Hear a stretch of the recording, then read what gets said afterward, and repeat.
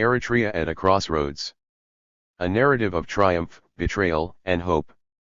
And Debran Welda Georges. Strategic Book Publishing and Rights Co.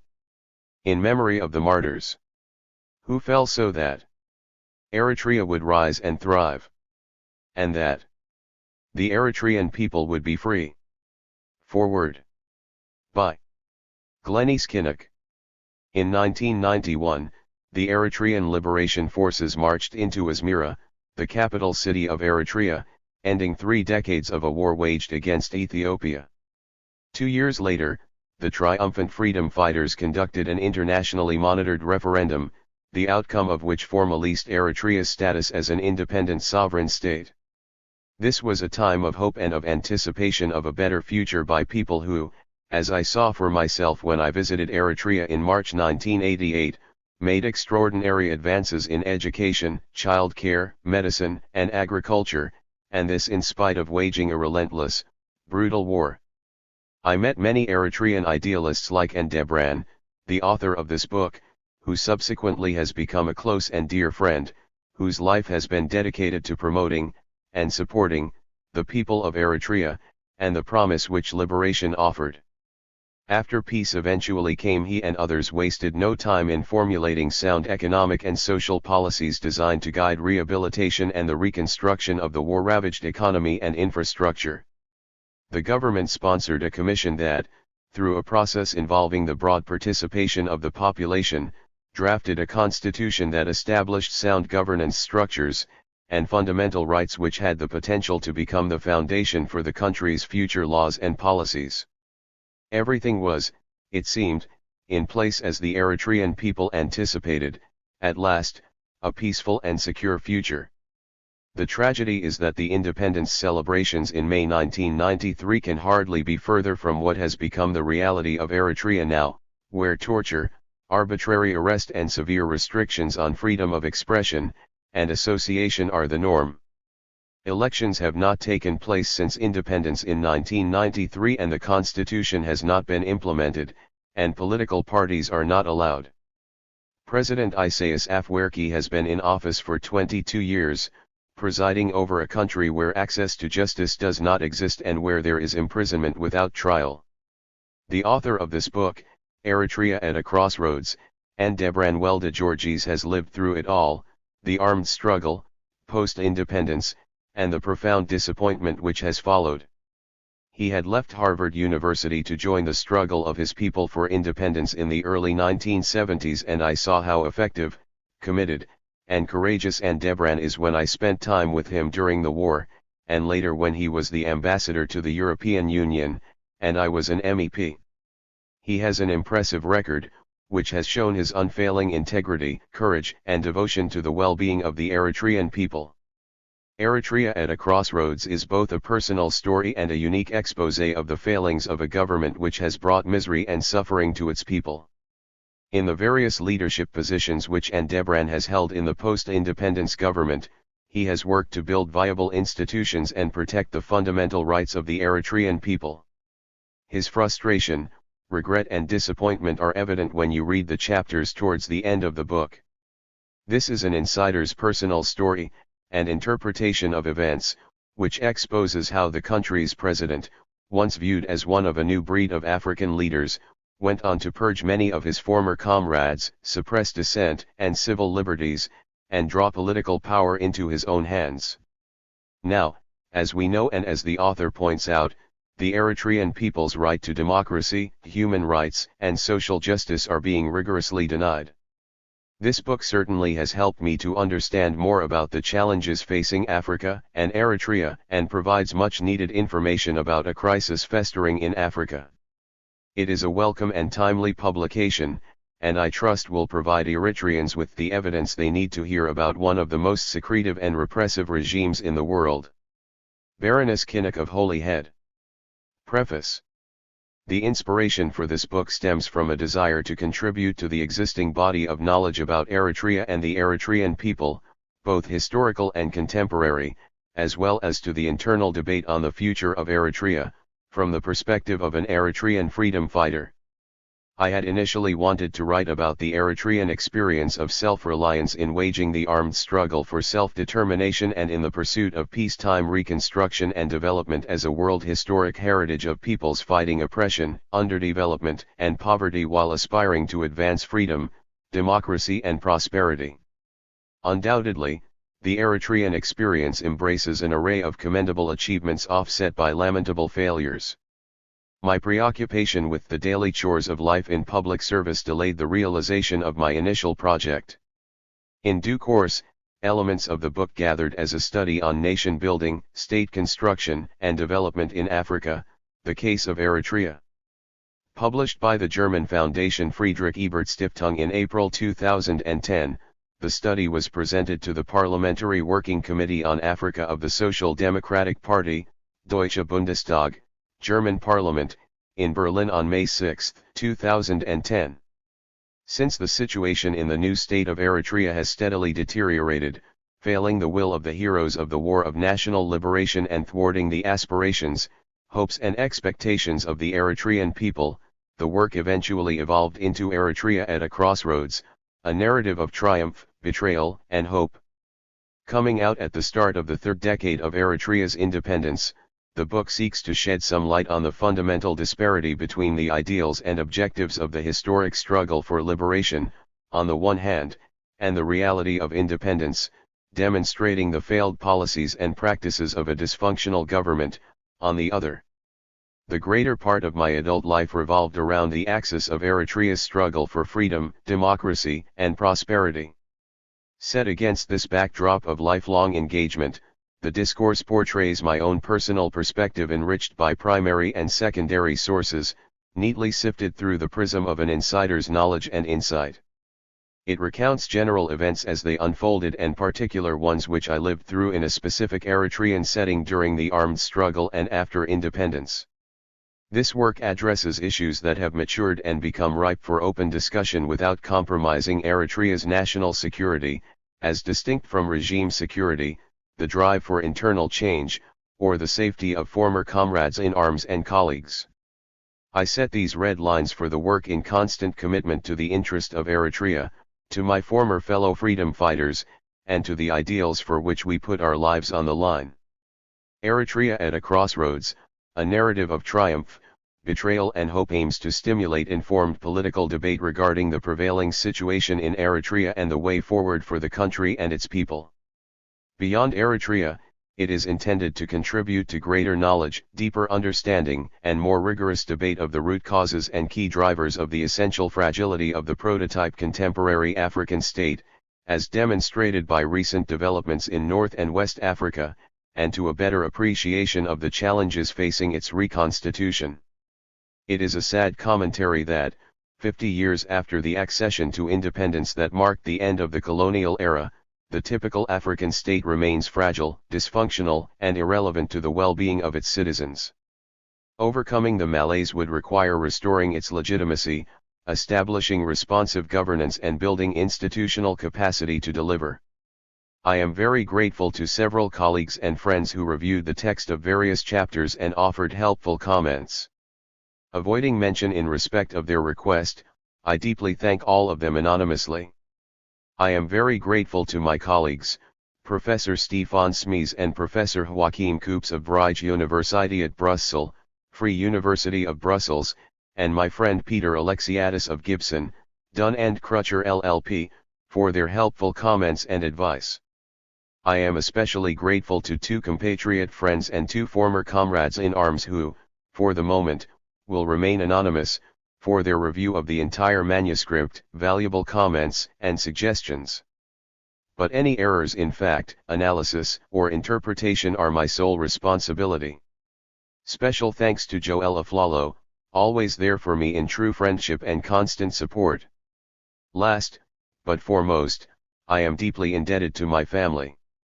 My sons Johannes, Abraham, and Azizi, and my wife Alganesh, provided vital inspiration and indispensable support. Alganesh's constant advice, assistance, and encouragement made the work possible. About the author. Ambassador Andebran Welde Georges is a member of the board and senior advisor of the European Centre for Electoral Support, ACES, a senior expert in the Peace and Security section of the Global Governance Institute, GGI, and an adjunct professor of diplomacy, African politics, and international relations at Vesalius College, Free University of Brussels, VUB, where he is also a research fellow. He has extensive experience as a freedom fighter, scholar, central banker, diplomat, international negotiator, and political consultant with particular expertise in peace, security and development issues.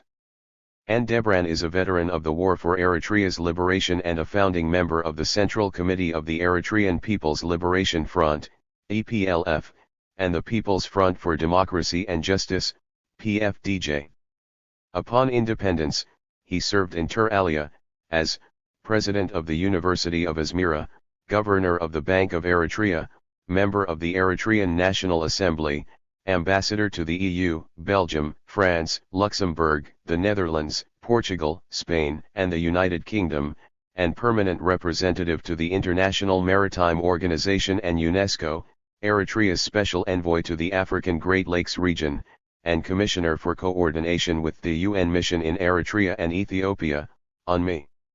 After dissociating from the government of Eritrea in 2006, Debran worked as senior advisor for the Africa program of the International Crisis Group and advised the European Commission for the preparation of an EU strategy for the Horn of Africa. Debran holds a BSc and MBA from the University of Colorado, conducted doctoral studies at Harvard University and has published several articles. He speaks Tigrinya, Amharic, Arabic, English, and French. Chapter 1. Introduction. Eritrea, a small country with a strategic location in the volatile Horn of Africa, won liberation in 1991 through an armed struggle that had lasted 30 years, and declared independence in 1993 following a referendum. Having waged an epic struggle, however, Eritrea today is littered with the shards of broken expectations, broken promises and broken hopes of freedom, justice, and progress. 22 years past de facto independence, the Eritrean people continue to endure and Eritrea's youth strive to escape the caprices of despotic rule, harsh oppression and perennial insecurity. Wrong policy choices and wasted opportunities have forfeited Eritrea's potential to grow into a prosperous regional entrepot and hub of industry, commerce, and services and, instead, immersed it in a state of abject poverty and comprehensive isolation. The land of modern Eritrea has a long history as a cradle and hub of the old Aksumite civilization. Eritrea at a Crossroads, a narrative of triumph, betrayal and hope presents a brief outline of the evolution of Eritrea as an upshot of the colonial implant of the Westphalian order on African soil. It sketches Eritrea's long journey to self-determination, impeded by constant acts of external intervention. It narrates a story of heroic triumph in struggle and of dismal failure in victory. It assesses the record of the post-independence government and makes the case for renewal and the reconstruction of a functional democratic state to meet the age-old yearnings of the Eritrean people for peace, freedom, justice, and prosperity via real empowerment. As the alpha of 18 chapters, Chapter 1, Introduction provides a concise summary of each succeeding chapter. Chapter 2, The Making of Eritrea presents a brief profile of the land and the people of Eritrea, taking a glimpse at the ancient history of the region, and asserts that the Eritreans, like all other African peoples, existed in history long before the moment of their contact with Europe and the Europeans. It provides a bird's-eye view of the evolution of the region's pre-colonial history and traces the matrix of constant invasions, population movements, migrations, and intermingling that forged the mosaic of peoples, cultures and languages that make up Eritrea. It describes the reality of a fragmented territory from the decline of the Kingdom of Aksum, through the centuries, to the advent of the European scramble for Africa and the colonial era. The Making of Eritrea describes the Italian conquest, subjugation, and unification of the territory into a single entity under colonial rule. It recounts the forging of the Eritrean state and the rise of an overarching distinctive Eritrean national identity as a product of the dialectics of colonialism and the resistance of the colonist. It highlights the crucial regional and global ramifications of Italy's defeat in Eritrea, signifying the dismantling of Mazalin's Africa Orientale Italiana and the paving of the way to the reversal of fortunes of Rommel's Deutsches Afrika Korps, the German surrender in North Africa and the ultimate Allied victory in World War II.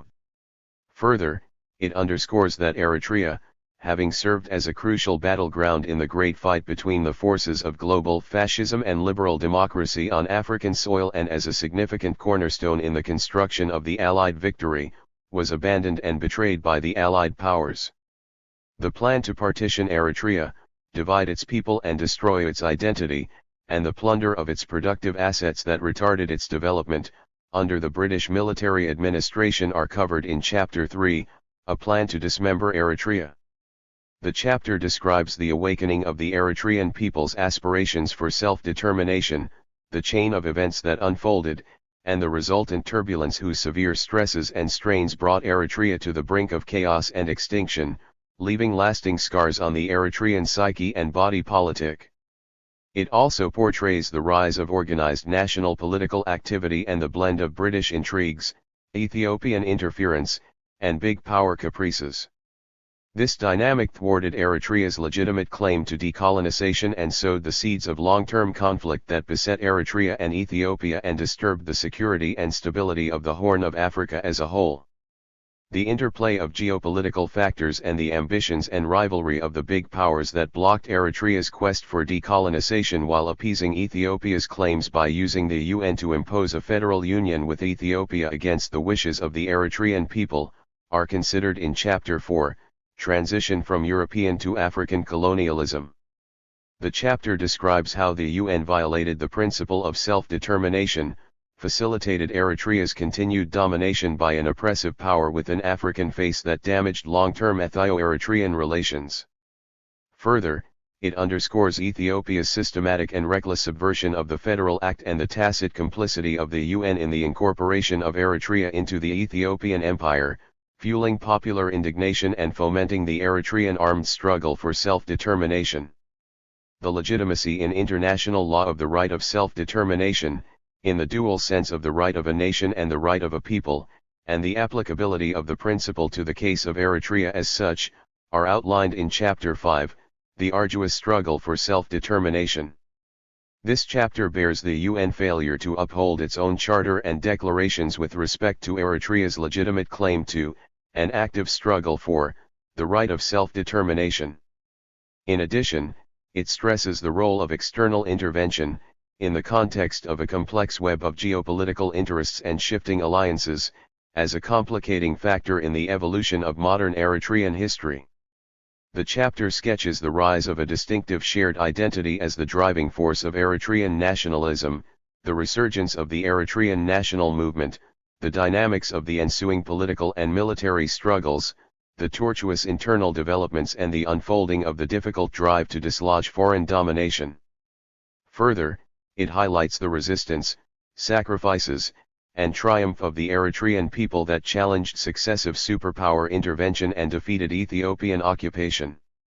Finally, it hails the historic exercise of the right to self-determination of Eritrea as a nation availed by military victory while underscoring the inability of independence to allow for the exercise of the right of self-determination of Eritrea as a people. Chapter 6, State Construction and Development depicts the initial commitment of the nascent state to construct a democratic government based on the rule of law as the foundation of economic growth, social harmony, and progress.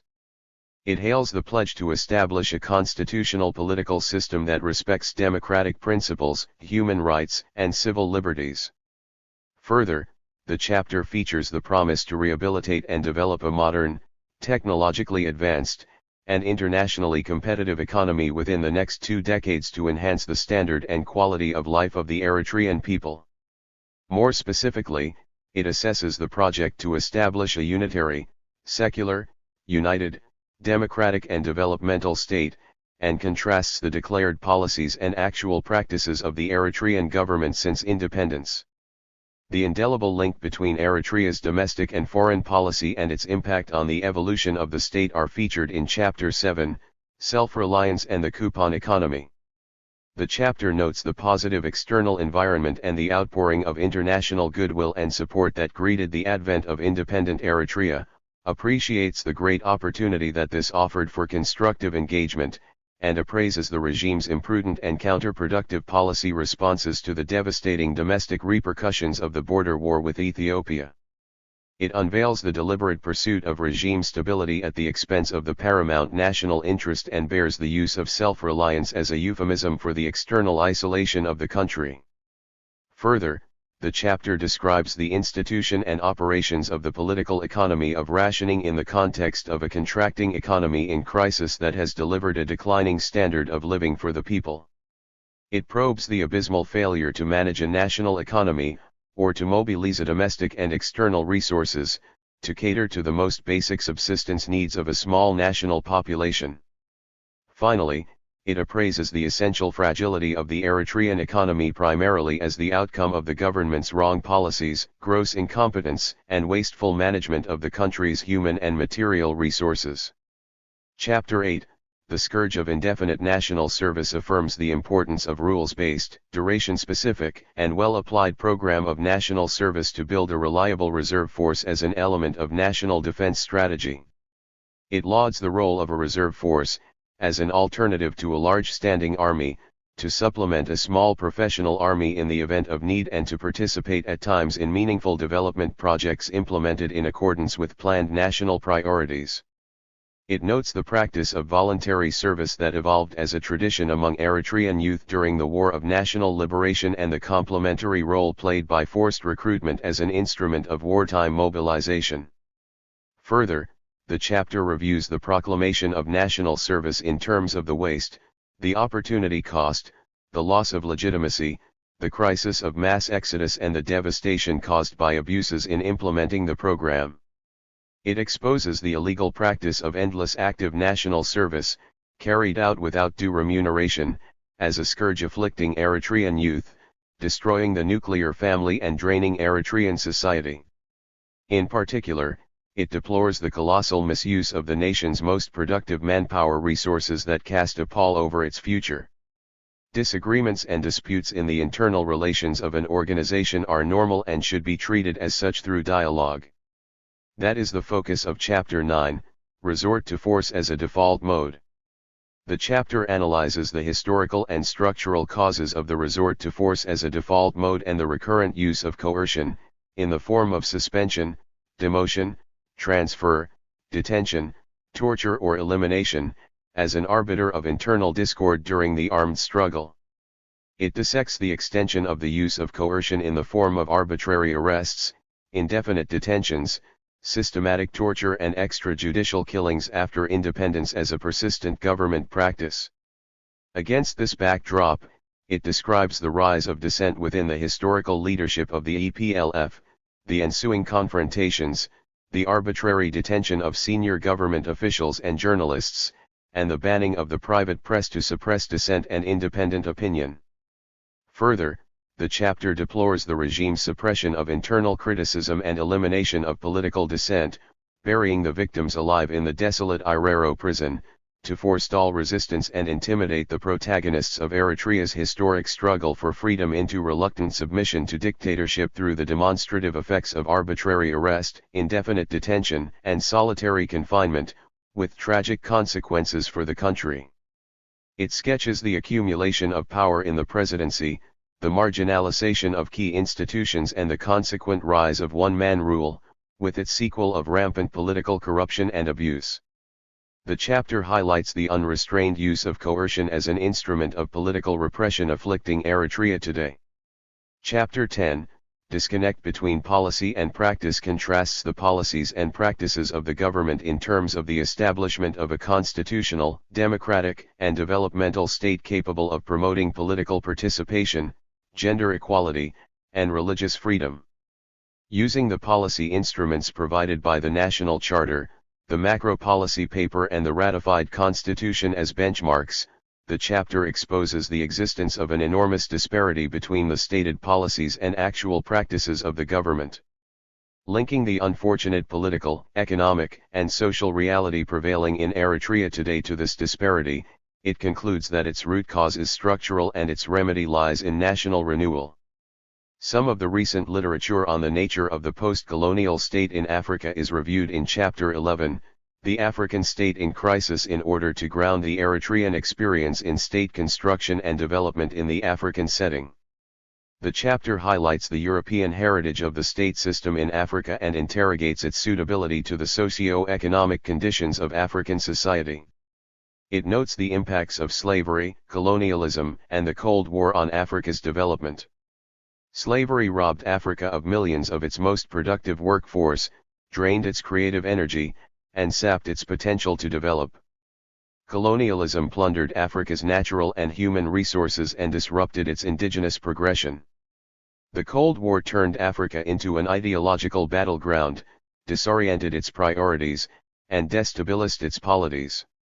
Further, the chapter notes how the African state, as a graft of the European state system rooted in the industrial and political revolutions in Europe, gave rise to anti-colonial nationalism and Pan-Africanism that fueled the drive to independence, and ended up inheriting the authoritarian features of the colonial state. It explores how these features led to the failure of the post-colonial state to build functional governance, establish stability, achieve sustainable development, and deliver public well-being for most of its citizens. The chapter notes that the prototype African state faces a deep crisis of legitimacy, delivery, and relevance and, as recent events in North and West Africa have shown, remains dysfunctional, repressive and fragile. Chapter 12, Eritrea, The Future of Africa That Works, contrasts the historical colonialist and nationalist narratives, on the one hand, and the official and dissenting perspectives within the nationalist narrative, on the other. It contends that Eritrea's record has not borne out the optimism of sympathetic observers, like Abdul Rahman Babu, that independent Eritrea would deliver democratic development and prosperity where other African states had failed. The chapter asserts that the regime has not lived up to the progressive goals of the struggle and the ideals of the freedom fighters that animated Babu's enthusiasm. It admits that, far from representing the future of Africa that works, Eritrea manifests the authoritarian features of the prototype African state, with its attendant crises of legitimacy, delivery, and relevance. The origins, formation, national role of the Eritrean diaspora are described in Chapter 13, Engaging the Diaspora. It explains how interstate conflicts and domestic repression have driven more and more people out of the country to join the diaspora since the start of the border war with Ethiopia in 1998 and the government's crackdown in September 2001. It also describes how the relative size, wealth, educational attainment, and close attachment to the home country have made the Eritrean diaspora a source of sizable remittances and a significant player in the political, economic and social life of the country. The chapter notes that a more conducive political and economic space would enable the Eritrean diaspora to use its multiple linkages and resources to promote investment and make a more effective contribution to national development. It also signals the need for the diaspora to transcend the old political and social divides, unify its politics, and reposition its focus on the drive for change. The chapter emphasizes the patriotic duty of political activists, movements, and media outlets to distinguish between the interests of the state and the regime, and the potential of the diaspora to play a catalytic role in the effort to bring about change, reconstruct a democratic state, and transform society through constructive engagement and collaborative action. The writer speaks of the formative influences on his political perspective and dedication to the cause of the liberation, reconstruction, and development of Eritrea and the progress, prosperity and well-being of the people in Chapter 14, In the Service of Eritrea. The chapter highlights his efforts to revitalize the University of Asmara as a center of higher learning and applied research and institute the Bank of Eritrea as a functional central bank. It also touches on his work in Eritrea's diplomatic service. Further, it recounts the role of constant presidential interference in disrupting the effort to build institutions and undermining mission delivery. Post-independence issues of war and peace between Eritrea and Ethiopia are covered in Chapter 15, An Avoidable War. The chapter notes the various missed opportunities, during and after the war, to agree on the colonial treaty border and secure durable peace. It traces the slide towards an unnecessary war between former allies, the human tragedy of the deportations, the evolution and devastation of the war, and the international effort to end hostilities. The chapter tells the story of the unraveling of an old, pervasive, and problematic relationship burdened by a difficult narrative of conquest, war and conflict, often impacted by the intricacies of shared ethnic and cultural affinities straddling a common border, and closely bound by mutual economic and strategic interests. Further, it affirms the potential of the multiple pillars of the Ethio-Eritrean relationship to serve as levers of durable political cooperation, drivers of economic integration, and anchors of regional peace and security. The role of the writer as commissioner and the UN mission in Eritrea and Ethiopia, UNMI, in the effort to implement the agreement on cessation of hostilities is described in Chapter 16, An Uneasy Truce. The chapter notes the failure of the parties to resolve key operational issues, of the UN Security Council to address them, and of the UN and the ONU to honor their commitment to enforce the agreement, precipitating the inauspicious termination of UNMI's mission and turning a potentially successful peace-building operation into a fiasco. Chapter 17, Securing the Peace Between Eritrea and Ethiopia crystallizes the key provisions of, and the effort to implement, the Algiers Agreement. It notes the omission of the Inquiry Commission and the creation of the Claims and Boundary Commissions. It summarizes the final damage awards of the Claims Commission, the territorial significance of the delimitation decision of the Boundary Commission, and its virtual demarcation of the boundary. In addition, it assesses the role of the parties in terms of the respect of their treaty obligations under the agreement and in the failure to achieve durable peace between Eritrea and Ethiopia. Further, the chapter notes the lack of convergence of interest, unity of purpose, and coherence of policy that has hampered the effort of the UN Security Council to help Eritrea and Ethiopia achieve peace. It stresses the need for the full implementation of the Algiers agreements, and for Ethiopia's unconditional recognition of the border, as demarcated by the EEBC, and respect of Eritrea's territorial integrity to ease a troubled historical memory, and secure a stable peace and normal relations in the interests of the fraternal peoples. The concluding chapter, Chapter 18, We Didn't Do It For This, expresses the author's sense of profound deception and disappointment, shared by many veterans of the independence war, at the present predicament of Eritrea and the Eritrean people. It decries the betrayal of the Eritrean people by their own government, the desertion of the promises of freedom, democracy, justice, and prosperity, for which the armed struggle was fought and great sacrifices made.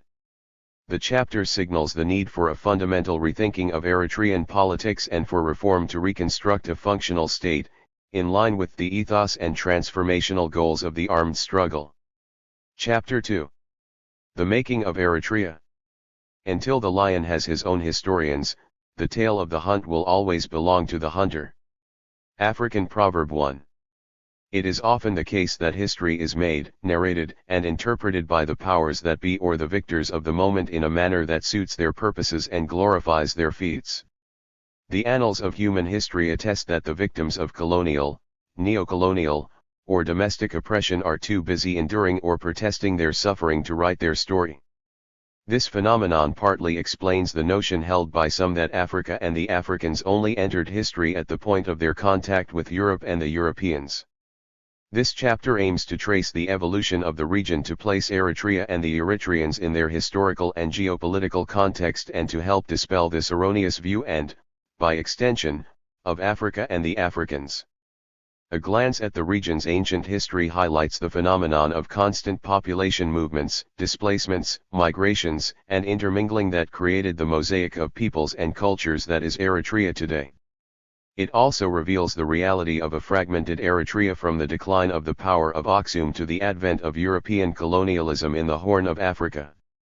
For a brief period preceding the European scramble for Africa, the territory of modern Eritrea became a battleground for regional hegemony between expanding Egypt and emergent Abyssinia.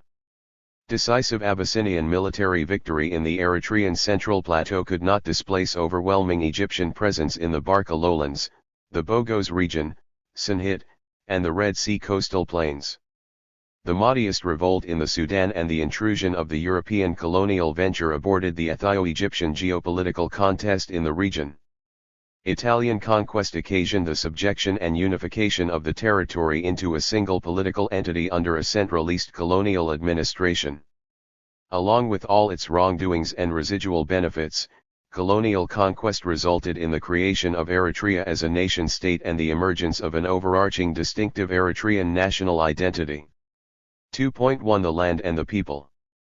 Bounded by the Red Sea in the east, Djibouti and Ethiopia in the south, and Sudan in the west and north, Eritrea is a small country that occupies a strategic location on the northern saddle of the Horn of Africa along the southwestern shores of the Red Sea.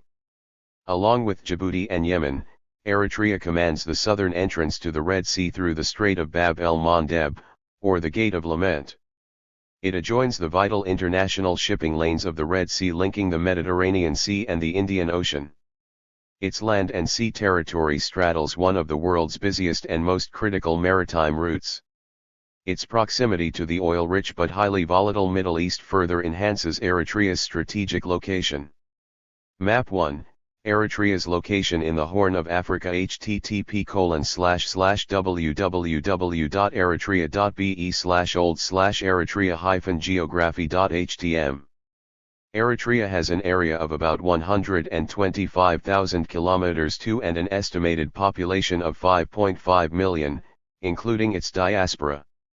Endowed with rich marine resources, its relatively extensive territorial waters are dotted with some 354 islands and islets. The country has the longest aggregate coastline among the Red Sea littoral states. Its land mass comprises the Central Plateau or Highlands, the Kabesa, and the Northern Highlands, the Western Lowlands, the Medit, and the Red Sea coastal plains. These distinct topographic features bestow Eritrea with some of the most beautiful landscapes, pristine waters and coral reefs in the world. Mainly a Christian population interspersed with small Muslim minorities inhabits the densely populated Central Plateau, with its undulating plains and rugged mountains rising up to 3,180 meters at the highest peak of Embaswara. Largely a Muslim population with small Christian minorities inhabits the relatively sparsely populated coastal plains, northern highlands, and western lowlands, with an elevation that ranges from below sea level to 2,500 meters. Despite its small size, Eritrea exhibits great diversity and represents a mosaic of nationalities, ethnic groups, languages, religions, and topographic features. The people of Eritrea and their constituent nationalities have historically evolved from three ancient races that inhabited both flanks of the Red Sea basin in northeast Africa and Arabia Felix, the Semitic, the Hamitic, Cushitic, and the Nilotic.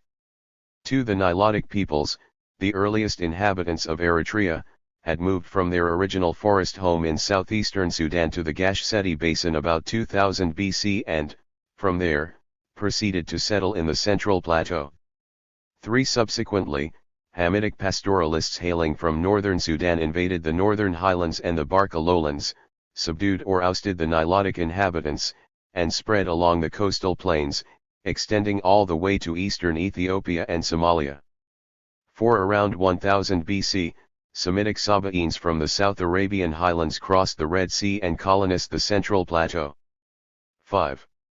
The Sabaeans introduced a more advanced level of political organization, agricultural techniques, masonry, and maritime commerce.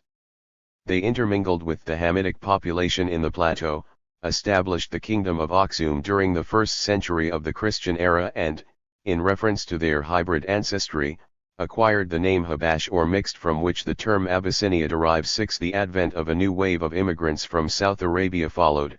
The Himyarites entrenched a Semitic culture among the plateau communities and, with it, the classical Ethiopic language of Ge'ez. 7. The power and influence of Aksum extended to the Hamitic tribes outside the plateau, as a consequence of which the less remote abandoned their harsh Hamitic dialects for the soft Semitic Ge'ez of their Aksumite rulers. 8. As the kingdom expanded and developed into a great hub of international commerce, it attracted people from its trading partners of the ancient world, such as Arabia, Egypt, Greece, Rome, Persia, India, and Byzantium.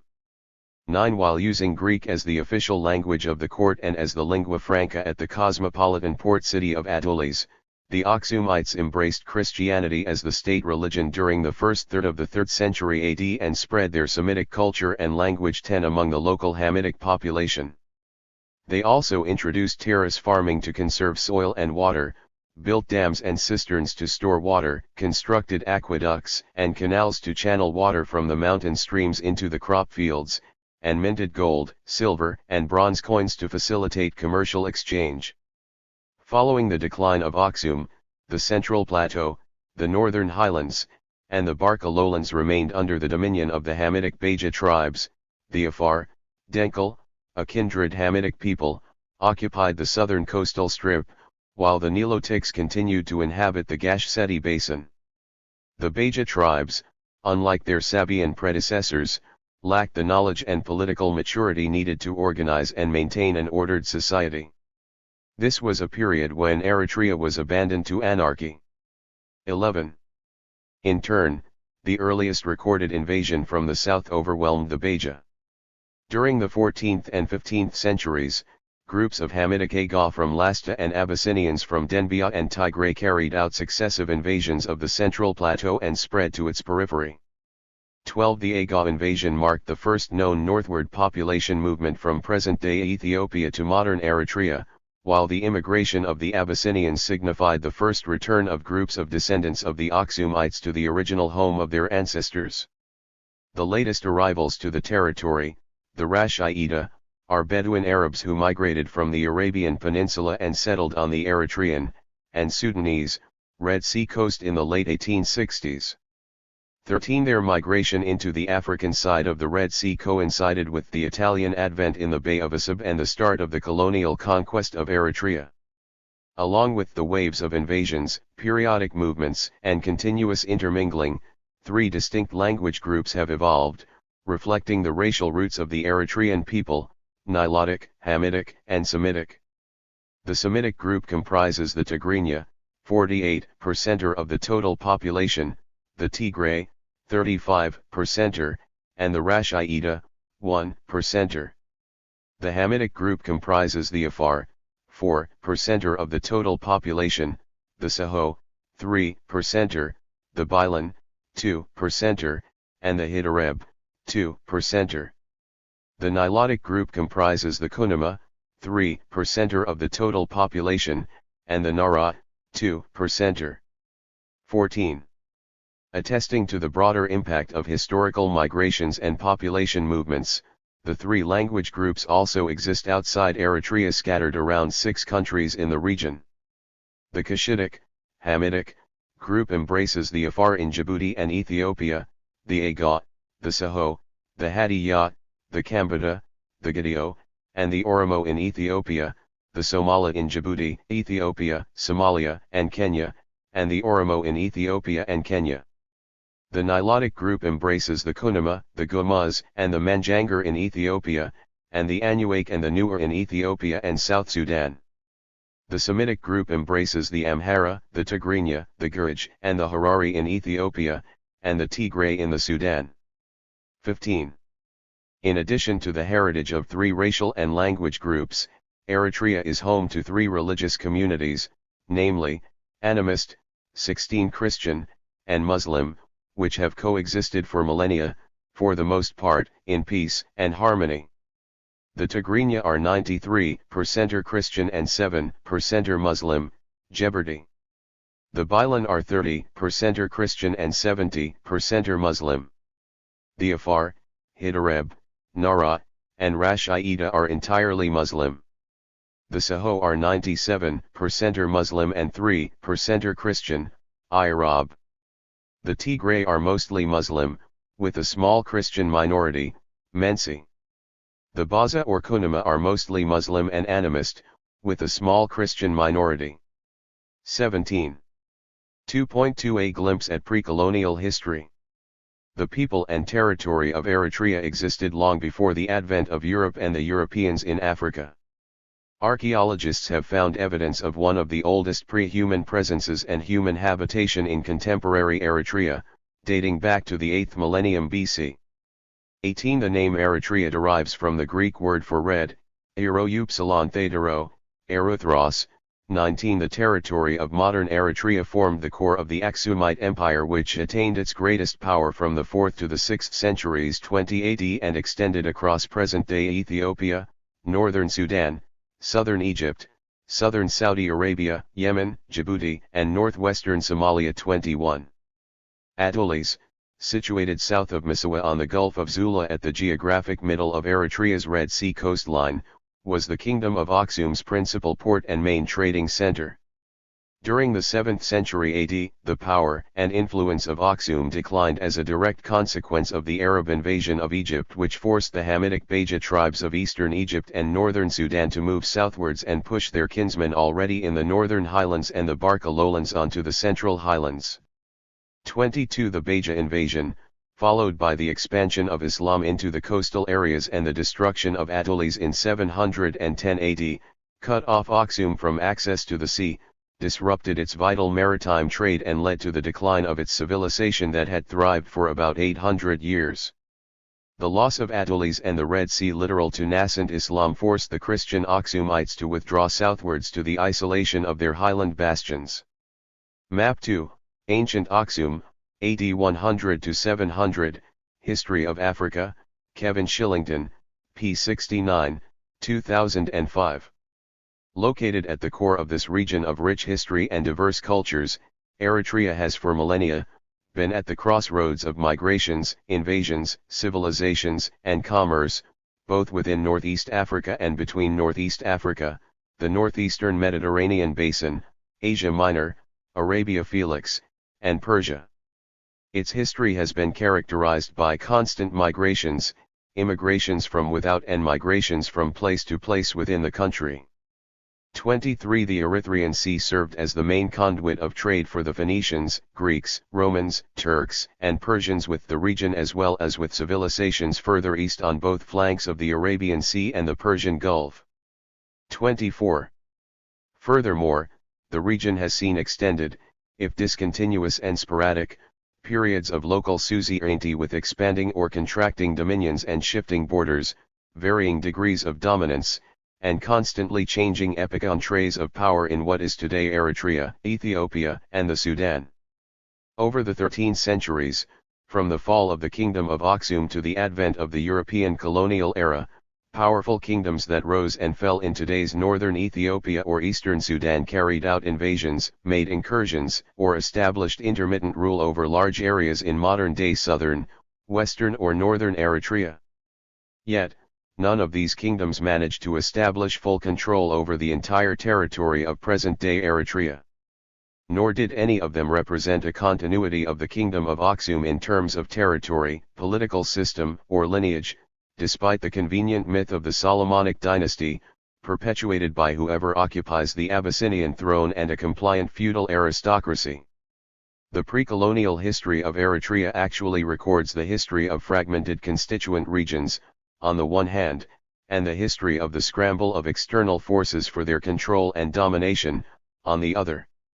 Thus, aside from the Ethiopian claim verging on legend, no contemporary state in the region today can justifiably claim to be the direct heir of the old Aksumite kingdom.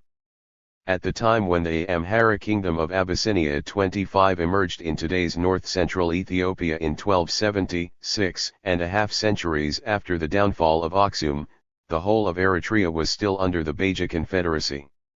26 For another 6 centuries, from the emergence of Abyssinia to the eve of the Italian conquest, much of the territory of contemporary Eritrea stayed largely fragmented. The Barca lowlands, the northern highlands, and the coastal plains were subjected to Fungi or Turkish domination. During much of this extended period in the region's pre-colonial history, from the 15th to the 18th centuries, the Central Plateau formed the core of what was variously known as the Midragis, the land of the free, the Midrabari, the land of the sea, or the Mireb Mlash, beyond the Mireb. 27 It enjoyed sovereignty under the rule of the Bar Nagasi, king of the sea. 28 Despite recurring and reciprocal incursions across the Mireb, the Eritrean highlands and the western and coastal lowlands remained separate from Abyssinia. 29 The Scottish explorer James Bruce, who set out from Messawa to trace the source of the Blue Nile in Lake Tana in 1770, reported that the Midrabari and Abyssinia were distinctly separate political entities constantly at war with each other. 30. Later writers also attest that the Midrabari existed as an independent entity essentially autonomous of, and in continuous conflict with, Abyssinia. This was particularly the case during the most relevant epoch of the last century and a half of the pre-colonial period. This spanned Abyssinia's Zamina Mesafint, or the era of the princes, 1769 to 1855, and the reigns of the three architects of modern Ethiopia, the emperors Tewodros, Yohannes, and Menelik, 31, during which the area of modern-day Eritrea was clearly autonomous from, if not wholly independent of, any central government to the south. 32. The region of the Trans-Mireb, linked by primordial relations of common ethnicity, culture, and traditions, shared a history of violence and warfare. Moreover, war and rebellion in Tigray often spilled across the Mireb and necessarily involved the Eritrean highlands, where local rulers would take refuge from imperial armies dispatched from the Abyssinian heartland, but the area north of the Mireb was one over which more powerful rulers further south had no lasting control. 33. The pre-colonial history of the region from the early 16th to the late 19th centuries was, however, marked not only by conflict with the south but also by the encroachment of hostile forces in the east hailing from a faraway place beyond the sea. Ottoman Turkey seized Messawa and the northeastern coastal plains in 1557. Subsequently, it invaded the Central Plateau, the heartland of the Midrabari, and occupied it for 20 years until driven out during the last quarter of the 16th century. 34. The Ottomans maintained firm control over Messawa and its environs under the autonomous authority of the Naib, the hereditary local lieutenant or deputy of the Sultan of Constantinople, 35, and posed a constant threat to the Midrabari until their replacement by the Egyptians. Having occupied the Barka lowlands and the Gash Seti basin and established the military garrison in Keren, Khedive Egypt extended its authority to Messawa and the coastal areas by 1872. 36. Keenly aware of the geopolitical imperative, the Barnagasi made shifting alliances with their co-religionist Christian Abyssinian rulers, or the Ottoman Turks, and their Muslim vassals in the coastal plains. They were able to ward off constant threats to the political or cultural survival of the Midrabari from the east or the south and maintain their autonomy by helping sustain a favorable regional balance of power. Barnagasi Isaac, for instance, supported the Abyssinians when besieged in their highland strongholds by invading Muslim forces hailing from the Sultanate of Adal, and made a significant military contribution to the defeat of Ahmed Gran, Ahmed ibn Ibrahim al-Ghazi, in the 16th century. 37. On another occasion, he enlisted the support of the forces of the Naib for his invasion of Tigray in 1578. 38. For the most part, the Midrabari was largely able to fend off attacks from the south and east and maintain its uneasy autonomy. Messawa and the northeastern coastal plains remained under successive Turkish and Egyptian domination for over 3.5 centuries prior to the advent of the Italians. Prior to the Turkish encroachment, the southeastern coastal plains of Denkel had constituted part of the Sultanate of Adal, which included modern Djibouti, parts of present-day Somalia, and the northeastern region of today's Ethiopia from 1415 to 1555. 39. The decline of the Fungi Empire, 1504 to 1821, in the Sudan, which dominated today's northern and western Eritrea as well, enabled Khedive Egypt, driven by the desire to control the headwaters of the Nile River and the vital trade routes of the Red Sea, to expand southwards and seize eastern Sudan. Using Kassala as a base, it occupied the Gash Seti Basin and the Bogos region in the mid-1880s. 40. Having secured its hold over Messawa and these areas, Egypt set its sights on the Central Plateau and coveted Abyssinia itself. The same year, Yohannes, a Tigrayan chieftain, became emperor of Abyssinia and set his sights on the Central Plateau and the Red Sea coast as well. Egypt and Abyssinia were thus set on a collision course over what is today Eritrea. 41. Their forces collided in the Central Plateau, or the Kabesa, the core of the old Midrabari. The short but bloody confrontation between Egypt and Abyssinia for control of Eritrea unfolded at a time when the region faced internal fragmentation and external encroachment. On the eve of the Italian conquest, Egypt set out to scale the eastern escarpment while Abyssinia, using a stratagem that combined military incursion, fueling local rivalry and outright deception, invaded across the Mirab and established tenuous control over the Kabesa. 42. In the process, Egypt and Abyssinia turned the Central Plateau into a battlefield and fought pitched battles in Jindi, 1874, Gundet, 1875, and Guri, 1876, for control of Eritrea. 43. Decisive Abyssinian victory led to a brief domination of the Central Plateau.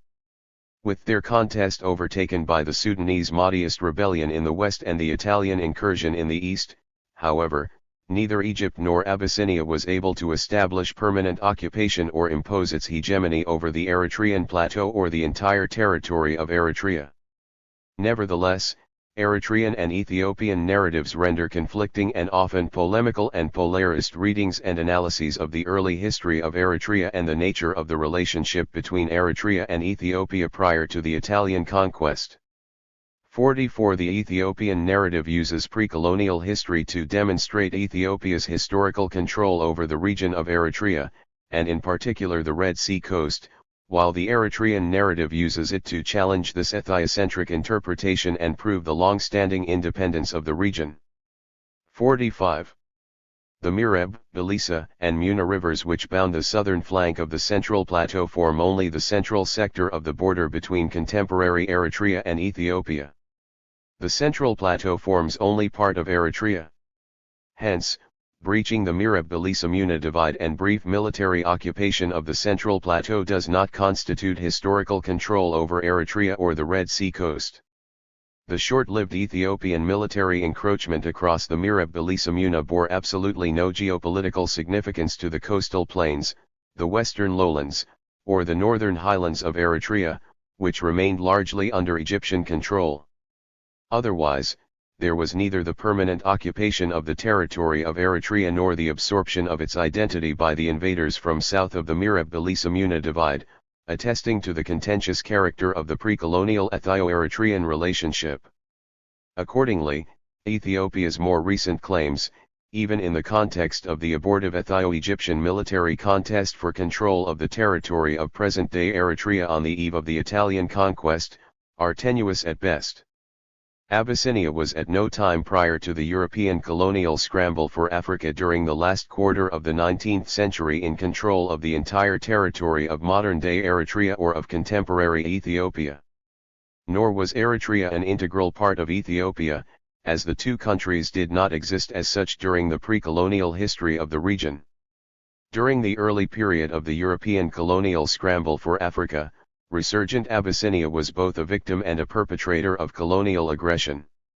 Having warded off Italian aggression in 1895–96, it expanded through wars of conquest in collusion and rivalry with the European colonial powers to occupy and subjugate historically non-Abyssinian territories to assume its present formation.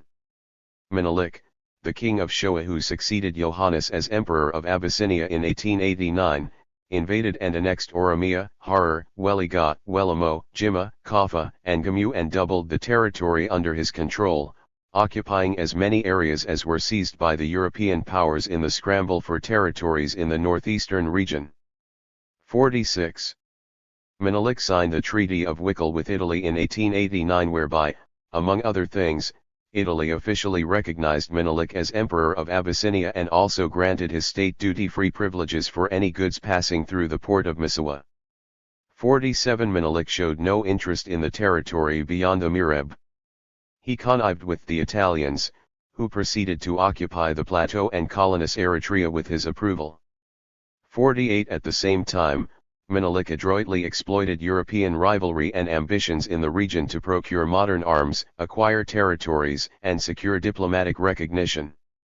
The European scramble for Africa thus coincided with the emergence, territorial expansion, and political consolidation of the Abyssinian Empire. In brief, modern Eritrea constituted the core of the Aksumite kingdom.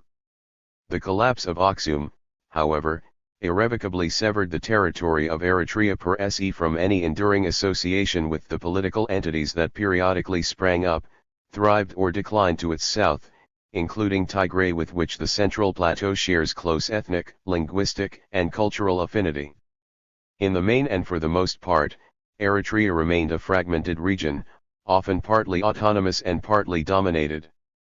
Legend aside, the Eritrean Red Sea coast had existed independent of Ethiopia from the fall of Aksum to the late 19th century, as a region of contention or a battleground of rival foreign forces, Beja, Fungi, Turkey, Egypt, and Abyssinia. On balance, therefore, the historical record contests the general Ethiopian claims of control and Eritrean assertions of independence as being untenable, as no state prior to the 1890s resembled the polities called by those names, Ethiopia and Eritrea, today. 49 In any case, the region's pre-colonial history cannot undo the reality of a well-developed and distinctive Eritrean national identity, detract from the legitimacy of the case for Eritrean independence, or undermine the authenticity of contemporary Eritrean statehood. Indeed, history affirms that the modern states of Africa, including Eritrea and Ethiopia, as geopolitical entities, are products of the European colonial project sanctioned by the Berlin Conference. 50. 2.3 Advent of Italian colonial rule. Jomo Kenyatta, the first Prime Minister and President of independent Kenya, is credited with the following famous statement. When the missionaries arrived, the Africans had the land and the missionaries had the Bible. They taught how to pray with our eyes closed. When we opened them, they had the land and we had the Bible. 51. As in many parts of Africa, missionaries were the precursors of colonial conquest in Eritrea, and land was the prime target of the Italian project of settler colonization. Italian settlement in Eritrea was conceived and pursued as a solution to the perennial population pressure in southern Italy and Sicily, in particular.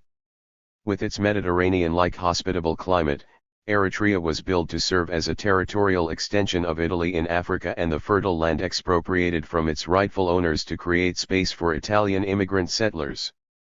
As in Zimbabwe, Kenya, and South Africa, the people bitterly resisted dispossession, for Eritreans have a deep attachment to ancestral or communal land as an inalienable birthright, a basis of identity and a source of livelihood. The opening of the Suez Canal in 1869 transformed the Red Sea into a major maritime route linking Europe with the Middle East and the Far East, without having to navigate around the Cape of Good Hope. This lent the Red Sea a new strategic significance and fueled Anglo-French competition for its control. Britain held sway over its northern gateway through its Egyptian protectorate and took hold of Aden, while France set a foothold in Abak, today's Djibouti. Britain and France faced each other across the Strait of Bab el-Mandeb at the southern entrance to the Red Sea. In the context of the growing Franco-British rivalry for hegemony over the Red Sea and its strategic commercial lanes, the British prodded Italy to occupy Eritrea. 52. Italian invasion of Eritrea followed the arrival of Roman Catholic missionaries in Misuwa and Asab and their penetration of the hinterland. An Italian missionary, Father Giuseppe Sapato, implored Italy to establish a presence on the vital sea route and arranged the purchase of the Bay of Asab, nominally by the Rubaidino Shipping Company, from the local sultan for 8,100 Maria Theresa dollars in November 1869. 53 He fixed similar deals with the Sultan of Rahata in 1879 and 1880 to include the areas adjacent to Asab Bay, and the company transferred the enlarged territory to the Italian state in 1882. 54 Having thus initiated its colonial venture in Africa, Italy concluded a treaty of peace and friendship with Mohammed Hanfire, the Sultan of Asab, on March 15, 1883. Italian troops occupied Asab and Bailul, some 40 kilometers further north, in January 1885 and, egged on by the British to forestall French expansion into the region from their foothold in Djibouti, proceeded to take over Misuwa from the Egyptians without a fight in the beginning of February 1885. 55 3 weeks later, on February 26, 1885, the newly concluded Berlin Act formally recognized Italy's claim to Eritrea. 56 Yet, it took the Italian army another 4 years of sporadic fighting and heavy losses to traverse the narrow coastal plains, scale the steep eastern escarpment of the Central Plateau, and subdue the entire territory. Italian effort to extend control from the coastal strip around Messawa into the hinterland faced stiff resistance and suffered disastrous setbacks, most notably at Dogali, 30 kilometers inland, on January 26, 1887. An Abyssinian force under the command of Risi Alula, the chief of the General Staff of Emperor Johannes' army, ambushed and virtually decimated an Italian battalion sent to reinforce the embattled fort at Sati. The toll, 430 officers and men, including their commander, Colonel de Cristoforis, killed and 110 wounded. 57. Despite suffering serious setbacks initially, the invading Italian army eventually prevailed and managed to advance into the hinterland, conquering the Central Plateau and the western lowlands by the end of 1889. Subsequently, Italy formally proclaimed Eritrea into being on the 1st of January 1890 as its dominion, with Messawa as its capital. Thus, Italy established its firstborn, primogenito, African colony under the name of Eritrea just 20 years after the capture of Rome on September 20, 1870 concluded its own unification, Il Risorgimento, into a nation-state and barely 5 years after the Berlin Conference. Italy set out to consolidate its stranglehold over the colony through ruthless suppression of all opposition. The resistance and revolts against Italian colonial rule, while heroic, were mostly localized, largely uncoordinated and routinely crushed. The last and most serious challenge to confront Italy's colonial project in Eritrea was the notable revolt led by Djazmach Bata Hagos. Declaring that the Italians curse us, seize our land, I want to free you, let us drive the Italians out and be our own masters. 58 He led an insurgent force of 1,600 men and rose up to avenge the rights trampled on by the Italians. 59 The death of Bata Hagos at the celebrated Battle of Halawa on December 19, 1894 marked the defeat of the rebellion. It also signified the end of organized armed opposition to the Italian occupation of Eritrea. Superior military technology and organization enabled the Italian army to crush the resistance and colonize Eritrea. However, local opposition and sporadic resistance to the Italian occupation continued unabated. To stabilize its domination, Italy incarcerated, on the notorious prison island of Nicara in the Dahlak archipelago, executed, exiled to Italy, or simply made to disappear hundreds of Eritrean notables and patriots who opposed or defied its colonial rule. 60. Not satiated with the conquest of Eritrea, Italy invaded Ethiopia. Its attempts to extend its dominion across the Mirab-Belisamuna divide into Ethiopia were, however, thwarted by its disastrous military defeats at Emba Alaj, December 1895, and Adwe, March 1896, in Tigray. The great victory at Adwe, in particular, where a defending African army decisively crushed an invading European army, represented the first major African victory over a European country since Hannibal's time 2,000 years earlier. 61 The historic victory shocked Europe, caused the collapse of the Italian government in Rome and helped secure, along with the rivalry among Britain, France, and Italy in the Horn of Africa, Ethiopia's independence and the grudging recognition of its sovereignty by Italy and the major European colonial powers. 2.4 The colonial legacy. Following the Italian conquest, a series of treaties signed between Italy, on the one hand, and Ethiopia, France, and Great Britain, on the other, delimited Eritrea's borders at the turn of the 19th century. 62 These colonial treaty borders have remained essentially unchanged except for the duration of Benito Mussolini's short-lived Italian East Africa, or Africa Orientale Italiana, when the inclusion of Tigray and most of Wello in Ethiopia greatly expanded Eritrea, and the revisions wrought by the Eritrea-Ethiopia Boundary Commission in 2002. 63. Italian colonization gave Eritrea its present geopolitical formation, bringing together a hitherto fragmented territory and diverse population under a single central administration. In doing so, it unleashed new social forces. The experience of common oppression under alien rule led to the development of a distinctive Eritrean national identity and a shared psychological makeup. 64. Italy amalgamated 9 nationalities, or ethnic groups, 3 religious communities, and 3 distinct topographic regions into a single colonial entity under a unified imperial administration.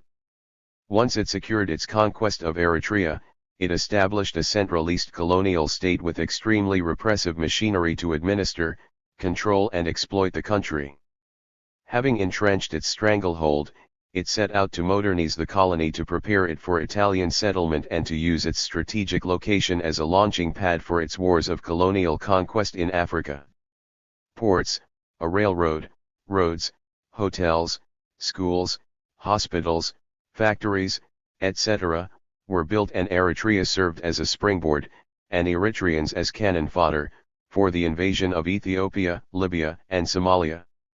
Like the British in Kenya or southern Rhodesia, Zimbabwe, or the Boers in South Africa, Italy set out to create a settler colony in Eritrea. Declaring land as terra dominiale or state property, it expropriated large tracts of land in total disregard of indigenous land rights to settle poor farmers from southern Italy. 65 immigrant settlers established concession farms and plantations on the most fertile lands, taken away from their rightful owners without compensation. The manner, scale, and repercussions of land expropriation for use by Italian immigrant settlers in violation of indigenous Eritrean land rights was the subject of complaint even by the Italian governor, Ferdinando Martini, recorded in the colonial government's 1913 annual report. In my previous report I did not conceal the serious consequences of the hasty appropriations of land by the state and particularly of those lands which were taken without any account being taken of local customary rights. Native opinion cannot understand how the government is able to appropriate lands which have always been private property. 66. All land formally belonged to the colonial state by 1926, effectively disenfranchising the people. Immigration into the colony was encouraged and the number of Italian settlers in Eritrea grew from 3,949 in 1905 to 76,000 in 1939, comprising 10.3% of the total Eritrean population of 740,000 at the time. 67. As land constituted the source of livelihood for virtually all Eritreans, dispossession forced much of the population into wage labor and military conscription. With the influx of Italian settlers came architects, engineers, artisans, farmers, etc. They drew up master plans, designed structures, and used cheap Eritrean labor to build modern transport and communication facilities, construct laboratories, hotels, quarries, mines, and irrigation projects, and establish shoe and textile factories, concession farms, and food and beverage processing plants. Experimenting with modernist, avant-garde style architecture banned in Italy under the fascist regime, they invested Izmir with some of the finest and most beautiful designs, creating one of the highest concentrations of modern architecture in the world. 68. Between 1936 and 1941, Italy's fascist rulers transformed Eritrea into one of the most industrialized, modern colonies in Africa. Asmara became an Art Deco laboratory during the 1930s for designs that seemed, well, just too out there for mainland Italy. Rationalism, Novecento, Neoclassicism, Neobaroque, and Monumentalism are among the varied avant-garde styles played with here. The result today is hundreds of aging, sherbet-colored buildings. 69.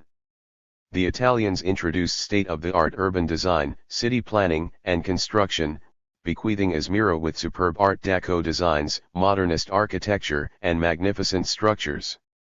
This signified Benito Mussolini's dream of building a second Roman Empire and symbolized Rome's civilizing mission in Africa.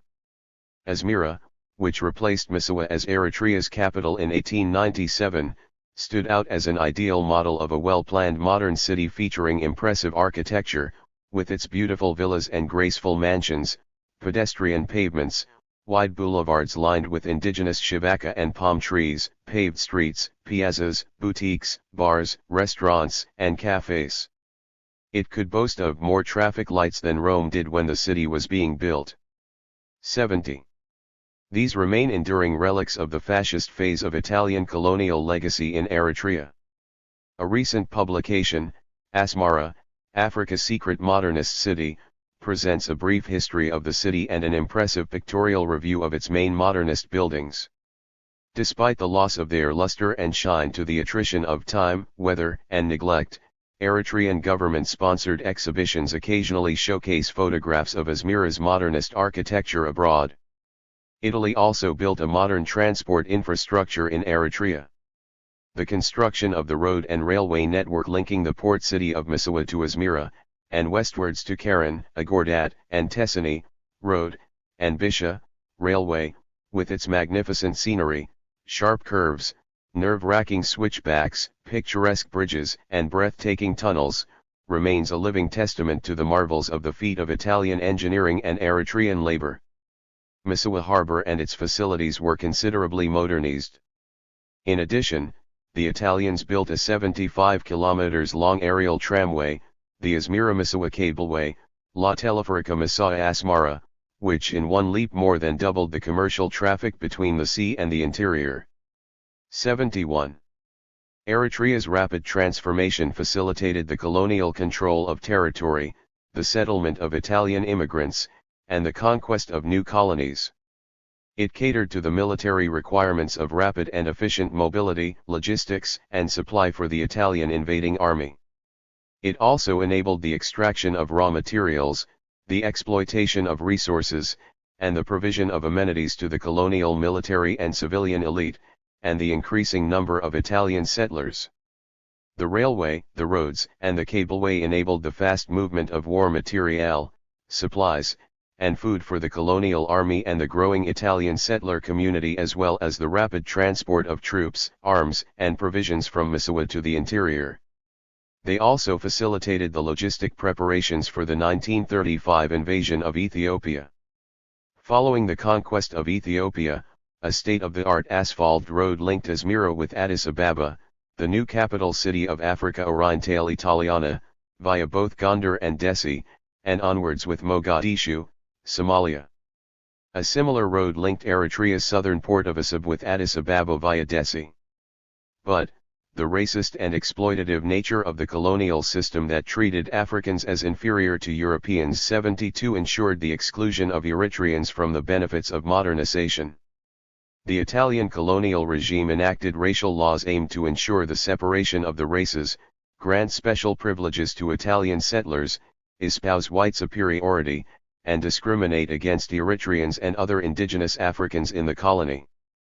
In the 1930s, it introduced the first system of racial apartheid on African soil in Eritrea. Under the policy of strict racial segregation, the much applauded and prided edifices of the fascist era in Asmara, for instance, were all located in the European sections of the city. They were reserved for the exclusive service of the 53,000 Italian residents out of the capital's total population of 98,000. 73. Confined to the crowded, sprawling slums with their narrow and dirty alleys in the native quarters without proper health and sanitary services, Eritreans had no access to tap water, private toilet, or sewerage facilities. 74. These poor districts in the capital continue to languish in a similar state of neglect, want, and decay to this day. 75. The fact that the entire city suffers from frequent and prolonged power outages and water supply stoppages has compounded the situation for the residents of the slums. Otherwise, located on the crest of the Central Plateau, on the northwestern rim of the Great African Rift Valley, Eritrea's capital city enjoys perennial spring-like weather and year-round mild temperature averaging 16 degrees Celsius. At an altitude of 2,450 meters, Asmara stands out as the capital city with the highest elevation in Africa. It took the Italians barely 6 years, 1935 to 41, to build the now widely acclaimed former European quarters of the city through the efficient combination of Italian architectural and engineering know-how and Eritrean labor and materials, other than the Portland cement and reinforcing iron bars. 76 regarded as the jewel in the crown of Italy's East Africa Empire, Asmira was nicknamed Piccola Roma, or Little Rome, for the Italianate facade of many of its buildings. 77. The establishment of the colonial state, the construction of public works, the development of physical infrastructure, the building of new industrial structures, the installation of factories, and the ensuing Eritrean acquisition of basic vocational skills through on-the-job apprenticeships were some of the tangible benefits accruing from Italian colonialism in Eritrea. Moreover, Italy introduced urban amenities, a modern lifestyle and the quintessential Italian staple of pasta, albeit with limited access for Eritreans. These unintended residual benefits of Rome's civilizing mission in Africa were, however, accompanied by an awful legacy of colonial oppression, economic exploitation, and racial subjugation that treated Eritreans as inferior, second-class citizens in their own country. Further, countless young Eritrean men were uprooted from their homes and forcibly conscripted to serve as askari, soldiers, in the Italian colonial army. In the 1930s, a staggering 40% of the male Eritreans able to fight were enrolled in the colonial Italian army. 78 Italy used poorly trained Eritrean askari as cannon fodder in its wars of invasion against Somalia, Libya, and Ethiopia.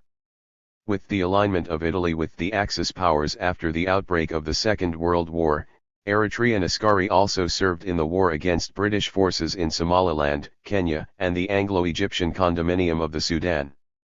Compiled aggregate figures on the grand size of the Eritrean contingent of the Italian colonial army and the total figure of Eritrean casualties sustained fighting Italy's colonial wars in Africa are hard to come by in the public domain.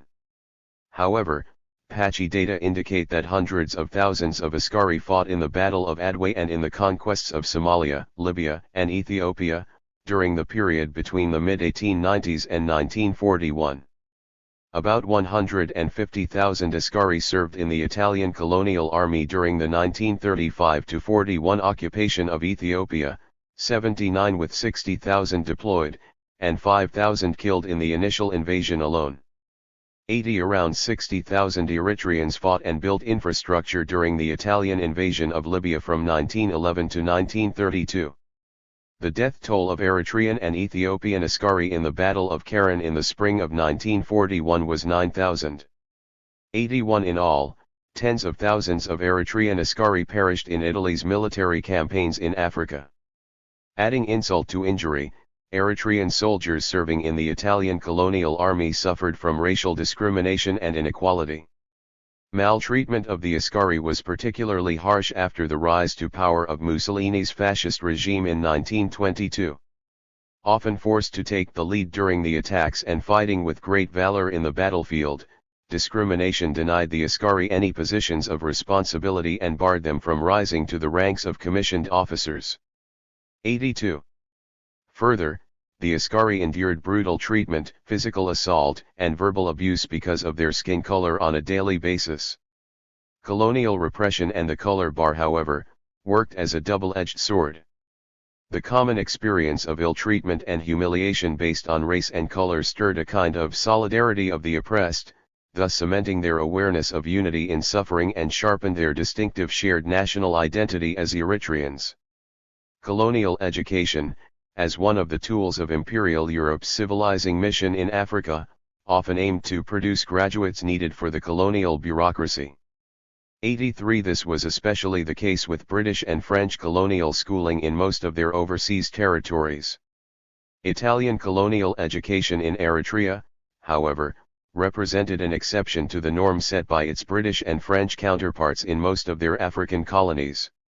Italy deliberately denied the Eritrean people access to modern education and technology and sought to hold them in a state of subjugation through an institutionalist policy that fostered ignorance and isolation. During its first 3.5 decades, Italian colonial rule denied Eritreans any access to public education, preferring to keep them illiterate and innumerate.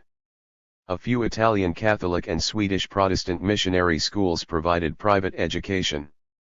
After the introduction of public education in the 1920s, Schools operated under rules of strict racial segregation and restriction of access for Eritreans beyond the 4th grade.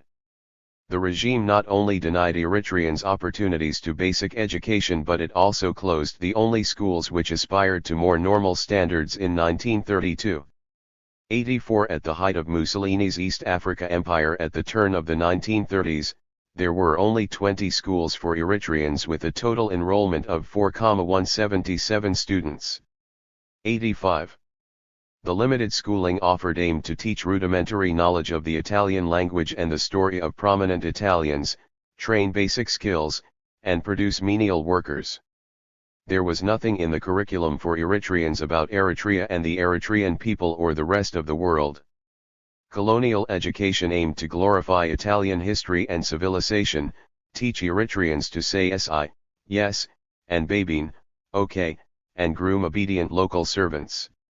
The Director of Education, Andrea Festa, in a confidential directive to Italian headmasters in Eritrea in 1938 stated that, by the end of the 4th year, the Eritrean student should be able to speak our language moderately well, he should know the 4 arithmetical operations within normal limits, he should be a convinced propagandist of hygiene, and of history he should know only the names of those who have made Italy great. 86. Italy's early defeat in World War II cut short the exclusive enjoyment by the colonial officials and Italian immigrant settlers of the much celebrated public works, structural vestiges and cultural relics of the fascist era. Whatever residual benefits accrued to Eritreans were merely marginal and totally unintended. The fascist policy of stringent separation of the races kept the modern facilities and urban amenities strictly off limits to Eritreans, who labored to build them with much blood, sweat, and toil at very low wages. In brief, Italian colonial rule carved up Eritrea, forged a centralist colonial state and created a vibrant modern economic sector. In the process, it released new social forces, helped create a new Eritreanness with an awareness of a common condition and a distinctive shared identity that evolved to transcend ethnic, religious, or regional affiliations. An Eritrean national identity started to take root and Eritrean nationalism began to emerge in reaction to Italian colonial domination. The stern system of racial subjugation imposed under Mussolini's fascist Second Roman Empire operated to accelerate and cement that process. 2.5 Fall of Italian colonial rule. Italian colonial rule lasted from 1890 until 1941, when Allied forces under British command invaded Eritrea via the Anglo-Egyptian Sudan and eventually defeated fascist Italy's army in East Africa. British victory had, in the eyes of the long victimized Eritreans, deflated the pompous vanity of Italian fascism and shattered Italian prestige. Fed by decades of maltreatment and harsh racial discrimination, deep-seated Eritrean resentment set in motion a new political dynamic that degraded the political, economic, and social status of the Italians in Eritrea.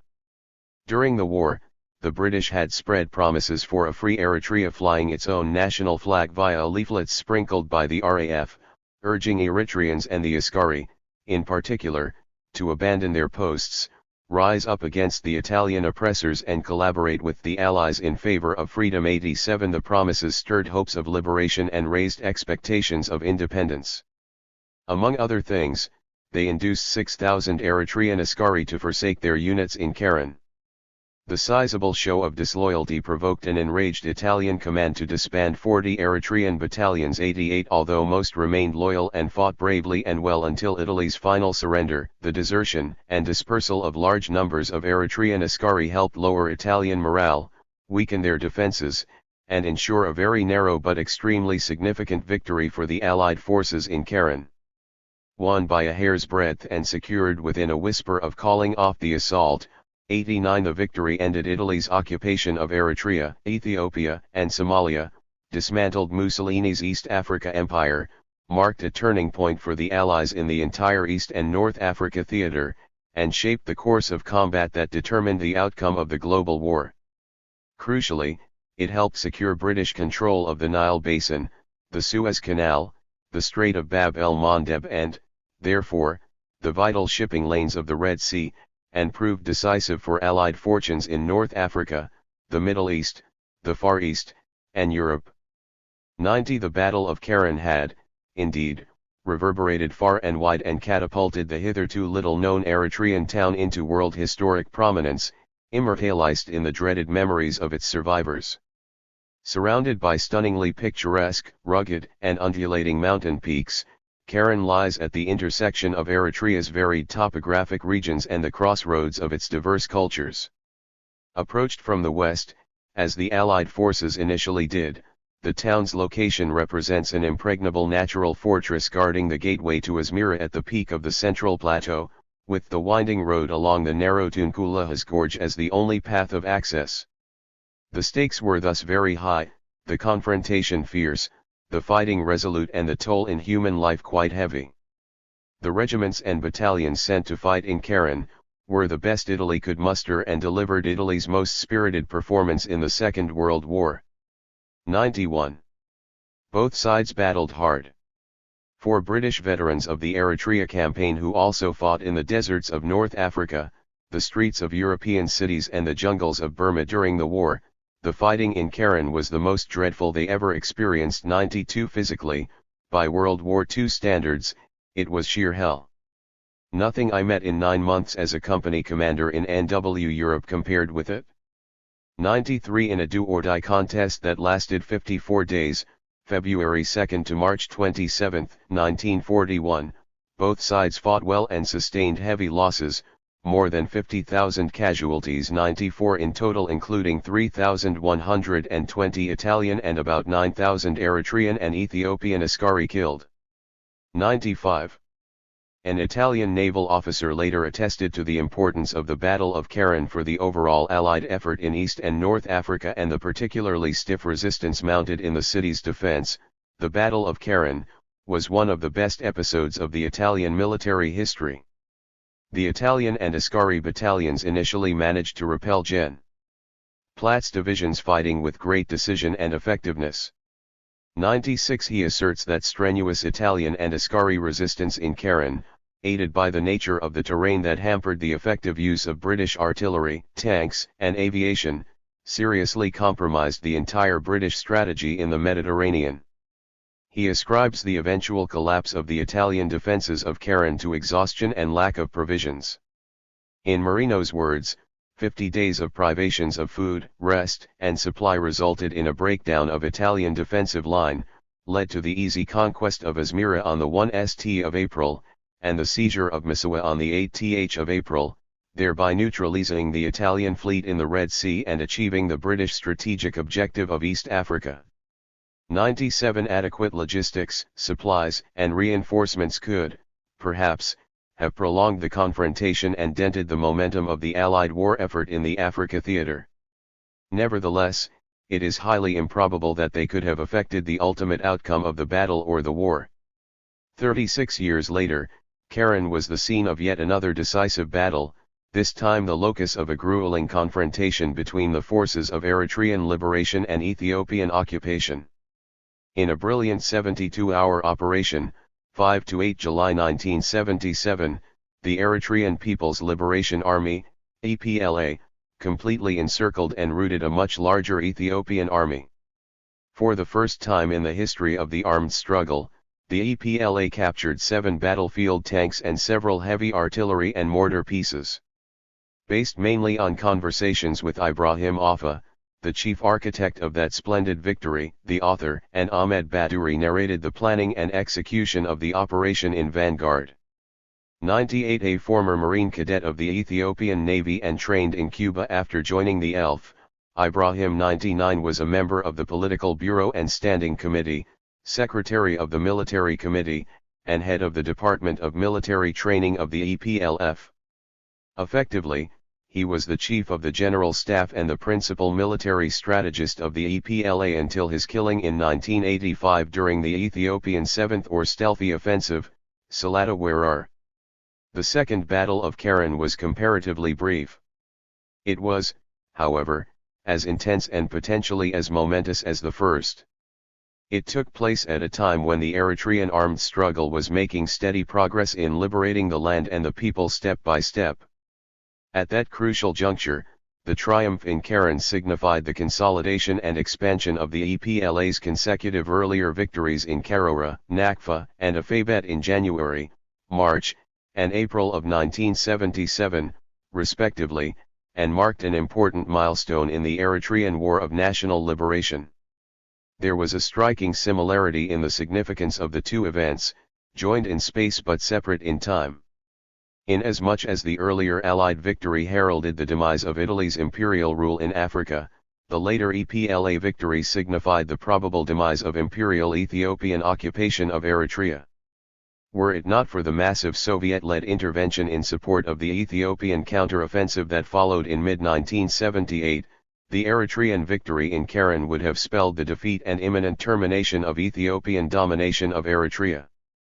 The First Battle of Karen paved the way for Eritrea to serve as a strategic rear base of air and naval logistics for Allied operations against Rommel's German Afrika Korps in the crucial battles of El Alamein, Egypt, and Tobruk, Libya, until the German surrender in North Africa in May 1943. 100 According to Michel-Arong's lucid rendition, Eritrea's surrender freed up the troops Wavell desperately needed, to fight Rommel. Had Karen not fallen when it did, British morale, bruised by Dunkirk and the Blitz, might never have recovered. Its conquest was a small but crucial part in turning the tide of the Second World War, from a position where a vast Nazi empire seemed a certainty to a point where Allied victory was for the first time conceivable. 101. Most of the casualties of the war for East Africa, mainly fought and principally decided in Karen, were Eritreans. Tens of thousands perished in combat or as collateral damage of Allied aerial and artillery bombardments. However, the epic battle was plotted, planned, and ultimately capitalized on in the capitals of Axis and Allied powers. 102 Eritrea was merely a proxy location of the crucial campaign in the great fight between the forces of global fascism and liberal democracy on African soil. Once the war was over, the Allied powers, having used it as a significant cornerstone in the construction of their victory, abandoned, betrayed, and subjected Eritrea to further European occupation. As the next chapter describes, the British in particular, had condemned the territory and its people for disintegration. Chapter 3. A plan to dismember Eritrea. Ethnically disunited and economically non-viable, there is no good reason for preserving it, Eritrea, as an administrative unit. The right solution would seem to be to dismember it along its natural lines of cleavage. British Draft Resolution, UN General Assembly, May 1949.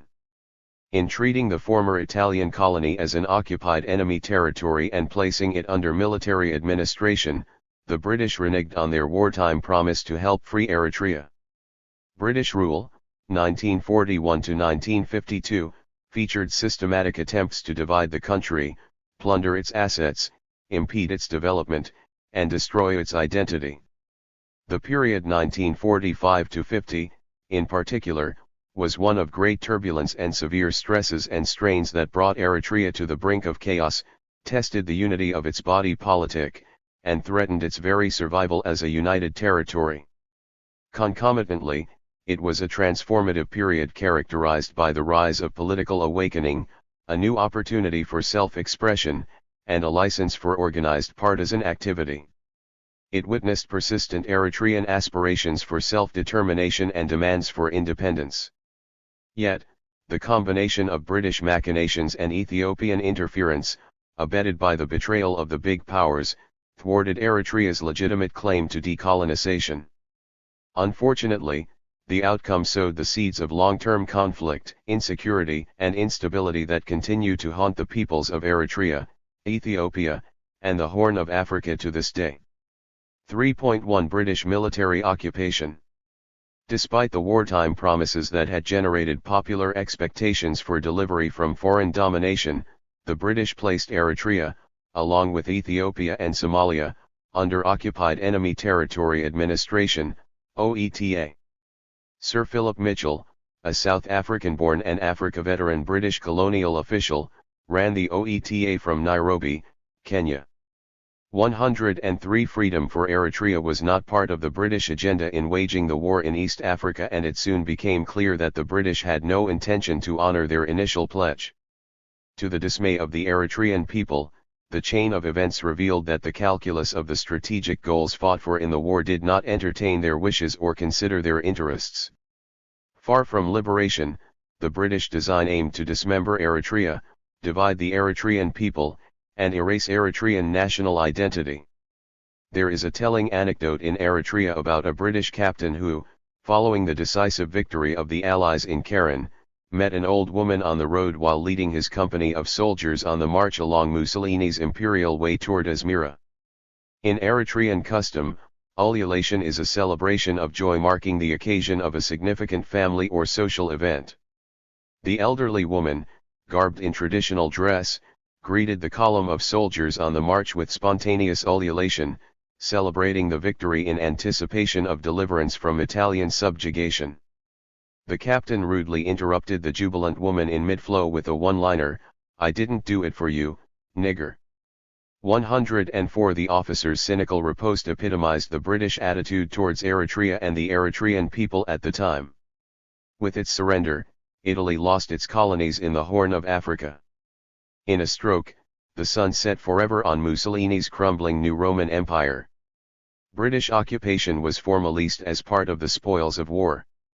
However, it retained the fascists in high office, maintained the fascist color bar intact, and sanctioned the continued display of the sign, "Vietato per nativi," prohibited for natives, over the front doors of cafes, cinemas, restaurants, and hotels. It divided Eritrea's populace by ethnicity, religion, region, language, and locality, in order to divide and rule, and committed grave injustices against the Eritrean people. 105 It also retained the racial system of separate hospital beds for Eritreans and Europeans. 106 To the inhabitants of Eritrea, the change in regime brought little apparent change in the system of government. 107 Placing Eritrea under military occupation displayed a cynical betrayal of trust, initiating the first in a long series of international betrayals of Eritrea and its people that were to follow suit in the future. Stephen Longrig, chief military administrator, admitted that much in his first annual report on the occupied enemy territory of Eritrea when he stated that the British inability or unwillingness to keep their promise was a cause of complaints by the natives, in a sniping reference to the Eritreans. "We had unfortunately made promises or half-promises before the occupation which we have been unable, or not always willing, to implement, thereby giving the natives some grounds for complaints." 108. However, the worst was yet to come in the plan to partition Eritrea, as the next section illustrates. 3.2 The British Partition Plan. Not content with occupation, the British government schemed to divide Eritrea. In a step that revealed marked contrast between word and deed, the British conceived and strove to put in place a plan whose implementation would have made Eritrea disappear as a political unit completely from the map. 109 The plan essentially aimed to split Eritrea between Ethiopia and the Anglo-Egyptian Sudan, mainly but not exclusively, along sectarian and regional lines. Globally, a major shift in the international balance of power was underway. The Axis powers were losing the war. Within the Allied camp, the might of the British Empire was waning while the United States of America, USA, was rising to the pinnacle as the new world power. In Eritrea's immediate neighborhood across the Red Sea, Saudi Arabia and North Yemen were independent states while South Yemen remained under British occupation. On the African side, Djibouti was under French control. The then Anglo-Egyptian condominium of the Sudan was effectively a British colony, and Ethiopia had only recently been liberated from Italian occupation and subsequently put under British tutelage. The original idea of the plan was to divide Eritrea into three parts. 110 Incorporate the predominantly Muslim-inhabited western lowlands, northern highlands, and northern third of the coastal plains into the Anglo-Egyptian Sudan. Unite the predominantly Christian-inhabited Central Plateau, the mostly Muslim-inhabited Central Coastal Plains, and the port of Massawa with the Tigray state or province, administered by a European power under the nominal sovereignty of the emperor, and cede Denkel and the port of Assab to Ethiopia. An initial variant envisaged retention of British control over the capital of Asmara and main port city of Massawa linked by a corridor with Sudan. First conceived in 1942 and adopted on May 18, 1943, the partition plan was the brainchild of a certain British Committee on Ethiopia. Chaired by Lord Moyne, Deputy Resident Minister of State in Cairo, the committee included Colonel Stephen Longrig, Military Administrator of Eritrea, Mr. Robert G. Howe, British Ambassador to Ethiopia, and General William Platt, Commander of Allied Forces during the Eritrea Campaign. 111 The scheme underwent subsequent modifications of detail but retained its central feature of dismembering Eritrea until it became official British policy in April 1946. The British tabled it for resolution during the third session of the UN General Assembly in May 1949 as follows.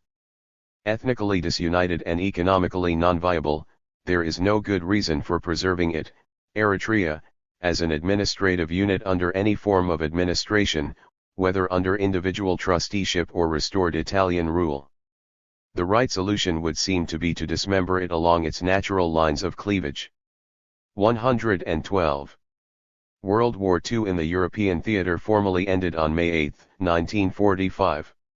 The leaders of the three victorious powers, Winston Churchill, Joseph Stalin, and Harry Truman, met in Potsdam, Germany, from July 17 to August 2, 1945. They agreed to establish a council of foreign ministers comprising the three countries plus France and China with a mandate to conclude a peace treaty with Italy and decide the future of its former colonies. The Council of Ministers held its first meeting in London from September 11 to October 2, 1945 and its second meeting in Paris from April 25 to May 16, 1946. The British formally proposed the plan to partition Eritrea at the Paris meeting of the Council of Ministers. Inability to resolve differences over the colonial question and competing national ambitions over the former Italian possessions protracted the negotiations on the terms of a peace treaty with Italy. Reached on February 10, 1947, the agreement came into effect on September 15, 1947. The treaty provided for Italy's renunciation of title to its former colonies and their joint disposal by the four powers within 1 year. In the event that the Council of Ministers failed to agree, they would refer the matter to the UN General Assembly for resolution. As the Council could not agree, it sent a commission of inquiry to the territories to ascertain the wishes of the local population and report on the political, economic, and social conditions in each colony. 113 The Four-Power Commission visited Eritrea from November 12, 1947 to January 3, 1948 and its report revealed a sharp difference of opinion between the British and Americans, on one side, and the Russians and French, on the other. 114 As the discord persisted, the four powers abandoned the effort to reach agreement and, on September 15, 1948, referred the matter to the United Nations for decision. The peace treaty transformed Italy from an enemy into a co-belligerent country and allowed it a voice in the disposal of its former colonies. In the beginning, Italy strongly opposed the British plan to partition its oldest colony and, instead, advocated immediate independence for Eritrea. Nevertheless, it ultimately agreed, in a volte-face, to back the partition plan as a quid pro quo for British support for a proposal to grant Italy trusteeships in Somalia and Tripolitania. 115 Subsequent to the May 10, 1949 agreement between the British and Italian foreign ministers, Ernest Bevin and Carlo Sforza, to co-sponsor the proposal during the fourth session of the UN General Assembly, the project became the Bevin-Sforza Plan. The Bevin-Sforza Plan proposed a composite resolution on the disposal of the former Italian colonies. It proposed to grant independence to Somalia after a period of 10 years of Italian trusteeship, to grant independence to Libya after a period of 10 years of trusteeship, with the three provinces of Tripolitania, Cyrenaica, and Fezzan placed under Italian, British and French trusteeships, respectively, and to partition Eritrea between Ethiopia and the Sudan. The first committee adopted the resolution, jointly sponsored by Britain and Italy. In considering the draft composite resolution on May 17, 1949, the UN General Assembly voted first on the proposal for each territory and then on the resolution as a whole. Voting on the proposal for each territory, the UN General Assembly adopted the proposal to partition Eritrea with 37 in favor, 11 against and 10 abstentions. It adopted the proposal to grant Libya independence after 10 years of trusteeship with 48 in favor, 10 against and 1 abstention, the sub-proposal to establish British trusteeship over the Libyan province of Cyrenaica with 36 in favor, 17 against and 6 abstentions. It also adopted the sub-proposal to establish French trusteeship over the Libyan province of Fezzan with 36 in favor, 15 against and 7 abstentions. 116 However, the proposal to place Somalia under Italian trusteeship and the sub-proposal to establish Italian trusteeship over Tripolitania, which had triggered anti-Italian riots in the Libyan province, fell short of one vote to obtain the required two-thirds majority. 117. The separate rounds of voting resolved the disposal of Eritrea and the two Libyan provinces of Cyrenaica and Fezzan but left the fates of Somalia and the third Libyan province of Tripolitania pending. Under the circumstances, the General Assembly decided to disregard the outcome of the separate balloting and reconsider the resolution on the disposal of the former Italian colonies as a whole. Accordingly, it reconsidered the Bevins-Forza plan as a package and rejected it, with 37 votes against, 14 in favor and 7 abstentions. 118. The defeat of the Bevins-Forza plan spared Eritrea dismemberment by a fateful single vote, that of the delegate of Haiti cast in opposition to the proposed Italian trusteeship in Somalia and Tripolitania. Crucial as it was for the retention of Eritrea's territorial unity, however, the rejection of the Bevins-Forza plan per se advanced neither the country's prospects for immediate decolonization nor its people's legitimate aspirations for independence. It merely postponed the issue of the disposal of Eritrea and kept its fate uncertain. Nor did it make the British give up the partition plan, kept in reserve, as Plan B should the UN reject the pending draft resolution for the Federation of Eritrea with Ethiopia. 119. A UN commission, comprising delegates from Burma, Guatemala, Norway, Pakistan, and South Africa, was subsequently set up to review the question of Eritrea and propose a solution for the future of the country taking the following three considerations into account. A. The wishes and welfare of the inhabitants of Eritrea, including the views of the various racial, religious, and political groups of the provinces of the territory and the capacity of the people for self-government. B. The interests of peace and security in East Africa, and C. The rights and claims of Ethiopia based on geographical, historical, ethnic, or economic reasons, including in particular Ethiopia's legitimate need for adequate access to the sea. 120. The contradictions inherent in the terms of its mandate constrain the work of the UN Commission on Eritrea. Consequently, its report failed to reconcile the conflicting interests of the four powers, to ascertain the real wishes of the Eritrean people, or to determine the economic viability of the territory and the capacity of its people for self-government. Actually, the Commission submitted two separate reports and three sets of proposals for a solution.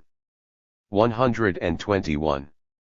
The delegates of Guatemala and Pakistan presented a joint report and proposed a 10-year UN trusteeship followed by independence, in line with the wishes of the great majority of the population. The delegates of Norway, Burma, and South Africa presented a combined report and two different proposals. The Norwegian delegate proposed union with Ethiopia, except for the western province, which would remain under British administration and eventually allowed to decide between union with Ethiopia or the Sudan.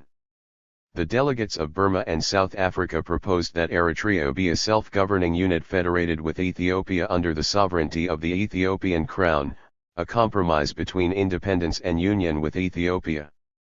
In the final analysis, the failure of the UN Commission to present a joint report and a single proposal on the future of Eritrea placed the matter in the hands of the big powers, whose divergent geopolitical interests obstructed consensus on the way forward. 3.3 British policy of destabilization.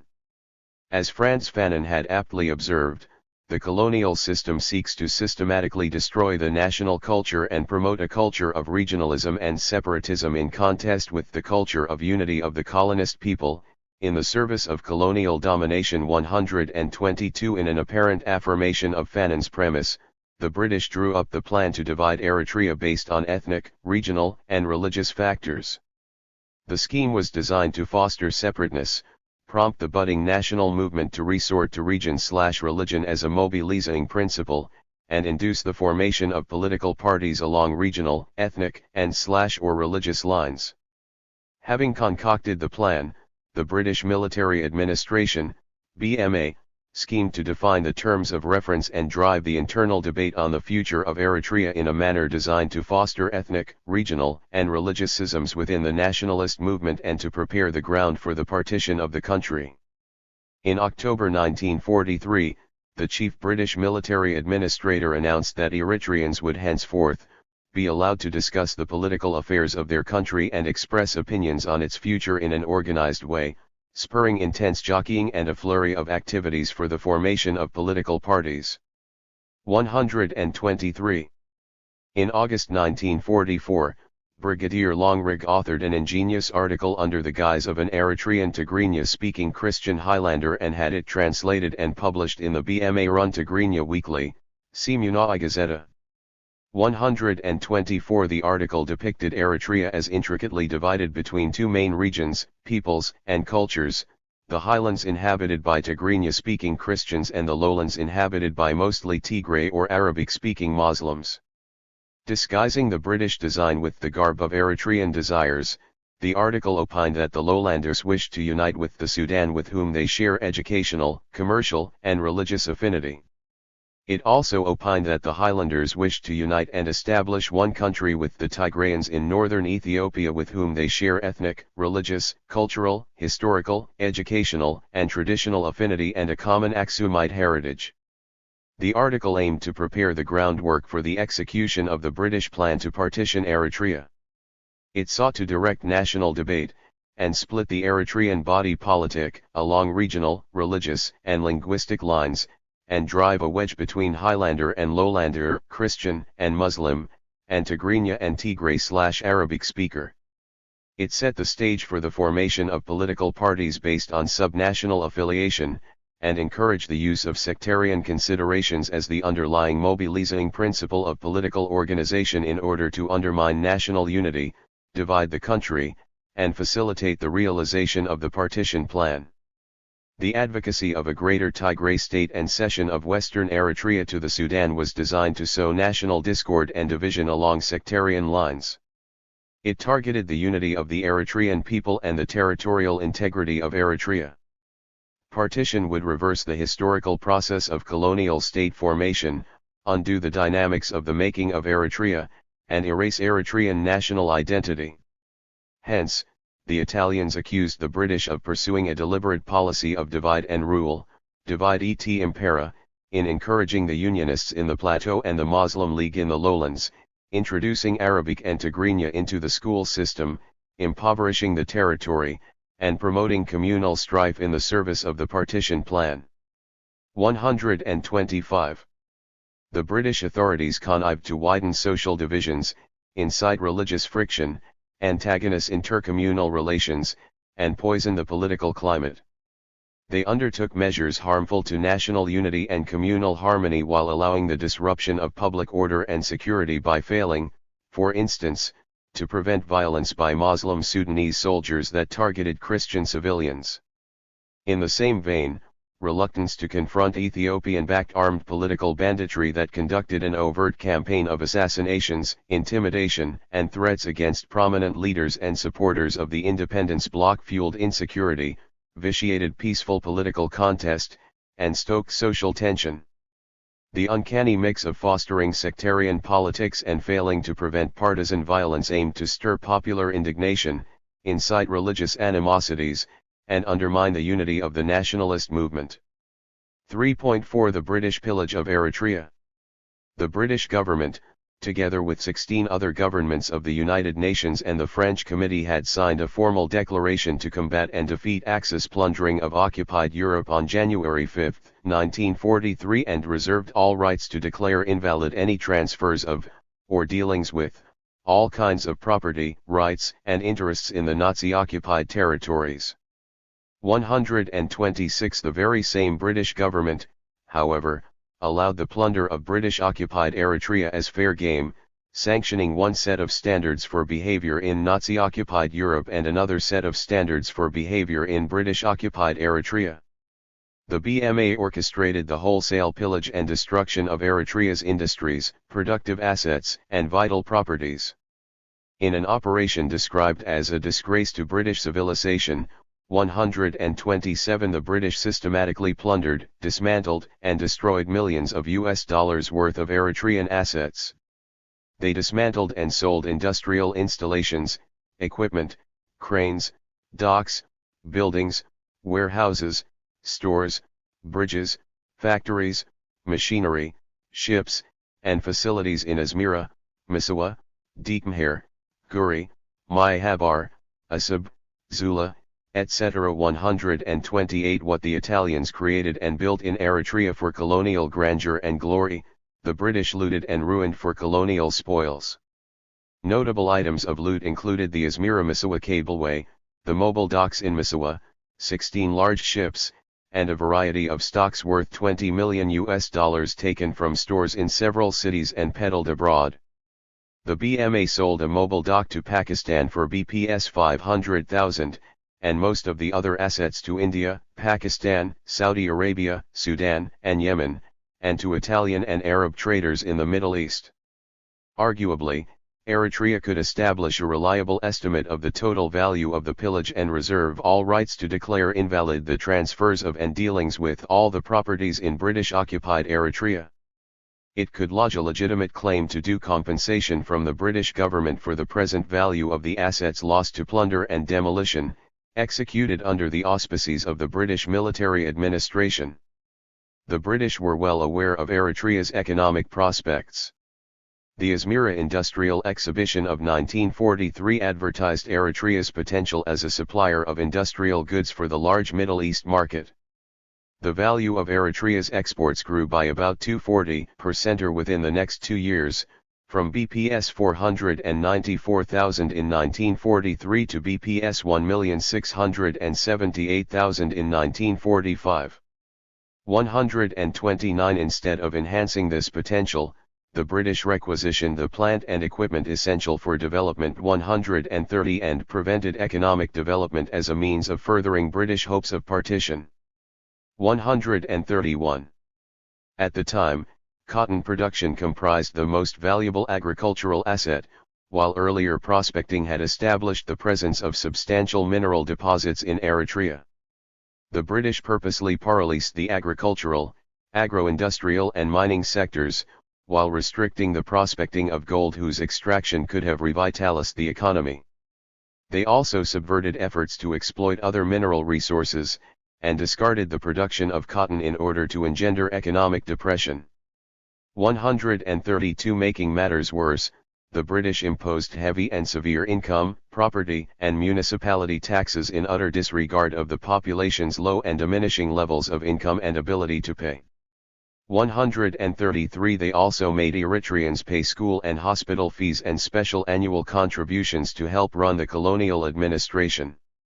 The upshot of general plunder, destruction of industrial and transport assets, and heavy taxation represented the colonial transfer of wealth, both direct and indirect, from Eritrea to Great Britain. This, along with the engineered economic depression, led to an abrupt decline and regression of Eritrea's hitherto thriving and relatively developed modern economic sector whose foundations had been laid by the Italians. The immediate impact of the British pillage and paralysis of the Eritrean economy was mass unemployment, impoverishment, and social discord. Besides profiteering from the spoils of war, plunder served as an integral element of the overall strategy to destabilize Eritrea. Contrived decline would furnish fresh evidence of the economic unfeasibility of independence. These machinations sought to support the logic behind the partition plan.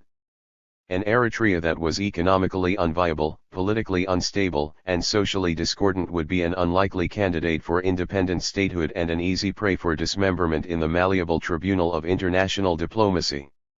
The British cited the engineered economic distress, political discord, and social volatility as arguments of Eritrean weakness, and presented them as evidence of the economic and political unviability of Eritrean independence. Ironically, this happened during the twilight of the British Empire and in the aftermath of Ethiopia's liberation from Italian occupation, when the wind of change for national independence was in the offing. These schemes managed to influence the shape and orientation of Eritrean political organization and deepen its social divides. They also managed to create a misguided constituency for the union project with Ethiopia, but ultimately failed to produce support for the partition plan to split Eritrea. A nascent nationalist movement that demanded independence for a united Eritrea, intact within its colonial treaty borders, emerged in opposition to these maneuvers. It articulated the popular aversion to the partition plan and hostility to the union project. The burgeoning Eritrean nationalist movement challenged British imperial interests and Ethiopian expansionist designs. Opposition to the partition plan, in particular, galvanized Eritrean public opinion in defense of a common destiny, reinforced popular awareness of a shared national identity, and catalyzed the nationalist resistance movement. 3.5 Imperial Ethiopian interference. While the big powers vied for Eritrea for its strategic location and treated it as a pawn in the global geopolitical chessboard, Ethiopia coveted to take possession of Eritrea primarily in order to obtain an outlet to the Red Sea. Driven by an overarching desire to gain maritime access through acquiring the whole of Eritrea, or parts thereof, Ethiopia pursued a two-pronged policy during the debate on the disposal of Eritrea as a former Italian colony. It pressed a false historical claim and demanded the return of its lost territory in its entirety, on the one hand, while it gave support to the British partition plan during the 4th session of the UN General Assembly. On the other 134, Ethiopia even coerced the leaders of Eritrea's Unionist Party to declare their support for the partition plan before the UN Inquiry Commission. 135 without the knowledge and consent of the party's membership, in its desire to obtain a part of the Eritrean coastline. The Ethiopian and British governments worked in concert opposing Eritrean independence. Imperial Ethiopian interference in the internal affairs of Eritrea unfolded more often in collusion than in collision with Imperial British intrigues. With the connivance of the BMA, Ethiopia worked to inflame religious tensions, instigate sectarian strife, and prompt social conflict in Eritrea in pursuit of territorial aggrandizement. The shared British-Ethiopian objective was to perpetuate foreign domination of Eritrea, irrespective of whether kept intact or split apart. With the help of a small band of Eritrean collaborators, Ethiopia created, nurtured and used a vassal political movement, the Unionist Party, UP, to agitate for union with Ethiopia and subvert Eritrean aspirations for self-determination. The UP championed the Ethiopian cause and its leaders became servants of the Ethiopian government. 136-137 Its cardinal task was to subvert the independence movement and deliver Eritrea to Ethiopia in the name of union through bribery, coercion, and violence. In pursuit of this objective, the UP collaborated in the elimination of prominent leaders and partisans of the independence movement through hired agents, provocateurs and armed political bandits. 138 Under the cover of the UP, Ethiopia unleashed an organized campaign of terrorism and intimidation and assassinated 18 supporters of the independence bloc, IB, between October 1949 and February 1950 alone. 139 The violent campaign of political banditry aimed to decapitate the IB, paralyze its political work and terrorize the Eritrean people into submission to the Ethiopian project. 140 The campaign immersed Eritrea in a state of anarchy and, for the first time in its modern history, incited religious friction that pitted Christians and Muslims against each other, and tore neighboring communities asunder in a general strife that engulfed much of the country and brought its people to the brink of disaster. 141 The state of strife and insecurity caused by Ethiopian-sponsored terrorism under the watch of the British was so grave that the UN Commissioner, Ans Mashinzo, on mission to prepare the transition from British rule to Eritrean self-government, in accordance with the provisions of the Federal Resolution, had to suspend his work on May 1, 1951, stating that, "I do not believe it advisable to begin these consultations at a time when the population, which desires peace and security above all else, is in danger. Furthermore, I do not think it proper that I should travel about the country flying the flag of the United Nations, on roads stained with the blood of people attacked by terrorists." 142. Ethiopia found another tool in the Eritrean Orthodox Church, EOC. In abdication of its spiritual mission, the EOC acted as the godfather of the UP and the nemesis of the IB by resorting to religious extortion and blackmail. Under the leadership of Buna Marcos, 143 its monasteries, churches, feast days, priests, and sermons became purveyors of imperial interference and agents of Ethiopian propaganda. 144 The Church threatened excommunication and denial of baptism, marriage, burial, communion, and absolution services to members of the IB and their families in the service of the Ethiopian cause. 145 It zealously worked to spread spiritual fear and insecurity over its devout followers with the aim of inhibiting their support for the independence movement and forcing their allegiance to the Unionist camp. These adverse conditions notwithstanding, however, resurgent Eritrean nationalism firmly and consistently opposed both the British partition plan and the Ethiopian Union project, and stood for the preservation of the country's territorial unity and accession to independence. The partition plan ultimately failed in the UN General Assembly by the slimmest of margins, and the Union project failed.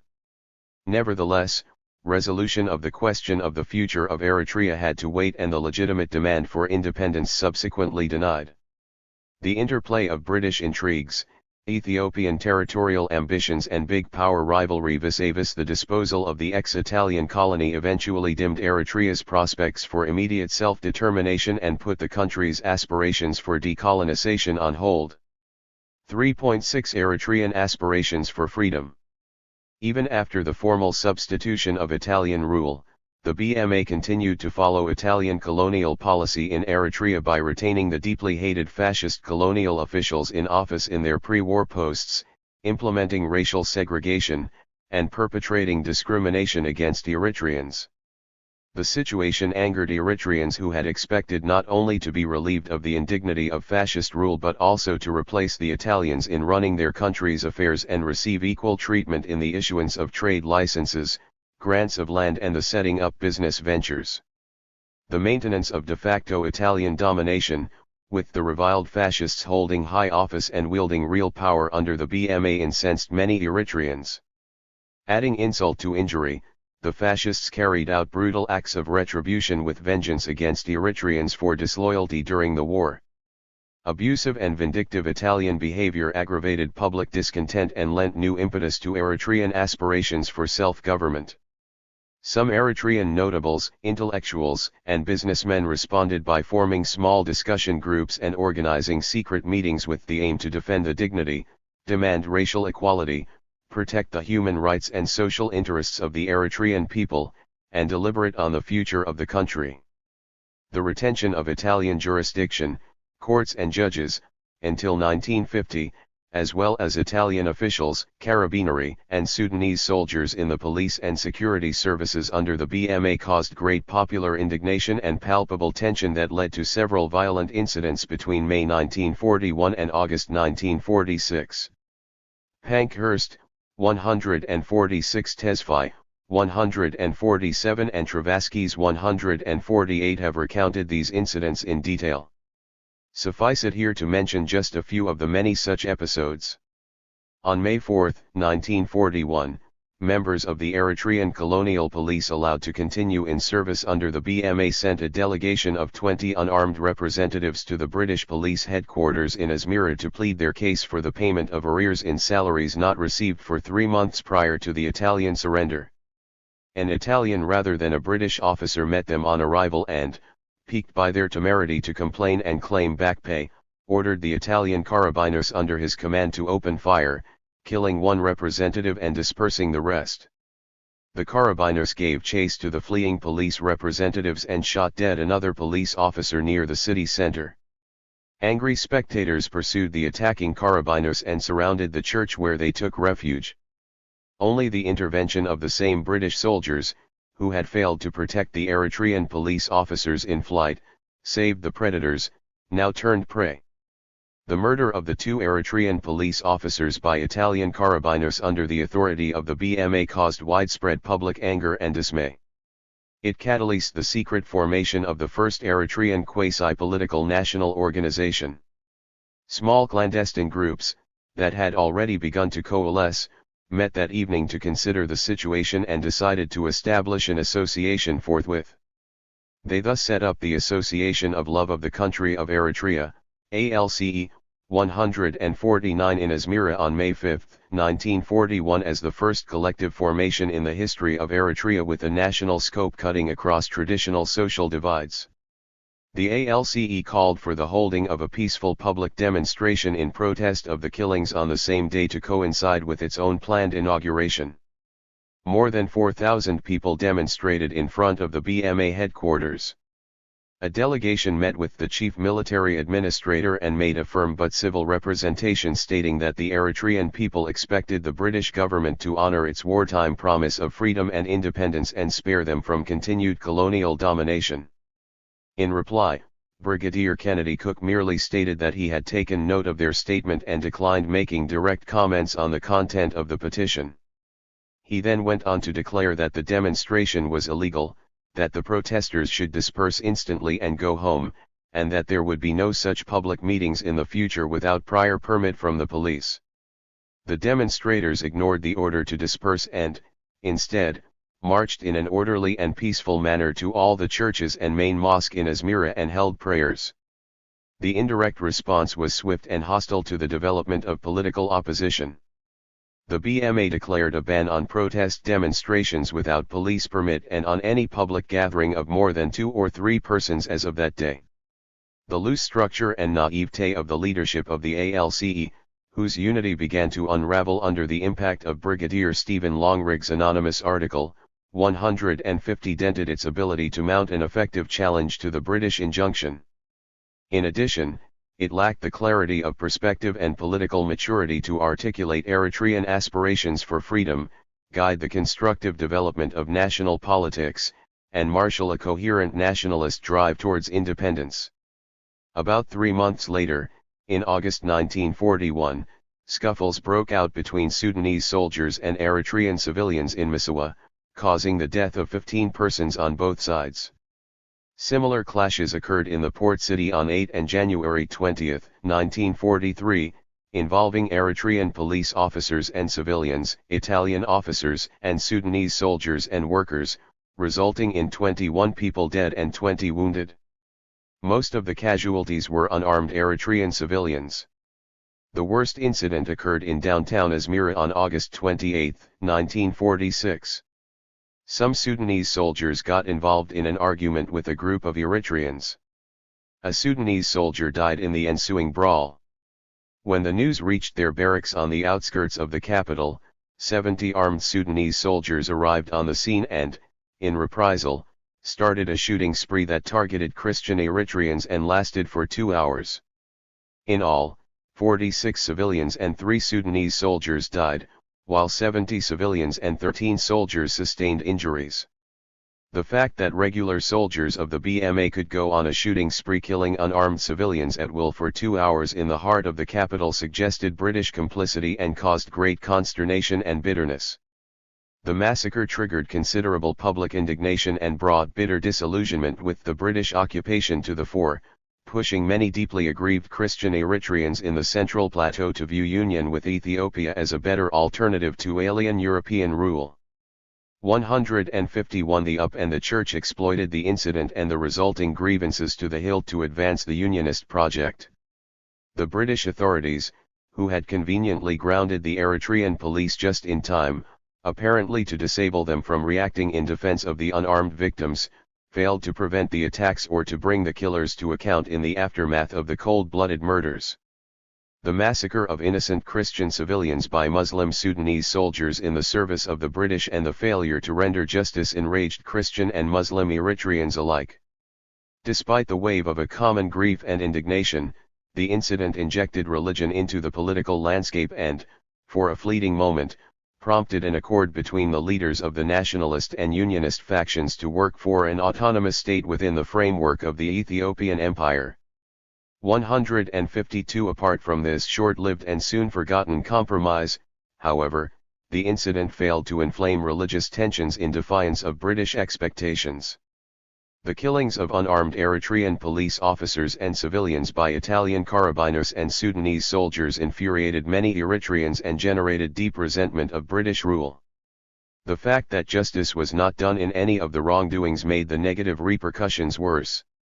The religious overtones of the Sudanese incident, in particular, had divisive ramifications that helped to strengthen sectarian tendencies in the nascent Eritrean political movement.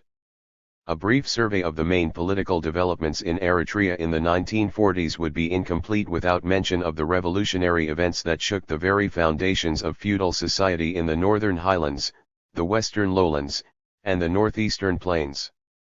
A harsh system of semi-pastoral serfdom forced the masses of Tigray peasants and nomads to pay onerous taxes, dues, and tithes to traditional chiefs of aristocratic Shumagal families.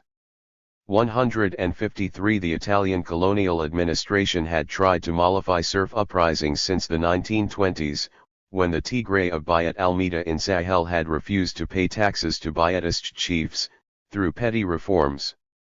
154. The revolt resumed in 1941 when Tigray serfs of Adtekles refused to pay the traditional tithes and taxes to the chiefs and demanded complete emancipation. Their determination to put an end to the old relations of production that allowed the exploitation of the majority by a tiny minority set a profound social upheaval in motion.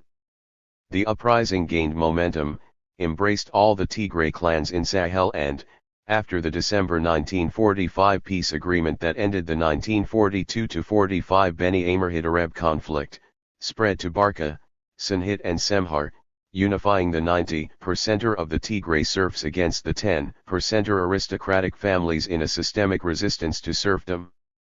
155. The revolt posed a dilemma for the British. Letting the uprising run its course promised real emancipation that would undermine the colonial system, while forcible suppression risked violent revolt that would threaten administrative control. In the end, the British decreed an incongruous compromise that allowed the chiefs and Shumagal to retain their political authority but made the payment of serf dues and services voluntary. 156 This proved unworkable and failed to stem the surging tide of the popular desire for freedom and eventually forced the British to agree to the demand to resurrect the old Tigray tribes and clans as a way of dismantling the chiefly privileges rather than radically reforming the system. The struggle for emancipation had a significant impact on the evolution of Eritrean politics. The Tigray serfs gained unity and solidarity in a common yearning for freedom, while the chiefs and Shumagal found unity in mutual defense of their old privileges. The conscious pursuit of their conflicting interests would lead these two rival forces to align themselves with opposite political camps during the formative years of the struggle for independence. The serfs furnished the main political support base of the Muslim League, while the chieftain families supported the UP. 3.7 Formation of political parties. The BMA lifted the ban on political activity and allowed freedom of expression in October 1943, 157 officially allowing the formation of political parties in October 1946, after the decision of the Four-Power Commission to investigate the wishes of the Eritrean people regarding the future of Eritrea. 158 This encouraged open debate on the future of the country and catalyzed the initiation of political associations. Yet, British scheming and Ethiopian interference induced internal rifts that led to the split of the ALCE into rival political camps, pro-independence and pro-Ethiopia. The BMA initially favored the pro-Ethiopia forces and granted them permission to organize while denying similar permission to the proponents of independence. 159. The divisions eventually materialized in the formation of three main political associations, the Muslim League, ML, and the Liberal Progressive Party, LPP, on one side, and the UP on the other, pursuing two fundamentally opposed ultimate objectives, independence versus union with Ethiopia. These political parties were essentially organized along geographic and religious lines, Highlands vs. Lowlands, Christians vs.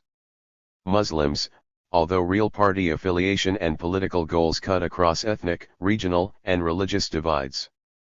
Further splits resulted in the creation of more political parties, with the following list comprising the main formations: the ML, the UP, the LPP, the Pro-Italy Party, PIP, and the new Eritrea Pro-Italy Party, NEPIP. Established in Karen on December 4, 1946, with Islam as its organizing principle, the ML held its first substantive discussions on the future of Eritrea on January 21, 1947. 160 The predominantly Muslim-inhabited regions of western, northern, eastern, and southeastern Eritrea and the Muslim populations in the urban centers formed the main base of its support. The ML firmly opposed partition or union with Ethiopia and called for the independence of Eritrea within its 1935 borders immediately, or following a 10-year period of international trusteeship. The ML played a pivotal role in the articulation of Eritrean aspirations for self-determination, catalyzed the development of Eritrean nationalism, and spearheaded the quest for independence. Under the able and far-sighted leadership of Sheikh Ibrahim Sultan, it actively sought alliance with the LPP in opposition to the partition plan and the Union project and in consistent support of Eritrea's territorial unity and independence. Under British and Ethiopian interference, pressure, and enticement, the ML split four ways: the ML, the Nationalist Party, NP, the Muslim League of the Western Province, MLWP, and the Independent Muslim League of Misawa, IMLM. Even with its power and influence waning subsequent to this fragmentation, the ML maintained a firm nationalist stance and continued to champion the cause of Eritrean independence. The breakup of the ML added region to religion as an organizing principle in Eritrean politics. It reduced the support base of the ML to pockets in the northern highlands, the eastern fringes of the central plateau, the coastal plains and the cities of Asmara and Misawa. Support for the MLWP was confined to western Eritrea where it had a large following. It initially called for the independence of the western province, briefly entertained the partition plan, and switched from the nationalist bloc to the unionist camp. The IMLM found small support in eastern and central Eritrea, mainly around Misawa and Karen. It deserted the nationalist bloc and supported union with Ethiopia. The IMLM later rejoined the independence bloc. Support for the NP was limited to the port city of Misawa and its environs in Semhar. Established in Asmara in December 1946, the UP was an offshoot of the Association of the Unity of Ethiopia and Eritrea, AUEE, and a splinter of the ALCE. Dedicated to uniting Eritrea with Ethiopia, the UAEE was formed in Addis Ababa on February 27, 1944 by senior Eritrean officials serving in Haile Selassie's government under the sponsorship and behind-the-scenes direction of the Emperor's private secretary, Minister of the Pen, 161 and infiltrated the ALCE. Eritrean officials serving in the Ethiopian government went on mission to Asmara and potential Eritrean recruits for the unionist cause invited from Asmara to Addis Ababa. Ethiopia used Eritreans in its service and under its pay to undermine the legitimate demand for Eritrean self-determination and establish its domination over Eritrea. The British allowed the opening of an Ethiopian Liaison Office, ELO, headed by an army colonel, Nega Haile Selassie, in Asmara in March 1946. This enabled Ethiopia to exercise direct authority and tight control over the leadership of the UP and to organize, plan, and direct the campaign of political violence against the proponents and supporters of Eritrean independence. Complemented by a direct line that linked the Emperor's private secretary to the field operations of banditry via Adway in Tigray, 162 The ELO served as the general headquarters for Ethiopia's state-sponsored campaign of terrorism and assassinations. 163 British records show that Ethiopia's growing interference in Eritrea's internal affairs began to change the lack of sympathy for association with Ethiopia that prevailed prior to 1943. 164 With Ethiopian political support, funds, and direction, the UP began to gain adherents in the Central Plateau among followers of the EOC and the feudal chiefs, both Christian and Muslim, throughout the country. The use of political coercion and religious blackmail extracted much of the support for the UP in the Central Plateau. Nevertheless, it also had some genuine support among those who, fearful of a return of Italian or a continuation of British rule, truly believed that Eritrea's and their interests would be better served under Ethiopian than under European rule. 165 To those who opposed the restoration or continuation of one or the other European rule were added a few aspirants to chieftainship and chiefs, headmen, nobility who had lost sinecures. The UP was otherwise not supported by the mass of the population in the countryside. 166. Sustained, driven, and manipulated by Ethiopia, the UP became an instrument of its strategy in Eritrea. In collaboration with the top hierarchy of the EOC, it provided cover for Ethiopian subversion of the independence movement through open banditry and the introduction of religious and regional animosities to the political divide in Eritrea.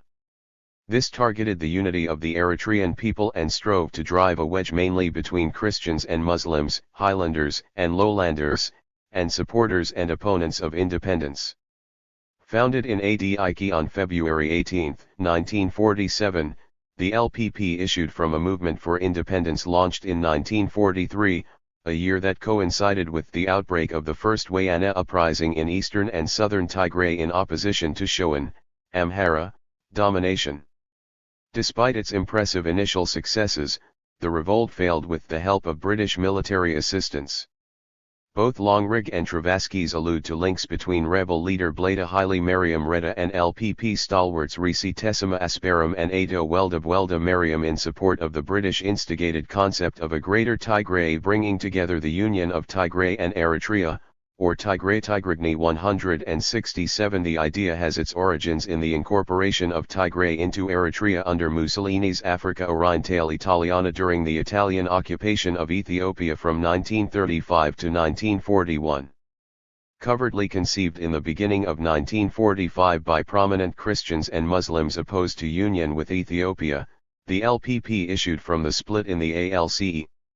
Its founders pledged, respectively under the Bible and the Quran, to preserve the unity of Eritrea, to strengthen the solidarity of the Eritrean people, and to fight for the independence of a united Eritrea. 168 They sent representatives to all of Eritrea's provinces, starting with the Western Province, to collect signatures of support under the banner of Eritrea for the Eritreans. The LPP shunned religion as an organizing principle and its initial formation was inclusive of Christians and Muslims in the capital and the Central Plateau, which constituted its main support base. The defection of many of its founding Muslim members to the ML and the UP, however, reduced it to a largely Christian organization. Sharing similar political principles and objectives, the LPP and the ML had virtually identical programs, drawn up in mutual consultation. Both parties pledged to work in mutual respect, close cooperation, and patriotic solidarity. Further, they had established an umbrella organization that, however, they failed to operationalize. In effect, religion was the only factor that prevented the LPP and the ML from forming a united party and justified their existence as separate entities. However, the split of the Liberal Unionist Party, LUP, which abandoned the cause of independence and advocated conditional union with Ethiopia, later weakened the LPP. The new Eritrea Pro-Italy Party, NEPIP, came into being in Asmara in July 1947 as the political face of the Eritrean Old Soldiers Association, EOSA, formed the previous March. Former Ascari, Italian settlers, and half-castes made up its main support base. The NEPIP was essentially a creation of Italian intervention and grouped together social forces that hankered for the return of Italian rule or trusteeship. After the defeat of the Bevins-Forza plan, the merger of the NEPIP and the EOSA formed the new Eritrea Party, NEP, which aligned itself with the nationalist camp and joined ranks with the ML and the LPP to organize an independence bloc committed to the immediate independence of Eritrea. The ML, the LPP, and the NEP established the Eritrean Bloc for Independence, EBI, on June 19, 1949. Leaders of the ML, LPP, NEP, and the Italo-Eritrean Association met on July 4, 1949 and set up a council whose unanimous decisions would be binding on all its members. An enlarged EBI held the largest ever meeting in Asmara on July 22, 1949 and, rejecting any ideas of partition or union, proclaimed its objective to be the immediate independence of a united Eritrea, within its present borders, and the establishment of a democratic state. 169. 3.8 British intrigues and Ethiopian subversion. The unity and common political platform of the EIB constituted substantial and firm opposition to the unionist project, transformed the nationalist movement into a potent force able to rally the majority of the Eritrean people for independence, and enjoyed the support of the majority of the population. 170 The EIB generated a groundswell of popular support for independence while the UP rapidly lost ground and faced the prospect of mass defections. A confidential British report at the time estimated that the EIB would garner 75% of the popular vote, in the event of a plebiscite on the future of Eritrea. 171. In desperation, Ethiopia and the UP rive route to terrorist attacks against the leaders and supporters of the EIB and unleashed a brutal campaign of political assassination, violence and intimidation unprecedented in the history of the country. 172 Those who could not be bribed or intimidated had to be physically eliminated. This persuaded or compelled many to desert the EIB to save their skin. Imperial Ethiopian subversion turned small Eritrea into a battlefield and sowed chaos and disorder under the watch of the mighty British Empire. State-sponsored violence, and the concomitant instigation of sectarian and regional discord, aimed to undermine the unity of the nationalist movement and destabilize the occupied territory. The pillage of the productive assets, and the attendant economic stagnation, operated to further impoverish the country. These subversive acts of destabilization were intended to buttress the argument that Eritrea lacked the economic viability and political stability to merit independence, thereby garnering international support for the partition plan. State-sponsored violence, and the concomitant instigation of sectarian and regional discord, aimed to undermine the unity of the nationalist movement and destabilize the occupied territory. The pillage of the productive assets, and the attendant economic stagnation, operated to impoverish the country. These subversive acts of destabilization aimed to buttress the argument that Eritrea lacked the economic viability and political stability to merit independence, thereby garnering international support for the partition plan. Despite its claims of a civilizing mission, the colonial system never intended to benefit the subject peoples. It spread the myth of European superiority and African inferiority and fostered divisions among its victims in order to advance its interests and objectives. The initiation of the politics of sectarian, ethnic, and regional division, the plunder of industrial assets, and the contrived economic slump remain the salient vestiges of the legacy of BMA in Eritrea. Even so, it was not without its residual benefits. The expansion of access to primary education and the introduction of education beyond the elementary level stand out as a major legacy. The British had, by 1950, set up 59 primary schools and 1 middle school.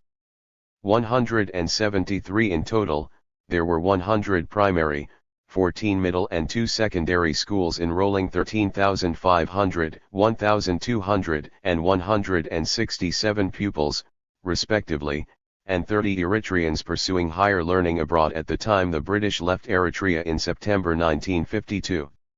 174 In addition, the British initiated the publication of newspapers that provided Eritreans with a forum to express their opinions and exchange views, even if initially confined to cultural and social issues.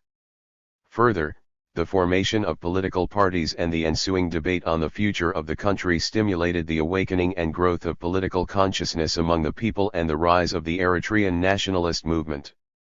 In some respects, the contours of Eritrea's political landscape, including the initial split and final configuration of the main political parties that emerged, reflected the contradictions inherent in Eritrean society. Even more ominously, they also demonstrated the vulnerability of Eritrea's social divides to the machinations of foreign, particularly Ethiopian, intervention in the internal affairs of its people. Despite the structural and induced weaknesses, however, the emergence of the two main strands of political parties during the second half of the 1940s catalyzed a vibrant political climate that allowed the conduct of robust debate on the future of the country. In retrospect, it is plausible to contend that the nascent Eritrean nationalist movement could, if left alone, have developed sufficient coherence of perspective, unity of purpose, and solidarity of action to lead the Eritrean people to national independence. Even under the divisive machinations of external interference, the nationalist movement managed to make a quantum leap from ad hoc and localized resistance against colonial oppression to an organized nationwide struggle for independence. It overcame the devastation, stresses and strains of organized political violence to survive and keep the torch aflame in the search for freedom. The nationalist project persevered in the face of adversity from without and division from within. Even while deeply discordant in many respects, the political discourse of the 1940s expressed firm opposition to partition, articulated a strong popular desire for freedom and, in the main, generated a preponderant voice in support of the demand for the independence of a united Eritrea. Crucially, its resilience drew the battle lines between the pro- and anti-independence forces into sharper focus and helped keep Eritrean aspirations for freedom alive. This resilience was, however, put to a new and a more strident test, as the following chapter shows. Chapter 4. Transition from European to African Colonialism. The strategic interests of the United States in the Red Sea Basin and world peace make it necessary that the country Eritrea be linked with our ally Ethiopia. John F. Dulles. Geography has bestowed Eritrea with a pivotal location in one of the world's most strategic and volatile regions, at the interface of the Horn of Africa and the Arabian Peninsula. The Red Sea forms a critical bridge between East and West and a vital lifeline of commercial, economic, and cultural interaction between Europe, Africa, and Asia, making Eritrea the natural gateway to the vast Ethiopian and Sudanese hinterlands. This location has lent the country a special geopolitical significance, attracting the interest and rivalry of external powers as an enduring feature of its political history and a defining factor of its post-World War II evolution. Following the onset of the Cold War, this strategic location attracted the ambitions and rivalry of the big powers whose machinations subverted Eritrea's march along the crest of the first wave of decolonization. Of the three former Italian colonies brought under British occupation, Eritrea alone did not gain independence. Its federation with Ethiopia in 1952 contradicted the free wishes of the majority of its people. Still, when the UN adopted the federal resolution, most Eritreans were prepared to cooperate to make the federation work. Ethiopia, however, subverted the federal arrangement, incapacitated its key institutions and dismantled the federation itself. With the connivance of the US and its Western allies, Ethiopia annexed Eritrea on November 14, 1962 and declared it its 14th province. Moreover, the UN and the international community acquiesced in Ethiopia's annexation and imposition of direct rule over Eritrea, in flagrant violation of the UN federal resolution. In retrospect, it should have been obvious from the outset that, federating a small country armed with a modern constitution, the trappings of democratic self-government with a large country steeped in feudal anachronism, and the prerogatives of divine right would be incompatible. The anomaly delivered an essentially stillborn federal scheme. At the UN, Sheikh Ibrahim Sultan made a passionate plea to consider the express wishes of the Eritrean people and prophetic warnings that Eritreans would not acquiesce in a new form of oppression. Had the world powers heeded his message, the peoples of Eritrea, Ethiopia, and the Horn of Africa could perhaps be spared the suffering, the turmoil, and the insecurity that followed the last 6 decades. 4.1 Access to the sea as a pillar of cooperation. Viewed against the backdrop of the colonial experience, even if the Ethiopian version of Eritrean history that portrays Eritrea as an integral part of pre-colonial Ethiopia were true, which in fact is not, it would still not justify the case for the return of Eritrea or the UN decision to federate Eritrea with Ethiopia. Nor would Ethiopia's desire for access to the sea ever be a sufficient rationale to justify the destabilization and eventual annexation of Eritrea.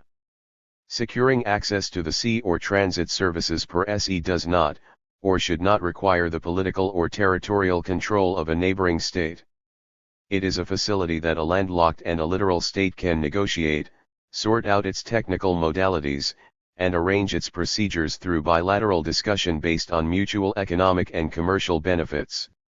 14 other landlocked countries in Africa and, indeed, Ethiopia itself, have brokered amicable bilateral commercial arrangements for safe passage in transit and secure access to port services with one or more of their maritime neighbors. Otherwise, under no circumstances can a country's political desire or economic need for access to the sea justify encroachment on the legitimate right of self-determination or territorial integrity of another. In this regard, what I stated in reply to a question from Ms. Louise Graham at a conference in London on November 9, 1985, under a different set of circumstances holds, equally true today. Access to the sea is important, but it is not indispensable to the survival, well-being, and prosperity of a country. And it cannot be used to justify the aggression of a powerful neighbor against a weaker one. Ethiopia cannot try to justify its aggression against Eritrea on the grounds that it needs access to the sea. Ethiopia and Eritrea could reach mutually beneficial agreements as to the use of our port facilities. 175. Despite the events that have transpired since the outbreak of the 1998-2000 Ethio-Eritrean War, subsequent developments have confirmed the validity of the assertion that peaceful coexistence and commercial cooperation are not only desirable but also possible between Eritrea and Ethiopia. This is borne out by several developments that have occurred since 1991.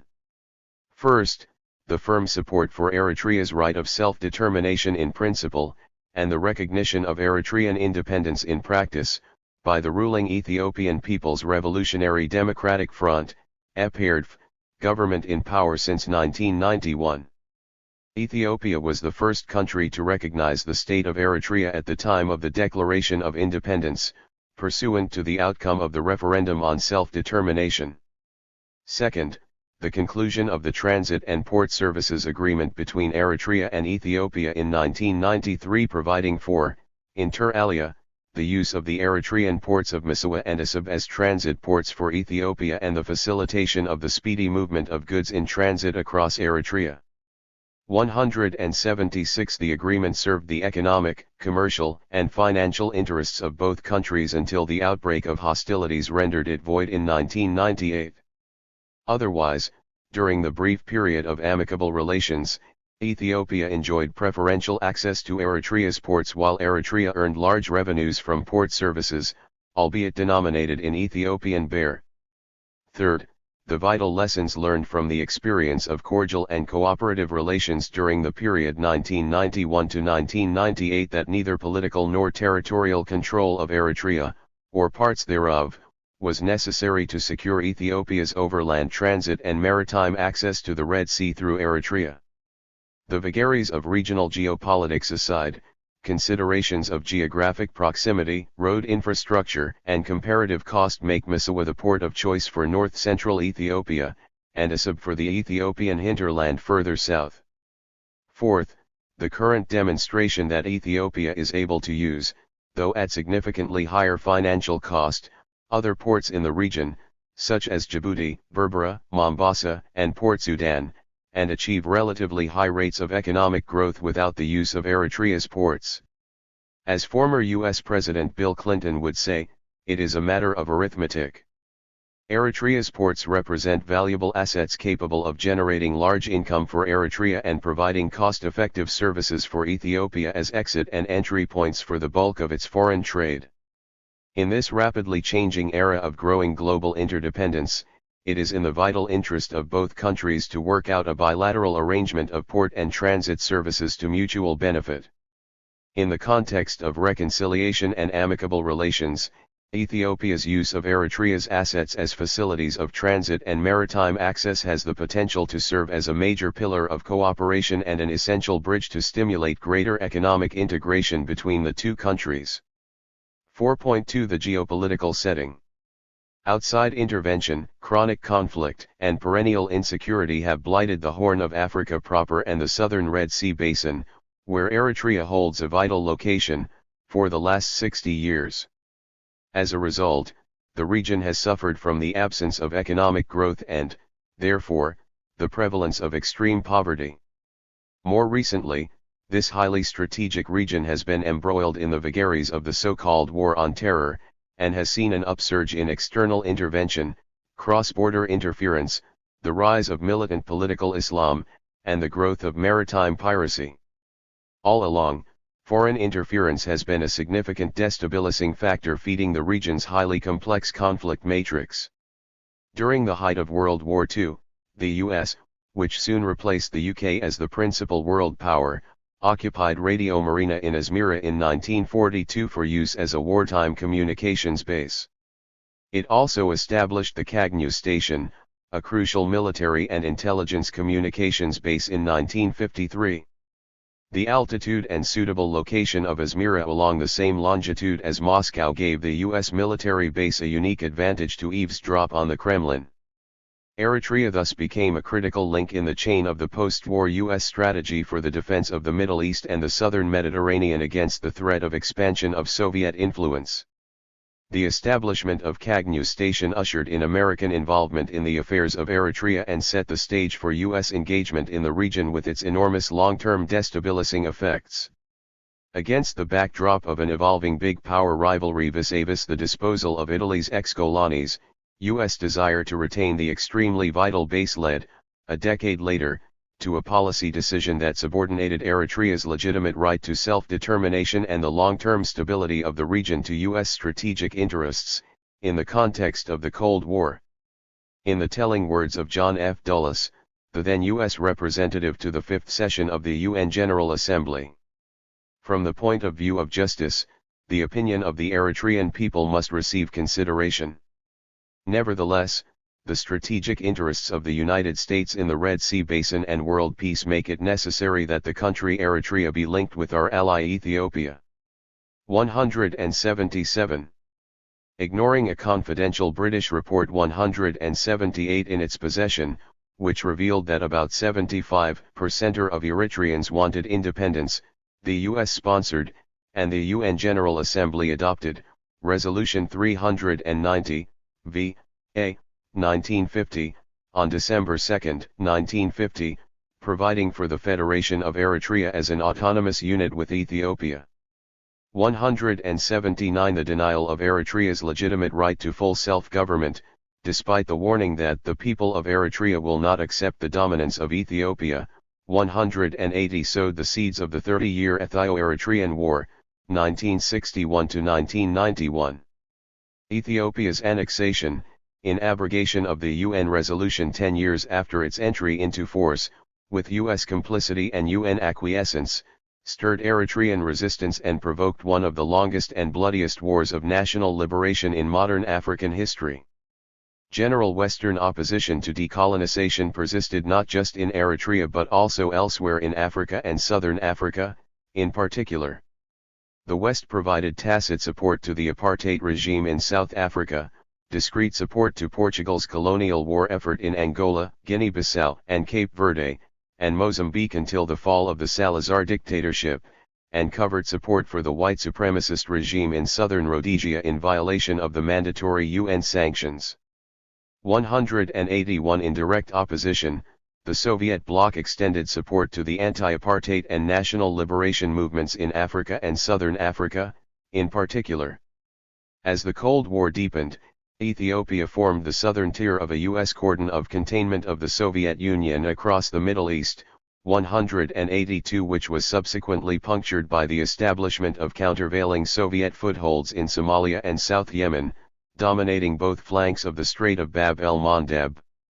Ethiopia was waging war on three fronts, in Eritrea to suppress a national liberation movement, inside Ethiopia to suppress ethnic and regional revolts, particularly in Tigray, Oromia, and the Ogaden, and against Somali irredentism aimed to unite all ethnic Somali-inhabited territories in a single Somali state.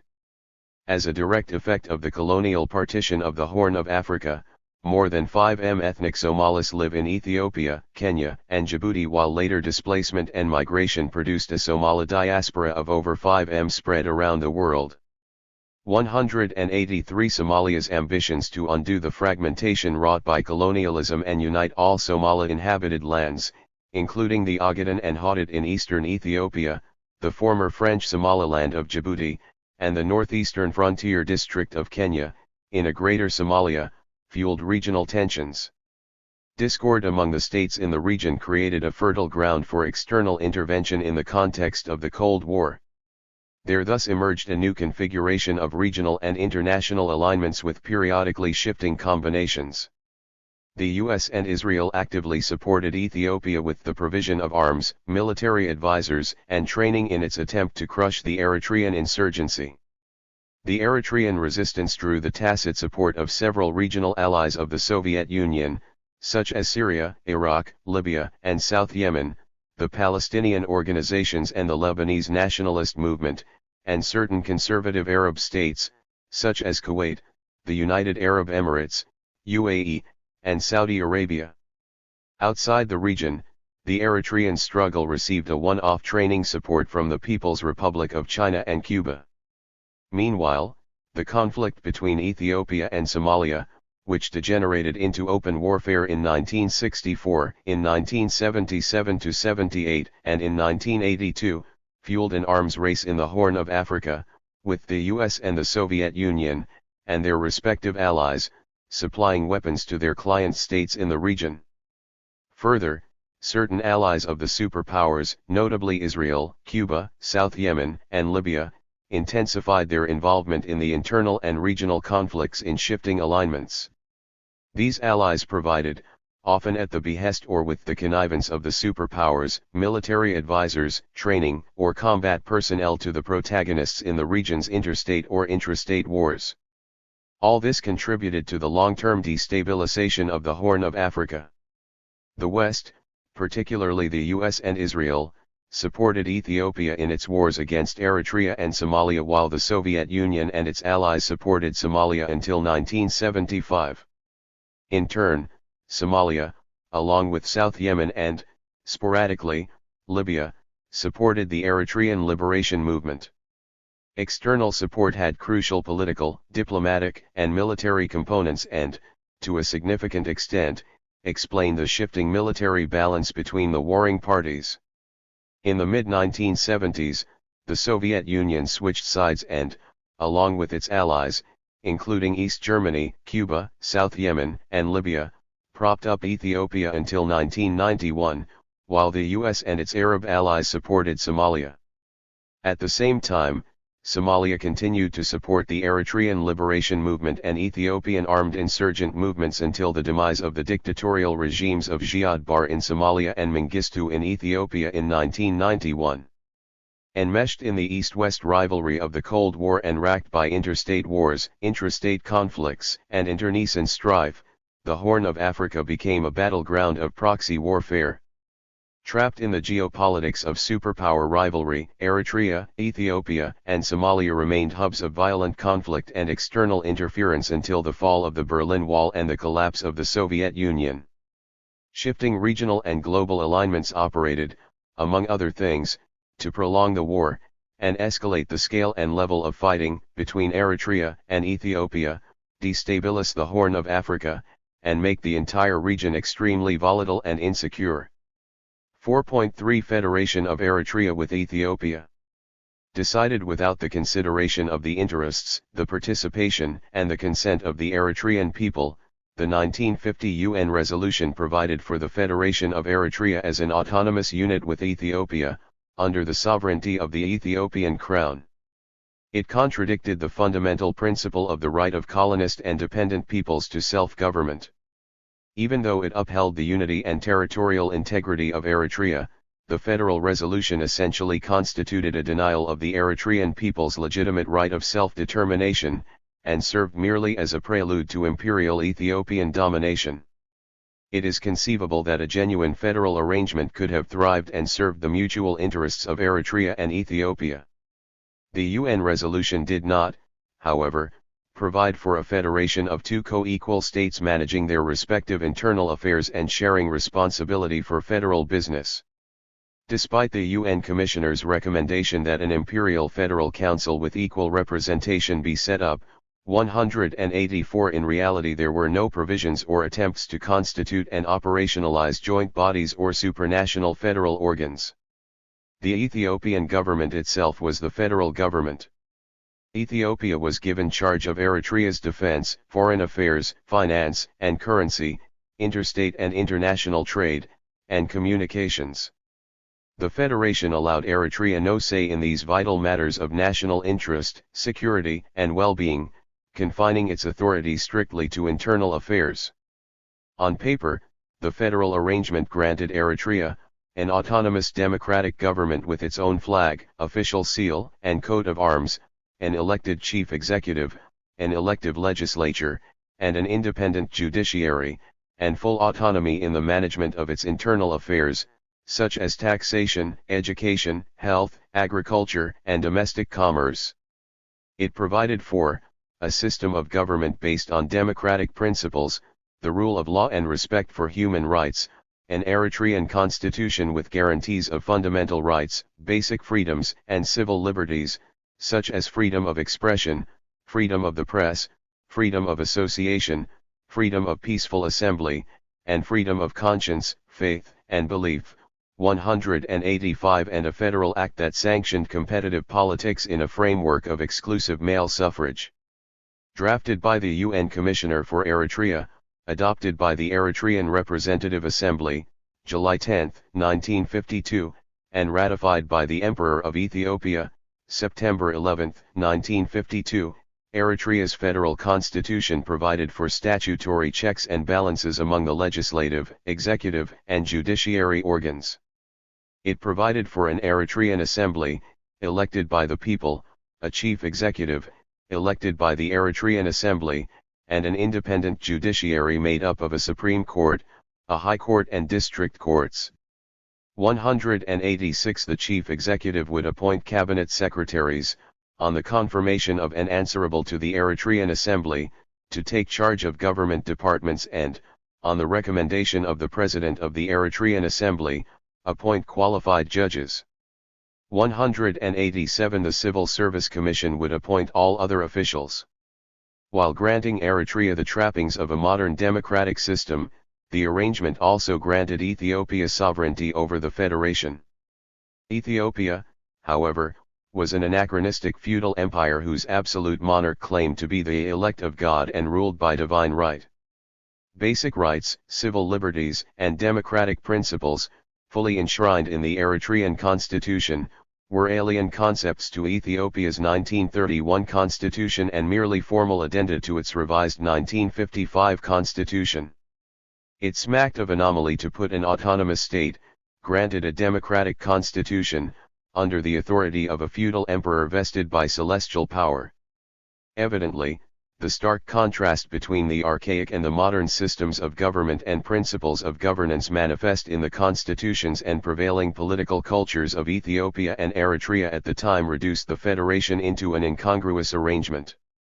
There prevailed an intrinsic contradiction, an irreconcilable mismatch, between feudal absolutism and imperial prerogatives, on the one hand, and fundamental freedoms and inalienable rights under autonomous self-rule, on the other.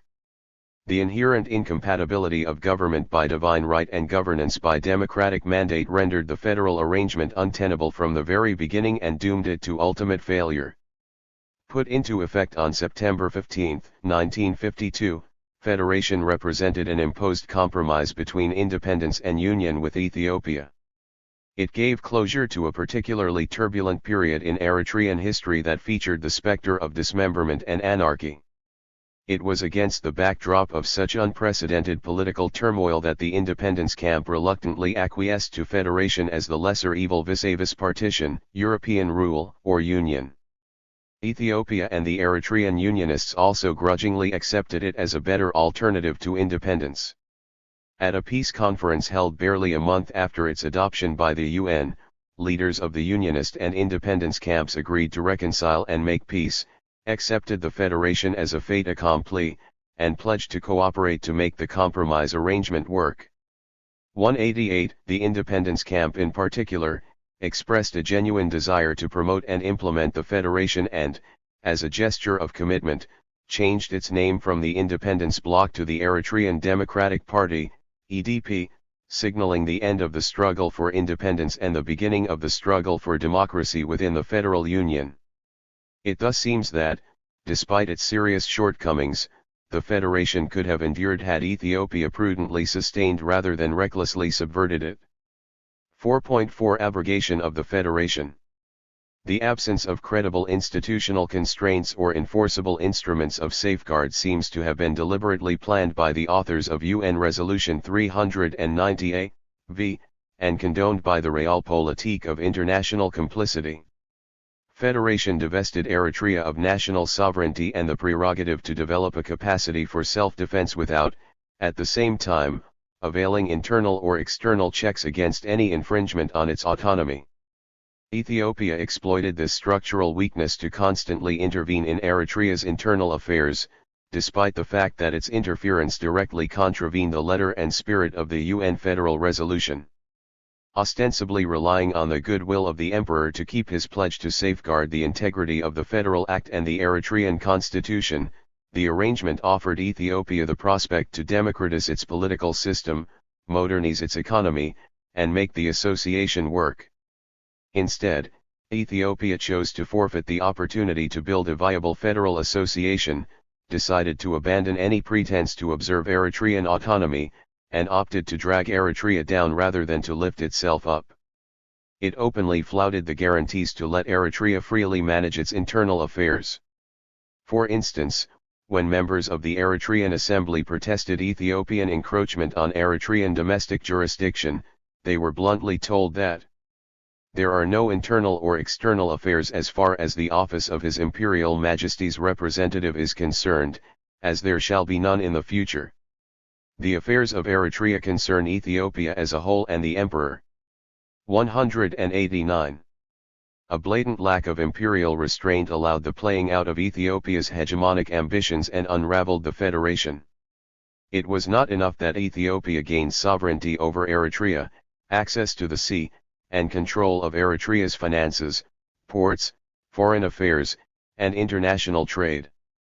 Nay, Eritrea had to be totally swallowed and all traces of its special status completely erased as a matter of urgency. Barely 3 years into the federation, Ethiopia forced the resignation of Eritrea's elected chief executive for standing up against its transgressions of the Federal Act, and appointed an Eritrean official of its government in his place. Once it imposed a docile chief executive eager to do its bidding, Ethiopia accelerated the demise of the federation.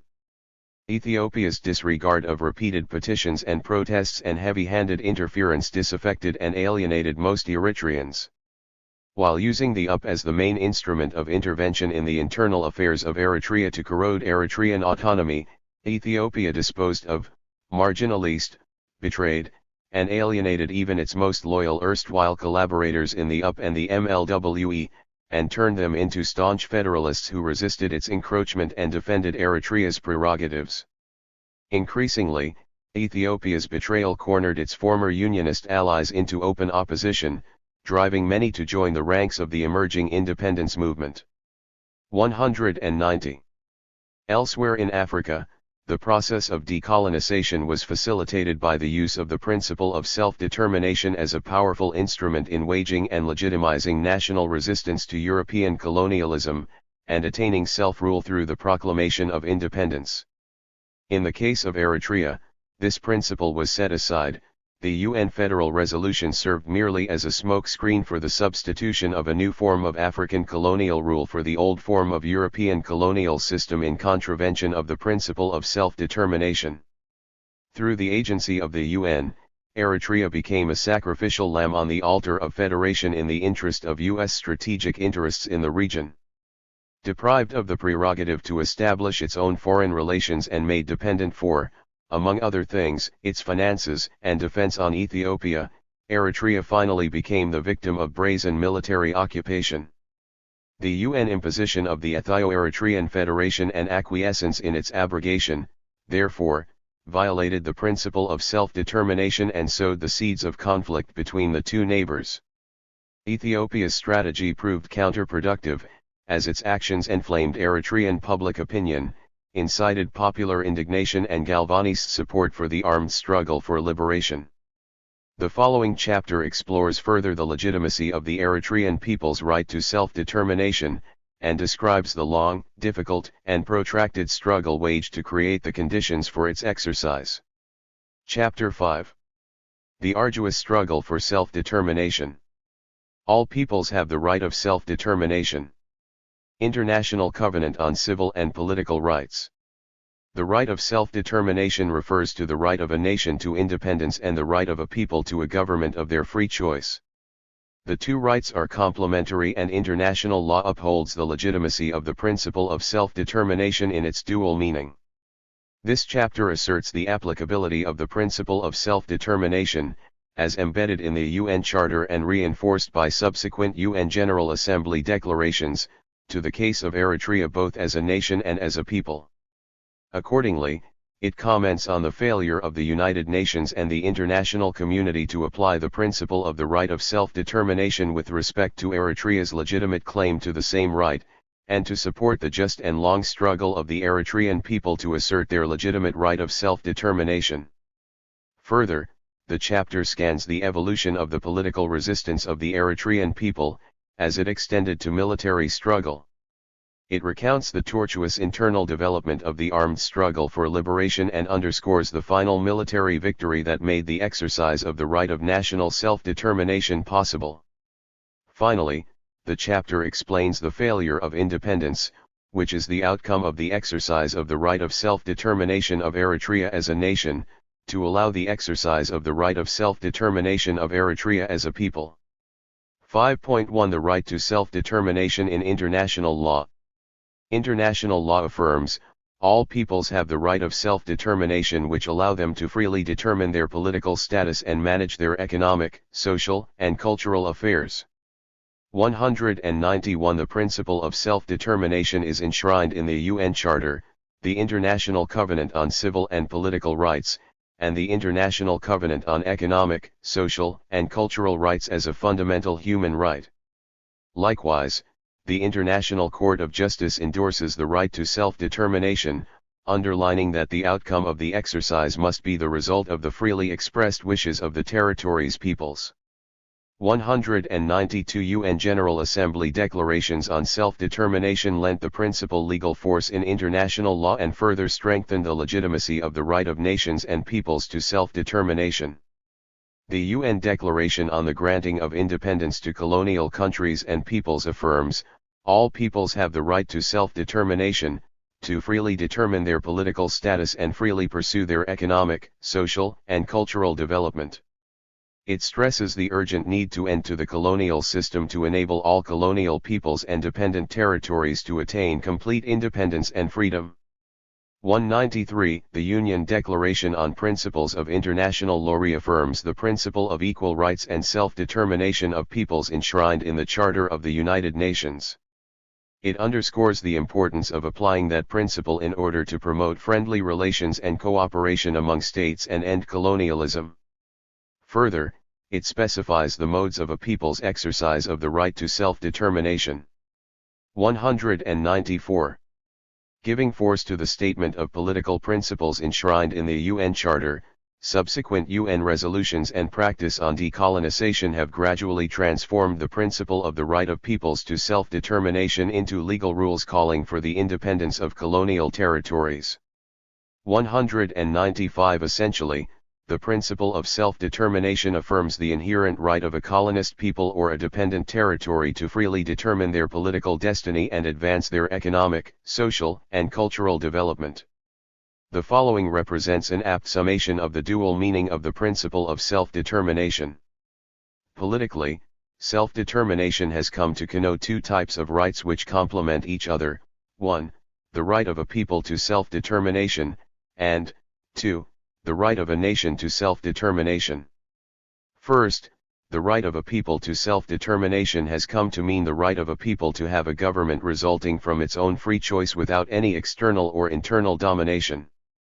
Second, the right of a nation to self-determination has come to mean the right of a nation to independence, and is perhaps the more significant operational definition of self-determination. 196. The right of a people to self-determination signifies their right, in an independent state, to decide the mode of the political organization of their society, to choose freely their own government, to participate in the democratic process of governance, and to manage their economic, social, and cultural affairs. The right of a nation to self-determination signifies its right to freely dissociate from, or associate with, an independent state. More specifically, it means the right to freely secede and establish an independent sovereign state, or to freely associate with an independent state. The right of free association implies the right to integrate with the independent state, or to set up its own structures of autonomous self-government in order to safeguard and/or advance its special political, economic, social, and cultural rights or interests. The first perspective found its historic expression in the American and French revolutions in the second half of the 18th century. The second perspective found its historic expression in the national movements in Europe during World War I and in the anti-colonial movements in Africa and the Third World during and post-World War II. The national movements in Europe catalyzed the creation of independent states out of the old Austro-Hungarian and Russian empires, while the anti-colonial movements in Africa, Asia, and Latin America spearheaded the processes of decolonization that resulted in the establishment of various independent states. 197. As explained in the preceding chapters, colonial rule forged Eritrea. Italian, British, and Ethiopian domination represented infringements of the right of the Eritrean people to self-determination under the UN Charter and relevant UN declarations. Further, Ethiopia's war to suppress the legitimate struggle of the Eritrean people for self-determination and independence posed a threat to regional peace and security. Constituted either as a colonial people, or as a people subjected to foreign domination, the Eritrean people merited the exercise of their right to self-determination. As such, the Eritrean claim to self-determination and independence, both as a people and as a nation, possessed a legal basis grounded in the applied principle of self-determination as defined, and as should be applied, by the United Nations. 198. Despite the solid political and legal foundation of the Eritrean claim to self-determination under the UN Charter and subsequent UN declarations, resolutions, and practice, the UN and the broader international community ignored Eritrea's legitimate right of, and just struggle for, self-determination and the sufferings of the Eritrean people for several decades. Yet, of all the people who, since the Second World War, have been the victims of great power rivalries and ambitions, perhaps the one with the greatest claim for consideration is the people of Eritrea. Nevertheless, no nation has yet been willing to raise the issue of the rights of this people in the United Nations. The truth is that the Eritrean question is a source of embarrassment both to the UN itself and to almost all interested parties. 199. 5.2 The dialectics of repression and resistance. Colonial rule and the fight for self-determination have effectively reduced much of the modern history of Eritrea into one of successive confrontations between the forces of foreign domination and those of national resistance. This history is replete with betrayal, tragedy, and suffering, on the one hand, and with heroism, self-sacrifice, and triumph, on the other. Further, Eritrea has, at critical moments in its contemporary history, been betrayed by the powers that be and its people subjected to wanton injustice and suffering duplicated, sadly, by the current regime. The British reneged on their initial promise of liberation and merely replaced the Italians during World War II. The victorious Allied powers failed to agree on the disposal of the former Italian colony. The US and its allies used the UN to thwart Eritrean aspirations for decolonization and federate Eritrea with Ethiopia in the pursuit of strategic geopolitical interests. When the federation came into effect, Ethiopia defaulted on its commitment to the Federal Act, abrogated the federation, and annexed Eritrea. The UN triple-crossed Eritrea. It violated the precepts of its own charter when it resolved to deny Eritrea and its people the right of self-determination.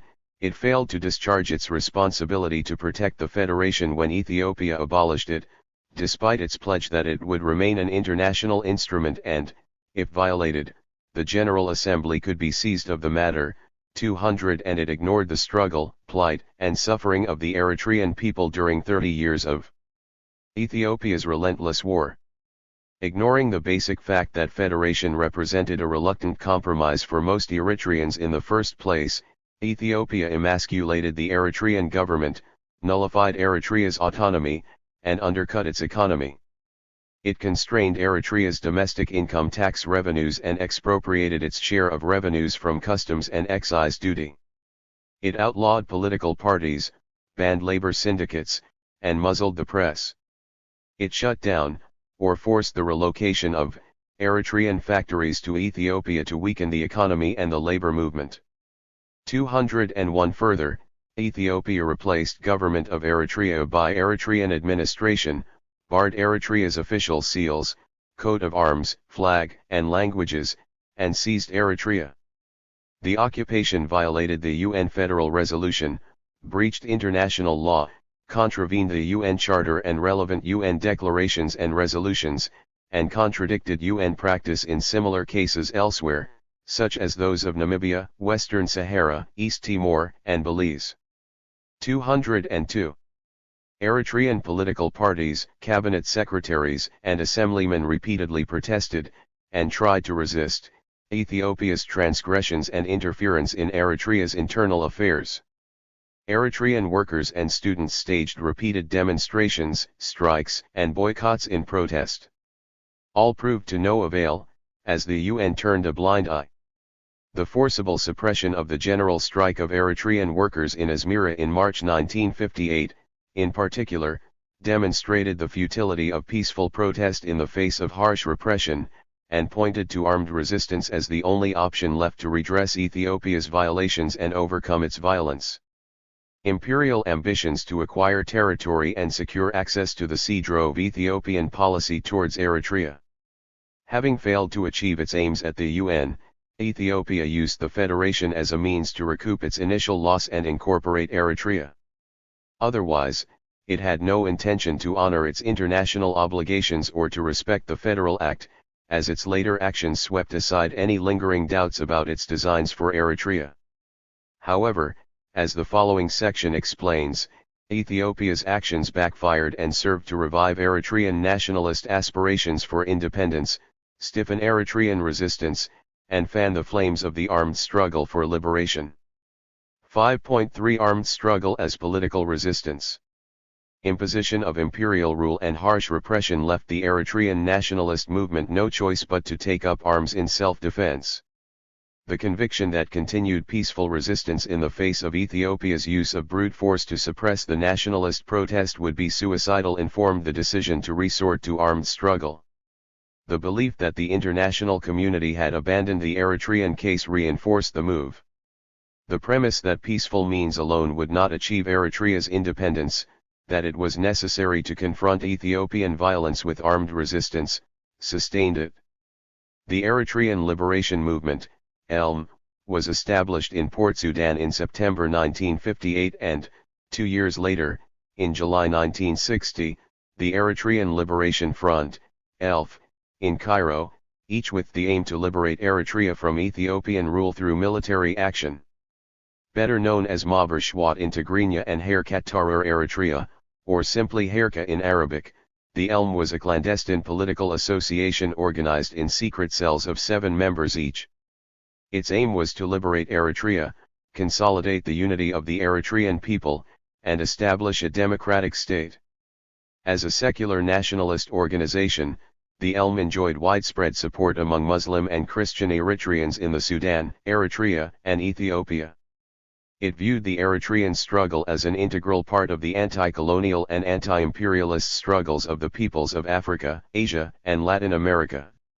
203 When its plan to seize power through popular insurrection failed, it set out to prepare the groundwork for armed struggle.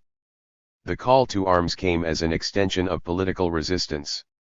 Consistent with the notion that war is a mere continuation of policy by other means, 204 The Eritrean armed struggle for self-determination constituted the continuation of the previous policy of political resistance, but by military means.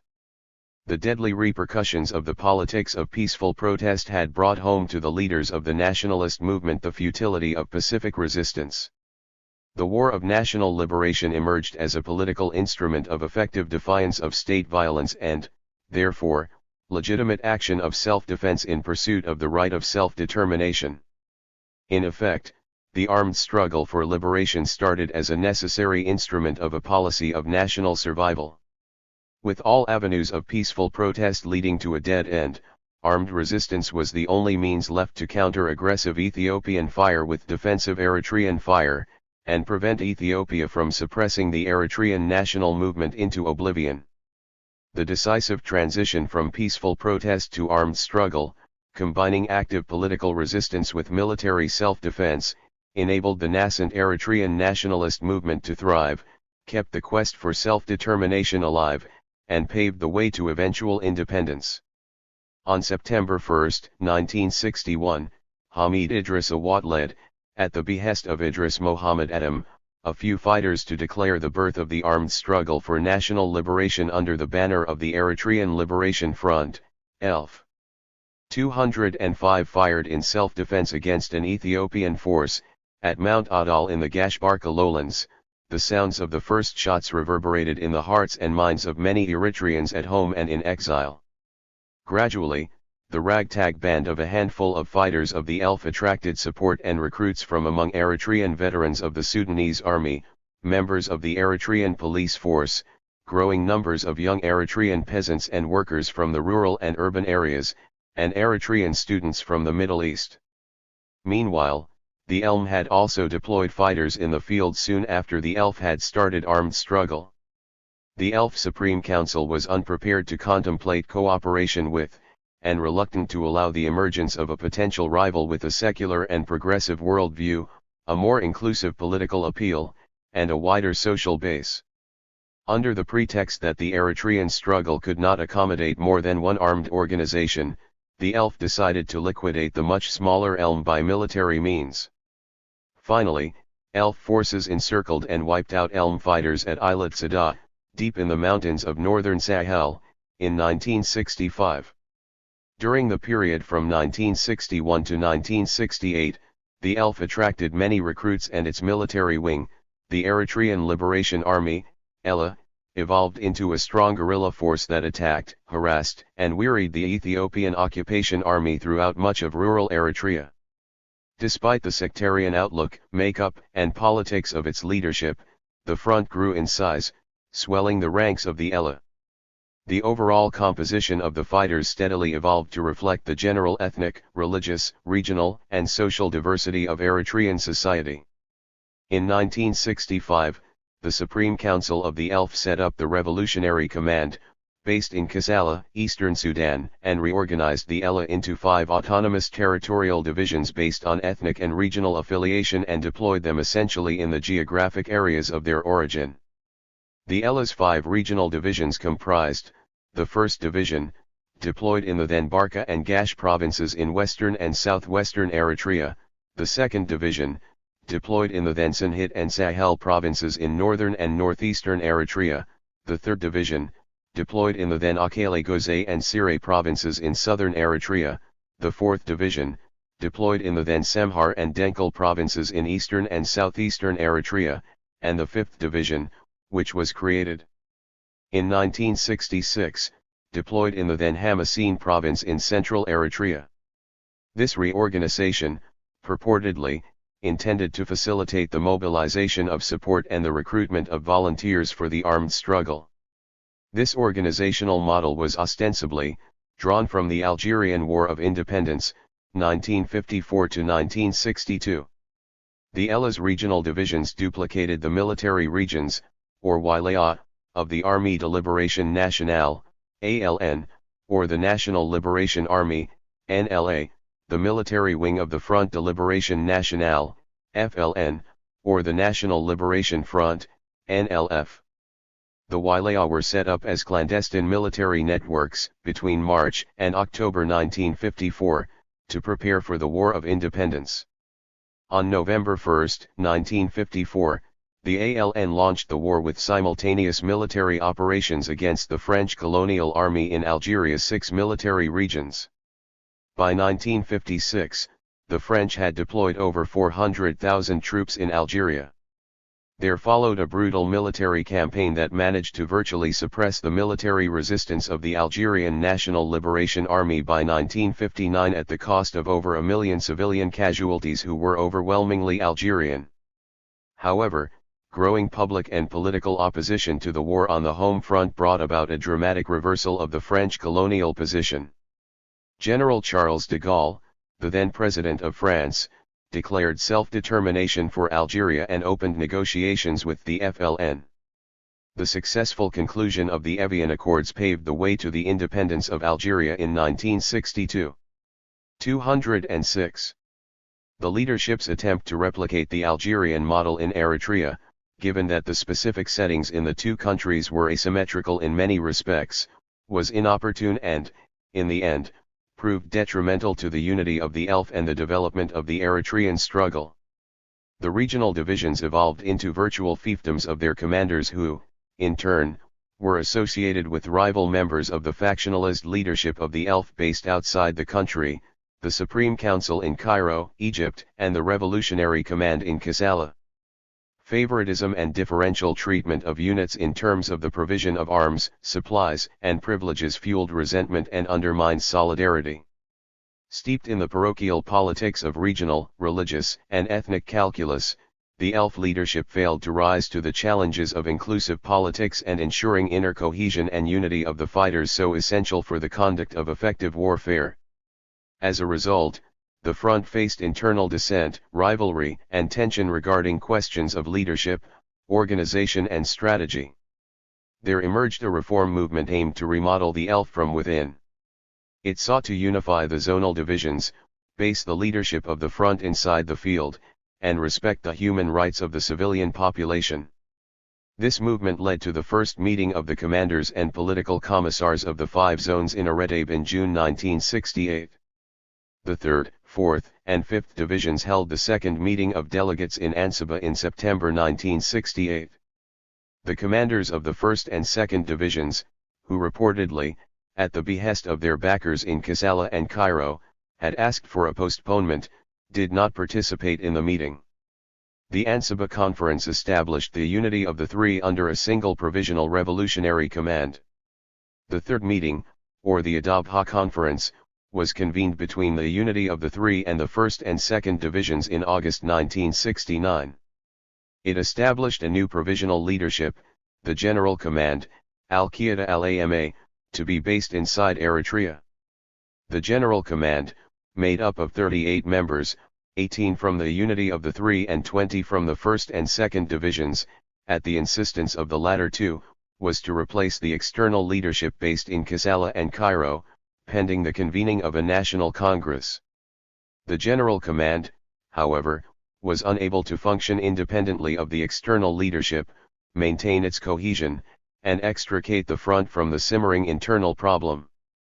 Beleaguered by political rivalry, weakened by internal strife, and unable to resolve the crisis through peaceful dialogue, the General Command resorted to acts of forcible suppression and presided over the implosion of the front.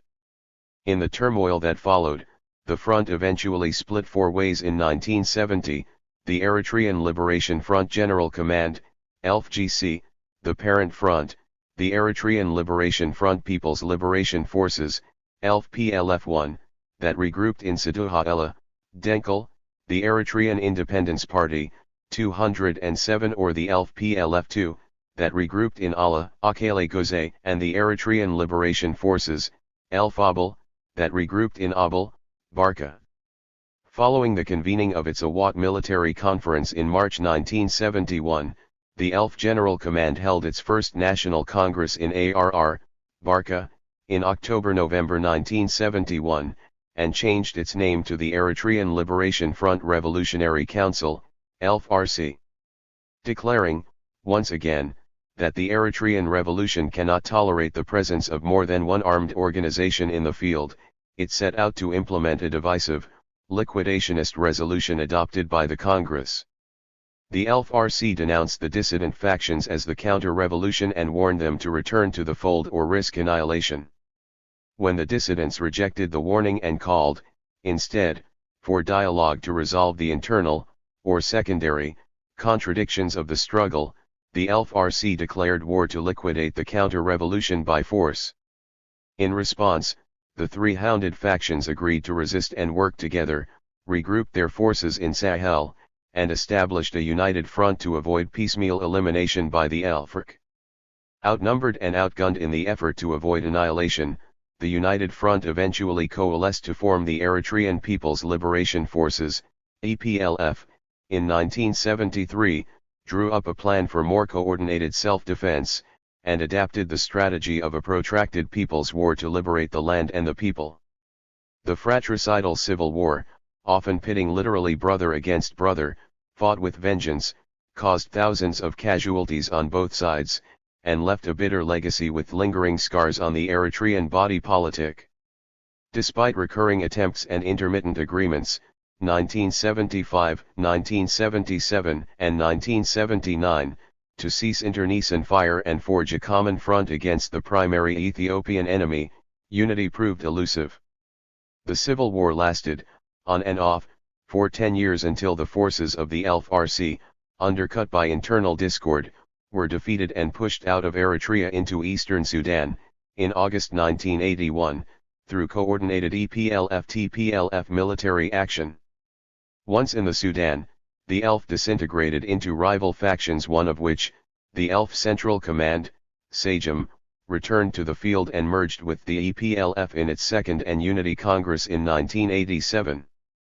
For about 10 years following the displacement of the ELF into the Sudan, the EPLF remained the sole force operating in the Eritrean field until the total defeat of the Ethiopian army in 1991. During that decade, Eritrean efforts and military assets were, for the first time since the start of the civil war in 1972, directed solely against the Ethiopian occupation army. By the end of 1977 and the beginning of 1978, Eritrean liberation forces of the EPLF and the ELF had liberated the entire countryside and most towns, including mainland Misawa. 208 The Ethiopian army was isolated and besieged in its remaining garrisons in Barentu, Adiki, Asab, the island sections of Misawa, and Asmira. Total victory for the still splintered Eritrean liberation movement seemed within reach. However, that was not to be. A new menace cast an ominous shadow over the Eritrean horizon: massive external intervention. Preparations for a large-scale Soviet-backed Ethiopian counter-offensive were approaching completion, whose launch would impede immediate victory, reverse the recent spectacular gains of the Eritrean Revolution, and prolong the war for another 13 years. 5.4 Choosing between bad and worse. As explained in the section on the geopolitical setting, Ethiopia under Emperor Haile Selassie was a staunch ally of the West, in general, and of the United States, in particular, while its regional arch-rival, Socialist Somalia, aligned itself with the Soviet camp. When the Ethiopian military junta, the Provisional Military Administrative Council, PMAC, or the DERG, seized power in 1974 under the slogan of Ethiopia First and declared its commitment to Ethiopian socialism in 1976, the Soviet Union abandoned Somalia and switched its support to Ethiopia. There followed a massive airlift of Soviet arms, the deployment of Soviet, Russian and East German military advisors and Cuban and South Yemeni troops in support of the Ethiopian wars with Somalia and in Eritrea. The unleashing of the mammoth Soviet-backed Ethiopian counter-offensive forced the Eritrean liberation fronts to make a strategic retreat during the second half of 1978. At the time, it was a painful blow to the Eritrean liberation movement in general, and Eritrea's freedom fighters in particular, to turn back from the very gates of Asmara and abandon the people and relinquish the land liberated at considerable sacrifice. The undulating flatlands of the Central Plateau and the vast plains of the Western Lowlands, in particular, offered great advantage to the mechanized and heavy armor of the Ethiopian army in contrast to the relatively lightly armed Eritrean liberation forces. Only the rugged terrain of the northern highlands would neutralize this comparative advantage and help level the playing field for the Eritrean resistance to thwart the onslaught of the Ethiopian army. The Eritrean liberation fronts faced a difficult choice between bad and worse. The strategic retreat staved off positional warfare on unfavorable terrain and foiled the plan of the Ethiopian military regime to deal a debilitating blow to the Eritrean revolution. But, the counteroffensive unleashed by Ethiopia's Soviet-supported and numerically superior forces on several fronts had to be dented and their advance delayed in order to allow for an orderly retreat of the Liberation Army. Several pitched battles were fought to stall the counteroffensive, notably in Misawa, Gerhusarni, Tigray, Enda Georges, Mireb, Shambuko, Om Hajar, Ingern, Akurda, Elabard, Karen, and Mahmud, Afabet. The sieges of Adiki, Asmara, Barentu, and Misawa were lifted, the Asmara-Misawa and the Mireb-Mendefor roads reopened, and all the liberated cities and towns, save Nakfa, were abandoned. As ELF and EPLF forces, fighting separate and uncoordinated battles, withdrew, Ethiopian troops reoccupied Adi Kuala, Afabet, Ali Gitter, Akurda, Dekmher, Digsa, Jindi, Menfera, Hajar, Tessani, etc. In the grueling battles of the first and second offensives during the summer and autumn of 1978, the Ethiopian army was able to gain considerable ground at the expense of both the ELF and the EPLF while sustaining, in the process, staggering losses in men and materiel. Both cannons and cannon fodder, of which there was no shortage, were dispensable. There were replenishments of weapons and foot soldiers aplenty from a willing Soviet Union and a compelled Ethiopian peasantry, respectively. The paramount objective was to eradicate the secessionist bandits once and for all. The all-out counteroffensive would continue irrespective of the human toll or material losses incurred. Unable to organize a coordinated resistance in the Eritrea-Ethiopia borderlands, the two fronts quickly ceded territory, mostly in the relatively flat terrain of the southern, central, and western parts of the country, and withdrew the bulk of their forces to the rugged north and northwest. However, both fronts maintained limited presence throughout much of Eritrea and continued to carry out significant mobile and guerrilla operations behind the main enemy lines and around the reoccupied cities. In the Derg scheme of things, the capture of Karen in the middle of the Ansaba Valley, where the Central Plateau, the Northern Highlands, the Western Lowlands, and the Eastern Coastal Plains interconnect, would hem in, tighten the noose on, and strangle the Eritrean resistance.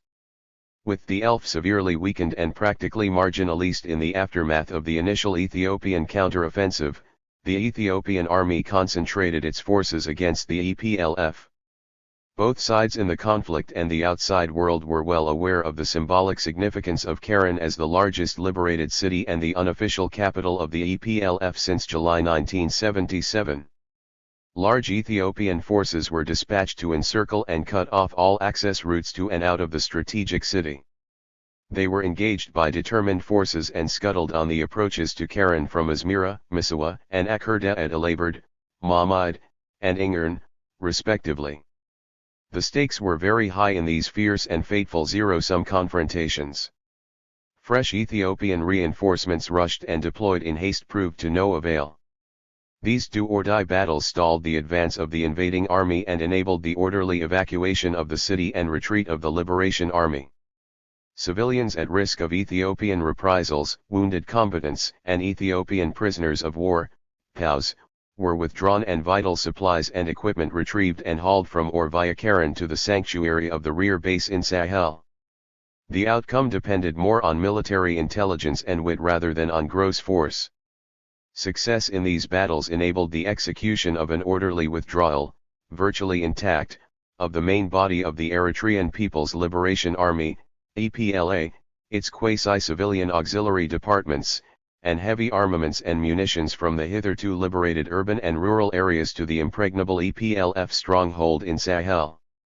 The defensive victories secured through a conscious spirit of heroic self-sacrifice, resolute determination, and extraordinary solidarity, were crucial to the survival and continuity of the struggle, boosted the morale of the EPLA, and undermined that of the invading Ethiopian army. They stand out in comparable significance at that critical juncture in the evolution of the armed struggle and shall forever remain engraved in the collective memory of the veterans of Eritrea's War of Independence. At the tactical level, the EPLA won, and had to win, these crucial battles. The imperative of self-preservation offered no other choice. Strategically, however, it could not sustain the fighting, or the level of casualties it entailed, on that scale and intensity of combat. The Eritrean resistance army was greatly outnumbered and outgunned. It risked being overstretched, outflanked, and overwhelmed by Colonel Mengistu's huge army, beefed up by South Yemeni and Cuban army contingents and Soviet officers under the command of Field Marshal Vasily I. Petrov, first Deputy Commander-in-Chief of the ground forces of the Soviet Army at the time. The pro-Soviet Arab states in the Steadfastness and Confrontation Front, SCF, were divided in their stance vis-a-vis the counter-offensive. Algeria, Iraq, and Syria continued their firm support of the Eritrean struggle while South Yemen sent mechanized units. Libya served as a bridgehead for the Soviet airlift of armaments and provided political and material support, and the Palestine Liberation Organization, PLO, gave propaganda help to the Ethiopian military.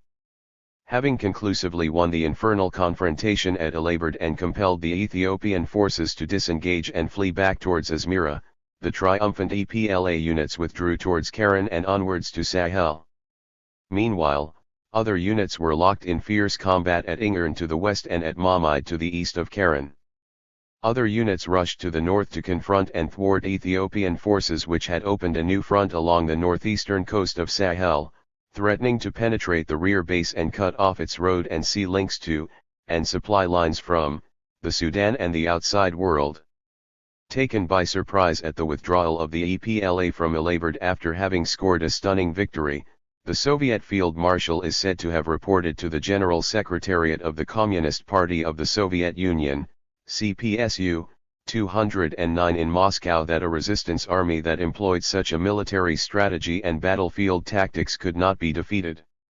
It had dawned on him that the Eritrean People's Liberation Front possessed the prowess to adjust the strategy and tactics of resistance to the changing balance of military forces.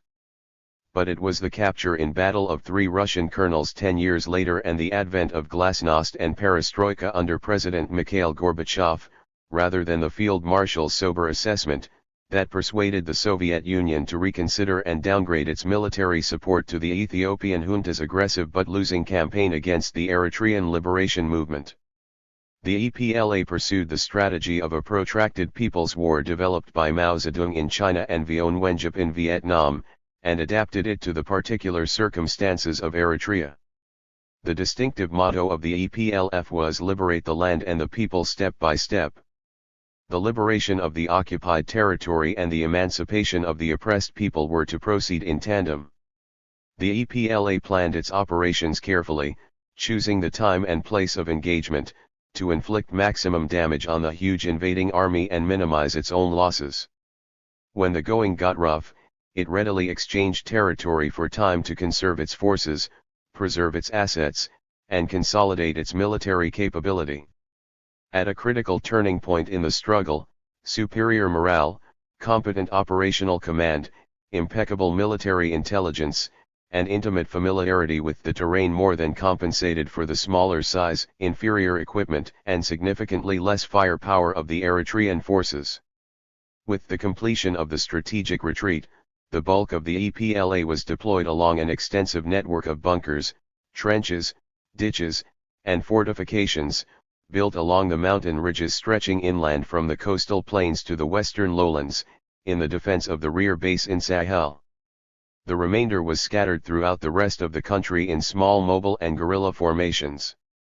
In the bitter war of attrition that ensued for 10 years, the EPLA thwarted 8 major offensives, between 1978 and 1985, and brought the Ethiopian war machine to a screeching halt. 210.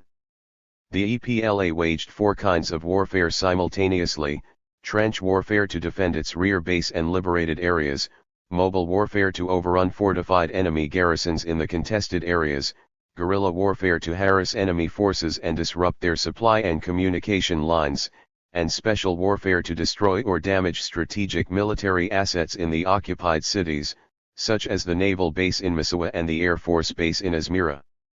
The aggregate impact of the combined operations battered the once mighty Ethiopian army, drained its finest units, and infected its rank and file with war fatigue and low morale. A sense of the impossibility of an Ethiopian military victory in Eritrea permeated the Ethiopian High Command, dented its internal cohesion, and fanned a hesitant mindset that robbed it of military initiative and resolution. Increasingly, a final Ethiopian defeat seemed only a matter of time to both sides.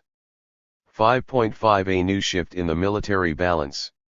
The changing dynamics of the war on the ground, and the battle of willpower that drove it, diminished the morale, weakened the resolve and reduced the combat effectiveness of the Ethiopian army while enhancing those of the EPLA. The EPLA grew in strength, ability, and confidence. It evolved into a highly disciplined fighting force, developed an effective military capability as it captured more sophisticated armaments, munitions, logistics, and communications equipment, and gained new recruits, both voluntary and forced. Incrementally, the war was fought to a stalemate and the fortunes of the contending armies eventually reversed.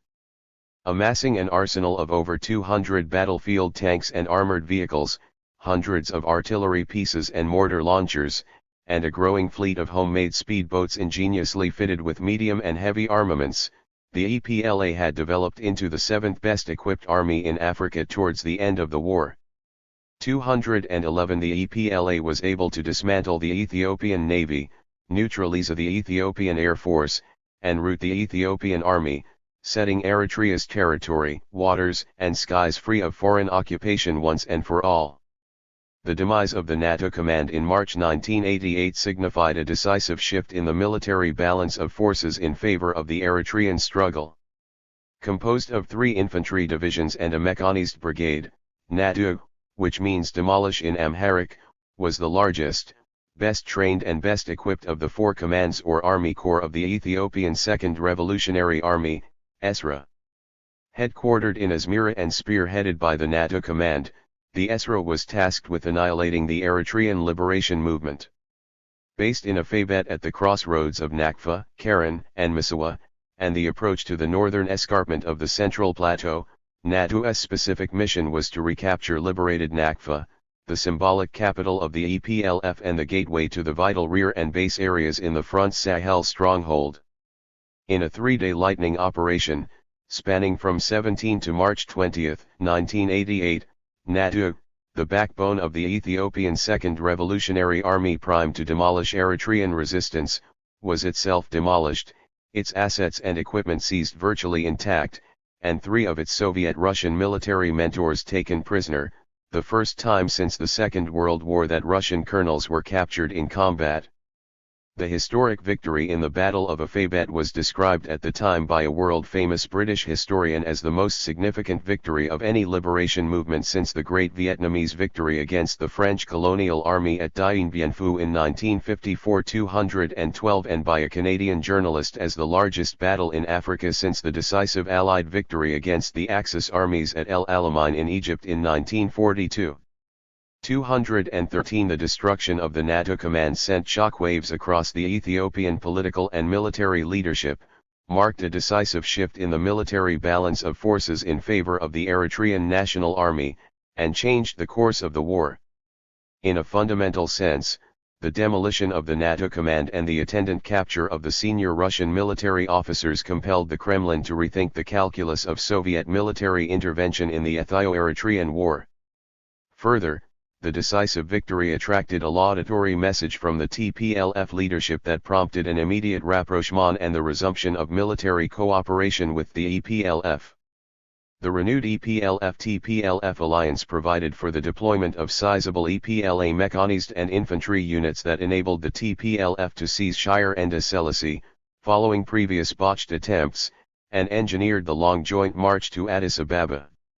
There is no question that the instant geostrategic impact of the remarkable victory in Afabet paved the way for a new matrix of regional and international relations. For the EPLA, the crucial victory heralded the opening salvo of the strategic offensive toward the complete liberation of the country. Subsequent Eritrean military advance was, however, slowed down by the redeployment of the bulk of the Ethiopian First Revolutionary Army from the Ogaden in the Eastern Front with Somalia to reinforce the battered Ethiopian Second Revolutionary Army in the Eritrean theater. This followed a hastily concluded rapprochement between Addis Ababa and Mogadishu in the context of the rapidly declining fortunes of the hitherto mutually hostile regimes. The new Ethio-Somali Entente served to delay, but could not prevent, the demise of the Derg's army in Eritrea and its rule in Ethiopia. The fresh Ethiopian reinforcements had helped thwart the immediate liberation of Keren and Diekmehr.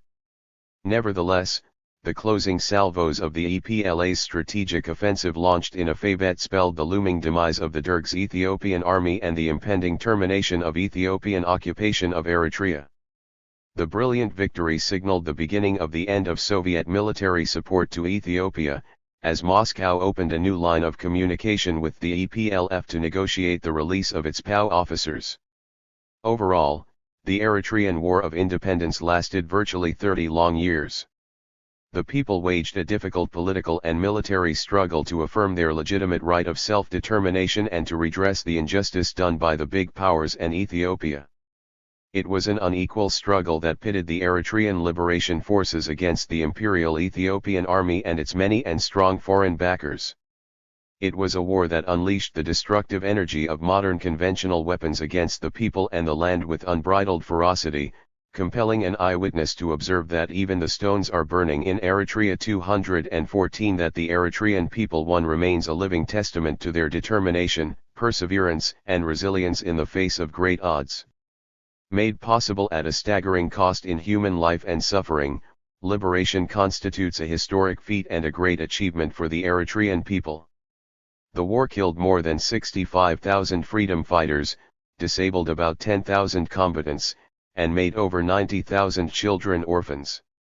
215 The death toll amounts to over 2% of the then population of the country.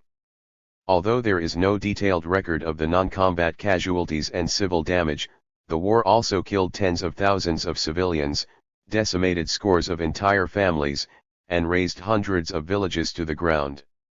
216 Further, the war displaced and dispersed as refugees about 1 million people, representing over a quarter of the then total population. Virtually every family contributed to the hard-won victory and to the long list of martyrs and disabled war veterans. In relative per capita terms, the people of Eritrea paid a very high price in blood, toil and treasure. Beyond the huge casualties and immense damage that still scar the Eritrean demographic and physical landscape, the war destroyed the country, ruined its infrastructure, devastated its economy, disrupted its social fabric, dispersed its communities, and tore its families apart. 5.6 Solidarity amidst isolation. The outright defeat of the Ethiopian army and the triumphant entry of the EPLA into Asmara on the 24th of May 1991 signified the end of the war. The victorious fighters marched into a joyous reception by an ecstatic and ululating population. The armed struggle achieved victory against overwhelming odds. Over 3 decades, the Eritrean people had to fight Ethiopian occupation, overcome internal strife and civil war, and confront an array of powerful enemies allied with Ethiopia. Further, Eritrea's war of independence had to contend with the apathy of the United Nations, the general hostility of the Organization of African Unity, OAU, the forerunner of the African Union, O, and an international conspiracy of silence, complicity, and isolation. Well aware that the war of independence would be won, on the battlefield in Eritrea, primarily through the efforts and sacrifices of the Eritrean people, the EPLF nevertheless sought international support and solidarity to complement the national struggle and to help prepare a receptive global response to victory. Moreover, in spite of the apathy, or even downright hostility of the official organs of the international community, mainly the United Nations, the Non-Aligned Movement, NAM, and the OAU, the Eritrean people's resistance enjoyed significant support and solidarity at the level of informed international public opinion. Indeed, the Eritrean struggle benefited from the revolutionary solidarity of several national liberation movements in Africa and the Middle East. It received the support of civic groups, human rights advocates, and humanitarian organizations in the Middle East, Europe, the Americas, and Australia. Further, it won the acclaim and admiration of many visiting journalists, writers, and prominent personalities the world over. The Eritrean people and freedom fighters drew great moral satisfaction from such international support and solidarity. The list includes opinion setters and renowned scholar-activist practitioners like Abdul Rahman Babu, famous historians like Basil Davidson, celebrated authors like Thomas Keneally, leading politicians like Glenis and Neil Kinnock, and Uskiide, prominent scholar-activists like Ruth First, Nobel laureates like Gabriel Garcia Marquez 217 and José Manuel Ramos Horta, and revolutionary leaders like Amilcar Cabral and Samora Machel. These and many other leading lights firmly supported and strongly advocated the cause of Eritrean independence. I had the privilege to meet all, and I have the good fortune to remain in friendship with some of them. At the regional level, the Eritrean liberation struggle received virtually universal support from the Arab states, liberation movements, and civic organizations. In contrast, most of Africa was indifferent. Ever beholden to the mix of hospitality and intimidation of its Ethiopian hosts, the OAU ignored Eritrean appeals for support and remained hostile to the Eritrean liberation movement up to the end of the war. Under the pretext of non-interference in internal affairs and the sanctity of colonial borders, it conveniently overlooked the fact that Ethiopian annexation violated the colonial treaty border between Eritrea and Ethiopia. Despite the general hostility of the OAU, there were times when the Eritrean issue reverberated in the halls and corridors of its assembly. To their credit, OAU member states, such as Tunisia, Libya, and Morocco, had raised the Eritrean question at different OAU summits of heads of state and government. Except for angry Ethiopian reactions, each of these interventions met stony silence. Otherwise, the Eritrean question was, to the discredit of the premier Pan-African organization, never addressed by the OAU that, like the UN, ignored the struggle and suffering of the Eritrean people during the first 3 decades of its existence. This did not however mean that there was no support for the Eritrean question among other OAU member states. In fact, several African leaders had expressed, in separate meetings with EPLF representatives, support for the Eritrean struggle for self-determination. I had the opportunity, as a member or leader of visiting EPLF delegations, to witness expressions of such support in meetings with Ahmed Sékou Touré of Guinea-Conakry, Leopold Sédar Senghor of Senegal, Mohamed Syed Bar of Somalia, Frans Albert René of Seychelles, Didier Ratsirika of Madagascar, and Samora Machel of Mozambique.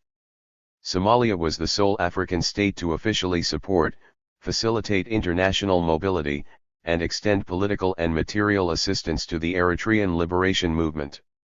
Certain images and presidential remarks have remained vividly imprinted in my memory to this day. The persona of President Ahmed Sékou Touré impressed, while the warm welcome he extended our delegation moved me very much. Meeting us in the company of his principal cabinet ministers, Sékou Touré called the Eritrean struggle the pride of Africa and promised full Guinean political and diplomatic support for the just struggle of the Eritrean people at regional and international forums. Much as Sékou Touré's disposition and stance had impressed me, however, his domestic record and the poverty I observed in and around Conakry disappointed me. I met Samora Machel in Freetown, Sierra Leone, on the margins of the 1980 OAU Summit of Heads of State, and his then Foreign Minister Joaquim Chissano. he was forthright and forceful in his expression of support for the cause of Eritrean independence. I readily identified with and deeply admired Samora Machel, not just because he referred to the Eritrean struggle as the Lions of Africa, but for the force of his commitment to the revolutionary ideal and the vitality of his youthful energy. Much as I admired Samora Machel then, his premature death later on deeply saddened me. There were 3 EPLF missions to Antananarivo during the late 1970s and early 1980s, in 2 of which I participated. The aim was to solicit the government of Madagascar to raise the Eritrean question and advocate the case for the Eritrean people's right to self-determination at the OAU, the UN, and the non-aligned movement. President Ratsirika's response to our request was quite candid and telling in a troubling way. He stated that, while he fully sympathized with the legitimate struggle of the Eritrean people and would readily support Eritrean self-determination if raised at the regional and international forums, Madagascar could not be the first country to raise the issue because of its dependence on the Soviet Union for arms. Our conversations with Ratsirika and his frank depiction of his government's predicament, in particular, gave me the first insight into the structural weakness of the typical post-colonial African state whose ability to determine its own foreign policy was constrained by its dependence on external aid. Closer to home, the Eritrean liberation movement considered the building of an independent Eritrea and the construction of a democratic Ethiopia inseparable, and established relations of mutual support and solidarity with progressive opposition movements in Ethiopia. Accordingly, the EPLF established relations with the Ethiopian People's Revolutionary Party, EPRP, in 1970 and with the TPLF in 1976.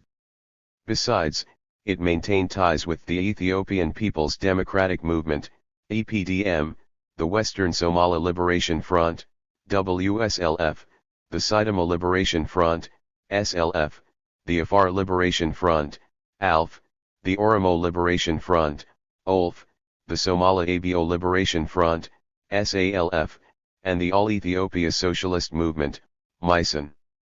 These relations were based on the recognition of the right of the Eritrean people to self-determination and the common commitment to fight the oppressive Ethiopian state.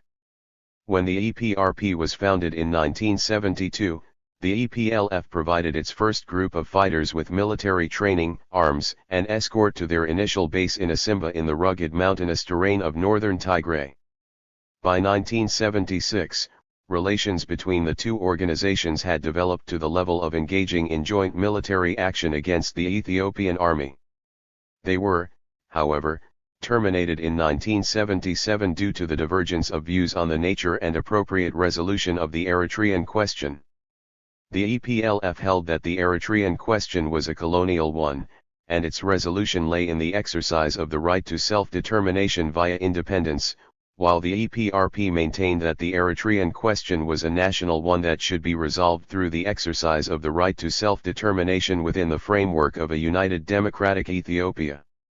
Even though the EPLF maintained cordial ties with several progressive Ethiopian opposition movements, the most important relationship evolved with the TPLF, followed later by that with the OLF. Similar to its initial support for the EPRP, the EPLF provided military training, arms, and personnel from among its Tigrayan Eritrean fighters, like Mahari Tekel and Yemeni Kidane, Jamaica, to the newly established TPLF in 1976.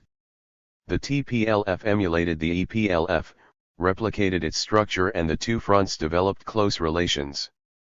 Over time, the EPLF trained and armed several thousands of Tigrayan recruits for the TPLF. In 1981, the TPLF joined forces with the EPLF to defeat and displace the ELF from Eritrea, and TPLF forces fought alongside the EPLF against the Derg's 1982 Red Star or 6th offensive. Nevertheless, constant tension underlay the EPLF-TPLF relationship. The objective of the TPLF was the establishment of a Republic of Greater Tigray whose geographic boundaries would incorporate large areas of Eritrea and whose definition of a Tigrayan included the majority of the Eritrean population. 218 At the outset, the national question and the national struggle were paramount, and the secession of Tigray the ultimate objective for the TPLF. In contrast, the EPLF maintained that while the solution to the national question lay in the right to self-determination, secession would be an incorrect and an impractical solution in the specific conditions of Ethiopia. 219 The EPLF contended that regional autonomy allowing for the unity of the oppressed nationalities on the basis of equality within the territorial integrity of Ethiopia would provide for a just and durable solution to the national question in Ethiopia. More specifically, the EPLF asserted that there was neither a historical basis nor a socio-economic justification for the claim to Tigrayan independence and that the TPLF should, instead, fight for regional autonomy within the framework of the liberation and democratic transformation of Ethiopia as a whole. The TPLF resented the EPLF prescription that would limit the scope of the right of self-determination of Tigray.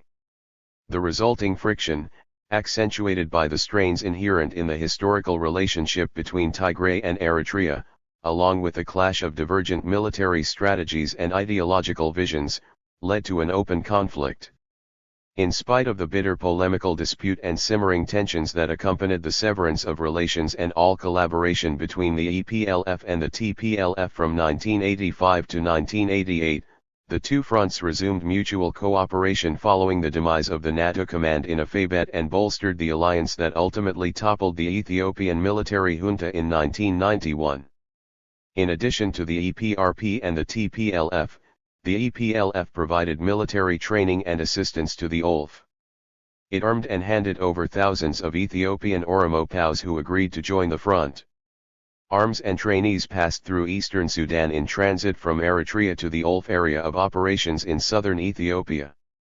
Furthermore, in January 1990, sizable EDF forces fought their way through SPLA positions on the Sudan-Ethiopia border at Kurmuk and, in coordination with the OLF, overran the Ethiopian army garrison in Assosa, Weligot, southwestern Ethiopia. Beyond the Arab world, Africa, and Ethiopia, the Eritrean struggle for self-determination also enjoyed the support and solidarity of several major political parties in Western Europe.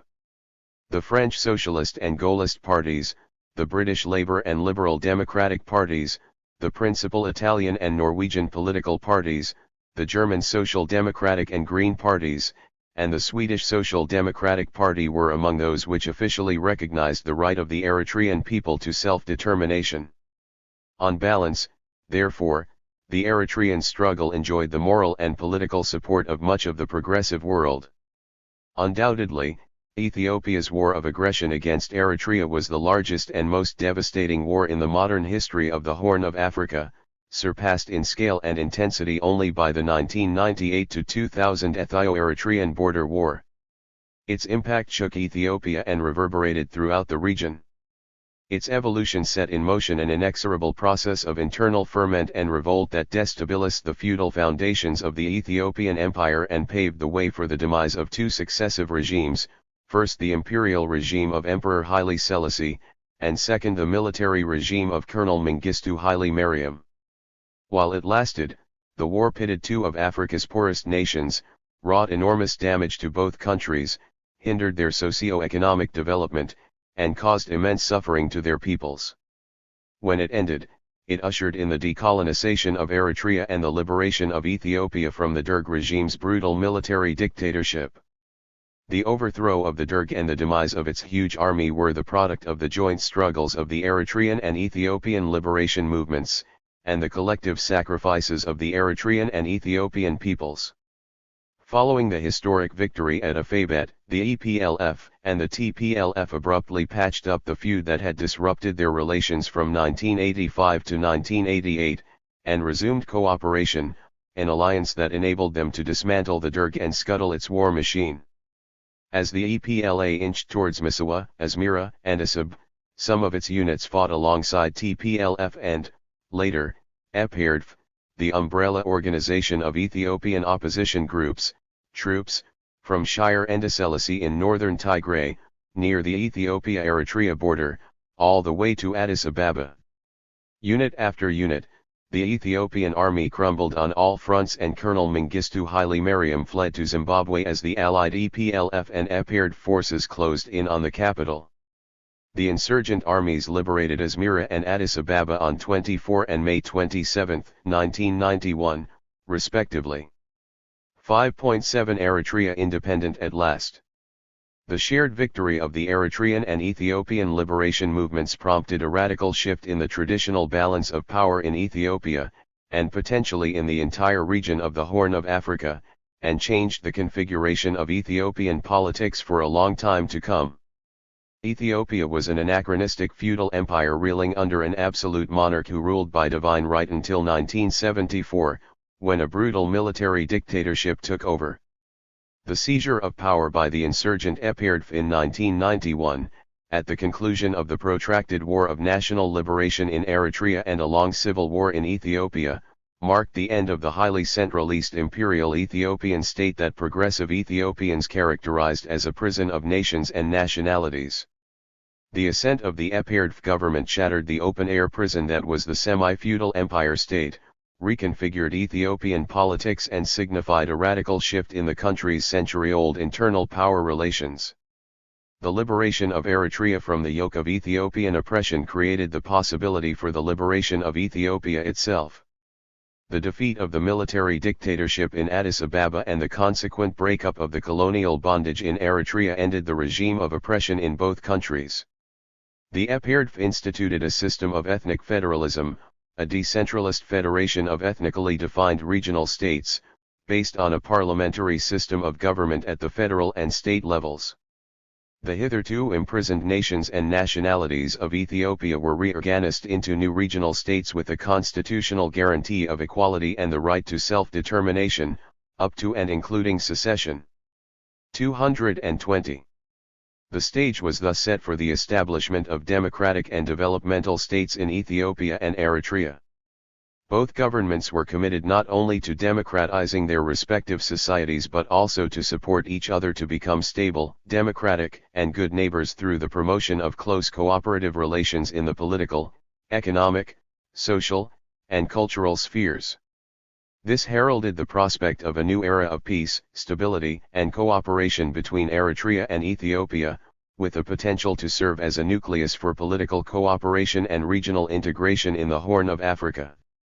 With its foundations firmly laid in rural Eritrea, the armed struggle resonated increasingly louder among a restive population in the cities, urban centers, and diaspora communities outside the country. It gradually gained ground and gathered momentum as the war became ever extended. As described above, the insurgency developed from small hit-and-run attacks against isolated Ethiopian garrisons and extended supply lines in the early years into a formidable mix of guerrilla, conventional, mobile, and special warfare that eventually enveloped the entire country and swept away Ethiopian occupation.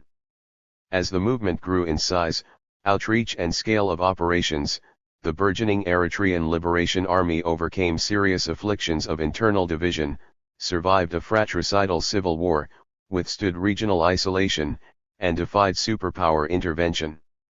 Over the course of 3 decades, punctuated by periods of advance and setback, the Eritrean liberation movement challenged, stalemated, and ultimately defeated the Ethiopian occupation army.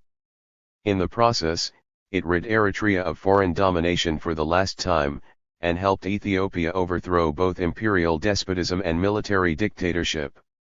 Outright military victory in 1991 ended the war, marked Eritrea's liberation from Ethiopian occupation, and paved the way for the formal declaration of sovereign independence. The momentous event signified the triumph of the lonely and long march of the Eritrean people to freedom and justice. Finally, the brilliant triumph created the conditions that enabled Eritrea as a nation to exercise the right of self-determination and to acquire a new international status as a sovereign state. Accession to independence generated a very high level of national excitement verging on euphoria, and triggered an explosion of optimism, setting the country ablaze with the flames of hope and expectation. In the hearts and minds of the Eritrean people, it promised the vindication of the huge sacrifices made on the way and signaled the advent of a new dawn heralding a bright future shining with peace, freedom, democracy, and prosperity. The improbable military victory made the liberation and de facto independence of the country possible in 1991. After a century of colonial domination, half a century of political resistance, and 3 decades of military struggle, the time had come for the people of Eritrea to freely exercise the right of self-determination as a nation and as a people, and reap the fruits of liberty. In a free and fair referendum conducted from 23 to April 25, 1993, and observed by several international and regional organizations, the Eritrean people decided in favor of sovereign statehood by an overwhelming majority of 99.8%. The historic exercise of the right of self-determination of Eritrea as a nation ushered in de jure independence, proclaimed the birth of an independent sovereign state, and determined the international status of Eritrea. At the same time, sovereign statehood provided the Eritrean people with an opportunity to freely choose their own government, chart their future, embark on a new democratic dispensation, manage their affairs in their own best interest, and build a prosperous and fair society. As a basis for the exercise of their right of self-determination as a people, independence heralded the prospect of a new era of freedom, peace, and security for Eritrea with democracy, justice and prosperity for its people. It offered the new Eritrea and its people the possibility to develop, thrive, and prosper in peace and freedom. The EPLF had issued, in November 1980, a 7-point proposal to hold a referendum in Eritrea to bring about a peaceful solution to the Eritrean question in accordance with the principle of the right of peoples to self-determination under the supervision of an international commission acceptable to both sides. 221 In contrast to the Derg's 9-point policy of regional autonomy on Eritrea, announced in March 1976, which restricted the exercise of the right to self-determination to regional autonomy within Ethiopia, the EPLF proposal provided for a free choice between full independence, federal association with Ethiopia, or regional autonomy. The Derg's policy of regional autonomy represented a ploy to cover up its effort to resolve the Eritrean question by military means and force the surrender of the Eritrean struggle. On the other hand, the EPLF proposal laid the legal basis for the peaceful resolution of the Eritrean question. Predictably, the Derg rejected the proposal.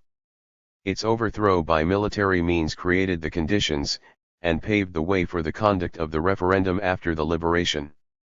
Accordingly, the referendum was organized by the Provisional Government of Eritrea, PGE, with the blessing of the new THIRD government in Ethiopia and monitored by the United Nations in April 1993. As the outcome of the vote was a foregone conclusion, the ballot gave a choice between yes or no for independence. Had the outcome been no, the 2 options of association with Ethiopia could have come into play in a second stage in line with the EPLF's original proposal to allow the Eritrean people to determine their future. For the people and freedom fighters, the liberation from Ethiopia set the stage for the creation of a free and sovereign state, founded on a progressive constitution that sanctions the separation of powers and enshrines the rule of law, democratic principles, and respect for human rights. As the expression of the free exercise of national self-determination, independence represented a great historic achievement for Eritrea and its people. It opened the way for the emergence of a free, democratic, and prosperous state at peace with itself and with its neighbors. In a nutshell, liberation was pursued as a stepping stone for independence. Independence was sought to enable the creation of a new democratic state whose hallmarks would be the pursuit of liberty, progress, and prosperity for the people, under a government constituted on the basis of the free exercise of the Eritrean people's right to self-determination. Together, liberation and independence gave promise to an Eritrea capable of rebuilding from the ruins, healing the wounds, and bridging the divides caused by the war. As the victorious movement that dismantled Ethiopian colonial rule, the EPLF established the Provisional Government of Eritrea, PGE, in 1991. It formed the Transitional Government of Eritrea, in 1993, subsequent to the expressed wishes of the great majority of the people for independence in the referendum in exercise of the right of national self-determination. The EPLF initially relied on the legitimacy of its revolutionary credentials, backed by the might of the EPLA, to fill in the political vacuum created by the demise of Ethiopian occupation. The exercise of the people's right of self-determination, in the form of free and fair elections, pending an interim period of 4 years, would bring a constitutional government into being. The following chapters will examine the consequences of the failure to complement the free exercise of the right of Eritrea to self-determination with the right of the people to choose their own government, to determine the evolution of the Eritrean state, and to manage their political, economic, and social affairs. Chapter 6. State Construction and Development. Our object in the construction of the state is the greatest happiness of the whole, and not that of any one class. Plato. The preceding chapter stressed that Eritreans fought the armed struggle to secure the right to self-determination, as a nation and as a people. In line with the political program of the EPLF, independent Eritrea adopted a national charter, 222, a macro policy paper 223, and a constitution.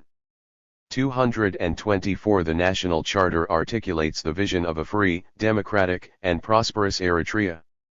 The macro policy provides a coherent economic policy framework to rehabilitate the economy, catalyze sustainable development, and generate prosperity with social justice. The constitution lays down the legal foundation of the Eritrean state. These policy instruments aim to establish a constitutional government, build a democratic state, and construct an advanced economy. Their underlying set of ideals, principles, and objectives, given life during the brief interlude of peace and stability that reigned from May 1991 to May 1998, epitomized considerable optimism, great expectations, and enormous promise for Eritrea and the Eritrean people. During the last decade of the 30-year War of Independence, Eritrea under the EPLF possessed a formidable liberation army. It also owned elaborate quasi-civilian departments that managed an extensive network of administrative and social services throughout the liberated areas and operated several liaison offices abroad.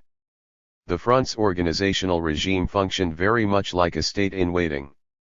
However, although it was in virtual control of the defined national territory of Eritrea and maintained offices of foreign representation, the EPLF regime of the 1980s lacked the juridical attributes necessary for international recognition, consistent with the terms of the 1933 Montevideo Convention on Rights and Duties of States. According to the Montevideo Convention, a state is characterized by a permanent population, b. a defined territory, c. a government, and d. the capacity to enter into relations with the other states. 225. Eritrea possessed the attributes of a permanent population and a defined territory upon its establishment as a colonial state and acquired a government upon its liberation in 1991.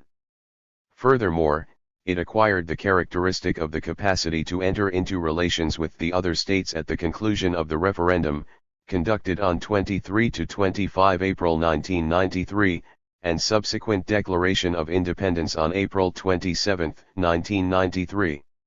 226. In view of the quite remarkable political, social, and economic achievements of the EPLF under difficult wartime conditions, liberation and accession to statehood gave rise to high expectations among the people and friends of Eritrea for comparable, if not better, performance in peacetime reconstruction and development.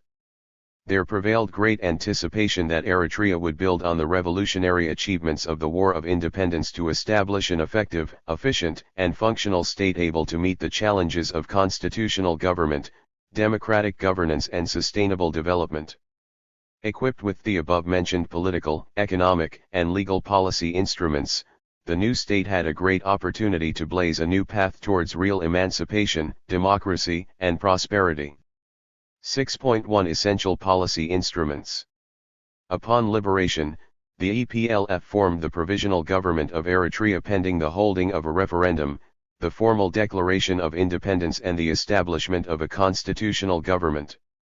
227 That government consisted of the Eritrean National Assembly, ENA, an interim legislative organ constituted of the EPLF Central Committee, CC, the State Council, an interim executive organ composed of the secretaries of the various sectoral departments, and the Eritrean courts as a judicial organ that would function independently of the legislative and executive branches. The Secretary-General of the EPLFCC was designated the Secretary-General of the Government, the Chairman of the State Council, the Chairman of the National Assembly, and the Commander-in-Chief of the Armed Forces. Upon formal accession to sovereign statehood, the establishment of the transitional government, the government of Eritrea, superseded the provisional government.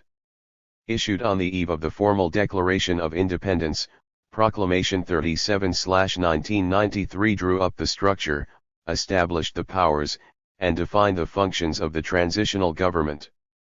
228 subsequently, Proclamation 42/1993 stated the specific functions of the newly established ministries, commissions, authorities and agencies, and vested them with the requisite statutory authority to facilitate the performance of their respective functions.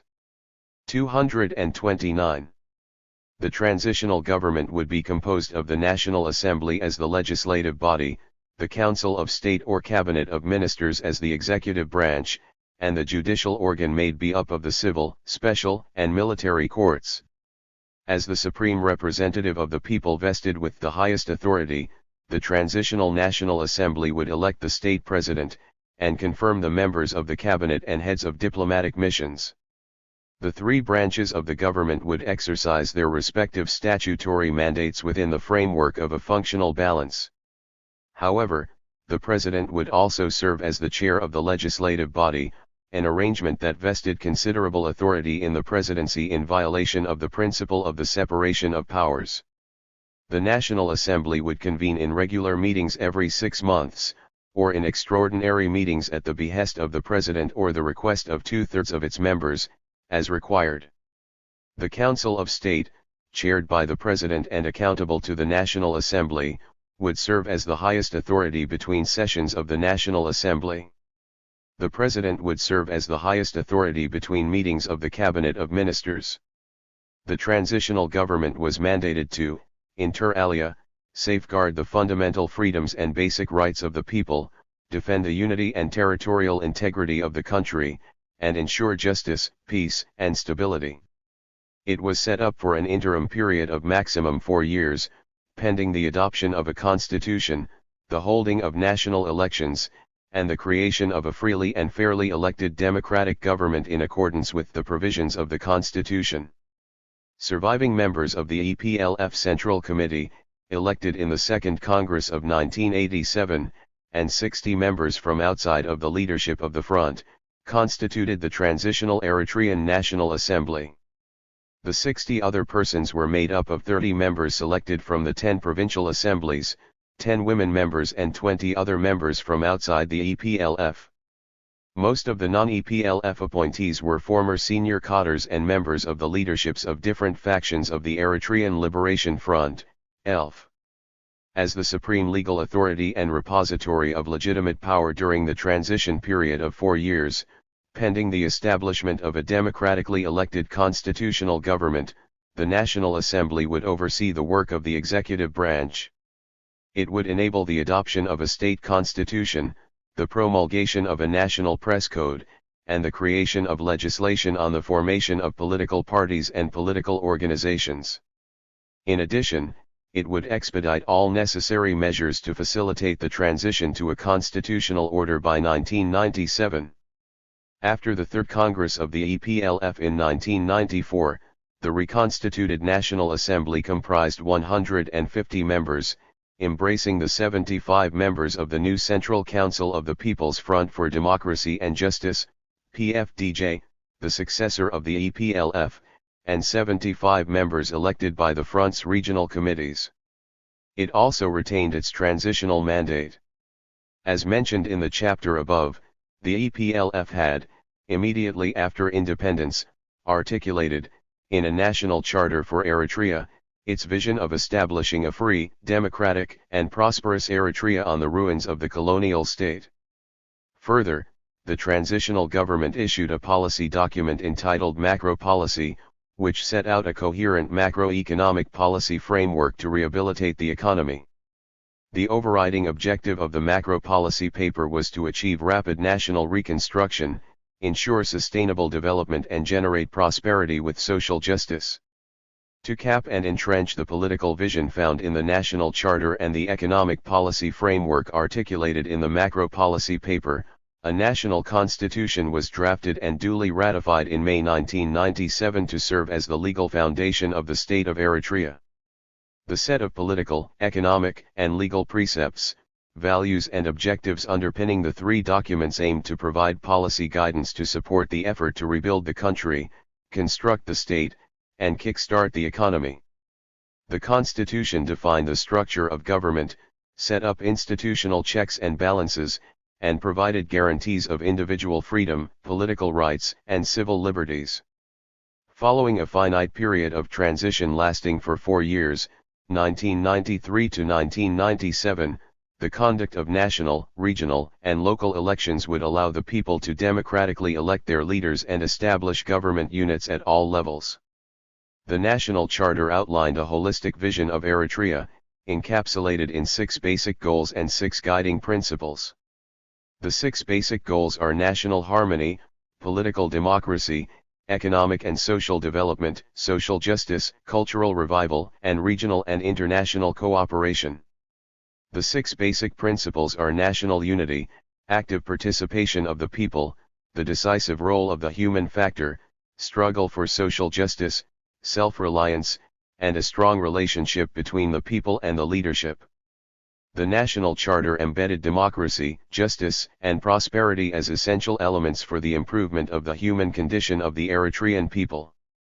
More specifically, the National Charter pledged the creation of a constitutional political system that respects the rule of law and ensures basic human rights and fundamental freedoms. It promised national constitutional system that reflects the history, development, and specificity of Eritrean society and ensures unity, balanced development, national independence and security. It also pledged a democratic constitutional system based on the full range of democratic principles. The National Charter enunciated the values, principles, and objectives of a new Eritrea in line with the ethos of the armed struggle and the aspirations of the Eritrean people. 230. The Macro Policy Paper crystallized the essential conclusions of a series of brainstorming sessions on development strategy and policy. The initial exercise, chaired by the President, involved extensive participation of senior officials from the key economic ministries and the central bank. 231. It availed an economic policy framework conducive to the rapid rebuilding and sustainable development of the country. The new Eritrea rising from the ravages of war faced, inter alia, the task of rehabilitating a ruined economy, rebuilding a damaged physical and social infrastructure, demobilizing and reintegrating former fighters, and organizing the repatriation and reintegration of refugees from neighboring countries. The macroeconomic policy paper identified the rehabilitation, reconstruction, and development of the economy, ravaged by war and neglect, as the most serious challenge facing Eritrea at the time of liberation. To remedy the situation and make up for lost time, the macro policy framework set the overall national development objective as the creation of a modern, technologically advanced and internationally competitive economy within the next 2 decades. 232.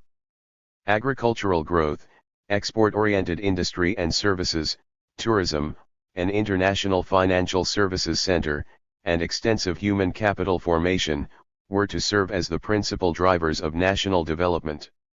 In addition, the macro policy paper identified as priorities the creation of an advanced public health care system, a social welfare safety net, protection and restoration of the environment, a decentralized and democratic political system, domestic peace and stability, harmony with neighbors, and respect for human rights. These constituted essential conditions for sustainable development and the betterment of the people's standard of living. The macro policy paper stipulated that the private sector would be the leading economic actor and the main engine of growth in the new Eritrea. 233. Microeconomic and business operations were to be its exclusive preserve. The role of the government would be regulation, supervision, research, and human resource development.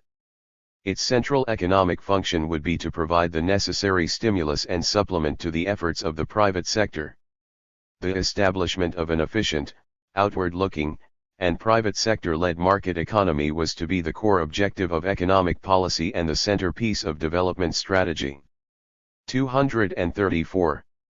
Furthermore, the macroeconomic policy framework aimed to define the roles and interface of the private and public sectors in the national economy and to clarify the question of property rights to nurture entrepreneurship and encourage the full participation of private enterprises in economic development. This aimed to promote the private sector, stimulate private investment, both domestic and foreign, and achieve rapid economic recovery and sustainable growth to enhance the standard and quality of life of the Eritrean people. 235 Further, the program of economic reform would to initiate the transition to a market economy, with the formulation of the National Economic Policy Framework, NEPF, in 1998 reinforcing the development vision of a market-based and export-oriented economy. The ratification of the Constitution of Eritrea in 1997 represented an important milestone for the introduction of democratic institutions of governance. As a living document framed in broad terms, the Constitution forms the legal foundation on which the state of Eritrea rests. The preamble affirms the Constitution as the fundamental law of the state as the covenant between the people and the government. It is the source of all laws, government legitimacy, and the basis for the protection of the freedoms, rights and dignity of the Eritrean people. The Constitution establishes the legislature, the executive organ, and the judiciary as three co-equal branches of government, defines their principal functions, and delimits their respective powers to ensure institutional checks and balances. It affirms the head of the executive as head of state and government as well as commander-in-chief of the armed and security forces, but corrects the previous anomaly of the head of the executive also serving as the head of the legislature. It sanctions the national defense and security forces of the country to owe allegiance to the Constitution and to a duly established constitutional government.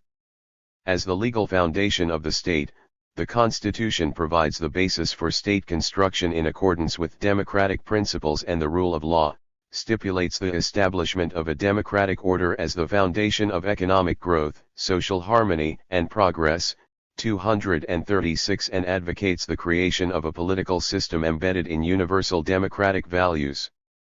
At the time of independence, Eritrea stood impoverished by the combined effects of a century of foreign occupation, a history of colonial plunder and neglect, and the devastation of a protracted war of national liberation.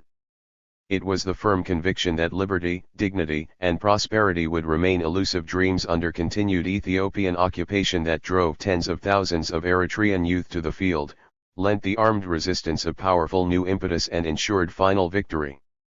Having suffered from oppression, poverty, and deprivation for so long and forced to sacrifice so much to reclaim their country, the great majority of the Eritrean people entertained high hopes and great expectations that independence would be a prelude to a better life of freedom, democracy, and prosperity in peace and security.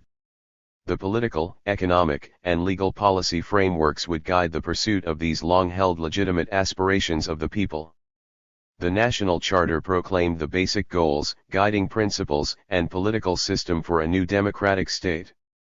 The Constitution laid the basis and defined the main pillars of a democratic state based on the rule of law and committed to the protection of fundamental freedoms and basic rights. The macro policy paper promised to create an economic order conducive to rapid reconstruction of the damaged infrastructure and swift rehabilitation of the ruined economy, pursue sustainable development, and improve public well-being. In combination, these instruments equip the government with the policy guidance needed to consolidate nation building and deliver emancipation, democracy, and progress.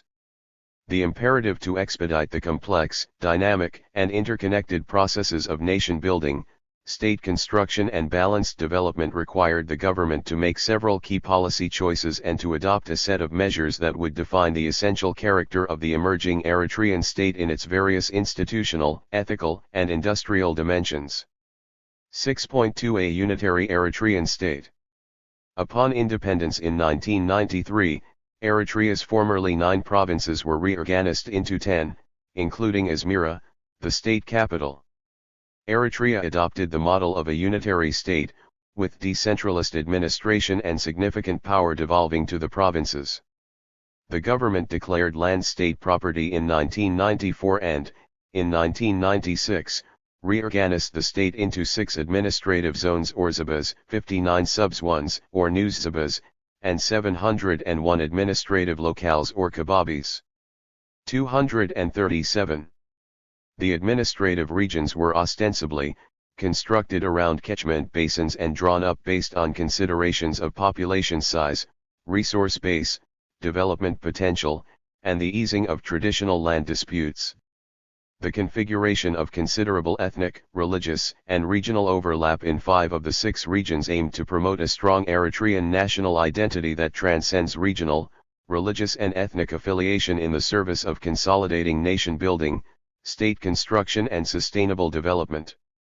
Each region would have an autonomous administration, an appointed administrator acting as the regional executive, an elected assembly functioning as the regional legislature, and regional, sub-regional, and local courts serving as integral parts of an independent judiciary. Decentralization would allow the devolution of power, the democratization of the decision-making process, and the consolidation of national unity in diversity.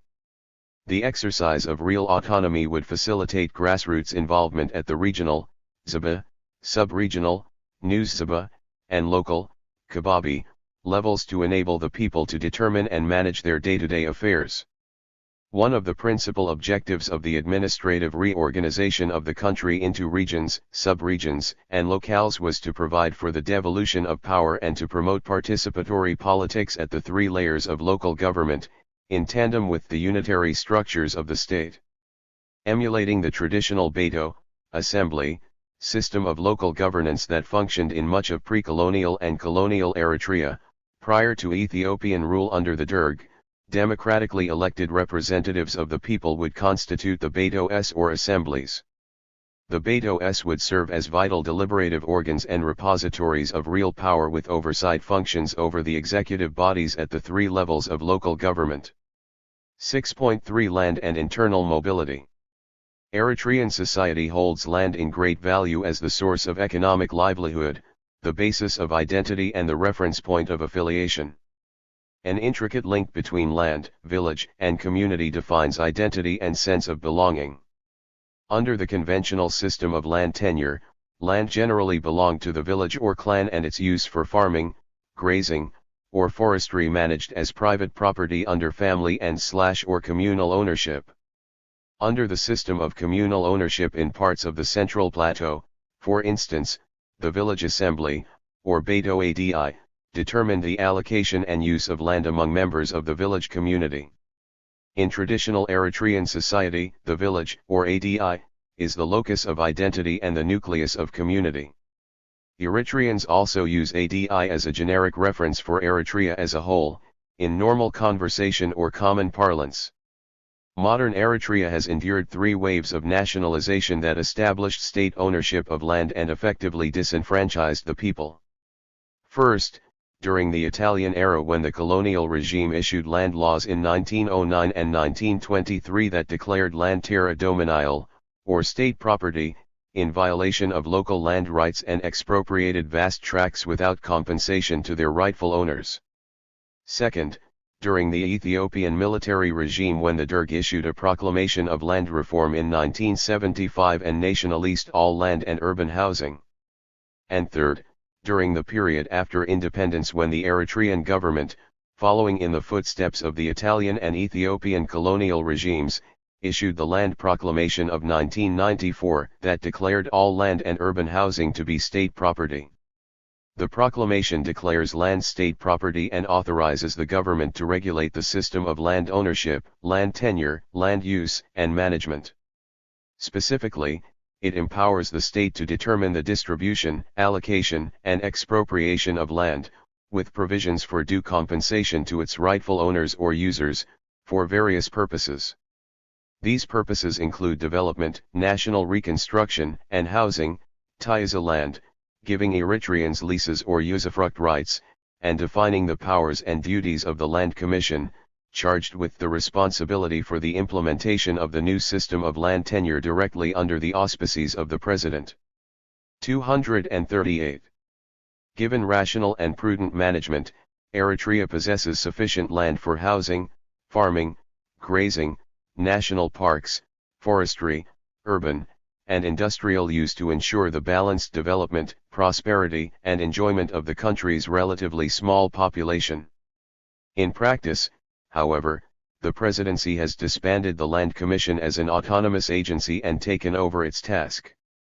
The government expropriates agricultural and grazing land without compensation, allots land and urban housing in an arbitrary manner, delays the allocation of land for residential purposes, and wantonly obstructs the construction of new urban housing.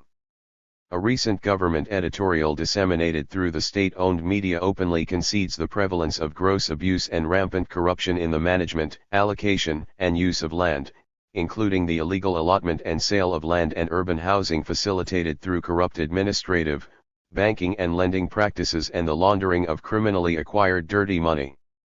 239. The War of National Liberation was, among other things, fought for land, liberty, and livelihood. Linked by a symbiotic bond, the land and the people are inseparable. Land appropriation without due compensation violates the property rights of the people and disregards the interests of the community.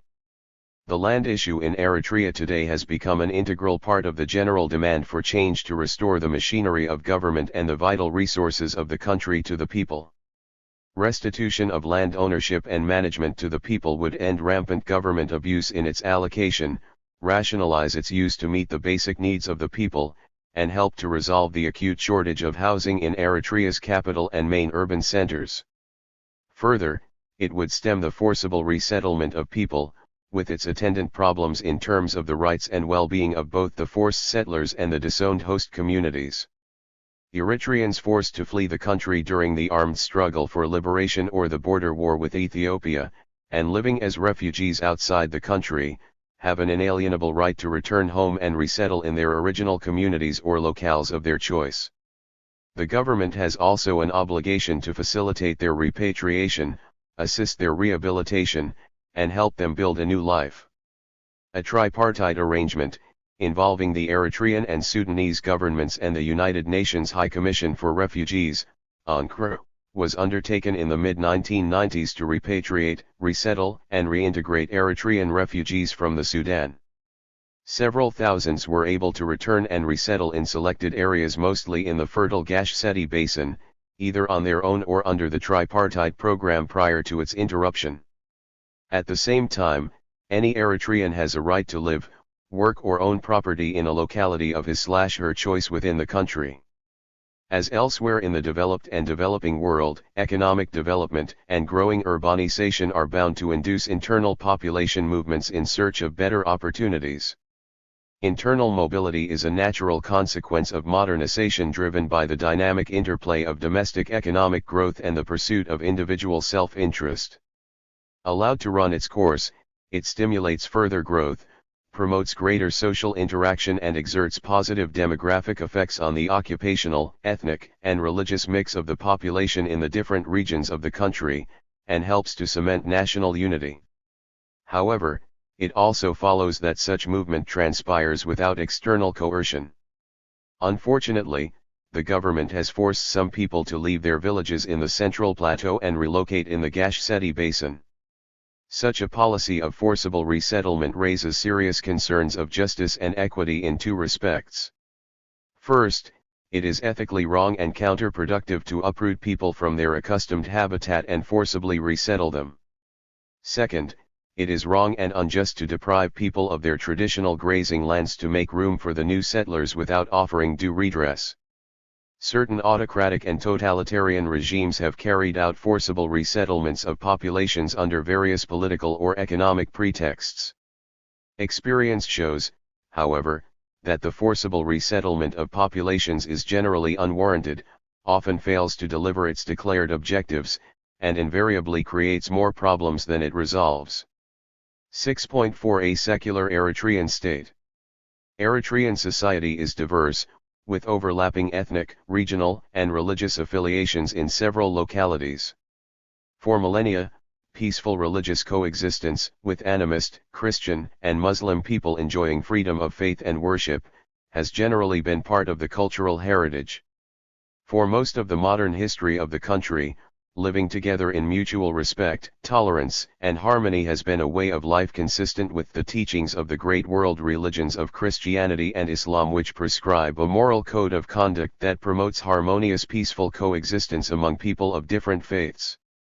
This historical religious coexistence faces new challenges, pressures and strains today from a volatile neighborhood troubled by the ramifications of the so-called war on terror and the emergence of militant political Islamist groups with a radical agenda committed to the creation of clerical states. Regionally in the Horn of Africa as well, Christianity, Islam and Animism have generally coexisted in a state of mutual tolerance and internal peace for the most part of 1,500 years. Presently, however, the region's traditionally dominant Sunni Islam is undergoing a new and violent schism between tolerant traditional Sufism and aggressive revolutionary Salafism, with avowed or suspected links to global jihad. Militant political Islam in Somalia, in particular, operates to aggravate a state of civil conflict, instability, and insecurity. The politicization of religion, or the use of religion as an instrument for the pursuit of political objectives, sows sectarian strife and antagonizes both Christian-Muslim and Muslim-Muslim relations. The readiness of militant political Islamist movements to use religious violence to set up Islamic states based on Sharia, or Islamic law, poses a real threat to the stability and security of established states in the region. In particular, the commitment to enforce the strict application of Sharia as a basis of gender relations and a system of corporal and capital punishment on society as a whole curtails fundamental human rights and jeopardizes the peaceful coexistence, cohesion, and harmony of the concerned communities, both Muslim and multi-religious. Contrary to clericalism, whose tenets seek to combine religion and politics in government, secularism advocates the separation of state and politics from religion, and insists on the exclusion of religious rationales in civic affairs and in public education. Further, it espouses freedom from religious rule, freedom from state intervention in religious matters, freedom from religious persecution, and freedom from the imposition of official religion. A secular state committed to safeguarding the separation of religion from politics and education, while also upholding the equality of all religions under the rule of law, is an essential ingredient for consolidating national unity, cultivating enlightened citizenship, and constructing a democratic society in a multi-religious and multi-denominational state, such as Eritrea. Secularism, inspired by a Marxist-Leninist world outlook, was the hallmark of the EPLF. During the long struggle for national liberation, the Front's secularist stance ensured the equal treatment of fighters, irrespective of religious affiliation, and made a significant contribution to reinforcing the cohesion of purpose, both within its ranks and among the population in the broader society characterized by religious diversity. Such internal cohesion and unity were critical to the successful execution of the war and its triumphant conclusion. Building on the experience of the armed struggle for national liberation, Eritrea, upon independence, opted for a secular state that separates politics and education from religion. The ratified constitution guaranteed freedom of religion and belief. Faithful observance of these precepts would facilitate the construction of a secular state committed to the separation of religion and politics and non-interference in religious affairs. The separation of politics and religion would also ensure equality among the different religions and religious denominations in Eritrea. Likewise, the separation of public education and religion would help promote a shared civic secular culture of mutual respect, tolerance, and affinity among all citizens, irrespective of religious affiliation. A national system of enlightened public education would eradicate ignorance as the mainstay of prejudice, strengthen solidarity, and foster harmony. The rapid expansion of nationwide opportunities for secular education at all levels would nurture literate and enlightened citizens, for whom religion is a private affair and politics a public domain. 6.5 A united Eritrean state. The story of its making, as recounted in Chapter 2, tells that Eritrea, like virtually all African states today, is a product of the colonial experience. Italy conquered the territory, created a single entity, built unified public administration, and introduced new forces and relations of production. In the process, colonial rule unleashed new social forces, bred a shared national identity, and fanned Eritrean nationalism. Extension of Italian policy under British rule intensified Eritrean yearnings for freedom. In brief, the dialectics of oppression and resistance crystallized an awareness of a common condition and a sense of a shared identity that evolved to transcend ethnic, linguistic, religious, and regional affiliation in the context of a new Eritrean-ness. During and post-World War II, the majority of the Eritrean people aspired for independence. Once their aspirations for independence failed to materialize, they had begrudgingly come to terms with federation as the lesser evil to alternatives of the country's partition between the Anglo-Egyptian Sudan and Ethiopia, incorporation into Ethiopia, or return to Italian rule under the guise of a possible UN trusteeship. Hence, Ethiopia's creeping subversion of Eritrea's federal status stirred vigorous opposition. Discontent set in and spread even among its former unionist supporters. Ethiopia's eventual repudiation of the federation and unlawful annexation served to bolster Eritrean resistance and entrench the demand for independence. The reluctance of the international community to heed Eritrean protests against Ethiopia's incremental dismantling of the federation and the failure of the UN to be seized of the matter, as provided for in the Federal Resolution, 240 fueled growing Eritrean opposition. The futility of peaceful protest in the face of brutal repression became starkly clear to the nationalist movement. This led to the eruption of the armed resistance on September 1, 1961, prior to Ethiopia's formal annexation on November 14, 1962. The War of Independence helped to forge a strong Eritrean national identity and buttress a potent Eritrean nationalism. A hardened Eritrean nationalism, in turn, became the driving force of the armed resistance. The potency of Eritrean nationalism lent the struggle a degree of vigor and tenacity at critical moments of extraordinary difficulty, which carried it through to victory against the odds. Its strength and resilience successfully challenged the myth of Ethiopian historical hegemony, the might of Ethiopia's military machine, and the onslaught of its full-scale offensive sustained by its numerous benefactors. It also overcame the active hostility of the superpowers and their allies, the acquiescence of the UN and the OAU, and the machinations of regional states. Further, it laid a strong basis for the consolidation of nation building, the construction of a viable state, and the development of a vibrant national economy. Meanwhile, constant population movements, both voluntary and involuntary, have created considerable intermingling and overlap in habitat among Eritrea's diverse ethnic, linguistic, and religious communities. The resultant mosaic manifests itself in an increasingly bilingual or trilingual population with multiple ethnic, religious, and regional demographics, especially in the cities and semi-urban areas. The last 50 years of war-related displacement and resettlement have accentuated this feature of the Eritrean population. Eritrean nationalism and nationality are coextensive with the territory delimited by the country's colonial treaty borders. Eritreans, like many peoples the world over, share primordial relations with their immediate neighbors across international boundaries. Crystallized by the dialectics of colonialism and resistance, a common experience within the confines of these delineated borders had, however, the effect of defining a collective Eritrean nationality that transcends ethnic, linguistic, national, religious, and regional affiliation in a shared feeling of Eritrean-ness. The progressive codification of Eritrean nationality by birth, for persons of Eritrean origin who were resident in Eritrea in 1933, and by naturalization, for those persons of non-Eritrean origin who entered and lived in the country in 1934, and as later embedded in the Eritrean Nationality Proclamation, which gave legal force to the historical evolution of a shared Eritrean identity. 241 Further, the provisional government promised to strengthen nation building, in ways that included the commitment to promote the equality of nationalities, languages, and genders.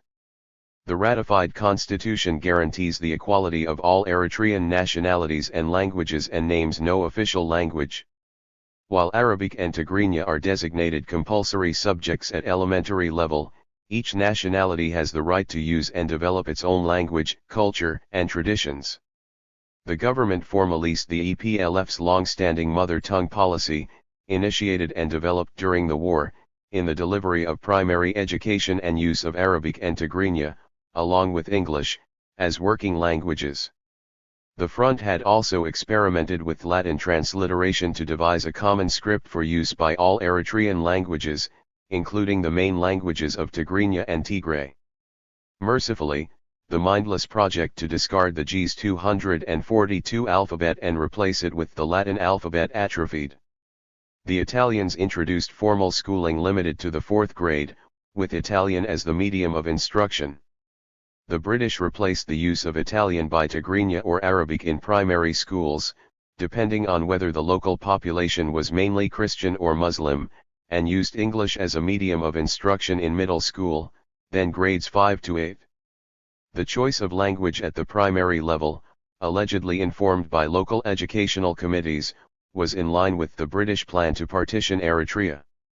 During the Federation, the government of Eritrea sustained the use of Arabic and Tigrinya and added the instruction of Amharic, Ethiopia's official language, in middle and secondary schools. After the annexation, Ethiopia abolished Tigrinya and Arabic and replaced them with Amharic. During the War of National Liberation, the two fronts, the ELF and the EPLF, used both Arabic and Tigrinya as working languages.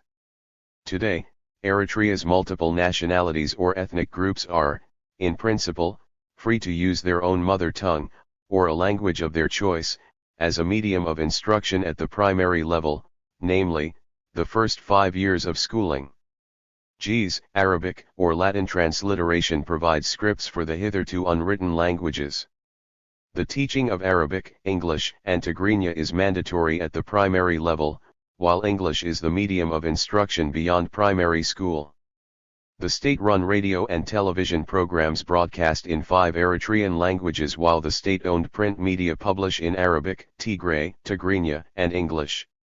The government's policy of instruction in the mother tongue, or a language of choice, has considerable merit. First, the use of one's language is an inalienable right. Second, educational experts maintain that schooling in the mother tongue facilitates early learning of reading and writing skills and enables better comprehension of academic content. A child's use of first language offers definite pedagogical advantages over submersion through an alien second language. Third, use and development of the mother tongue serve an important function in the preservation of ethnic identity, folklore, and cultural heritage. Nevertheless, the mother tongue policy has caused resentment among some Eritreans schooled in Arabic who, upon return home, find themselves marginalized vis-a-vis Tigrinya and English speakers in the public job market. The policy has also attracted criticism, particularly from proponents of the use of Arabic as a medium of instruction in schools where the local population is mostly Muslim. Such critics advocate the abandonment of the use of the mother tongue as a medium of instruction for the non-Tigrinya ethnic groups and, instead, the adoption of Arabic as a unifying factor to strengthen Muslim solidarity in order to counteract growing Christian Tigrinya domination. The injection of a religious dimension into political life has made the issue a highly emotive one and the dialogue has become extremely polarized. The discussion that started with the brief flowering of the private press in 2000 to 2001, even if aborted through ruthless suppression at home, has continued to flourish in the diaspora via the unrestricted domain of cyberspace. Nevertheless, there is a need for caution not to overpromote such narrow concerns, important as they might be from the point of view of equity, to dominate the legitimate and broader political debate on the future of Eritrea. History offers instances that show the futility or disastrous consequence of the political use of religion as a basis of national identity or sectarian solidarity. The religious-inspired breakup of Pakistan from India in 1947 is a case in point. Religious uniformity did not prevent the subsequent civil war and secession of the former East Pakistan, resulting in the creation of Bangladesh in 1971. The fragility and state of constant insecurity of the Pakistani state, and the extreme volatility of contemporary Pakistani politics and state-society relations, attest that religion cannot be a viable basis of national solidarity among diverse ethnic communities. In this connection, it is quite striking that the ulama had opposed the creation of Pakistan 243 and that most sectarian violence today is Muslim on Muslim, as shown in the cases of Afghanistan, Egypt, Iraq, Libya, Mali, Pakistan, Somalia, Sudan, Syria, etc. It is quite illustrative that the attempt to equate the Arabic language with Islam and impose an Islamic and Arab identity on an essentially diverse majority non-Arab African population has provoked a bloody struggle for self-determination whose exercise has resulted in the partition of, and the continuing crisis in, the Sudan. Beyond our region, it is noteworthy that the vast majority of the world's Muslims do not speak Arabic, the language of the original writing of the Holy Quran, just as the vast majority of the world's Christians do not speak Hebrew, Aramaic, or Greek, the languages of the original writing of the Holy Bible. At the same time, experience shows that normally people would not opt to use an alien language in place of their own. In fact, they would usually resist efforts to impose one on them. Given a choice, people would usually prefer to speak and use their first language. Further, besides being an undeniable right, language is primarily the principal medium of self-expression, a means of communal communication, and a vehicle of cultural survival. Irrespective of its scientific or political merits or demerits, however, use of first language should be neither banned nor imposed. Whether any nationality or ethnic group would use the first or a second language as a medium of instruction at the primary level should be a choice left to it.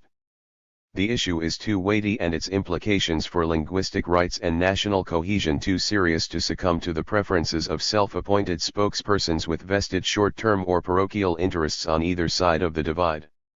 As a matter of basic principle and inalienable right, it should be left to the concerned nationality or ethnic group to choose, without external pressure or interference affecting such a choice. Beyond a general statement of principle affirming the unassailable right, however, each Eritrean nationality or ethnic group must be availed of the opportunity to freely decide, in a political climate that provides credible democratic space, whether to use its first language or choose a second language as a medium of instruction at the elementary level. The choice must then be upheld to build on the culture of peaceful coexistence and mutual respect, reinforced by an ability to speak one or more languages of contiguous neighbors. This distinct feature has traditionally facilitated communication and fostered cooperation among Eritrea's diverse ethnic, linguistic, and religious communities. 6.6 A democratic Eritrean state. Freedom, democracy, and prosperity were among the core objectives of the armed struggle. Reflecting the legitimate aspirations of the Eritrean people, the National Charter proclaimed that Eritrea would be a democratic state with participatory politics at the national, regional, and local levels. This included a clear commitment to democracy and the rule of law, a society governed by democratic principles, institutions, and culture, popular participation in decision-making, and a constitutional government accountable to the people. 244 The exercise of participatory politics would allow the people to have a voice in the making of public policy and decisions, manage their affairs, strengthen their unity in diversity, and foster responsive government. Democracy means many things to many people. The debate on democracy, or what constitutes a democratic state, is replete with discord and contention, both at the theoretical and normative levels. Within the democratic family of values, there exist concepts of liberal democracy, socialist democracy, communist democracy, or guided democracy. Each prototype has also its own internal variants. Many strands, embracing several variants and differing perspectives of democracy, coexist within the neoliberal world of the West itself. The fact that national regimes of the political right and left, respectively espousing the model of the liberal state or the social state, periodically alternate in the assumption and exercise of state power as a function of parliamentary majority, does not change the basic understanding. Further, there prevails a reality of inconsistency and double standards vis-a-vis the policies and practices of neoliberal democracy in the West that arise from the conflict inherent between proclaimed values and real interests. the disparity between professed values and real interests undermines the credibility of the Western model of democracy or good governance for the Global South. Some in the Global South, including states in Africa, use this discrepancy to malign the very essence of democracy and cast aspersions on its desirability or workability in their circumstances. Certain undemocratic regimes often go further to exploit the West's apparent hypocrisy and double standards to lend justification to their authoritarian rule in the name of safeguarding national sovereignty and policy independence. The object here is not to dwell on the different perspectives on democracy or the wide discrepancy that prevails between the preaching and practice of democracy, nor is it to pander to the West's pontificating about democracy or to echo the countervailing disdain for it expressed by some in the Global South. It is rather to press home the point that, despite its imperfections or practical shortcomings as a system, the integration of modern democratic principles with traditional African governance structures and cultural values to create and consolidate a democratic system of governance offers the best hope for the prototype post-colonial African state to overcome its present crisis and to regain legitimacy and the ability to deliver. This is particularly essential for the reconstitution of the Eritrean state. But this observation comes with an important caveat. The discourse on democracy lacks consensus and the global practice remains divergent. There is no one-size-fits-all formula of democracy for use as a model by all states. Yet, there are generally accepted basic principles that underpin a democratic system. These principles include the rule of law, respect for fundamental freedoms, protection of basic rights, including minority rights, popular participation in the governance process, and transparency and accountability of public policy and decision-making. Each state must creatively adopt these fundamental principles to suit the specific requirements of its historical evolution, socio-economic conditions, and cultural values. The forms of adaptation may vary, but the application of the essential principles must remain the same. Georges Nzongola Nteleja defines democratic governance as the management of societal affairs in accordance with the universal principles of democracy as a system of rule that maximizes popular consent and participation, the legitimacy and accountability of rulers and the responsiveness of the latter to the expressed interests and needs of the public. 245 Accordingly, it has three attributes: first, as an end and as a means; second, as a process; and third, as a form of politics based on universal principles. In brief, democratic governance is a moral imperative consistent with human aspirations for freedom and a better political order with social justice, a constant process of opening up an inclusive political space for all, and a political practice based on the rule of law, legitimacy, and accountability. A democratic system of government embeds several key features. It sustains an institutionalist electoral process that enables the conduct of regular, fair, and credible elections to allow citizens to choose freely their leaders and governments. It safeguards equality of citizens and ensures uniform rights and obligations under the law. Beyond mere declarations of formal equality, a democratic system avails citizens of equitable access to opportunities, resources, and amenities for all to be able to actualize their individual potential and satisfy their basic human needs. 246. In a democratic state, legitimacy of power is manifested in the exercise of authority derived from the consent of the governed and sustained by their active participation in the governance process. Democratic governance ensures efficiency, accountability, and transparency in policy and decision-making and in the management of state assets and resources. A democratic state strives to deliver public well-being that improves socio-economic conditions, leads to a rising standard of living and a better quality of life, at least for the majority of the people. Political pluralism signifies another essential feature of a democratic system of government. The National Charter envisions a pluralist Eritrean state with a multi-party system to foster healthy political competition, promote robust popular participation, and ensure accountable, transparent, and effective government. The ratified constitution guarantees fundamental freedoms and basic rights, including the freedom of association and the freedom of expression to allow the emergence of pluralist politics. Pluralism precludes the rise of political monopoly by a single party, front, movement, or group, and provides for the peaceful mediation of the various conflicting interests of diverse political, social, and civic groups in society.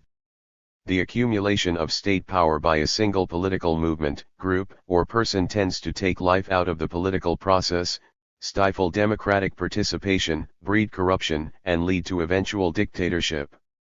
Conversely, political pluralism tends to sanction inclusive political parties, independent media, autonomous civil society organizations and non-state actors to operate freely.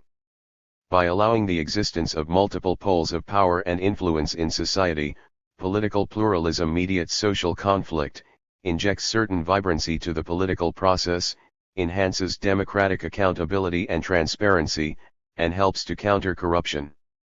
Civil society, with its variety and scope of organizations, can play a constructive role in the promotion, exercise, and consolidation of democratic rule in states like Eritrea. Civil society actors could mediate or facilitate dialogue between the state and diverse social interest groups, and help moderate or restrain potential abuses and excesses of the state and its agencies.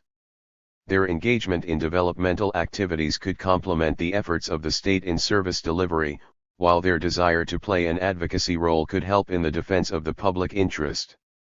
To thrive and remain relevant, however, they should stay focused on fulfilling their specific mandate and avoid the tendency to pose as representatives of society or as substitutes of legitimate state authority, especially in the context of fragile or failing states. Likewise, a free press is an essential feature of a pluralist democratic state, with its role often likened to that of the Third Estate in pre-revolutionary France. The print and broadcast media provide a forum to disseminate and exchange information and to enlighten the general public about current issues of interest. Some also play the role of a gadfly and critical public informer. A free and responsible press can serve to inform the public, stimulate public awareness of, and conversation on, vital national issues, and help to nurture a culture of peaceful dialogue among different political forces and interest groups in society. To this end, a press code was adopted in 1996 to serve these essential functions in an emerging Eritrean democratic state. 6.7 Gender Equality. There is an old Chinese saying that women hold up half the sky. The proverb signifies the equal share of women with men in the cooperative effort to sustain our planet for the collective benefit of human society. Despite their equal contribution to the sustenance of human life on Earth, however, women have generally been, and are, discriminated against or marginalized in most of traditional and much of modern society. In Eritrea as well, women work as much and as hard as men do, or even more so, for the upkeep of the household and the sustenance of society. Yet, the status of women in Eritrean society has been subordinate to that of men, with women facing discriminatory treatment in the family, unequal access to opportunities, and marginalization in the political, economic, social, and cultural life of the country. During the War of National Liberation, the EPLF viewed the fight for gender equality and the empowerment of women as an integral part of the overall struggle for a just and democratic society. Safeguarding the social rights of women constituted one of the main pillars of its national democratic program. As Eritrean women joined the armed struggle in increasing numbers in the 1970s, the motto of equality through equal participation and the demands of the War of Independence for an increasingly larger fighting force helped break all traditional barriers and allowed them full equality to serve with men in virtually all spheres of life in the field. All traditional and legal barriers to gender equality disappeared. It all seemed at the time that the emancipation and empowerment of women was within reach. As the war progressed and the participation of women increased, the National Union of Eritrean Women, NUEW, emerged as a mass organization of the EPLF in 1979. The NUEW operated to mobilize and organize Eritrean women workers, students, and homemakers at home and in the diaspora in support of the struggle for liberation. Eritrean women workers in the diaspora, in the Sudan, the Middle East, Europe, and North America, raised substantial funds from their relatively meager earnings and donated to the front. Furthermore, Women in the Ethiopian-occupied cities and contested areas, organized in underground cells, played a vital role in the front's intelligence gathering, clandestine lines of communication, and urban operations. The level of mobilization of Eritrean women in support of the armed struggle was considerable. Women constituted about a third of the combatants, particularly during the last dozen years of the war. With the traditional barriers to gender equality swept aside by the paramount need for numbers in a lopsided combat against a much larger enemy, the scope of women's participation and the quality of their contributions to the War of Independence were truly remarkable. Women served alongside men as doctors, teachers, nurses, midwives, laboratory technicians, barefoot doctors, mass organizers, frontline commanders, etc. Truly, the active participation and crucial role of Eritrean women helped secure the victory of the armed struggle. In recognition of this effort, the National Charter pledges the equality of all Eritrean citizens irrespective of regional origin, ethnic or linguistic identity, religious affiliation, or gender. The ratified constitution bans all forms of discrimination and guarantees gender equality in all spheres of national life. It proscribed all barriers to gender inequality and prescribed the right of women to equality with men. Further, the stated mission of the NUEW is to defend the rights and ensure equal participation of women in all spheres of national life and to advocate equal access to opportunities for education and employment with equal pay for equal work. 6.8 A developmental Eritrean state. A consensus had evolved and a pledge made, among the leadership and senior cadres of the EPLF, that an independent Eritrea would be a developmental state committed to rapid, balanced and sustainable economic growth.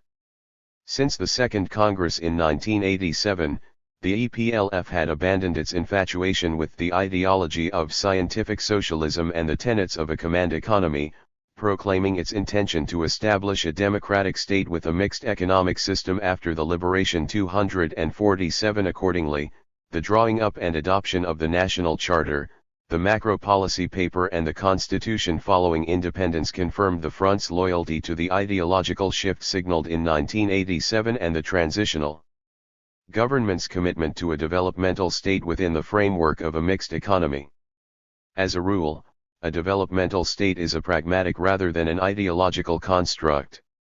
In a strict sense, it espouses neither capitalism nor socialism, but a brand of a mixed economic system. The mixed economy combines elements of the capitalist and socialist systems. It allows the operations of private enterprise and centralized economic planning, enabling market forces and government regulation to coexist and work together to promote sustainable economic development. It charts a path and implements a plan of development somewhere between a free market capitalist economic system and centrally planned economic system, or a plan-rational capitalist system, conjoining private ownership with state guidance. 248 A developmental state could, as in the experience of the Asian tigers, create and regulate the seamless web of political, bureaucratic, and moneyed influences. 249 That structure and determine the content and pattern of economic life in a market-driven economy. The hallmark of the developmental state is state intervention in the economy that fosters strong partnership and effective coordination of the public and private sectors in the service of rapid and sustainable development. The developmental state is typically, but not necessarily or invariably, authoritarian. Experience furnishes three criteria that distinguish the developmental state, whether democratic or authoritarian, from all others. First, the clear formulation of development objectives. Second, the establishment of competent institutional structures to pursue the stated objectives. And third, the effective delivery of improved public well-being, a higher standard of living and an enhanced human condition for the majority of its citizenry. It is possible to envisage the construction of a state that combines both democratic and developmental features, and Eritrea at the time of its independence had a unique opportunity to become such a state. Subsequent to the adoptions of the National Charter and the Macro Policy Paper, the transitional government of Eritrea proclaimed its intention to follow Singapore as a model. Effective emulation of Singapore's successful development strategy would turn Eritrea into an African Singapore. Virtually every who is who in the government and the ruling front visited the small island city-state in the mid-1990s to observe the modus operandi of the Singaporean model, witness its achievements, and learn from its experience. In those days, there was much excitement and anticipation in the air, sustained by enthusiastic statements of senior government officials and vented by considerable coverage in the local media. Singapore is strategically located at the tip of the Malay Peninsula. Its population, comprising mainly of ethnic Chinese, Malays, Indians, Peranicans, and Eurasians, is also multiracial and multi-religious. At the time of its independence in 1965, Singapore had no natural resources, no adequate water supply, no defense capability, no unified national identity, and no promising prospects. 250 It had tense relations with its much bigger and more powerful neighbors, Malaysia and Indonesia. Its redeeming feature lay in an enlightened leadership committed to meritocracy and dedicated to effecting rapid economic and social transformation, forging a strong national identity and building unity in diversity through the protection of minority rights. 251. Adopting a brand of guided democracy, the government of Singapore instituted an efficient, accountable, and transparent system of public administration and civil service based on meritocracy. It devised and implemented an export-oriented development strategy conducive to the participation of domestic capital and the inflow of direct foreign investment and expertise, and built a modern service sector led by banking, financial, and port services. In addition, it established strong state enterprises with competent management to provide infrastructure for public utilities and services, expanded high-quality tertiary education to generate the knowledge and skills needed to develop a modern economy driven by high-tech sectors, and promoted free trade, cordial relations, and peace with its neighbors. By 1984, 19 years after independence, Singapore had achieved remarkable economic growth with low inflation and full employment, come out of impoverishment into prosperity, overcome communal strife and attained domestic tranquility, cultivated cordial relations with its neighbors, and evolved into a significant player in the promotion of regional cooperation, security, and solidarity. 252 The Singaporean economy has continued to grow, providing the population with a very high standard of living. In terms of GDP, PPP, per capita, Singapore has become the fifth wealthiest country in the world, with its official foreign exchange reserve standing at $170.3 billion as of January 2009. 253.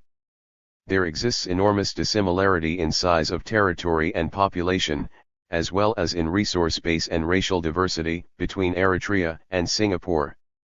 Nevertheless, the adoption of the Singaporean political, economic, and social model could possibly have enabled Eritrea to duplicate Singapore's successful experience in nation building, state construction, and economic development. In retrospect, however, the transitional government's infatuation with the Singaporean model seems to have been nothing more than a publicity stunt for public consumption. For the government of Eritrea clearly lacked what it takes to implement such a model successfully, including political will, leadership quality, functional institutions, accountable and transparent public administration, meritocracy in the civil service, etc., to transform the country into an African Singapore. In brief, the vision, objectives, principles and values enshrined in the National Charter, the macro policy paper and the Constitution of Eritrea conferred upon the transitional government the necessary legal instruments, economic guidelines, and political legitimacy to enable it to transform Eritrea into a free, democratic, and developmental state. The triad of political, economic, and legal frameworks provided the young government with the key policy guidelines and normative standards it needed to pursue the goals of nation building, state construction and socio-economic development. In the beginning, there were high hopes and great expectations that the promise of a bright future would materialize through efficient performance of the functions of state and actual delivery of a higher standard of living and a better quality of life. 22 years on, it is fair to interrogate whether the present government of Eritrea has followed its own script and made effective use of the prescribed policy instruments to develop the country and emancipate the people.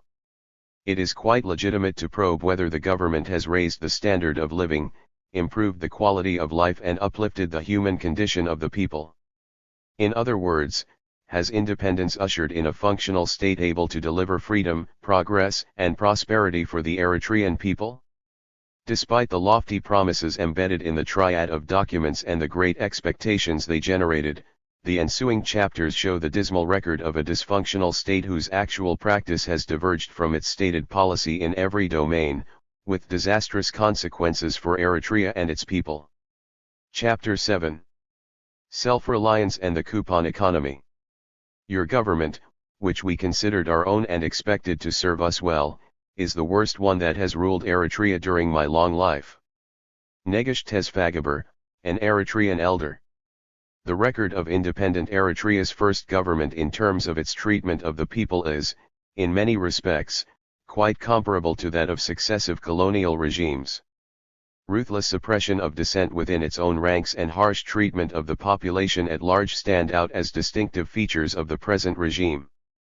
Indeed, the consequences of its utter disregard for the rule of law, its propensity for pervasive control, and general maladministration with respect to the well-being of the Eritrean people are unprecedented. In the words of an Eritrean elder, I grew up in my village during the Italian era. I was conscripted into the colonial army and fought in Tripoli, Libya and Ethiopia. When the Italians were defeated, I went back to my village and lived as a farmer during the British, the Federal, and the Ethiopian periods. None of the colonizers was good to us, none looked after our interests. However, we are worse off today. People cannot find work here in Asmara or the other towns. You take our children away and you do not even pay them for their labors. We have to take care of their young wives and children in our old age. Your government, which we considered our own and expected to serve us well, is the worst one that has ruled Eritrea during my long life. 254. 7.1 Imprudent Policy Responses. Rehabilitating the dilapidated physical and social infrastructure of the country and healing the wounds wrought by the War of National Liberation had barely started when the border war with Ethiopia erupted in 1998 and reversed the process of reconstruction. The Eritrean economy has yet to recover from the negative impact of the 1998-2000 war and its devastating domestic political repercussions. Not only did it inflict an enormous loss of human life on a population already bled white in a long war and impose a huge financial burden on a weak and struggling economy, but it also diverted national focus from development. Moreover, it caused untold human suffering and immense physical destruction of infrastructure and property, especially in the borderlands. The third and final Ethiopian offensive, which ended with the occupation of large swathes of territory in the central and western sectors and the displacement of about a quarter of the entire population of the country, was particularly devastating to the Eritrean people and destructive of the Eritrean economy.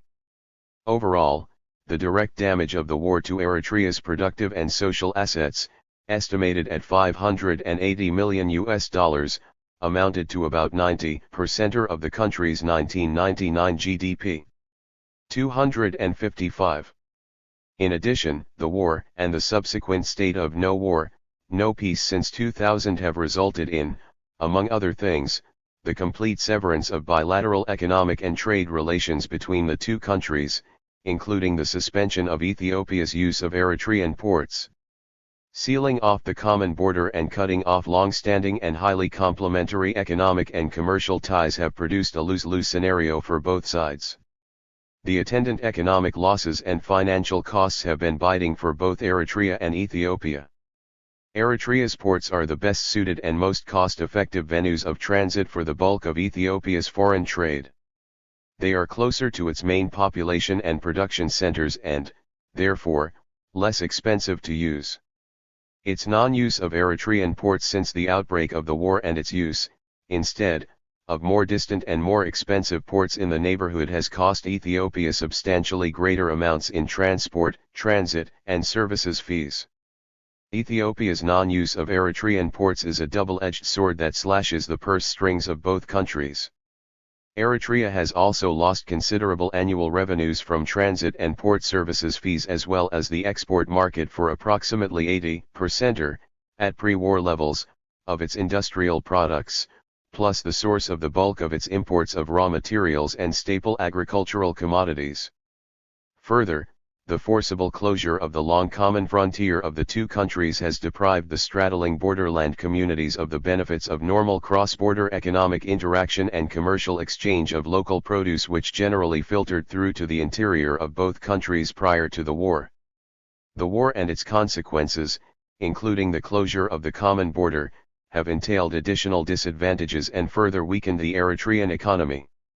Ethiopia uprooted long-settled communities that originally hailed from Eritrea, and expelled them from their long-established villages in the hitherto remote, uninhabited, and inhospitable wilderness across the border in northwestern Ethiopia. In addition, it shut off Eritrean nomadic pastoralists in the western half of the country, in particular, from the seasonal use of traditional grazing lands and watering holes around and across the common border.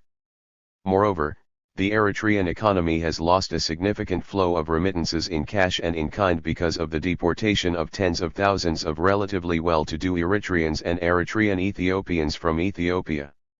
The Eritrean government's policy responses to the domestic consequences of the war and its aftermath have, however, inflicted greater harm on the Eritrean body politic and the Eritrean economy than the direct damage to physical and social infrastructure and the economic costs of the war.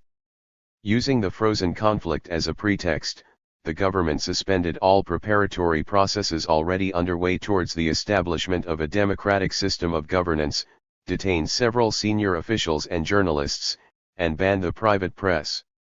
It took these measures to suppress internal political dissent and to preempt demands for change in the president's manner of conducting the affairs of state. Further, it abandoned the macroeconomic policy framework, marginalized the economic role of the private sector, imposed open-ended active national service, and placed the application of the ratified constitution on hold. At home, the government's draconian measures operated, among other things, to nip any internal political dissent in the bud, to obstruct the drive towards the evolution of a democratic system of government, and to stall the engine of the Eritrean economy. As a result, the political and economic situation in Eritrea grew from bad to worse.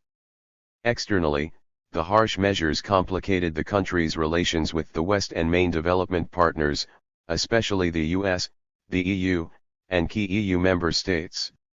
Several attempts to persuade Eritrea to redress its domestic situation and improve its external relations failed, as the government proved unwilling to treat the case of the continued detention of the former officials and journalists in accordance with due process, lift the ban on the private press, and implement the ratified constitution.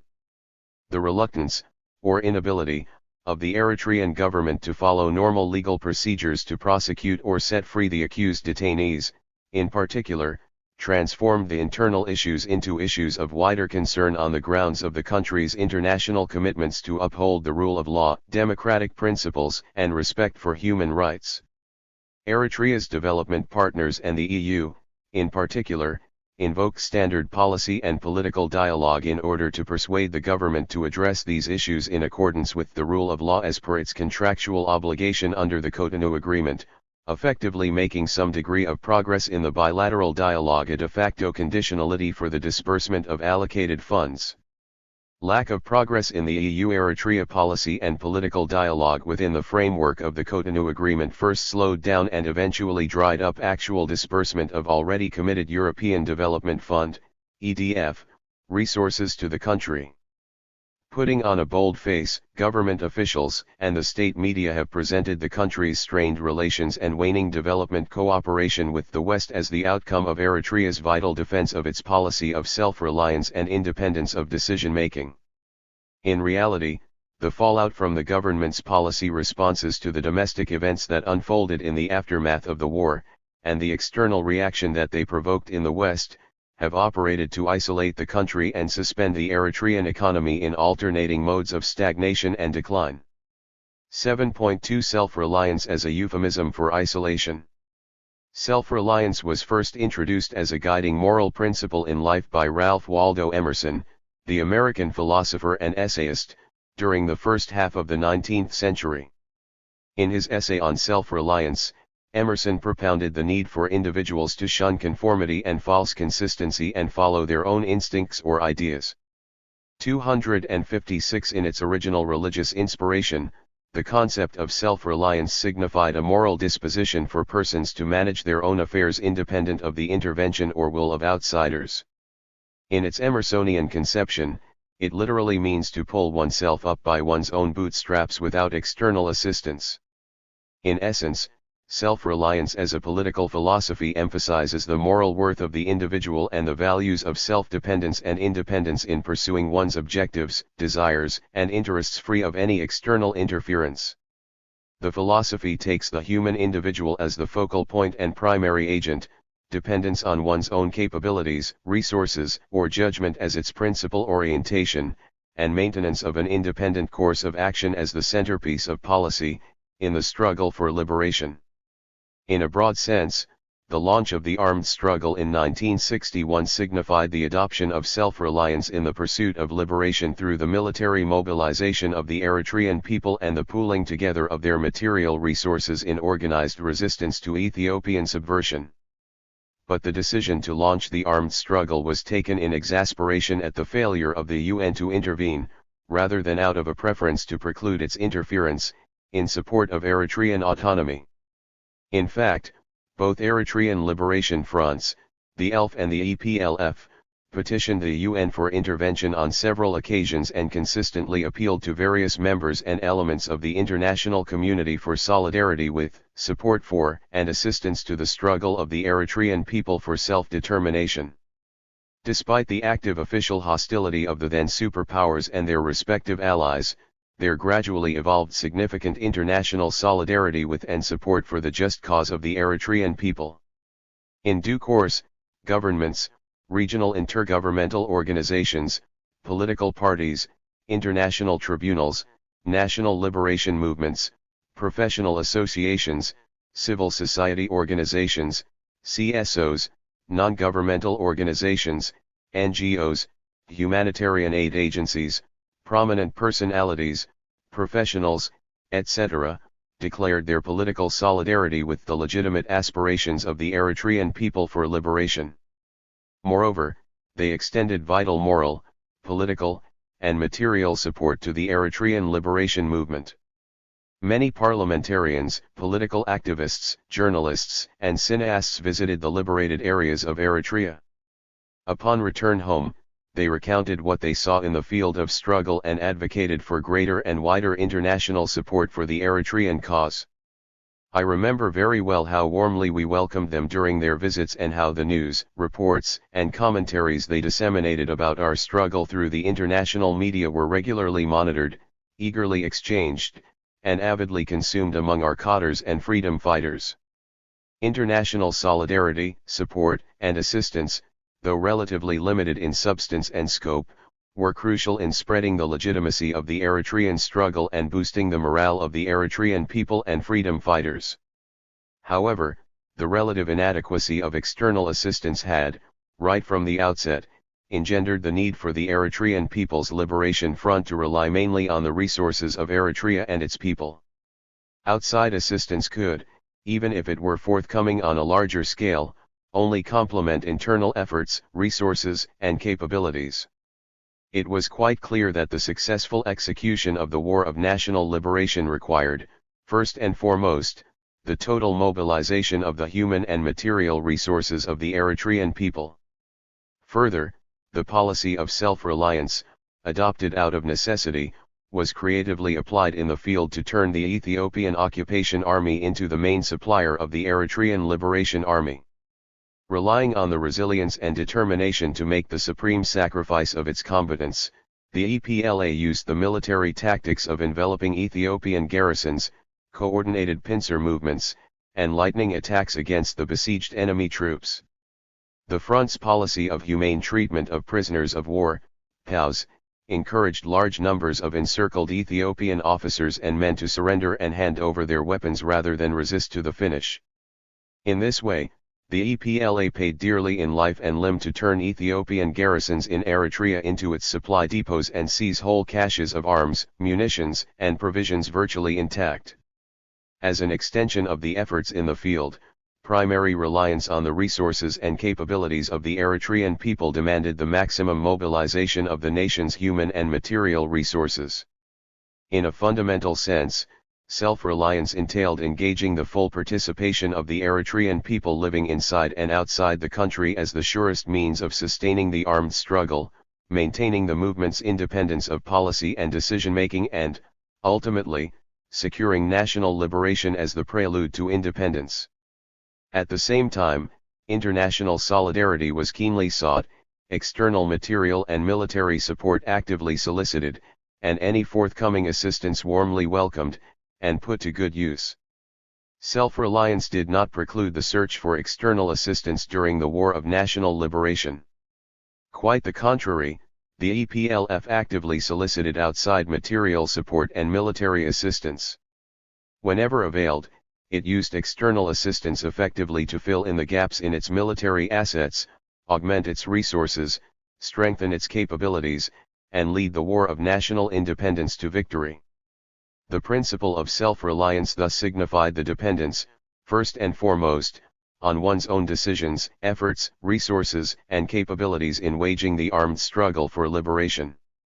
In turn, its ability to achieve a degree of self-reliance enabled the EPLF to withstand external pressures, maintain the independence of its policy and decisions, and successfully navigate through the labyrinth of Byzantine regional politics. International solidarity, support, and assistance, prudently used as an extension of the self-reliant effort, were instrumental in the successful management of the internal conduct and external politics of the War of National Liberation. Similarly, international support, development cooperation, and technical assistance could contribute to the effort to reconstruct the Eritrean economy and develop the country within the framework of the principle of self-reliance. 7.3 Foreign policy as an extension of self-reliance. Foreign policy is just an extension of domestic policy, dictated by domestic concerns. 257 Rather than being a mere extension, however, the substance of foreign policy is highly dependent on and quite reflective of domestic policy, thus indicating a close relationship between the internal developments in a country and its external policies.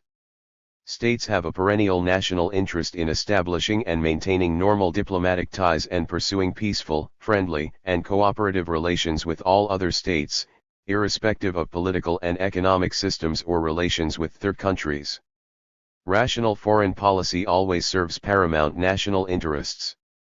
To paraphrase the famous words of Lord Palmerston, a former British Prime Minister, states have no permanent friends or permanent enemies, they have only permanent interests. 258. Governments may pursue foreign policy in the general interest of the nation-state or in the narrow interest of regime stability in the international system. Regardless of the motivation, it is in the vital interest of states to maintain amicable relations with all other states, in general, and the key global actors, in particular.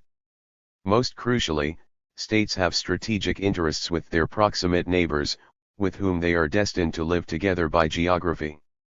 A nation's vital and strategic interests are thus, best served through the pursuit of peaceful coexistence and cooperative relations. Isolation is, by no means, a viable option in our globalist world. At the time of independence, Eritrea's relations with the outside world began on a positive note. A number of countries that, at different stages, had supported the Ethiopian war effort against the Eritrean liberation movement, most notably the US, Israel, Russia, Cuba and Libya, readily recognized and established diplomatic relations with the new state. The EPLF, which set up the transitional government of Eritrea upon independence, in turn, abandoned its liberation-era revolutionary rhetoric of opposition to U.S. imperialism and Israeli Zionism, which reflected a response to U.S. and Israeli military support for Ethiopia rather than a genuine commitment to an anti-imperialist or anti-Zionist ideology. The front had also abandoned its claim to a natural alliance with the socialist camp in reaction to massive Soviet military support for Ethiopia. The EPLF government was set to pursue pragmatic domestic and foreign policies in the service of Eritrea's national interest. The international community was also well disposed toward the new state.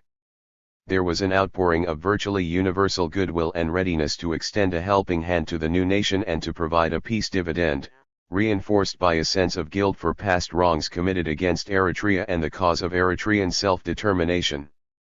For instance, Italy, the former colonial power, whose officials were, as late as the summer of 1988, persuaded that Eritrea would never be capable of gaining independence from Ethiopian domination by the force of its weapons, topped the list of donors in allocating 210 billion lire and delivering 140 billion lire in development cooperation to Eritrea between 1992 and 1998.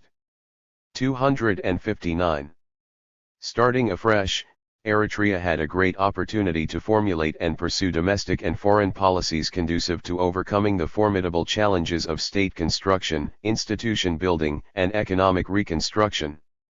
The maintenance of a favorable external climate in the service of its paramount national interests required the adoption of a prudent foreign policy and proactive diplomacy. The ordeal of its struggle and the circumstances of its birth in defiance of the powers that be availed Eritrea of international goodwill and support to be capitalized on and built upon to promote cordial relations, foster economic cooperation, and encourage foreign direct investment, FDI, in order to bolster its efforts to reconstruct and grow its economy. In reality, however, intermittent difficult relations and proxy warfare with the Sudan, a maritime skirmish with Yemen, a devastating war trailed by a frozen conflict with Ethiopia, and a border standoff with Djibouti have marred Eritrea's first 2 decades of independent statehood. Discord and disputes are a normal aspect of the relations among nations, and the root causes of conflict with its neighbors were not solely of Eritrea's making. However, the regime's propensity to shun timely dialogue and fast antagonist relations reveals the dynamic interplay of the domestic and foreign policy nexus and the close relationship between Eritrea's internal politics and external policies. An authoritarian default mode that short-circuits internal debate and uses coercion to silence divergent opinion or to stifle dissent within the front and the government at home extends to the tendency to bypass judicious dialogue and prompt military confrontation in the treatment of normal disputes with hitherto friendly neighbors. As during the period of the armed struggle for national liberation, Eritrea currently finds itself regionally and globally isolated. However, there is an important distinction. The isolation during the armed struggle was imposed and involuntary, while that of the present is partly unforced and self-induced. The authoritarian default mode leaves no room for discussion, analysis, or impact assessment of decisions. Such a disposition has plunged Eritrea's internal politics into a mindless muddle of policy reversals, harmful forfeitures, and brutal repression, and its foreign policy reflects a series of missed opportunities and a jumble of erratic reflexes that immerse the country in a constant state of tension, hostility, and isolation. Eritrea's isolation during the independence war was solely the outcome of an international geopolitical calculus. Today, the government's domestic actions and foreign policy responses are the main drivers of its isolation. Its current regional and international isolation exerts a powerful negative impact on Eritrea's national development, prosperity, and security, both now and for the near future. In the age of a globalist world where competitive interdependence is the name of the game and investment and trade fuel economic growth, no country, no matter how large, rich, or developed, can go it alone or thrive in isolation. No individual nation on its own, least of all undeveloped and impoverished Eritrea, is capable of achieving economic self-sufficiency or prosperity. The imperative of effective mobilization of national resources and the concentration of effort in the service of tangible national development, security, and prosperity, necessarily requires proactive political engagement, diplomatic interaction, and economic cooperation within the framework of regional peace and stability. 7.4 Eritrea-US relations. The ice of historical hostility of U.S. policy to Eritrean independence had started to thaw by the late 1980s. The US encouraged negotiations between Ethiopia's Derg regime and the EPLF towards achieving a political solution to the Eritrean problem in apparent anticipation of an inevitable Eritrean military victory. 260 Faced with an imminent fait accompli, the US, which emerged as the sole superpower after the collapse of the former Soviet Union at the turn of the 1990s, initiated formal engagement with the leaderships of the Eritrean and Tigrayan liberation movements in London in May 1991. It sought initially to negotiate the outcome of the war in favor of retaining the unity of the Ethiopian state in a new construction. Having won the war, however, the liberation movements had their way. The US then tried to mediate post-war arrangements and influence the new transition to power in Addis Ababa and Asmara. Resetting its relations with the new nation, the US reopened its former consulate in Asmara in August 1992 and recognized Eritrea as an independent state on April 27, 1993. The two countries established diplomatic relations on June 11, 1993, and their bilateral relations grew steadily warmer and closer. The US viewed Eritrea as an emerging democratic state, provided military, development and humanitarian assistance, and sought to promote democracy, economic renewal, and regional stability. When the border war broke out with Ethiopia in 1998, the US tried, unsuccessfully, to mediate an end to the conflict and eventually brokered the Algiers Agreement between the two countries in 2000. On its part, the government of Eritrea strove to cultivate warm relations and establish a close alliance with the US. It supported US foreign policy objectives and the deployment of US troops in the Horn of Africa. Senior commanders of the US Central Command, CENTCOM, regularly visited Asmara for meetings with the President and the Ministers of Defense and Foreign Affairs. It was indicative of the burgeoning Eritrea-US relationship that President Isaias Afwerki described his meetings with US CENTCOM Commander General Tommy Franks and US Secretary of Defense Donald Rumsfeld, welcomed with a red carpet in a ceremony befitting a head of state, in December 2002 as superb, and added, "I share the strategic view of the Americans in the region. French forces in Djibouti have been a stabilizing factor, and US troops would add to that. You need outside powers to keep order here." It sounds colonialist, but I am only being realistic. 261.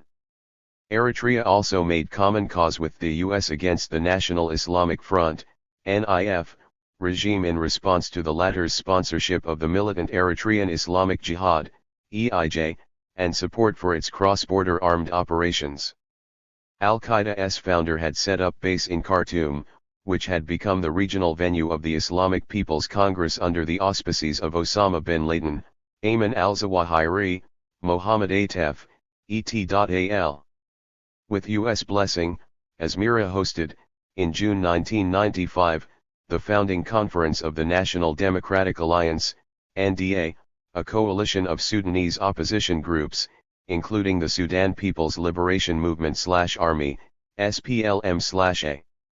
In a breach of normal diplomatic protocol, Eritrea also handed the NDA the premises of the Embassy of the Republic of the Sudan in Asmara to serve as its headquarters.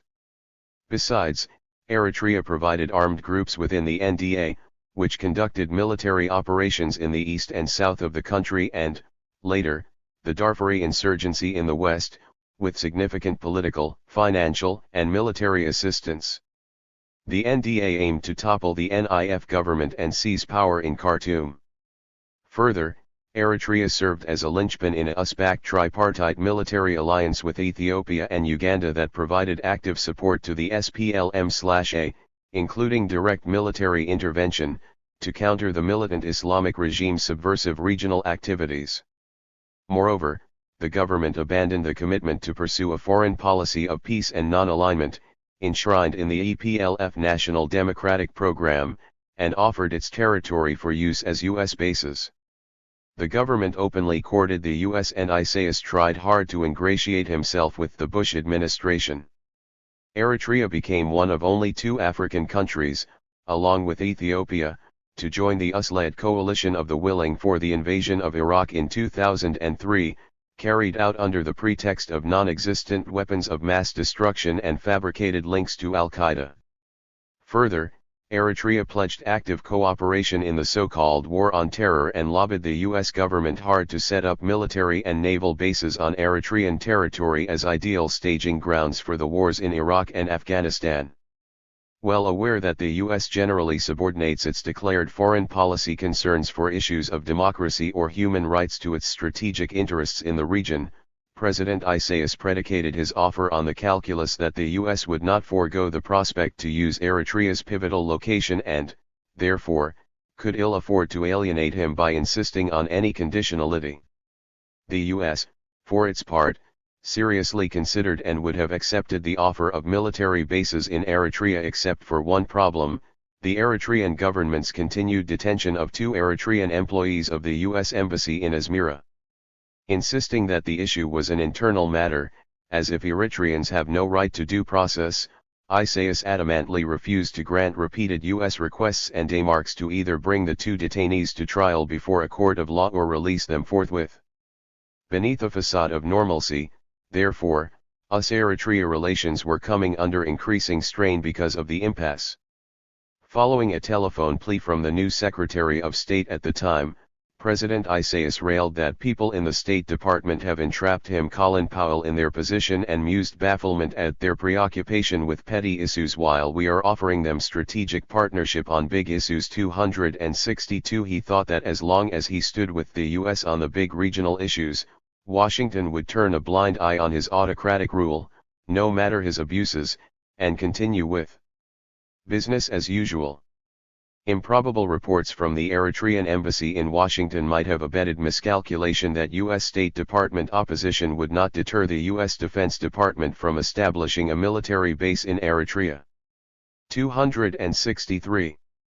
There are, in the context of infighting, situations of strategic U.S. interest in which the Department of Defense does override the Department of State and impose its views on U.S. policy.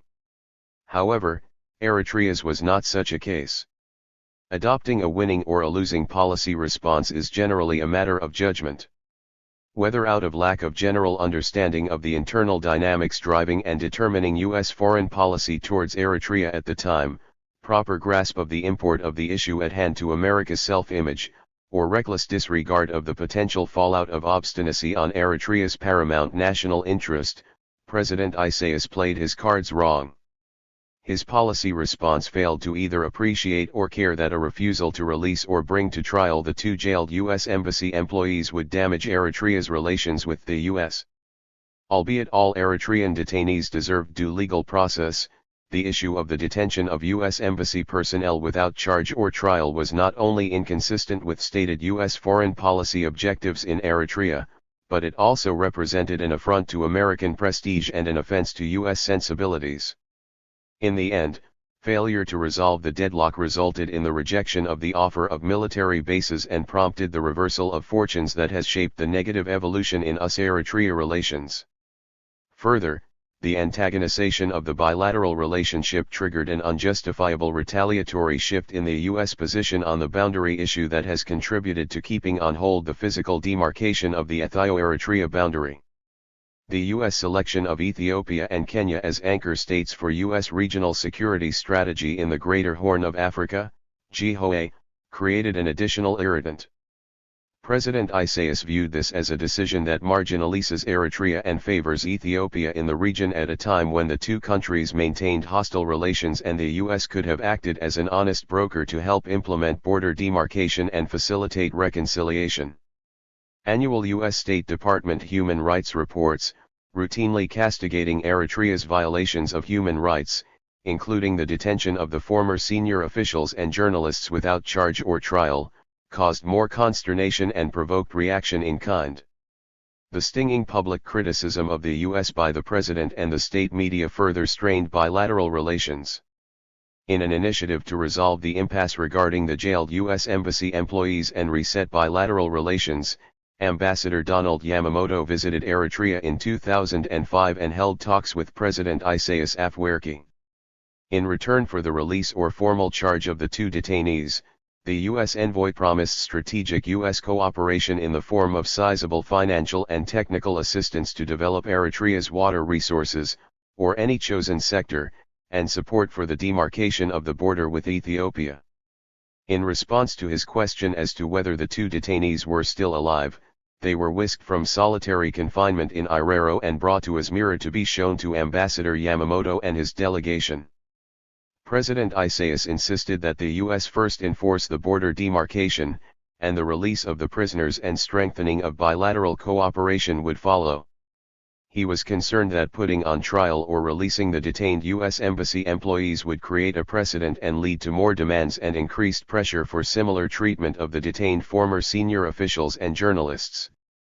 The U.S. duly promised to do so and, a few weeks later, issued a statement calling on Ethiopia to cooperate for the demarcation of the boundary. According to a well-placed EU official in Brussels, the U.S. statement and its implied possible rapprochement in US-Eritrea relations had caused palpable anxiety in the Ethiopian government. However, there was no reciprocal move or signal of willingness to address the question of the jailed embassy staff. The impasse continued and Eritrea, in a display of pique, requested the U.S. to stop providing development assistance and food aid and close the U.S. Agency for International Development, USAID, office in Asmara in 2005. Putting regime stability above national interest, the Eritrean government missed an excellent opportunity for rapprochement and close cooperation with the U.S. and forfeited the promise of effective support for the demarcation of the boundary with Ethiopia and the attendant restitution of Eritrea's territorial integrity. Upping the ante, Isaias embarked on a collision course and unleashed a wave of criticism of the U.S., denigrating U.S. domestic and foreign policy, in the state-owned media. Setting the tone and leading the fray in his periodic staged interviews with the state media, he accused the U.S. of abetting Ethiopian aggression and the U.S. Central Intelligence Agency, CIA, of conspiring to overthrow him. His attacks, echoed by the state media, grew more frequent and increasingly vitriolic, portraying the U.S. as the historic enemy of Eritrea.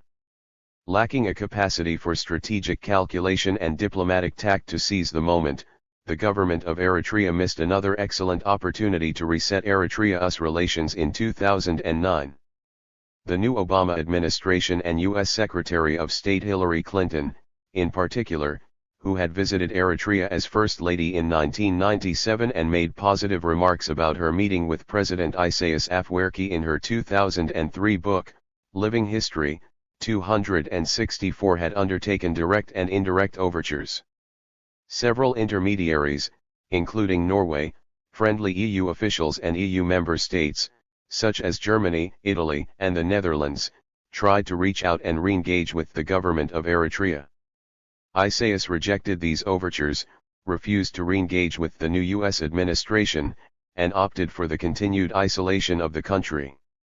265. As Eritrea-US relations grew more strained, the U.S. government has more than reciprocated in spite and hostility in response to the Eritrean president's rebuff of its overtures to re-engage with the country. It abetted Ethiopia's intransigence on the issue of boundary demarcation, and used its political and diplomatic clout to shield it from international censure and pressure to comply with its treaty obligations under the Algiers Agreement. Further, the U.S. maintained its criticism of the domestic and regional policies of the Eritrean regime, in general, and its alleged continued support to militant Islamist insurgents in Somalia, in particular. Finally, the U.S., in an apparent display of double standards, singled out Eritrea in its support of the imposition of UN sanctions for geopolitical infractions that are by no means unique to the Eritrean government in the region. 7.5 Eritrea-EU cooperation. The EU provided the largest source of Eritrea's overseas development assistance, ODA. Cooperation between Eritrea and the EU is undertaken in the framework of the Cotonou Partnership Agreement, CPA, between the African, Caribbean, and Pacific Group of States and the EU, ACP-EU, and stands on three pillars. These pillars are preferential economic and trade relations, policy and political dialogue, and development cooperation. The first pillar aims to promote Eritrea-EU economic and trade cooperation through reciprocal free access for their goods and services to each other's respective markets. The second pillar provides for Eritrea-EU engagement in policy and political dialogue at the level of state authorities, civil society organizations, CSOs, and non-state actors, NSAs, based on the mutually agreed fundamental and essential elements underpinning the ACP-EU CPA. As a signatory to the CPA, Eritrea had agreed that comprehensive, balanced and deep political dialogue leading to commitments on both sides, covering all the objectives, interests, and concerns of the partnership, focused on specific political issues of mutual concern or of general significance, and conducted in a flexible manner, in a formal or informal setting within and outside the institutional framework underpins its relations with the EU. 266. The third pillar of EU-Eritrea partnership, development cooperation, is based on the principle of national ownership of Eritrea's development strategy and guided by a contractual commitment on the fundamental and essential elements enshrined in the CPA. Respect for human rights and fundamental freedoms, including respect for fundamental social rights, democracy based on the rule of law and transparent and accountable governance are an integral part of sustainable development. Respect for human rights, democratic principles, and the rule of law, which underpin the ACP-EU partnership, shall underpin the domestic and international policies of the parties and constitute the essential elements of this agreement. 267. By mutual agreement, EU-Eritrea development cooperation aims to promote sustainable economic and social development, the gradual integration of the Eritrean economy into the world economy, and the reduction and eventual eradication of poverty. Eritrea had drawn up a macroeconomic policy framework designed to rebuild the economic and social structures ruined by 30 years of war and promote economic growth and sustainable development via an outward-oriented and private sector-led market economy. As Eritrea proved unable to advance past the first phase, however, EU development cooperation remained focused mainly on a program of support to post-conflict rehabilitation and reconstruction. These include policies affecting social and transport infrastructure reconstruction, humanitarian aid and demining programs, the reintegration of demobilized fighters, internally displaced persons, IDPs, repatriated refugees and disabled war veterans, the restoration of macroeconomic stability and the realization of the country's potential, and the development of long-term strategies in the food security, transport, and education sectors to relax the main structural constraints to Eritrea's development. To this end, the EU allocated €337.5 million programmable financial resources to Eritrea under 4 successive European Development Funds, EDFs, namely, the 7 THEDF, 1991–1995, the 8 THEDF, 1995–2000, the 9 THEDF, 2002–2007, and the 10 THEDF, 2009–2013.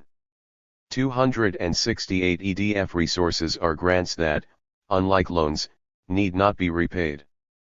Eritrea could have proactively engaged with the EU and effectively utilized this quite substantial financial and technical assistance to bolster its efforts towards economic growth in line with its own priorities.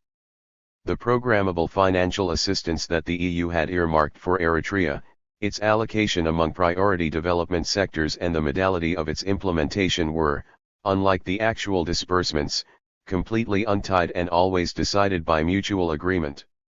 Apart from the binding commitments to the fundamental principles and essential elements of the CPA, there were no preconditions or strings attached that impinged on Eritrea's legitimate claim to policy independence, self-reliance, or ownership of national development program.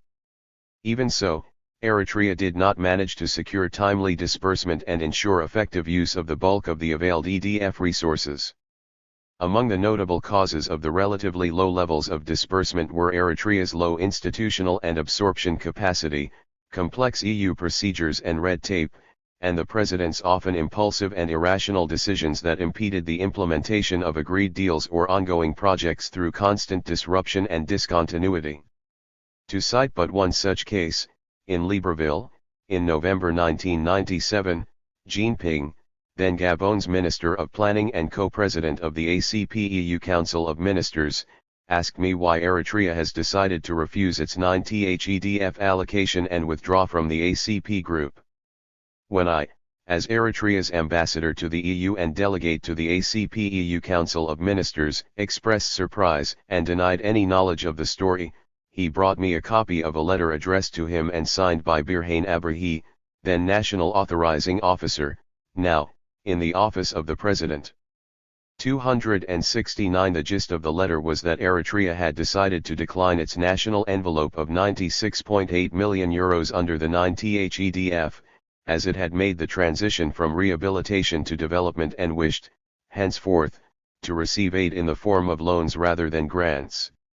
I later learned that the Minister of Foreign Affairs and the Minister of Finance were also unaware of the matter. While in Asmara in January 1998, I asked President Isaias why the government had opted not to avail itself of the EU's €96.8 million aid grant and to withdraw from the ACP group. He replied that there was no such decision. When I mentioned that a letter was sent from his office to that effect, he responded that he did not know about it. I told him that I had a copy of the letter and could show him if he wished to see it. I looked him in the eye and he fell silent. I then asked him if he would let me restore the allocation and he said, "Okay, go ahead and try if you can." It is said that ambassadors, who often serve as glorified messengers, lie for their governments. Unless they prefer to resign in protest, they are, at times, instructed to lie or to misrepresent facts in the national interest. It is thus not surprising that President John F. Kennedy once referred to Adlai E. Stevenson, the U.S. ambassador to the UN at the time of the Cuban Missile Crisis in October 1962, as my official liar. 270 Diplomats frequently use spin to juggle facts and avoid outright lying. In my situation on this specific case, I did not want to see Eritrea forfeit the €96.8 million grant or abandon the solidarity of the ACP family and the privileged partnership of the EU. I needed to unravel the adverse decision in the service of Eritrea's national interest. Back in Brussels, I met and discussed the matter with Poul Nielsen and Philip Lowe, then EU Development Commissioner and Director General of Development, DG Dev, respectively. Both were well disposed towards Eritrea and ready to help salvage the situation. By way of face-saving, I argued that Eritrea was endeavoring to rebuild and develop its economy fast so as to make up for lost time and recover from the devastation of the long war, that the letter from the President's office was merely an overreaction to the prolonged delays entailed in the complex procedures for the disbursement of EDF resources that had the effect of holding back funding for agreed projects and retarding implementation of Eritrea's national development program, and that, otherwise, Eritrea needed and highly valued EU assistance to speed up its ongoing efforts of economic reconstruction and sustainable development. As a way forward, I proposed that the EU transfer its development assistance in the form of direct budget and balance of payments support, instead of the then prevalent project-based aid. I argued that budget and balance of payments support would minimize the time lag between the commitment and the disbursement of EDF allocations and address Eritrea's concerns. There was a consensus that direct budget and balance of payments support would permit faster disbursement and more effective utilization of EU aid. The Commission eventually agreed, in principle, to ignore the letter and channel assistance via direct budget and balance of payments support. The agreement represented a big breakthrough, but there was a problem.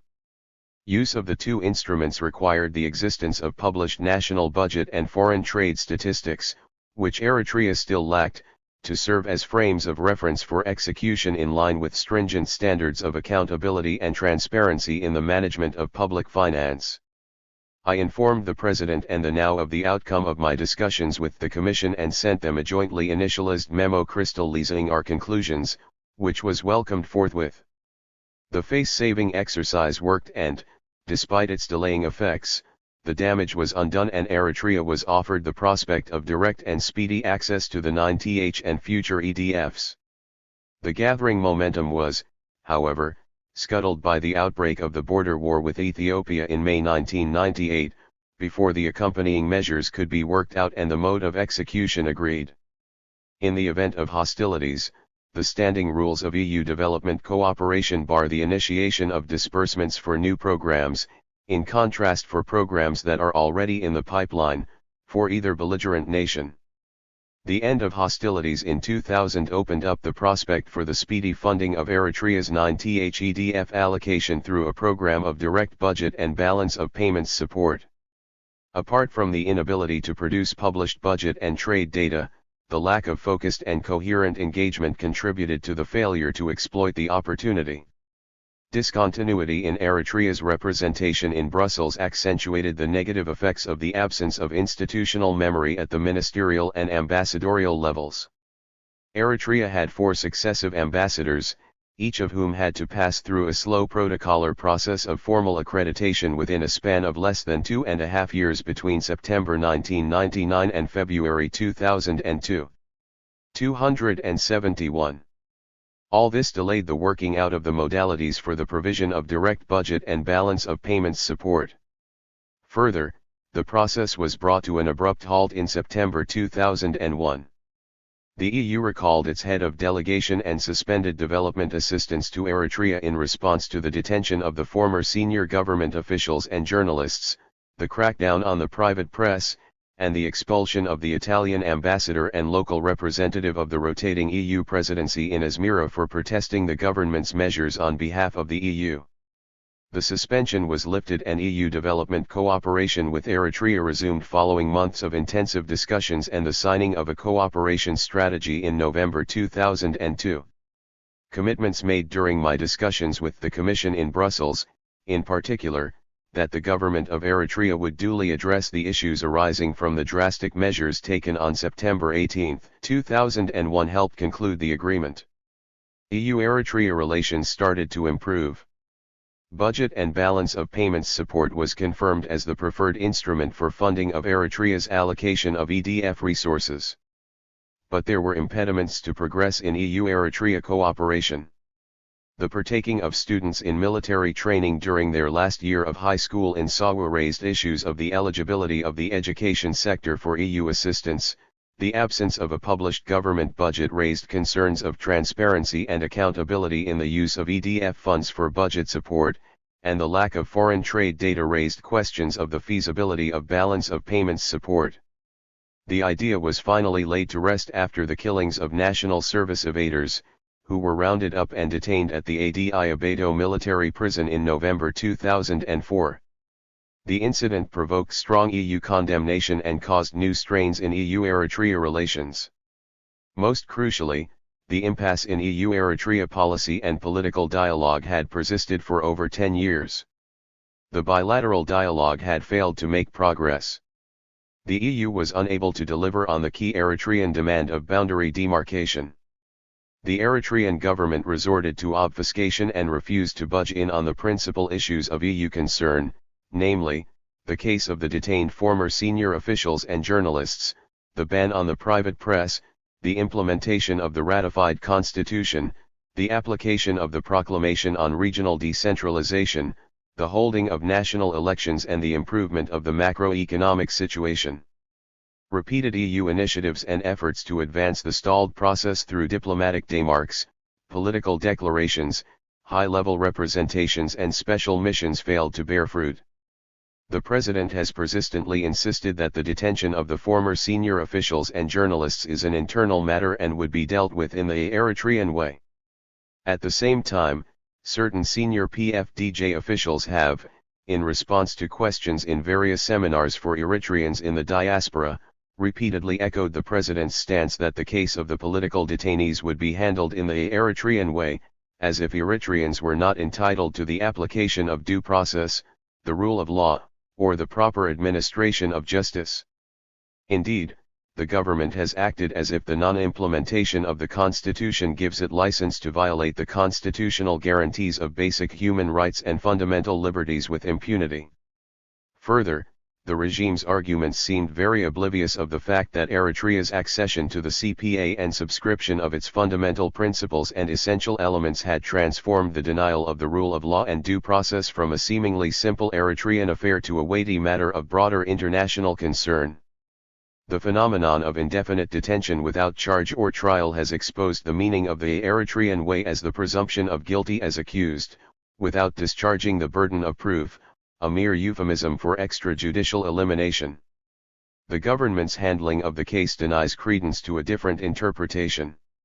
The government's reluctance to address these critical issues has contributed to the political paralysis, economic stagnation, and external isolation of the country.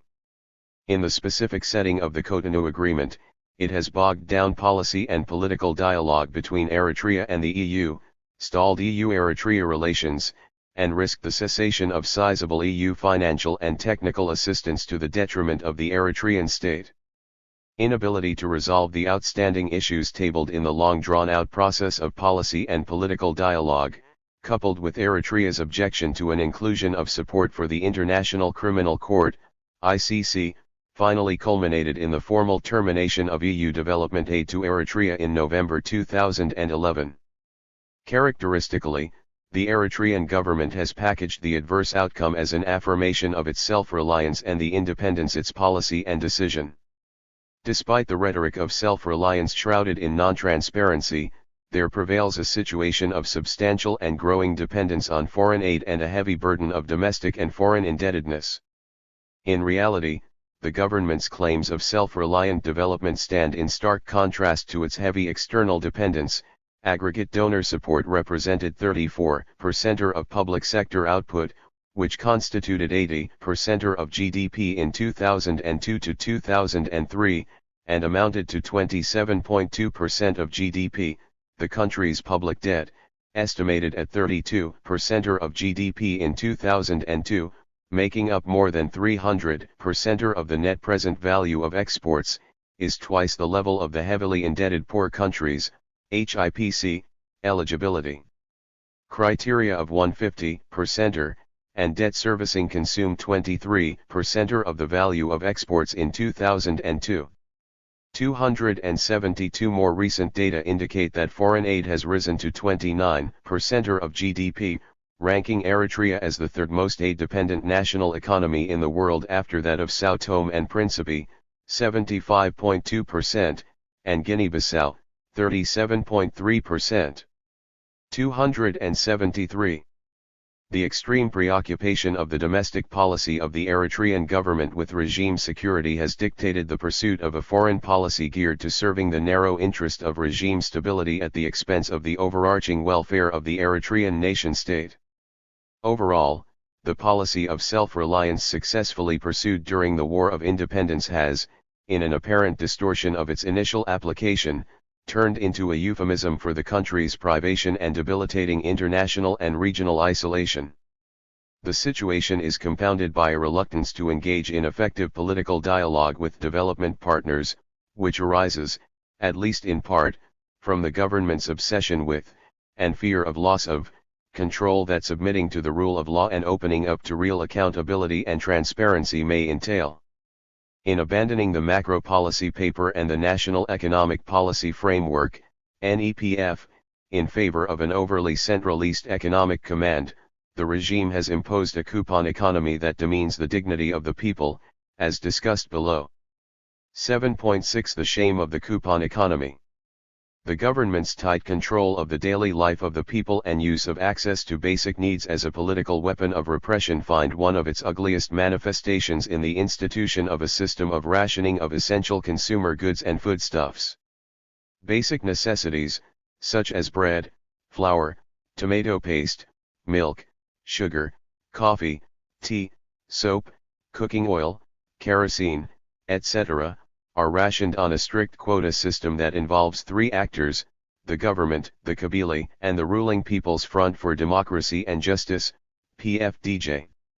The Kabyle is a neighborhood association created by and inherited from Ethiopia's Derg era as the smallest unit of local administration, similar to a ward, in which membership and assessed contributions are compulsory.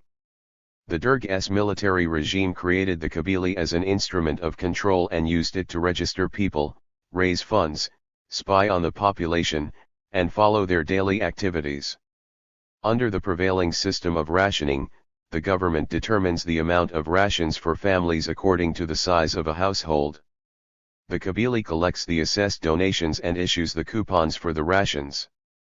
The front provides supplies through its so-called rational shops 274 that sell the rations to the people in the neighborhood in accordance with the coupons presented. Coupons are earned monthly through demonstrations of good citizenship, not automatically availed. To receive coupons, families and persons must be in good standing in terms of front affiliation, regular attendance of mandatory meetings of the local cells of the front, and payment of membership dues and assessed donations to the front. Other requirements include contributions for and presence in celebrations of national holidays, timely payment of and steady participation in an assortment of other voluntary contributions in cash and in kind, etc. Failure to comply with any of these and a miscellany of kindred other obligations disqualifies a family or a person from entitlement to coupons and, therefore, of access to rations. Families or persons that pass the test of scrutiny receive their coupons at the office of the Kabyle. After getting their coupons, people line up in long queues and wait for many hours to fetch their monthly rations of basic necessities. To maximize their chances of getting their rations on the following day, many people start queuing on the eve just before midnight in the hope that they can take delivery of their allotments by noon. The waiting in the biting night cold of the Eritrean highlands often extends to late afternoon or even to the next day. Long files of people have become a common sight in Asmara and Eritrea's major cities and towns. Chronic shortage of essential goods is the norm and rations are irregular, with some items supplied only every other month, and often every 2 or even 3 months. Availability of the provisions in the rational shops often depends on the amounts confiscated from petty traders. Family rations are based on the size or number of members of a household. A family of 7 members, for instance, receives the following rations when supplies are available: 25 kilograms of sorghum every 2 months, 5 liters of cooking oil, 100 grams of tea, 70 grams of tomato paste, 3.5 kilograms of pasta, 9 kilograms of sugar and 1 kilogram of coffee per month, and 10 liters of kerosene every 6 to 8 months. Each family is also allotted a daily ration of 1 small loaf of bread per person. Often, the rations are irregular and hardly sufficient to meet the basic daily needs of families. Made up mostly of confiscated property and often totally unavailable for prolonged periods, the items rationed are of insufficient quantity and substandard quality. Their cost is quite high relative to household disposable incomes. Such a package of monthly rations costs about Eritrean nakfa, earn, 1,600 and must be paid up front. Even so, obtaining the allotted rations involves a lot of hardship and aggravation. Just as in the case of buying their daily quotas of bread and other rationed necessities, people stand in long lines for hours to buy the additional bread, milk, and other needed items in privately owned parallel shops at substantially higher prices. Mass unemployment prevails across the country, and most people do not earn any income at all. With the private sector virtually disabled and housing construction ordered to a standstill, resulting in the suspension of work on many building projects at different levels of progress, the stagnant government and front bureaucracies are the major employers. The existing salary and wage scales are extremely low. The average salary of a senior government or front official is about earn 2,000, that of a middle-level government or front employee about earn 1,200, and that of a national service conscript earn 500 per month. In contrast, the earn 1,600 paid for the package of rationed items is quite hefty and burdensome. Depending on a family's level of income, the ration takes up the entire, most, or even more than the salaries or wages of the great majority of households. Worse still, it is often not enough to sustain life at the minimum threshold. To survive, families must supplement the rations with additional purchases from private shops at exorbitant black market prices. In addition to the cost of other essential items of consumption, such as meat, vegetables, fruits, spices, etc., there are regular bills to pay for rent, transport, firewood, electricity, water, etc., even when the supply of water and electricity is unavailable, as is the case most of the time. The combination of very low or no incomes, acute shortages of basic commodities, and spiraling prices depresses the standard of living and downgrades the quality of life. Rations, inadequate as they may be, are not even available to the vast majority of the people, namely, the more than 80% of the population who live on subsistence agriculture in the rural areas. Moreover, peasant farmers are not free to sell their produce in the open market. They are allowed to sell them only in the captive market of the front-owned rational shops at prices arbitrarily fixed below the real market price to allow for ample profit margins to be made at the point of resale. They must then buy the items they need at relatively high prices in the open or black market. Families of subsistence farmers face double jeopardy: low sales prices for their agricultural produce in the captive market and high purchase price for the items they need to buy in the open or black market. Such an indirect dual penalty exacerbates rural poverty. The state of Eritrea's economy and the condition of its people show the wasteful, inefficient, and demeaning features of the coupon economy. Designed to serve an obnoxious control function, the blight of indignity it inflicts on the people is a daily curse that is deliberate. Its operation enables the regime to determine people's access to food, decide what they eat, and in what quality and quantity. It also allows it to monitor and control the internal movements of people. Worse still, the coupon economy keeps the people constantly on edge, with their thoughts and energies totally preoccupied with the endless anxieties of daily survival. Further, it enables the regime to use food insecurity as a means to enforce compliance with Kabyle directives and front obligations. In brief, the coupon economy is an instrument of population control imposed by a government obsessed with the pursuit of its own security and survival at any cost, while the fear of incarceration or deprivation forces the people to endure its caprices. The hapless combination of political diktat, a command economy, and a policy of repression at home and confrontation abroad, compounded by general mismanagement, have led to the misuse of the country's productive assets and resources, deterred domestic and foreign direct investment, provoked international isolation, and squandered Eritrea's golden opportunity to attain economic growth, pursue sustainable development and create wealth. The consequences are, as the next section describes, an inevitable shrinking of the Eritrean economy in real terms, large-scale unemployment and widespread poverty, causing a steadily declining standard of living for the great majority of the population. 7.7 A contracting economy in crisis. Published and publicly accessible government statistics on the Eritrean economy are unavailable.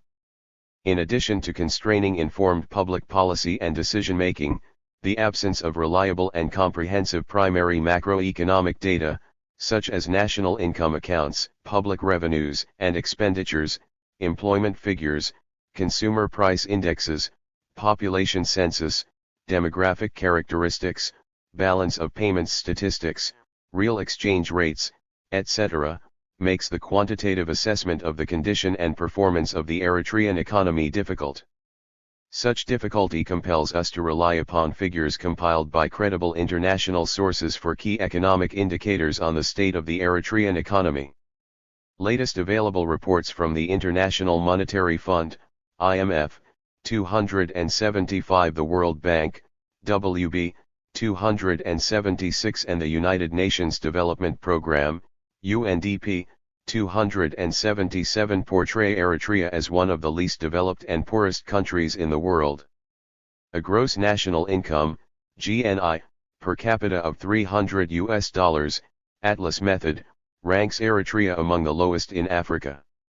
The country's gross domestic product, GDP, at constant market prices shrank by an estimated 9.8% in 2008, while the Consumer Price Index, CPI, rose by 30.2%.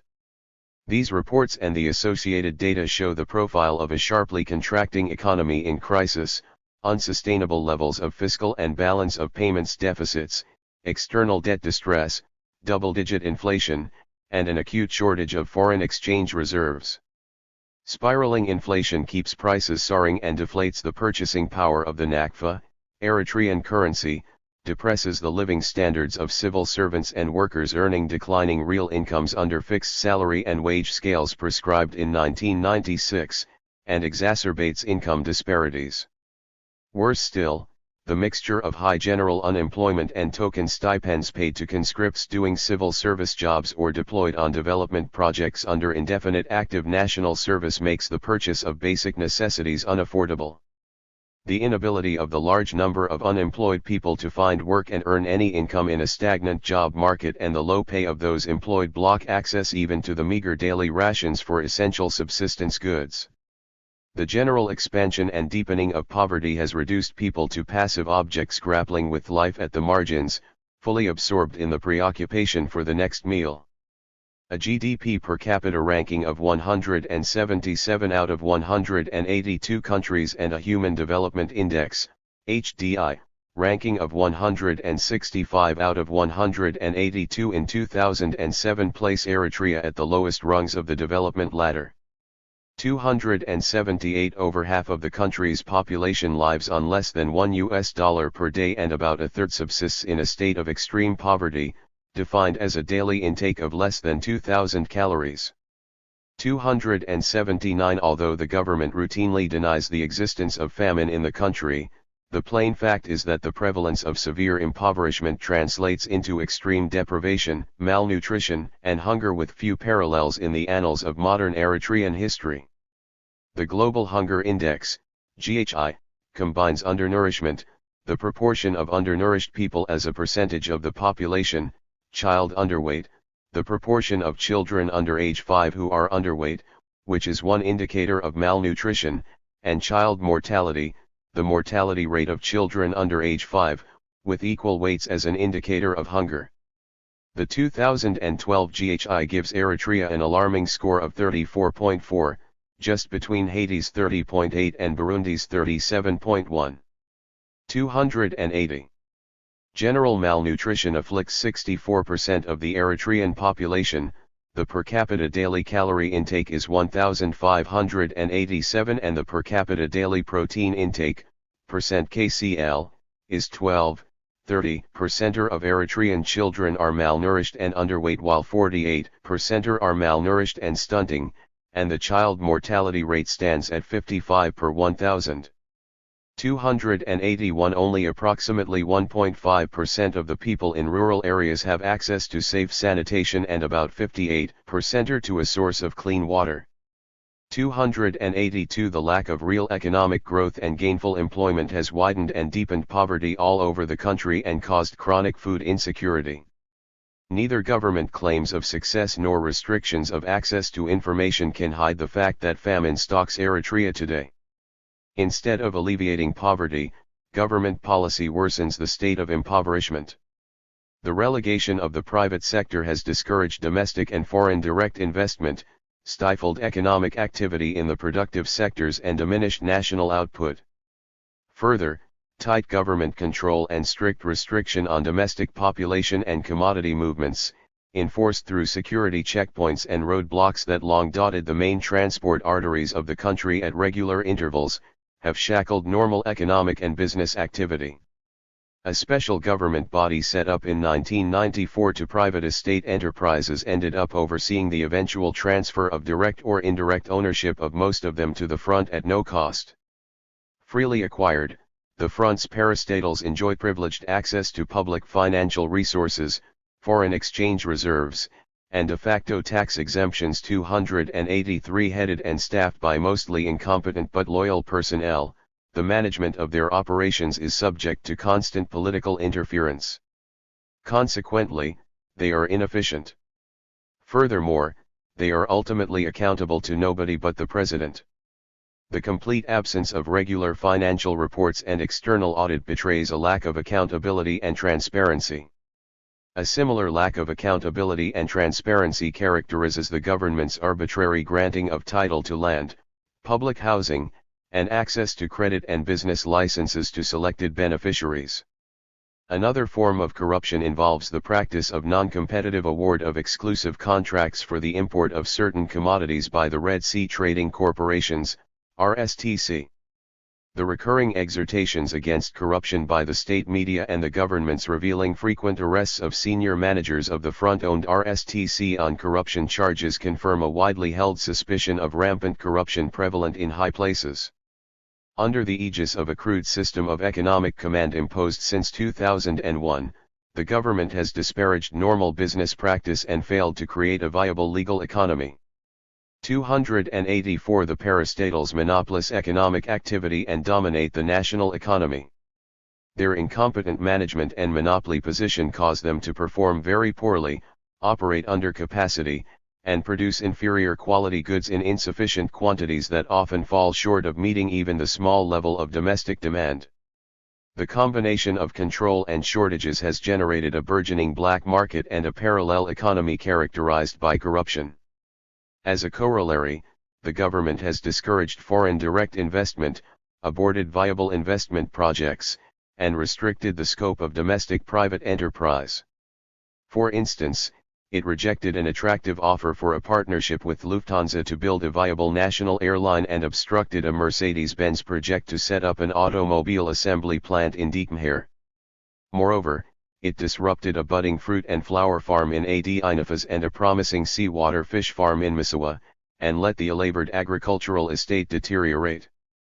Following its crackdown of internal dissent in 2001, the regime has given priority to the retention of tight control of every aspect of national business activity and the daily economic life of the population at the expense of national development. Its misplaced priorities have diminished industrial, agricultural, and fisheries production and brought housing construction to a standstill. Constant talk of strategic national development plans and hollow claims of success cannot be a substitute for real progress. The government's misguided policies have created chronic shortages of basic housing, commodities, and services, including beverages and food items, reduced gainful employment, and degraded the overall human condition of the people. The resulting economic stagnation of the country has caused mass unemployment, both real and disguised, in the form of systemic idleness and underemployment perpetrated by active national service. The decline in overall economic activity has substantially reduced government revenues from income taxes, excise levies and import-export customs duties. The government regularly claims successful implementation of development projects and promises progress in achieving food security. On the contrary, the prevailing situation in the country, gauged by the available key economic and social indicators, shows an economy in tatters and a population reeling under conditions of grinding poverty. No rhetorical claims can hide the manifest suffering of the people under chronic shortages of food, water, power, and fuel and widespread malnutrition.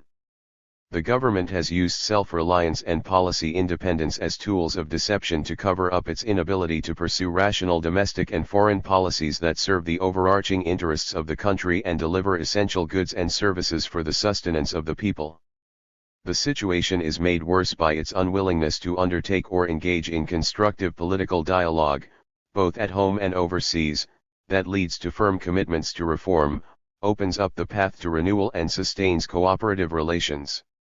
As we approach a quarter century of sovereign statehood, it is a telling indictment to the regime that Eritrea possesses no functional state organs, viable institutions of higher learning, operative national air carrier, serviceable shipping lines, effective land transport system, viable national electricity grid, or sustainable water supply system.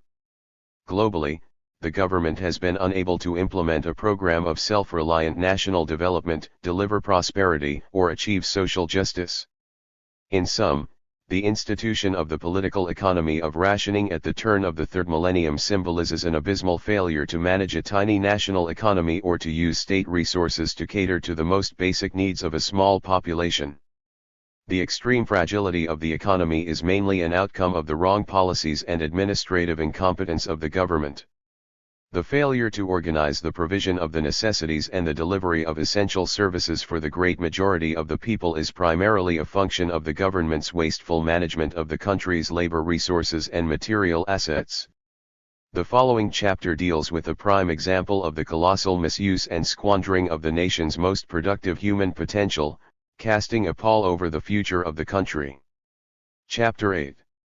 The scourge of indefinite national service. When there is no enemy within, the enemies outside cannot hurt you. African proverb. National service is typically an obligation of citizenship required of all young men between the age of 18 and late 20s in many of the world's developed, emerging, or developing countries. Originally conceived as an instrument of wartime mobilization or an element of national defense strategy, it invariably entails some form of military training and active military and/or alternative civilian service. Generally, national service is a program of mandatory military service, or compulsory conscription that usually lasts between 1 and 2 years. Most states allow reserved professions, such as the clergy, or special exemption for conscientious objection. There are only 2 countries, Israel and Eritrea, which require women to serve along with men in their programs of mandatory military service. Eritrea is a small country in terms of the size of both its territory and population. After Djibouti, it is the second smallest state in the Horn of Africa. In addition, Eritrea shares a highly volatile, conflict-riven, and insecure region with its comparatively much bigger land and maritime neighbors, notably, Ethiopia, the Sudan, Saudi Arabia and Yemen. It is also, like most of its neighbors, a poor developing country with a predominantly traditional rural economy based on subsistence agriculture and pastoralism. Afflicted by a turbulent history of successive colonial incursions, the physical devastation and social disruption of a long war of national liberation, and the debilitating consequences of the border war and subsequently frozen conflict with Ethiopia, its people yearn for peace, security, and prosperity. As a strategically located littoral state, Eritrea has the potential to become an entrepot and a prosperous hub of regional commerce, industry, and services, including tourism, transport, port, communications, and financial services à la Singapore. As a small state, its national security interests are best served by the pursuit of a policy of sustainable development, peaceful coexistence, political cooperation, and regional integration. As a poor developing country, it does not need, nor can it afford, a large standing army. Its national defense and security needs would be best served by building a small corps of highly trained and well-equipped modern professional army, navy, and air force, complemented by a large trained reserve army, à la Switzerland, capable of rapid mobilization and deployment at short notice whenever necessary. 8.1 Voluntary versus forced service. The practice of voluntary military service evolved as a tradition among Eritrean youth during the War of Independence. Tens of thousands of people freely joined the armed struggle to fight in the war with no remuneration. During the first 18 years of the war, joining the armed struggle was voluntary. Although people were urged, directly or indirectly, to join the war, there was no formal compulsion. After 1979, however, Eritrean youth, both men and women, were compelled to join the liberation movements and fight for national liberation. Forced recruitment for military service was thus introduced in Eritrea as an instrument of wartime mobilization and effectively practiced for more than a decade prior to the liberation from Ethiopia. Pouring out of its impregnable rear base in the mountainous fortress of Sahel, portrayed as Eritrea's Yemen in the EPLF folklore of the time, like an unrelenting torrent in mid-1977, the EPLA, along with the ELF's Eritrean Liberation Army, ELA, had, within a year, liberated virtually the entire territory of Eritrea, including most of the cities, towns, and population centers. The northern highlands, the western lowlands, other than the garrison in Barentu, the central plateau, other than the town of Adi-Iki in the south and the capital of Asmara in the center, and the coastal plains, except for the southern port of Asab and the island sections of the port of Massawa, were freed from Ethiopian occupation. The liberation of the capital Asmara, besieged on all sides by a narrow and tightening ring of fire, appeared within our grasp, and the deliverance of the entire country from Ethiopian occupation seemed within sight. We, the freedom fighters, and our people had taken imminent triumph for granted. Our expectations of a swift victory were, however, thwarted by a sudden reversal in the military balance of forces following the large-scale Ethiopian counter-offensive, backed by the then Soviet Union and its allies. In response to the adverse battlefield situation, the EPLF introduced compulsory military service and began forcibly rounding up and recruiting young men and women of fighting age from the liberated and semi-liberated areas. The fast chain of military victories, during 1977 to 1978, had greatly replenished the EPLA's arsenal of light, medium and heavy weapons and significantly augmented its size and firepower. But the battles had also taken their human toll, resulting in heavy casualties that depleted the rank and file of several units. The need to reinforce the Liberation Army and consolidate control over the extensive newly liberated areas required extra manpower. Besides, the rapid expansion of the theater of operations and the significant extension of the lines of confrontation overstretched the military assets of the EPLF and thinned the strategic reserves of the EPLA. Ethiopia's deployment of sizable additional forces and launching of consecutive large-scale offensives on multiple fronts overextended the EPLA.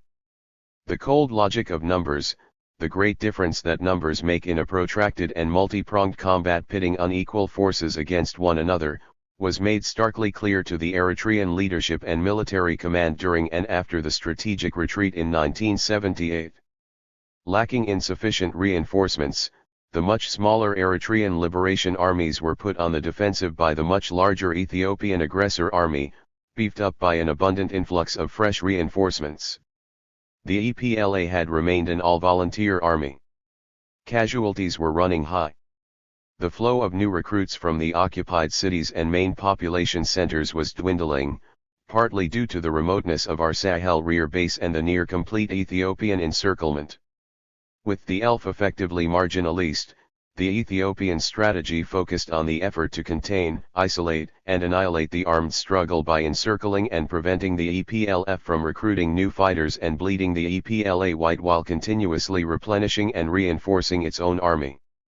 To counter the Ethiopian strategy and sustain the resistance by ensuring a continuous inflow of new recruits, the EPLF had adopted forcible recruitment in 1979 and sustained it until 1991.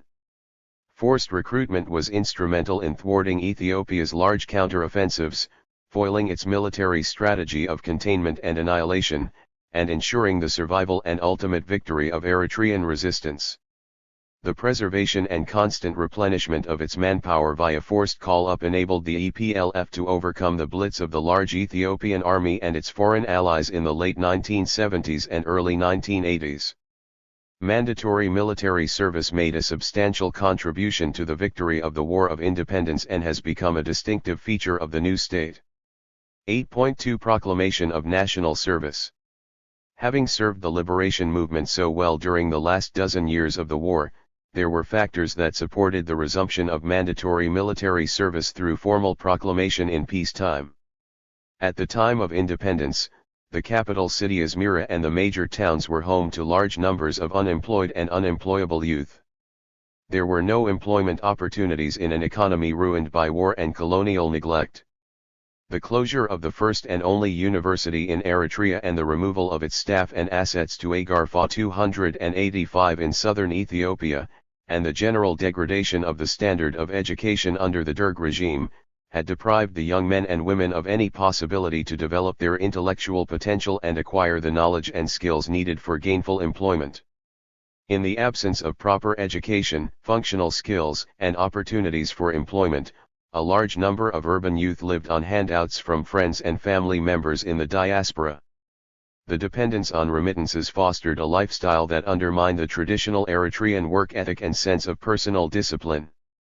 This undesirable state of affairs called for addressing the problem through the adoption of national service as a strategic instrument of self-reliance to help imbue the youth with an appreciation of the value of labor and self-sufficiency. There was another and, perhaps a more pressing reason, for the government to introduce national service in peacetime as an instrument of a strategy of regime security. In May 1993, on the eve of the formal declaration of independence, units of the EPLA in Asmara had mounted a protest that was later treated as a mutiny. The protesters went to government headquarters, took hold of the then Secretary General of the Provisional Government, and current President, and force-marched him to a meeting at the city's main football stadium. Joined by an influx of supporters and sympathizers in the spontaneous gathering, they presented several grievances and demanded immediate remedies. The Secretary General was let free to go only after he, typically whenever cornered or saw dire threats to his authority, bowed down to the pressure, acknowledged the legitimacy of the demands raised, and promised to fulfill them. Once the situation calmed down and the provisional government regained control, the promises were set aside. The suspected ringleaders and principal supporters of the protest were hunted down, rounded up, and jailed at the Italian-built, maximum security prison, in Adi Kuala, a town near the border with Ethiopia. Characteristically, they were tortured, condemned to harsh prison terms without due process, and summarily discharged from the army. Having meted out severe and excessive punishment on the protesters, viewed as potential rebels, the leadership of the front and the government, in general, and the Secretary General, in particular, had taken their cue. The protest of armed fighters shook the would-be president and set the alarm on the specter of a future coup d'état by disloyal elements of the EPLA. The incident brought home the potential value of national military service to establish a citizens' reserve army as a useful counterweight to the regular army. It was against the general backdrop of these compelling factors that the transitional government proclaimed, albeit without internal debate, a program of national service in 1995, providing for compulsory active national service for all Eritreans from the age of 18 to 40 years. The program consists of 6 months of training, 12 months of active military service and development chores in military forces for a total of 18 months, and compulsory duty of serving, until the expiry of 50 years of age under mobilization or emergency situation directives. 286. It allows no reserved professions or special exemptions. According to the decree, the objectives of national service are to create a strong reserve army, comprising active national and reserve military services, imbue the youth with the ethos of the armed struggle, cultivate strong discipline, inculcate work ethic, provide vocational training, promote economic development, and foster national unity. The ratified Constitution of Eritrea codifies completion of national service as a duty of all citizens, Article 25.3. In principle, the objectives of national service, as originally conceived, are commendable.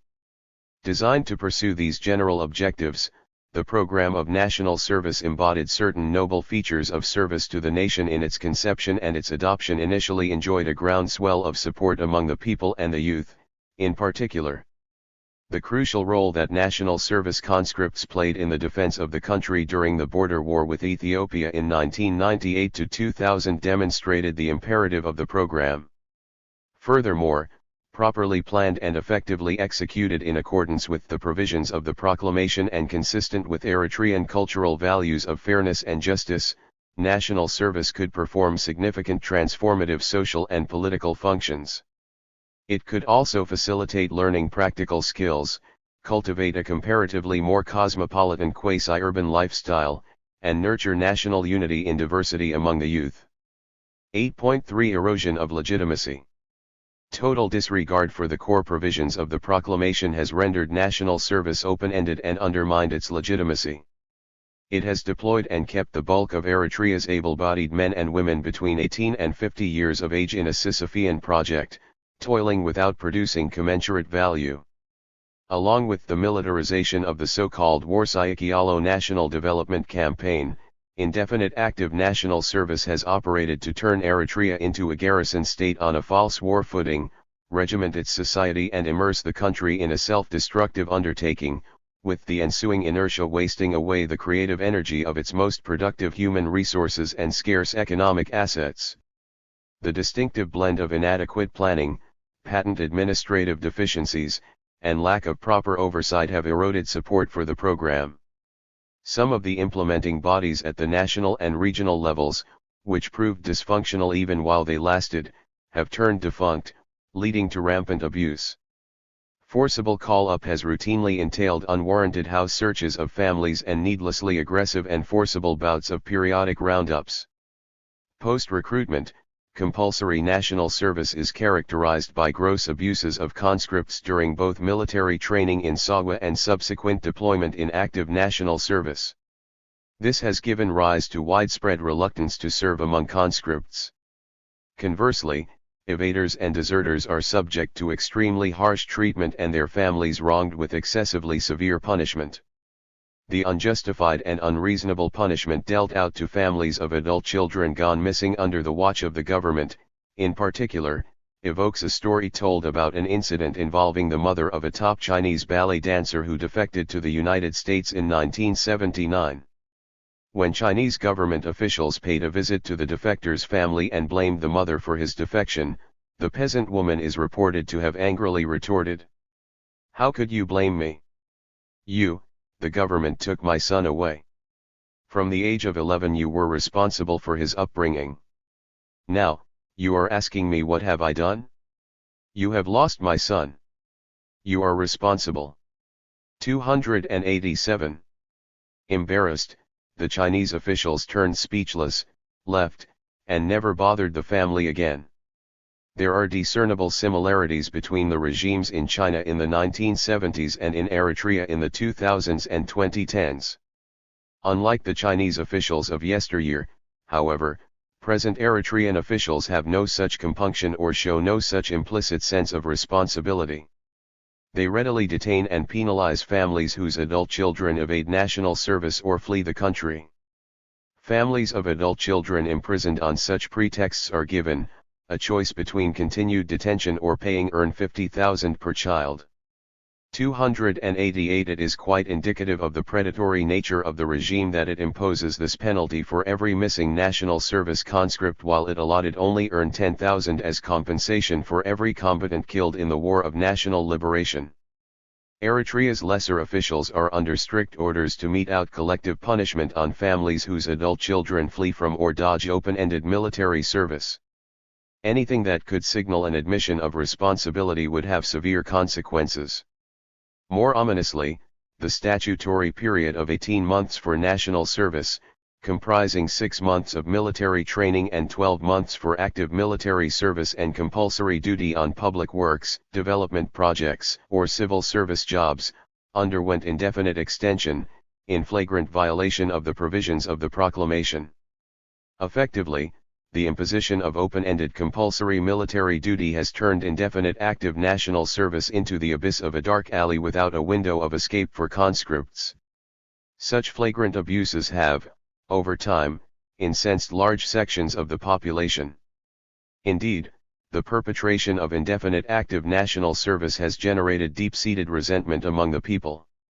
It has antagonized the youth, depreciated their commitment to the noble ideal of service to the nation, and provoked widespread resistance.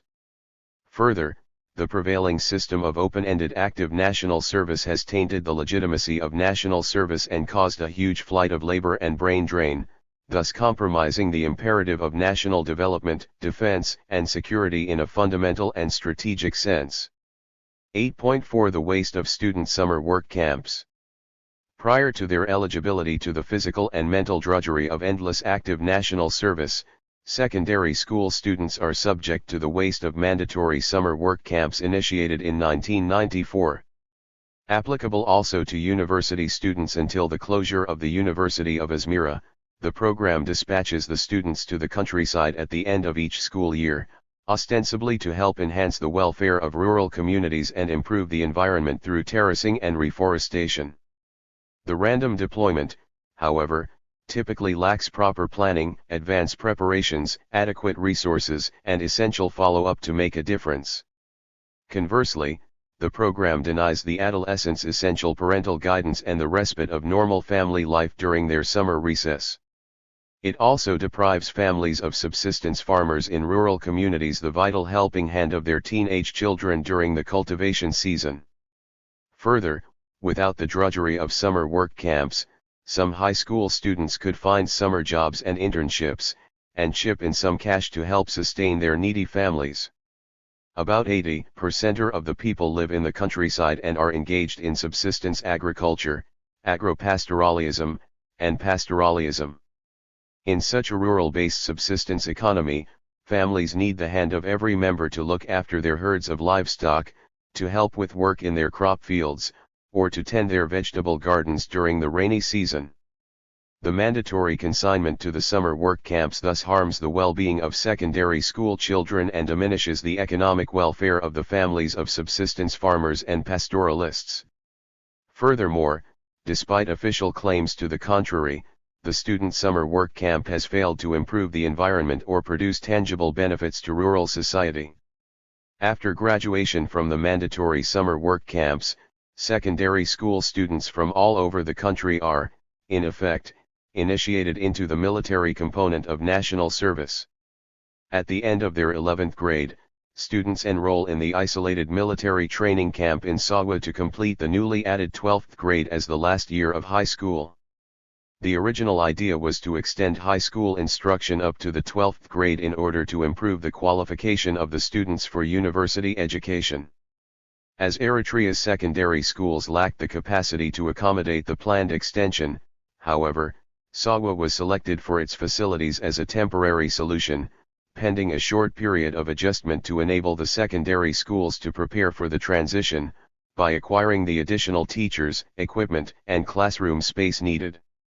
Once in Sagwa, students undergo political and military instruction in regimented formations.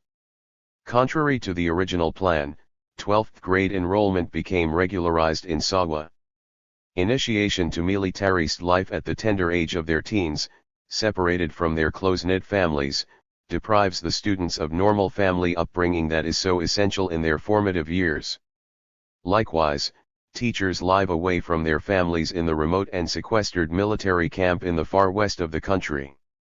Family members need special permits to visit the isolated camp school. The regimented life of students and teachers alike in Sagwa deprives them of the comfort and support of normal family life and of the benefits of parent-teacher consultations.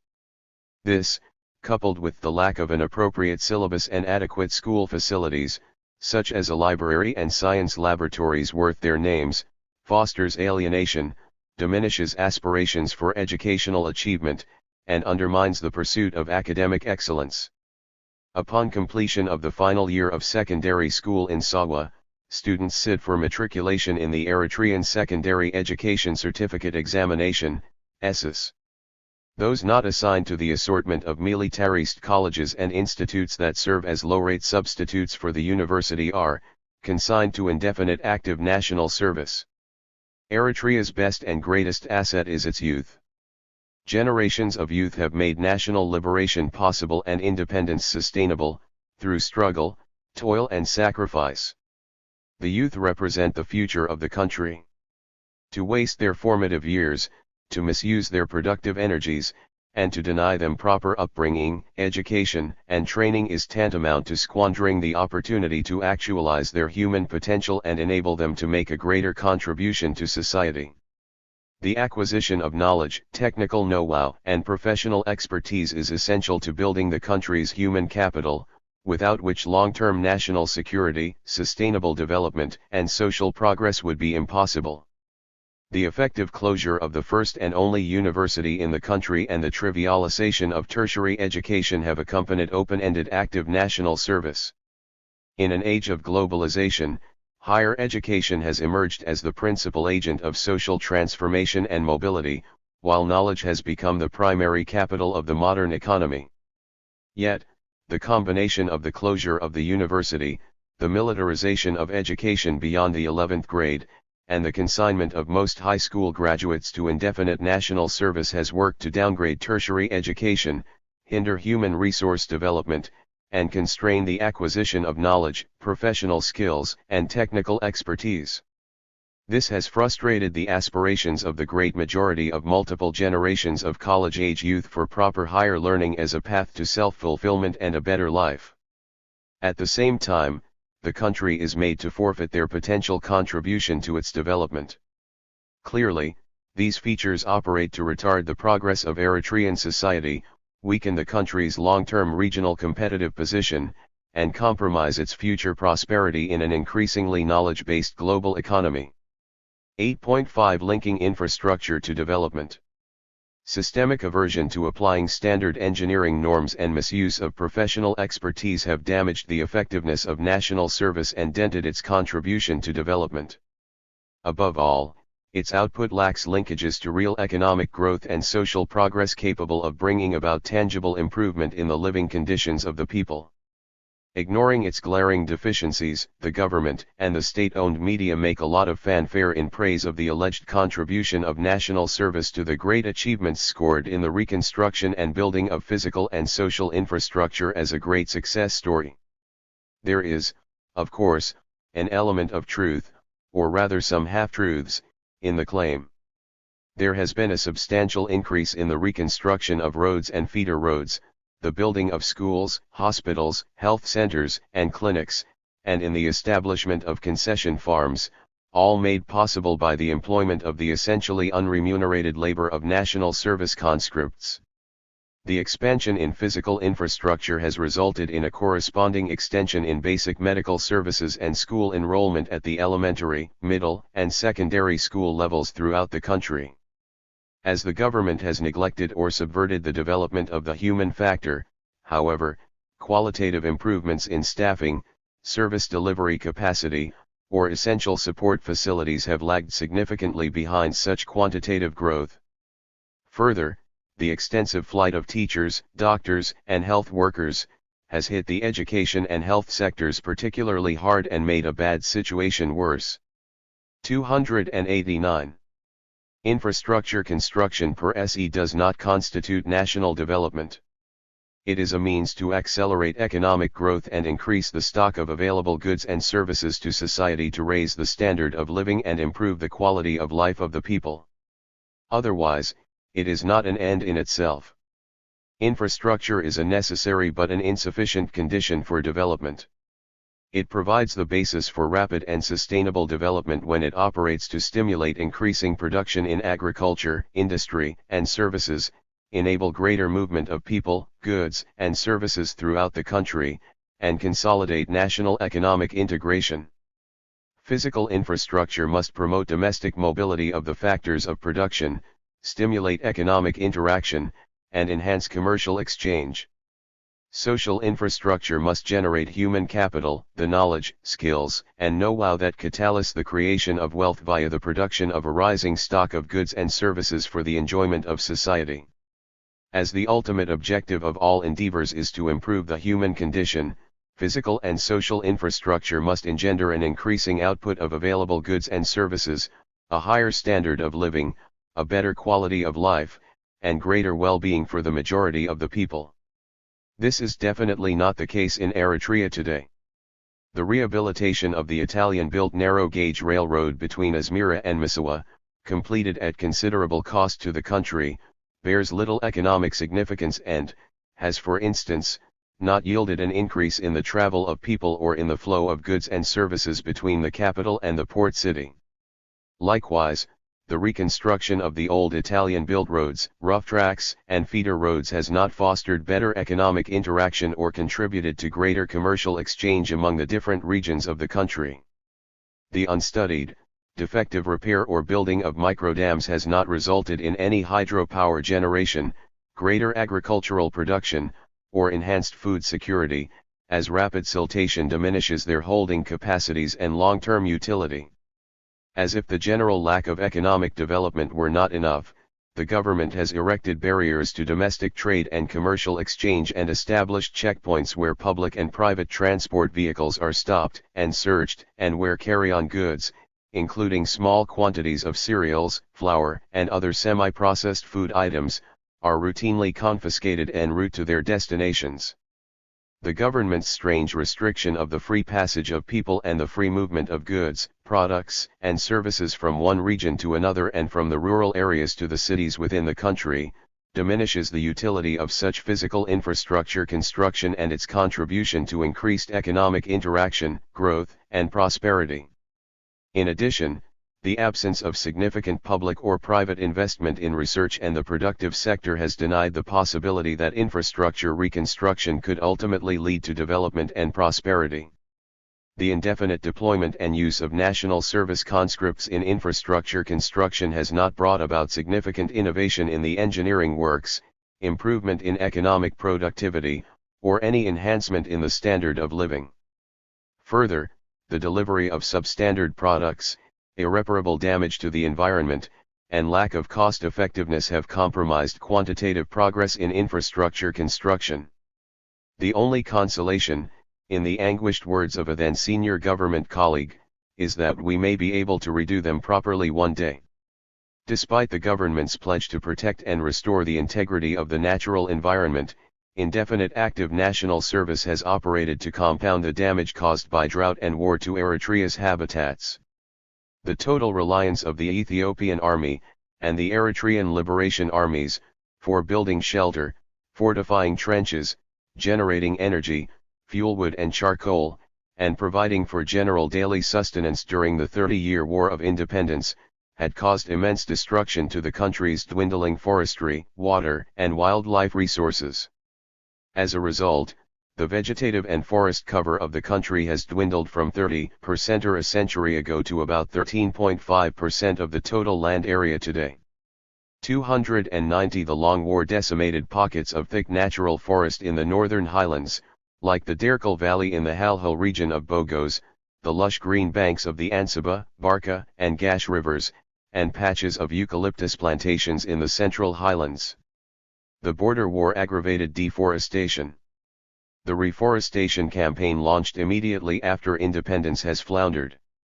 More deforestation has occurred during the last 22 years to provide for the daily sustenance needs of a general population completely dependent on the bounties of its immediate environs for housing, construction, and energy supply. The continued encampment of the National Service conscripts and the bulk of the Eritrean Defense Forces, EDF, in the countryside and their similar dependence on the scant forest resources, further depleted by the sustenance needs of the coterie of armed regional opposition groups that use Eritrea as sanctuary, has exacerbated an already fragile ecology. The combined effect of these factors has decimated Eritrea's fauna and flora, diminished the size and diversity of its wildlife population, and degraded its environment. Several areas of the country have lost their forest cover, wooded hills and valleys laid bare, and formerly perennial water springs and streams turned dry. Thus, indefinite active national service, far from catalyzing national development, has exerted a powerful negative impact on the state of the Eritrean economy and the welfare of the Eritrean people. It has robbed private agriculture and animal husbandry, the mainstay of the national and household economies, as well as industry and services, a vital workforce. Played out in the setting of a stagnant economy paralyzed by economic autarky, unlimited active national service has resulted in diminished domestic production, ruined the livelihoods of many families, and contributed to an acute shortage of basic necessities and the impoverishment of society. Active national service conscripts work in front or army-owned commercial farms, in the civil service, in road building, dam construction, and other public works projects. The absence of a well-planned, comprehensive national development program with ordered priorities often translates into undertaking such projects without the bother of blueprints, feasibility studies, or environmental impact assessments. 8.6 Opportunity cost of national service. The concept of opportunity cost is used to evaluate the economic cost and benefit of one decision vis-a-vis another decision of resource use. Given a rational allocation of scarce resources with multiple uses, it is a measure of the cost of the next best alternative use relative to the cost of a selected alternative use, or, conversely, the benefit foregone in the next best alternative use relative to the selected alternative use of a resource. Committing Eritrean youth to indefinite active national service in contrast, for instance, to enabling them fulfill finite national service, complementing a comprehensive national development program with ordered priorities, and allowing human capital formation through quality education and meaningful vocational training, would have different cost and benefit outcomes or implications for the country. There prevails a pervasive self-serving scorn for the educated among certain senior front and government officials. An anti-intellectual strand, mainly driven by a sense of sour grapes for having foregone university education, was systematically nurtured by the top EPLF leadership during the period of the armed struggle. Such systemic contempt abets the common practice of misallocation of professional and technical expertise of most conscripts under active national service. This breeds reliance on amateurish trial and error approaches in the conduct of the engineering works, entailing enormous waste of time, resources, and opportunities. The general practice of keeping professionals on active national service idle, underutilizing their skills, or deploying them on misplaced development priorities entails huge opportunity costs. Irrational and unviable projects squander limited national resources. These include sugar plantations in dry and semi-arid areas watered through drip irrigation from deep-drilled underground wells pumped out by diesel-powered engines. The low value of the final product does not even compensate for the high cost of the diesel consumed in the process.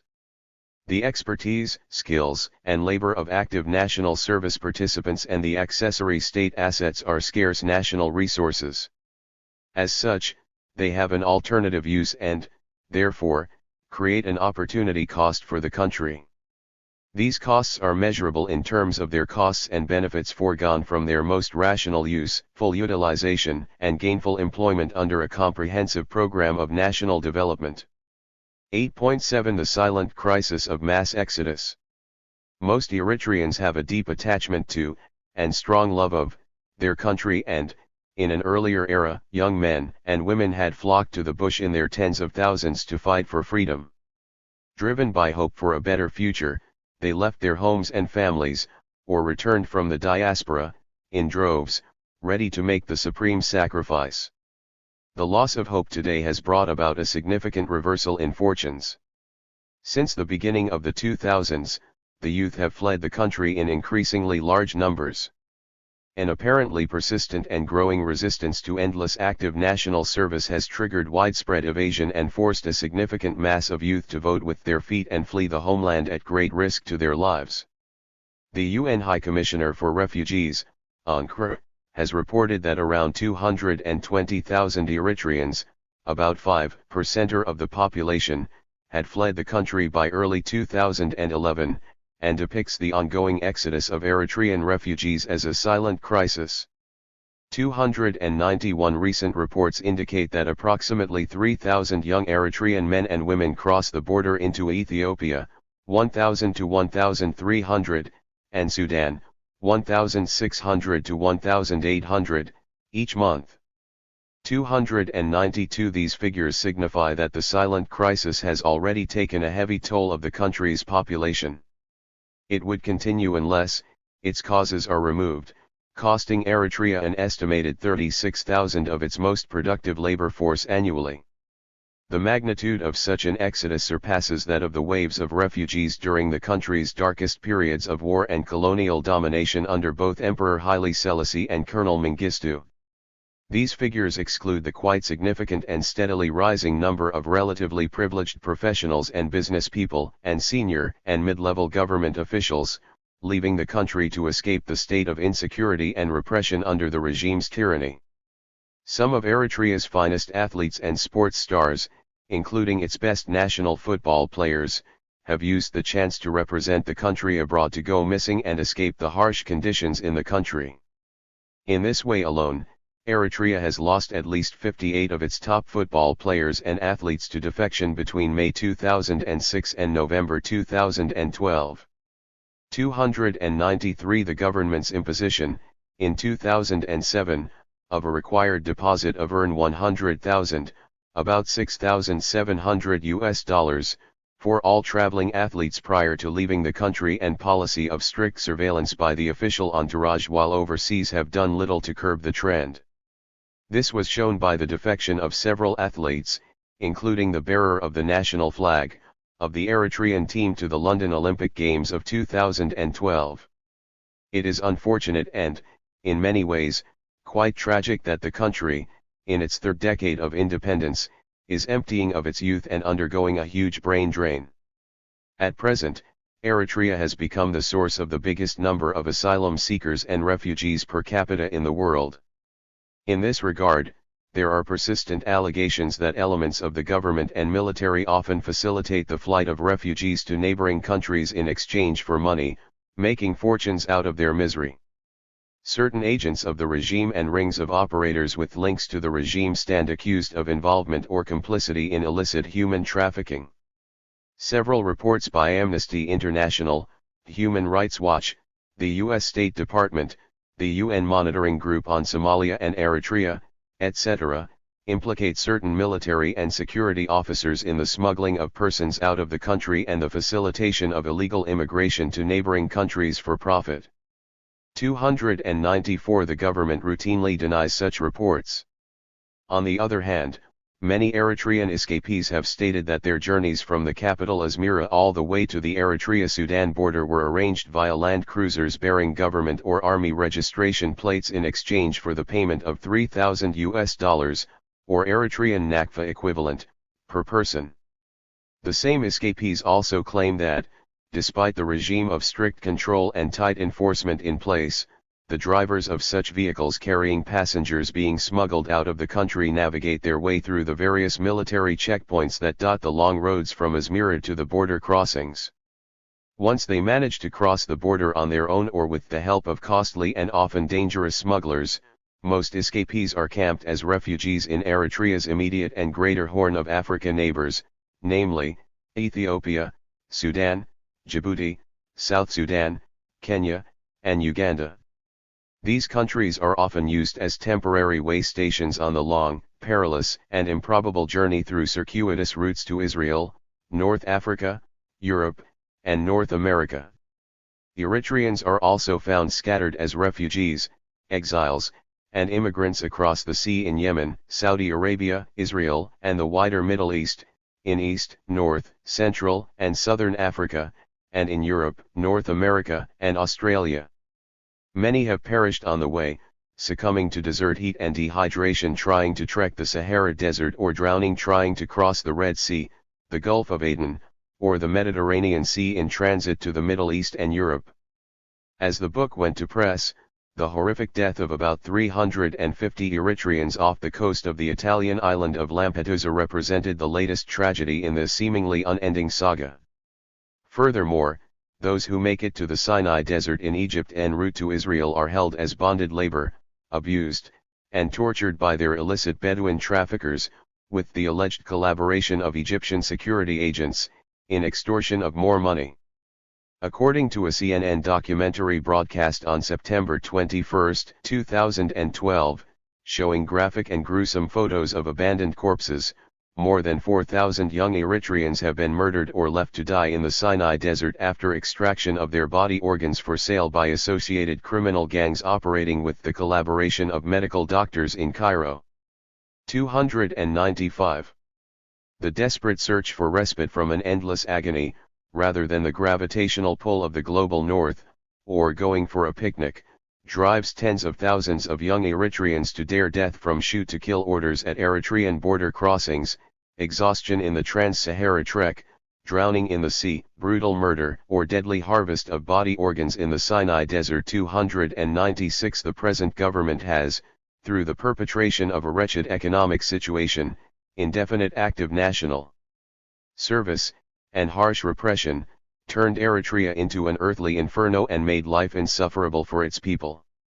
This has rendered the country unsuitable and insecure to live in for its people and provoked mass exodus, especially of young men and women. 8.8 Open-ended national service. The illegal practice of indefinite active national service, undertaken without due compensation, has become an affliction without a respite in sight. It afflicts multiple generations of Eritreans in the context of an undeclared state of emergency. The regime has placed the country in a phony war footing and a permanent state of siege to unleash a silent war on its youth.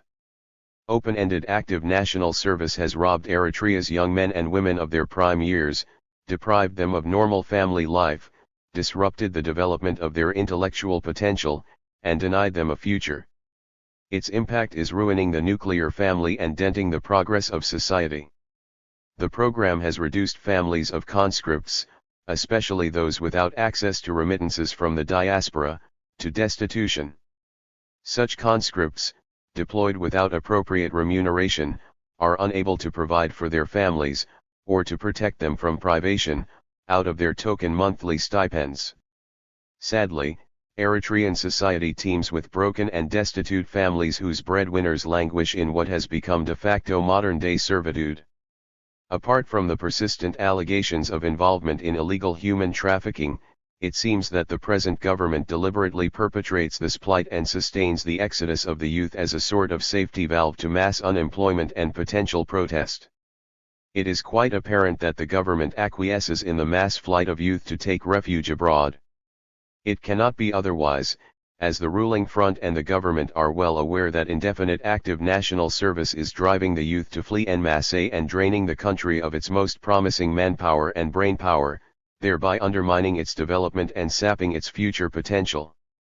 There is no question that the government could remove the cause and redress the situation by simply adhering to the terms of the proclamation.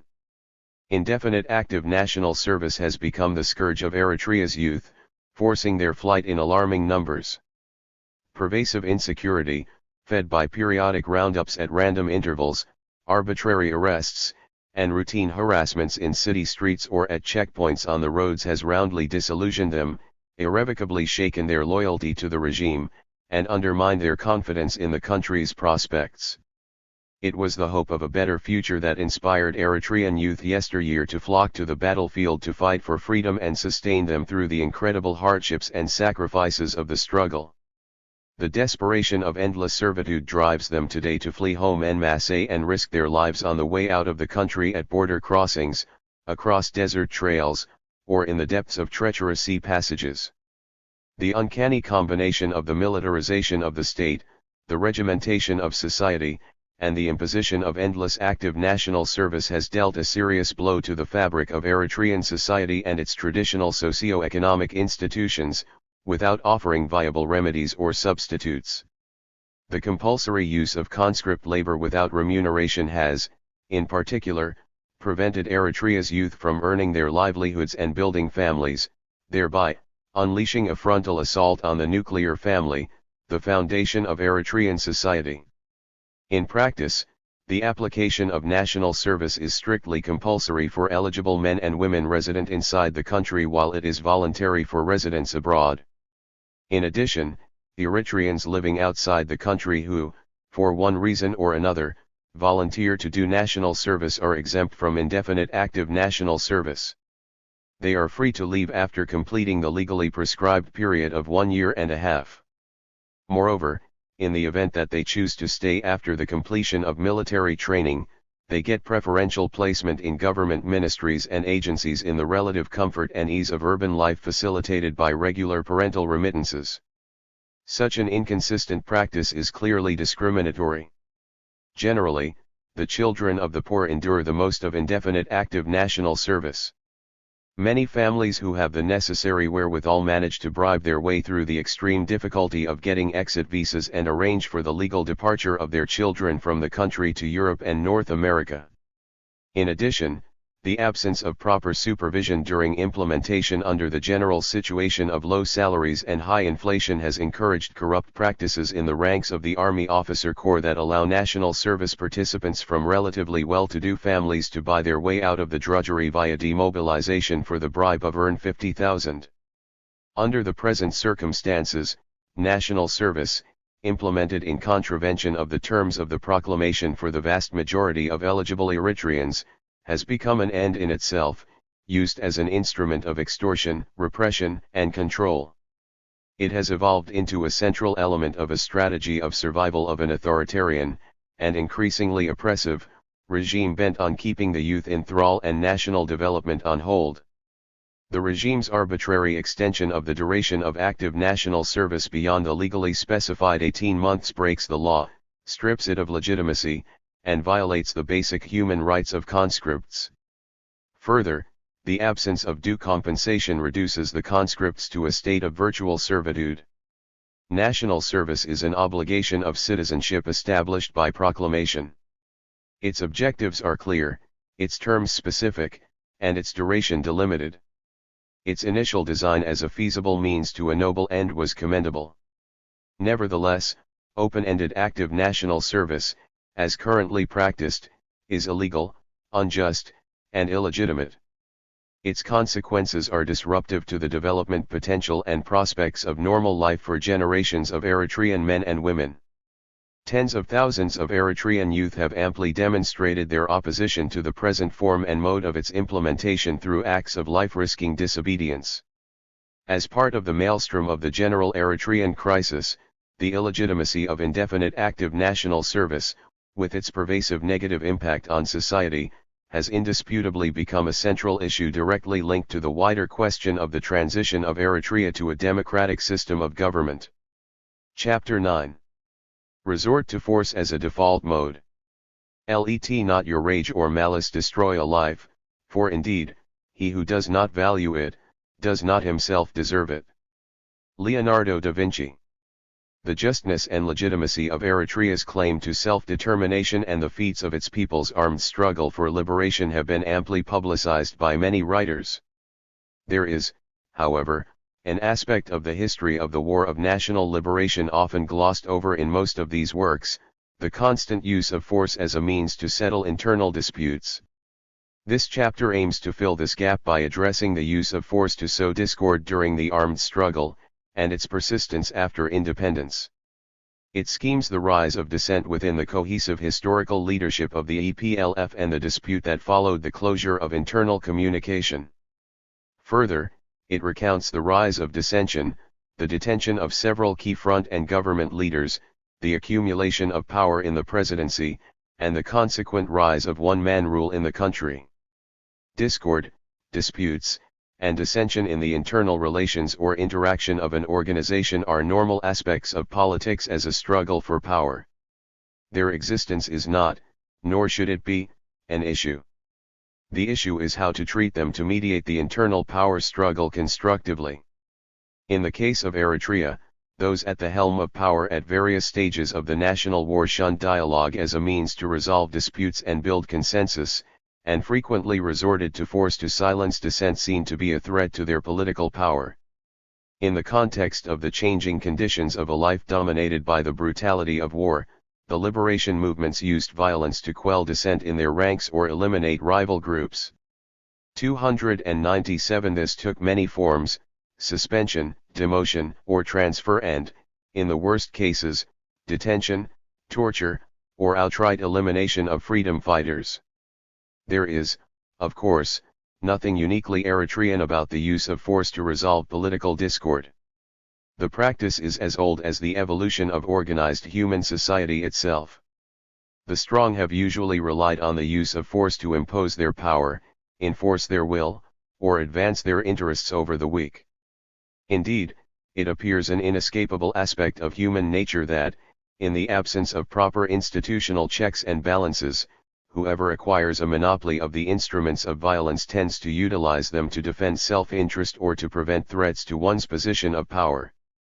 Repeatedly done during the armed struggle in the past, the forcible suppression of dissent has evolved into an institutionalist practice of the present Eritrean government. 9.1 Force as an arbiter of discord. The history of Eritrea's armed struggle is replete with manifestations of internal power struggle and incidences of the use of force to suppress the dissenting voices of political challenge and eliminate rival political movements or groups. The leadership of the ELF, the front that started the armed struggle in 1961, and that of the EPLF, the front that won the war in 1991, viewed critical thought as a threat and sought to suppress it, or eliminate its proponents. The ELF used military force to liquidate rival armed groups, or to eliminate dissident elements within its ranks from the mid-1960s to the early 1980s. The ELF-PLF and its successor, the EPLF, also used force to eliminate internal dissent and suppress political opposition whenever expedient. Despite the fact that the ELF and the ELM shared the goal of liberating Eritrea from Ethiopian occupation, the former wiped out the latter in 1965. Rationally, it would have been in their mutual interest, and to the advantage of their joint national struggle, to resolve their differences and coordinate their efforts against the common enemy. Yet, there was no peaceful attempt to find common ground or to mediate their political struggle for supremacy in the Eritrean arena. Relying on the same logic that affirms the precept that war is the extension of politics by other means, the ELF used force to crush the internal rectification movement in 1970, and to eliminate the three factions that eventually regrouped to form the EPLF. Further, it resorted to military action to liquidate the EPLF, igniting the civil war that lasted intermittently from 1972 to 1981, to suppress another internal reform movement in 1977, 298 and to crush the ELF-PLF, which had tried to constitute itself as a Third Liberation Front, in 1978. For its part, the EPLF resorted to the forcible suppression of the internal dissent that arose within the Eritrean Liberation Front People's Liberation Forces II, ELF-PLF-II, group in 1973. The dissident movement, which characterized the PLF-II leadership as undemocratic and challenged its authoritarian style, listed several functional deficiencies and abuses of fighters and advocated corrective democratic reforms, was Baptistist Menki and described as destructive in a special pamphlet 299. The word Menki literally means bat in Tigrinya. It has a second meaning, used as a pejorative reference to a left-handed person who, in contrast, is also fondly nicknamed Abagray. 4. In Eritrean tradition, right is usually associated with good and left with bad. The use of the label Menki was intended to indicate the group's clandestine nocturnal activities and secretive meetings conducted under cover of darkness and to malign its political ideology as extreme leftist. The leaders and many supporters of the movement were incarcerated at Haile Wasra 300 or Security of the Revolution in Fayha, Sahel. A committee appointed by Isaias Afwerki and chaired by Ibrahim Offa was set up to review their case, and it was announced during the first EPLF Congress in January 1977 that its key leaders were condemned to death. 301. A longtime Italian observer and friend of the Eritrean armed struggle has characterized the forcible suppression of the movement as a dark chapter in the history of the EPLF. 302. Fighters branded leftists, Menki, rightists, Yemenian, deviants, Zambulat, or Ethiopian or CIA agents, Jajuzat, were picked up from their units, interned in Haile Wasra and often executed without due process.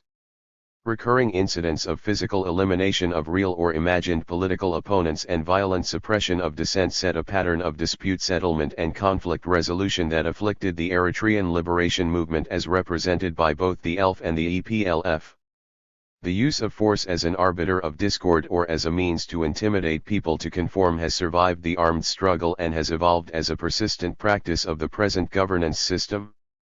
The government has used force to suppress internal dissent, subdue domestic opposition, and enforce submission to its political hegemony.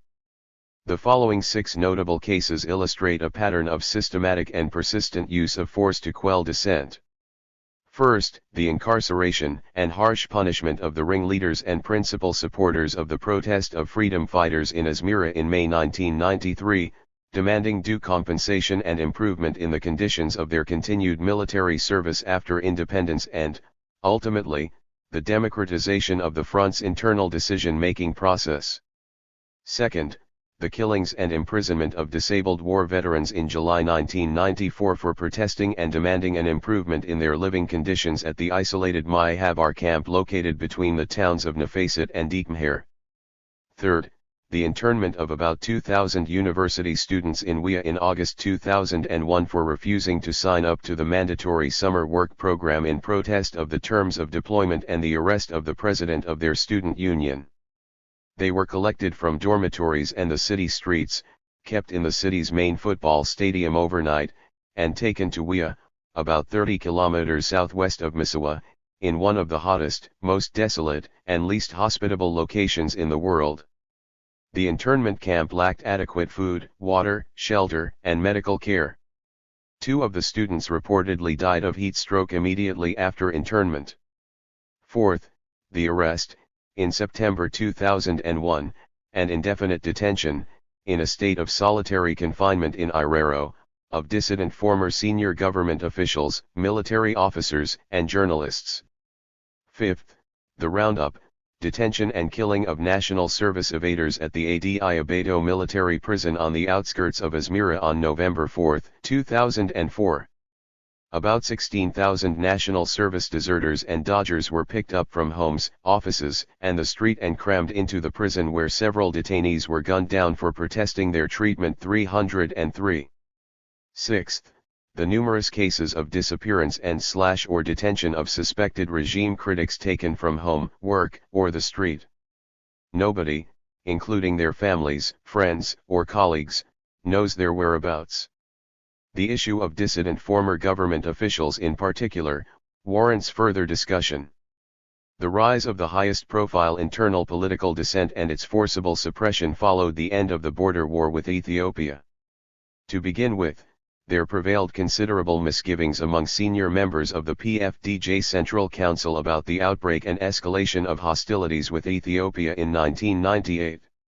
The avoidability of the war aside, the Central Council and the National Assembly, like the public, were merely informed of the eruption of hostilities ex post facto. Meanwhile, the President had frozen or cast aside the historical champions of the Eritrean High Command and military intelligence at a time when the prevention of war and, once it started, its successful persecution required the deployment of their acumen and competence. The Eritrean and Ethiopian armies enjoyed overall numerical parity.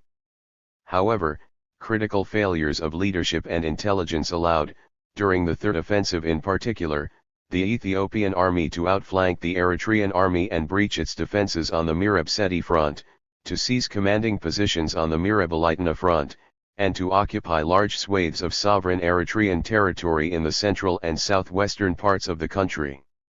These serious setbacks brought to the fore the simmering discontent with, and growing criticism of, the President's personalization of power among senior government officials excluded from the policy and decision-making process, especially with regards to the eruption and conduct of the war. The relegated officials included the chief architects of the military strategy and tactics of the victorious War of National Liberation. The aftermath of the border war had set internal dynamics in motion that wrecked the unity of the front and diverted the course of the evolving political process in the country. Solidarity gave way to dissidence. A reign of repression began with the detention of senior officials and the purge of their suspected supporters in the front, the government, and the army. The drive to establish a constitutional government and a pluralist political system came to a halt. A constructive response to the discreet criticism, aired informally at the outset and more formally later on, could have averted the political disaster that followed the forcible repression of the internal dissent. Unfortunately, however, the President reacted to the internal criticism, initially made in private, by ignoring the pleas and admonition of his colleagues, at first, and demoting or suspending them from their ministerial or army posts, later. In an intolerant and stubborn reaction to prudent efforts to address the growing concerns internally, he opted for a policy of hard-headed confrontation and forced the issue to become public. For the first time since the founding of the EPLF Central Committee in January 1977, there appeared an irrevocable crack in the facade of unity in the historical leadership of the EPLF within the PFDJ Central Council. Beyond the government and the front, the reverberations of the political dispute within the top leadership resonated at home and abroad with ominous implications for the future of the country. At the time of writing, the Eritrean body politic has yet to recover from the systemic damage caused by the President's authoritarian response to the legitimate criticism of his increasingly autocratic style of leadership, impulsive decision-making, and incompetent management of the affairs of state and of the border war with Ethiopia, in particular. The failure to address the core issues of concern, and reform the front and the government, led to the eventual imposition of an open system of one-man rule on the country. On the political front at home and the diplomatic arena abroad, the regime's regressive measures tainted its legitimacy, eclipsed the legal finality of the delimitation decision of the Eritrea-Ethiopia Boundary Commission, EEBC, and took the edge off Eritrea's moral high ground vis-a-vis Ethiopia's obstruction of the work to demarcate the boundary. Subsequent international reaction to these developments and rising preoccupation with the War on Terror brought about a new realignment of forces in the region that cast a shadow of isolation over Eritrea. Predictably, Ethiopia took advantage of the situation not only to avoid effective criticism for its violation of the Algiers agreements but also to further isolate Eritrea. Ethiopia exploited the government of Eritrea's domestic reverses, internal weakness and external isolation to escape censure and avert pressure for its defiance of international law and relevant UN Security Council resolutions. With the tacit support of the US, it maneuvered to enlist UN acquiescence in its non-compliance with its treaty obligations to implement the demarcation of the boundary in accordance with the EEBC's final and binding ruling. Meanwhile, Djibouti accused Eritrea of violating its territory while Eritrea rejected the accusation and denied the existence of any problem between the two neighbors.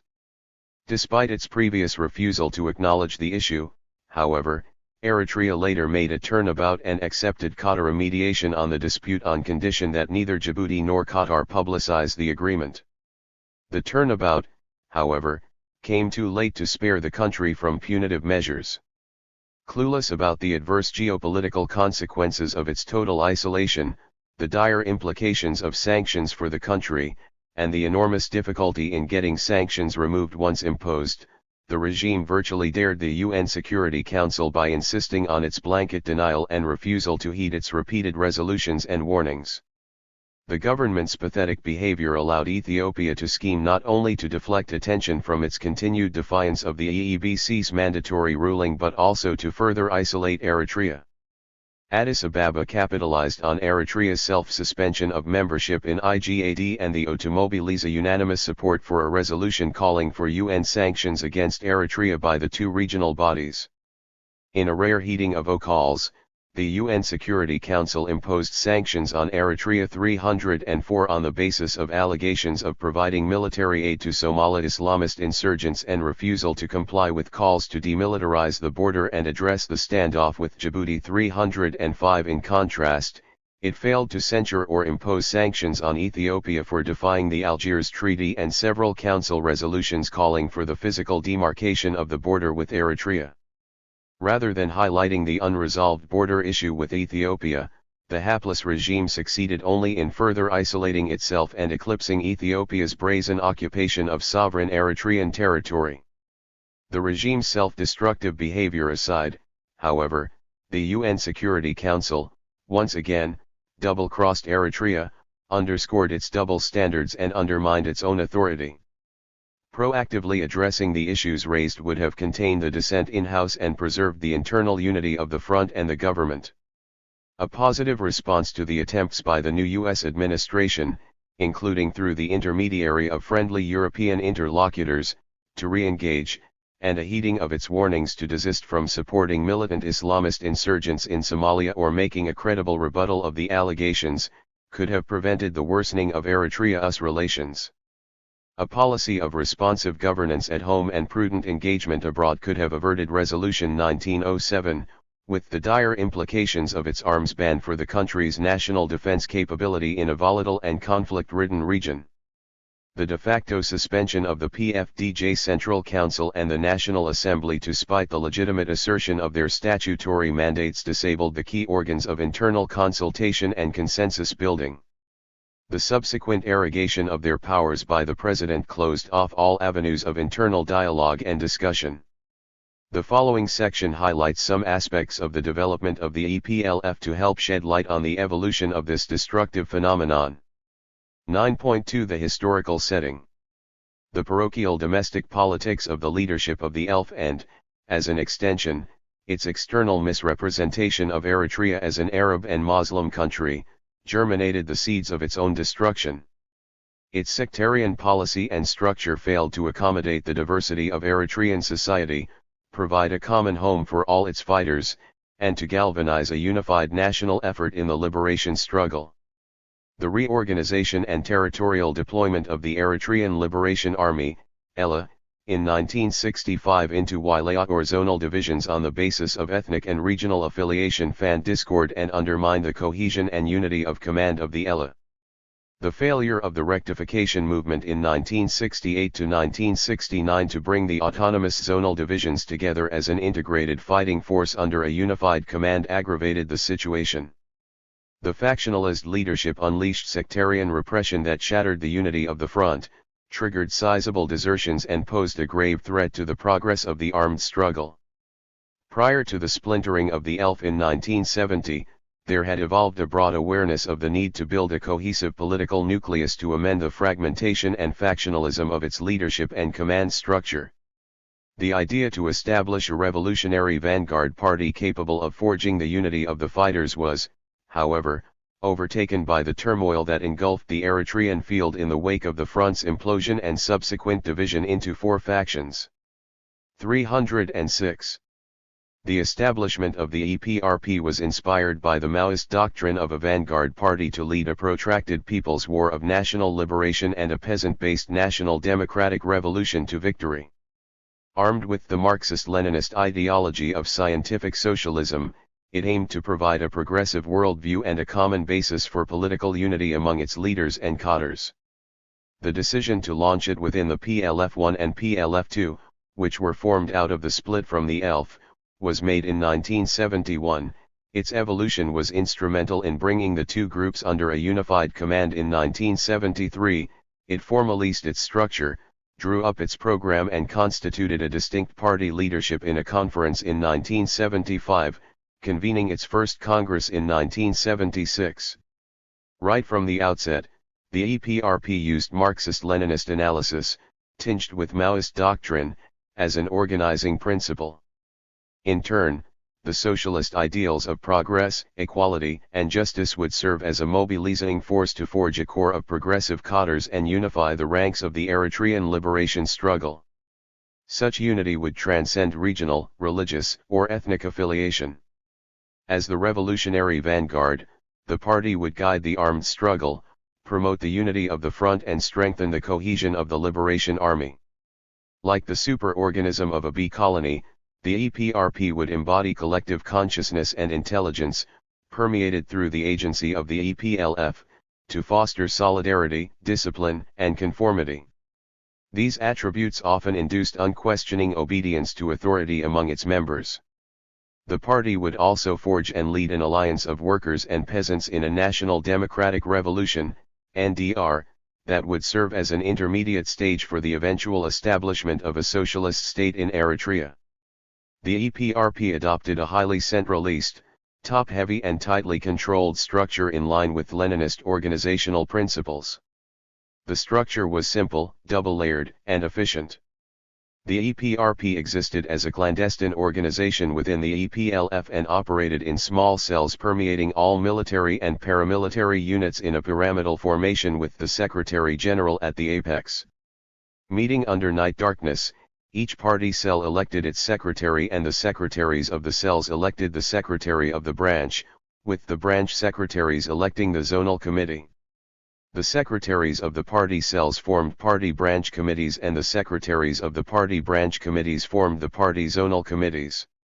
The secretaries at each level convened the regular meetings of the cells and branch committees in absolute secrecy.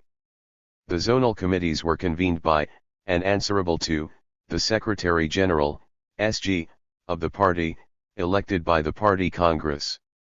Detailed situation reports of each unit of the front in the rear base, the combat zone, and behind enemy lines, including personnel assessments classifying the fighters into layers of categories in terms of their political attitude and loyalty to the leadership of the front, flowed regularly upwards, with party directives flowing downwards. In the main, the Central Committee, CC, of the party, elected by the party Congress, constituted the EPLF Political Bureau.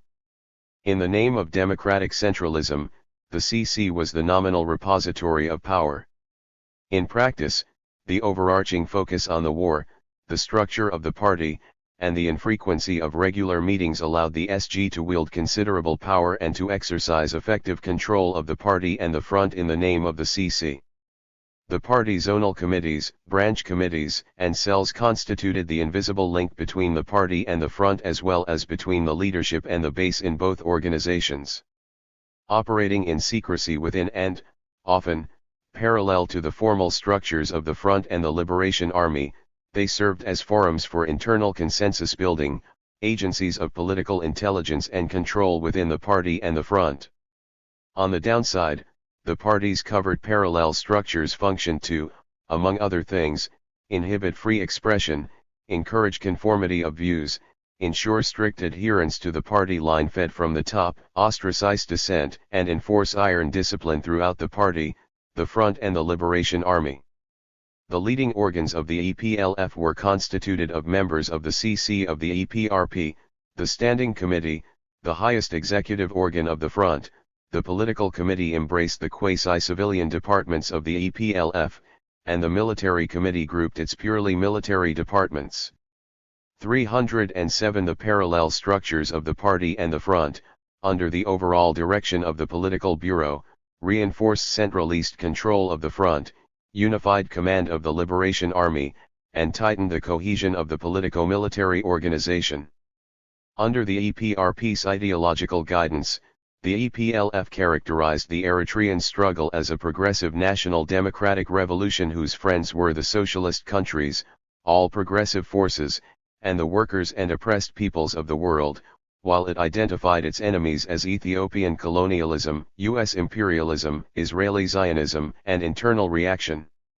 It viewed the socialist camp as the natural or strategic ally of the continuous national and democratic revolution to liberate Eritrea from Ethiopian occupation and to carry out the socio-economic transformation of an independent Eritrean state. The EPLF viewed the Eritrean struggle as an integral part of the national liberation movement in the Third World and the overall international struggle for liberation, democracy, justice, and progress. In its second and last Congress in 1986, 15 years after its initiation, the EPRP was renamed the Eritrean Socialist Party, ESP, moderated its militant Marxist-Leninist rhetoric, and proclaimed its commitment to the pursuit of political pluralism and a mixed economic system in an independent Eritrea. This shift was formalized in the Second Congress of the EPLF in 1987.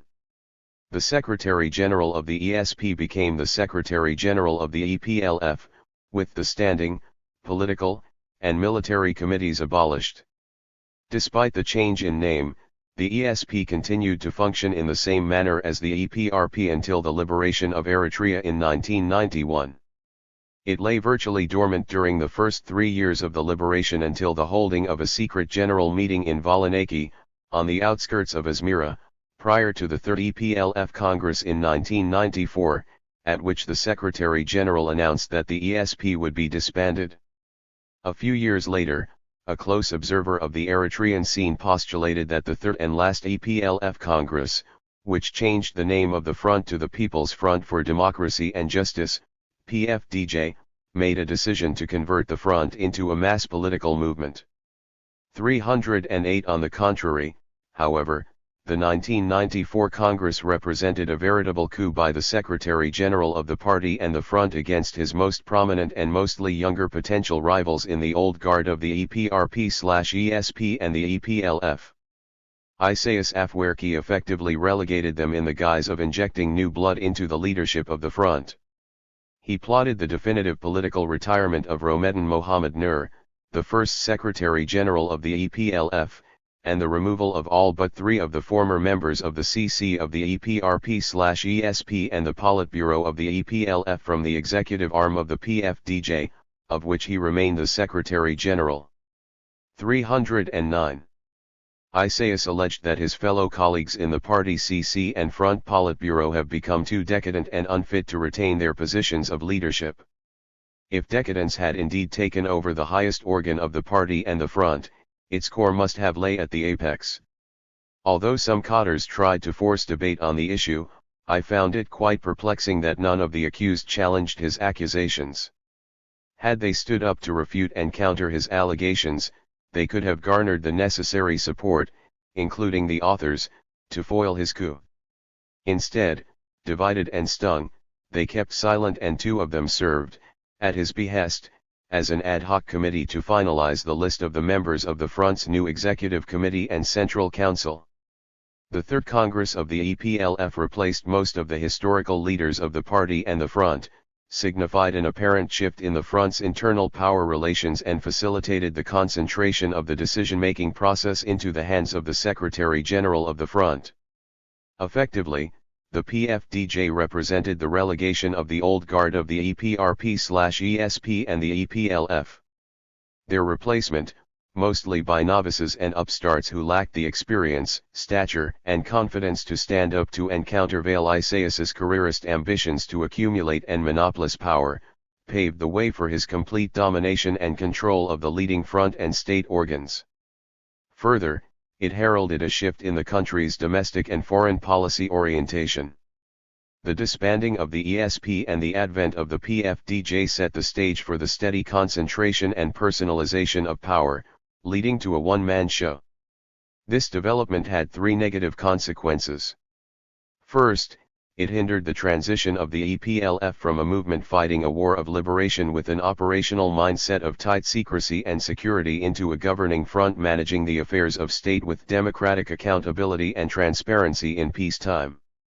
Second, it impeded the envisioned qualitative transformation of the Eritrean People's Liberation Army, EPLA, into a professional Eritrean Defense Forces, EDF, the modernization of its assets and capability and the rationalization of its command and control structures.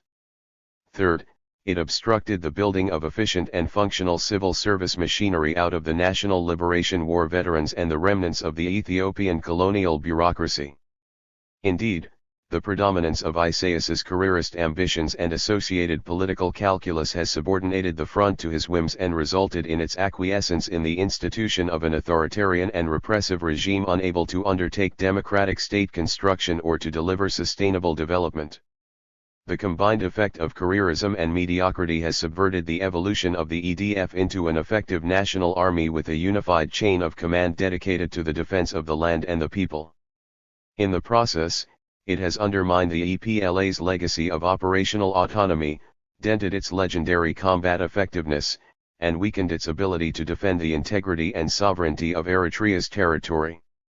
Further, limitations of professional, financial, and institutional capacity have constrained equipping the EDF with more advanced conventional weapons and sophisticated defense and surveillance systems. In the main, the Eritrean security apparatus, with the EDF at its core, is the proud heir of the EPLA, formed and steeled in the crucible of war as an instrument of liberation. Ironically, the historic mission of the Eritrean Defense and Security Forces has been diverted from the liberation and defense of the people to an instrument of repression in the hands of an authoritarian regime. This has come about as an offshoot of the failure to forge the EDF into a modern national army with the requisite professional commitment to the rule of law, internal cohesion to fend off presidential ploys of divide and rule, and unity of command to assert the integrity of its mission in defense of the sovereignty and freedom of the people. Operating under the tight grip of Isaias, the PFDJ has thus been unable to transform the EPLF from a tightly controlled, highly disciplined, and deeply secretive politico-military organization into a transparent political organization at the helm of state power that embraces the rule of law, adheres to democratic principles and tolerates political pluralism. An authoritarian structure that functioned in accordance with the precepts of democratic centralism may have proved efficient in executing a war of national resistance but became ill-suited to participatory decision-making in peacetime. In short, the front has succumbed to Isaias's complete control as a mere instrument of his absolute power and failed to adjust its wartime modus operandi to the imperative of running the affairs of state in the interest of the state and the people. Clearly, what were remarkable assets during the armed struggle became debilitating liabilities after the liberation. Secrecy was necessary for survival and imperative for the efficient execution of the war. By contrast, transparency is essential for the democratic and accountable management of the affairs of state. The PFDJ's incarnation of the EPLF's highly centralized internal workings developed under difficult conditions of war has negated collegial decision-making, undermined the rule of law, and contravened democratic principles in matters of peacetime public policy and action. Its inability to respond to demands for change, to accommodate internal criticism or to accept the legitimacy of political dissent has wrecked its unity. its reduction to a mere instrument of the arbitrary and callous exercise of personalized power has dented its legitimacy. Isaias's deep-seated hostility to any functional structure, institutionalization, and meritocracy has foreclosed the evolution of rational policy and decision-making processes in public affairs. This, in turn, has fostered mediocrity in the higher ranks of the front, the government, the civil service, and the army high command. Despite official denials, the prevailing lack of transparency and accountability has fostered a state of widespread alienation and encouraged endemic political and economic corruption at all levels. The overarching objective to win the war against a much larger Ethiopian occupation army that possessed superior military assets and resources required firm unity of command, singularity of purpose, and iron discipline. The state of military regimentation under conditions of tight secrecy and strict control cultivated a mindset that sanctioned severe restrictions on self-expression and freedom of association, condoned flagrant violations of basic democratic, civic, and human rights, and turned a blind eye on ruthless suppression of deviant thought, behavior, or action. Perceived as a threat to internal cohesion or a challenge to the leadership of the clandestine party, ideas originating outside the party or dissenting opinion inside the party met with ruthless suppressed. There prevailed a state of general acquiescence to this policy under the rationale that the end justifies the means, a legacy that continues to haunt Eritrea today. The parties, and fronts, tradition of a top-heavy authoritarian structure has been inimical to the democratic impulse. The drive to inculcate conformity of thought, banish divergent ideas, and control things top-down that permeated the party and front organizations has hindered the development of a democratic political culture conducive to independent thinking and free expression. The PFDJ, like its precursor, the EPLF, has thus remained a highly centralist and a strictly top-down organization.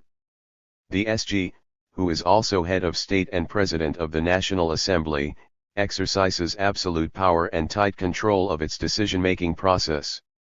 In brief, the absence of regular meetings of the key front organs leads to the imposition of decisions without any discussion. The highly centralist policy and decision-making process lacks democratic content, transparency, and accountability. This allowed the president to respond with subterfuge and ruthless repression, instead of addressing the central issues of public concern through the prescribed procedures within the relevant institutional organs. 9.3 The confrontation. The principal critics of the president were his staunchest supporters and chief collaborators, some of whom idolized and lionized him as the Lenin of Africa during the War of National Liberation 310. Their loyal support, constantly reinforced by his playing them one against the other, enabled Isaias to seize, retain, and dominate the leadership of the party, the front, the state, and the army. They were among the founding members of the Central Committee of the EPRP and the Central Committee and Political Bureau of the EPLF. During the armed liberation struggle, meetings of the party and front CCS occurred at long and irregular intervals, often due to the fluidity of the war situation. Front and army units submitted their activity and situation reports to the Secretary General. The SG set the agenda and presented compiled reports in the party and front CC meetings. The meetings of the party CC always preceded those of the front CC. Carefully choreographed to ensure a uniform perspective and bar divergent opinion, the proceedings often eschewed or shelved real discussion of substantive or sensitive issues. This led to the adoption of decisions and resolutions by consensus, with binding effect in the context of the Marxist-Leninist tenet of democratic centralism. In between the infrequent meetings, members of the Political Bureau and the CCS of both the party and the front entrusted with leading the various units of the front and the army had wide latitude and exercised real operational autonomy in their respective areas of competence under Isaias's overall leadership. Geographic dispersion, physical separation, infrequent contact, and the drudgery and vulnerability to enemy decoding of enciphered radio messaging rendered centralist control untenable. Independence concentrated and brought the EPLF/ESP leadership together in Asmara and facilitated constant contact and direct communication. This enabled the SG of the provisional government, and later the president of the transitional government, to interfere in the routine work of the ministries and government agencies. Ministers grew increasingly unhappy with his frequent meddling in the internal affairs of their ministries and of being bypassed or marginalized in their own turfs. Their attempts to embed themselves center stage and assert their ministerial functions prompted constant reshuffles. The escalation of presidential interference directly, and indirectly through the central office of the PFDJ after the Front's Third Congress, further undermined the authority of ministers and made their positions more precarious. I will cite 3 instances to illustrate the point. First, in December 1994, the President severed Eritrea's diplomatic relations with the Sudan, without consulting or informing the then Minister of Foreign Affairs. Petros Solomon was quite incensed to learn of the event from international media reports, and had to fend off requests for interview pending formal verification with Asmara while on mission in Europe. Second, in August 1999, the President instructed Alamin Mohammed Said, the Secretary of the PFDJ, to coordinate the Front's intrusion into the work of the Ministry of Foreign Affairs with the then Foreign Minister. This prompted Haile Weldancy, Drew, to retort that such misguided interference would undermine the mandate of the ministry and the ambassadors, and hinder the institutional method of work we wish to build. 311. Third, in September 2000, the President notified Haile Weldancy, Drew, that he was relieved of his post as Minister of Foreign Affairs and assigned as Minister of Trade and Industry and reminded him to hand over the responsibility and duties of the Ministry of Foreign Affairs to Ali Said Abdallah. 312. On finding the note on his desk upon his return from mission abroad, Haile expressed misgivings about the reshuffle, especially at that critical stage in the peace process when Eritrea was in the midst of negotiations of the Algiers peace agreement with Ethiopia, questioned the very need for the reshuffle, and alluded to the President's ulterior motives for doing so. 313.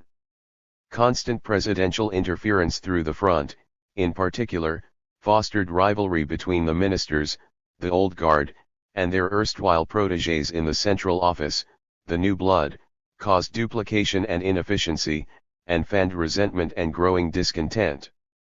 In the aftermath of the unexpected Ethiopian capture of Badme during its second offensive in February 1999, the President publicly admitted to the Commission of certain mistakes and promised to institute corrective measures. There were, however, no corrective measures and repeated attempts to retake Badme failed, despite the high casualties sustained.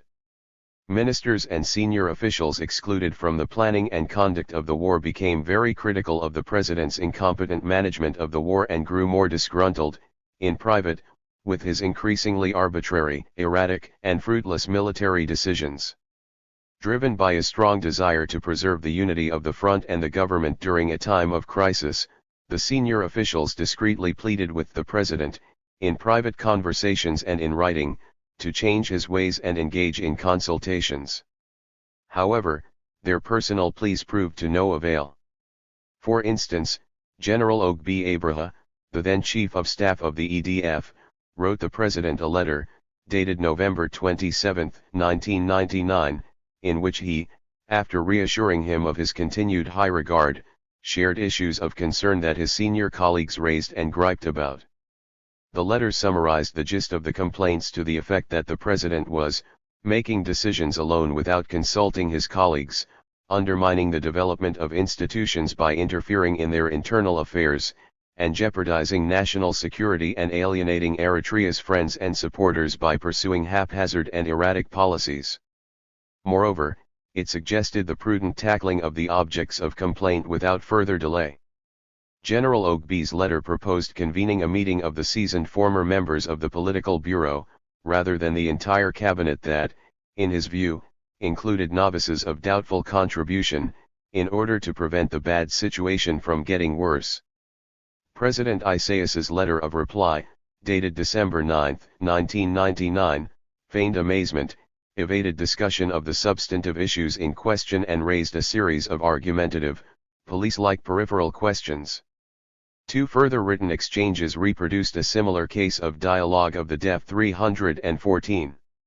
The growing discontent gradually led to an open clash, but still in-house, during the 8th meeting of the PFDJCC, held from August 31 to September 2, 2000. This marked the first ever overtly critical conversation that generated a heated debate within the historical leadership of the EPLF in the CC of the PFDJ. The president faced concrete, direct and substantive criticism, accusing him of mismanaging the affairs of state and displaying an increasingly autocratic style of leadership. Put on the defensive and unable to present a coherent and credible justification of his conduct and actions, the president resorted to subterfuge and blackmail to muzzle the debate. With the Rubicon crossed, however, there was to be no turning back. The criticism centered on the need to convene regular meetings of the CC to allow broader participation in policy and decision-making and clearly set the delineation of authority and division of functions between the front and the government to ensure accountability and transparency. There were demands for a review of the first decade of independence, in general, and an appraisal of the conduct of the border war and the peace process with Ethiopia, in particular. There were also calls for an immediate launch of preparations to lay the groundwork for the implementation of the ratified constitution and the expeditious convening of the long-overdue Fourth Congress of the PFDJ. The ultimate aim of these demands was to conclude the transitional period and establish a constitutional government committed to the rule of law, democratic principles, and respect for civil liberties and human rights. The Ethiopian capture of Badme had shattered the aura of invincibility of the EPLA, exposed the structural weaknesses in the Eritrean operational command and military intelligence capability, and raised the specter of further setbacks. There was thus the need for an urgent review of the strategy, tactics, and execution of the war in order to better equip and strengthen the combat effectiveness of the Eritrean defense forces. Despite broad support for these legitimate demands, the president scorned them under the pretext that the situation was not conducive to holding regular meetings and formal consultations. The even more significant reversals of the third and last Ethiopian offensive in May-June 2000 had resulted in the seizure of large areas of Eritrean territory in the central and western sectors and the displacement of about a third of the Eritrean population. With the end of the war and the signing of the agreement on the cessation of hostilities in June, the 9th meeting of the PFDJCC in August-September 2000 witnessed the upping of the ante. The critics reiterated the need for a thorough review of the conduct of the war, the expeditious convening of the overdue Fourth Congress of the Front, the speedy conduct of national elections to establish a constitutional order, and the strengthening of the country's military and diplomatic capability. The president maneuvered to weather the storm through inaction. The desire for change and reform, however, persisted and the call for action pursued with added vigor during the 13th meeting of the National Assembly held in September-October 2000. Allergic to any criticism and ever watchful to internal threats to the predominance of his power, President Isaias, instead of acceding to the legitimate demands of his senior colleagues for a proper evaluation and renewal, countered with an underhanded attack against them. He orchestrated a smear campaign maligning the integrity and patriotism of the historical leaders of the EPLF and current senior government officials, hitherto his most trusted and loyal right-hand men, through the upstarts in the central office of the PFDJ. The campaign was carried out in selected small group meetings and special seminars for the leading cadres of the front, accusing the high officials, behind their backs, of regionalism and treason, insinuating that they were acting as a fifth column giving succor to the enemy, and threatening action to silence their criticism. The insidious campaign caused considerable consternation within the front and, as word leaked, serious indignation and concern spread among the broader Eritrean public. Senior front officials quashed demands for a proper debate of the issues at the appropriate organs of the front and the government where the accused could also air their views. Meanwhile, the dissident senior officials began to overcome their reciprocal distrust and rivalry, meticulously cultivated in a Machiavellian manner over many years, and to openly exchange views and discuss issues among themselves. They grew bolder and more vocal in their criticism of the president, still expressed in a guarded manner and within the limits of discretion in the privacy of trusted colleagues. They gradually became key members of an informal group of senior government officials and front leaders who raised questions about the effects of the lack of transparency, accountability, and participation in the crucial decisions of war and peace. They aimed to reverse the president's growing authoritarian style of leadership. As the president had failed to convene the regular meetings of the CC of the Front and the Eritrean National Assembly, the senior front and government officials repeatedly urged him, in his capacity as the Secretary General of the PFDJ and the Chair of the National Assembly, to do so. When he refused, the senior officials initiated the collection of signatures from members of the CC in February 2001 to petition the president to convene the long overdue meetings. The petition was legal, allowed under the Front's constitution and, therefore, legitimate. Like several other colleagues in the CC, I recognized the need and supported the demand for change but disagreed with the approach taken. Given Isaias's character and hold on the security apparatus, I considered the petition highly unlikely to produce the convening of the CC to address the outstanding issues and stressed the imperative for a swift move to neutralize his power base and deter his predictable suppressive reaction. In late afternoon of the day the signing of the petition was undertaken, a key insurgent leader had come to my office at the commission with the intention to get me and another colleague to sign. However, the president had just called me to his office and I had to leave while the leader met with my colleague. On arrival, I gathered that a certain member of the CC who refused to sign the petition when approached had informed the president's office and a concerted effort was already set in high gear to dissuade other members from signing.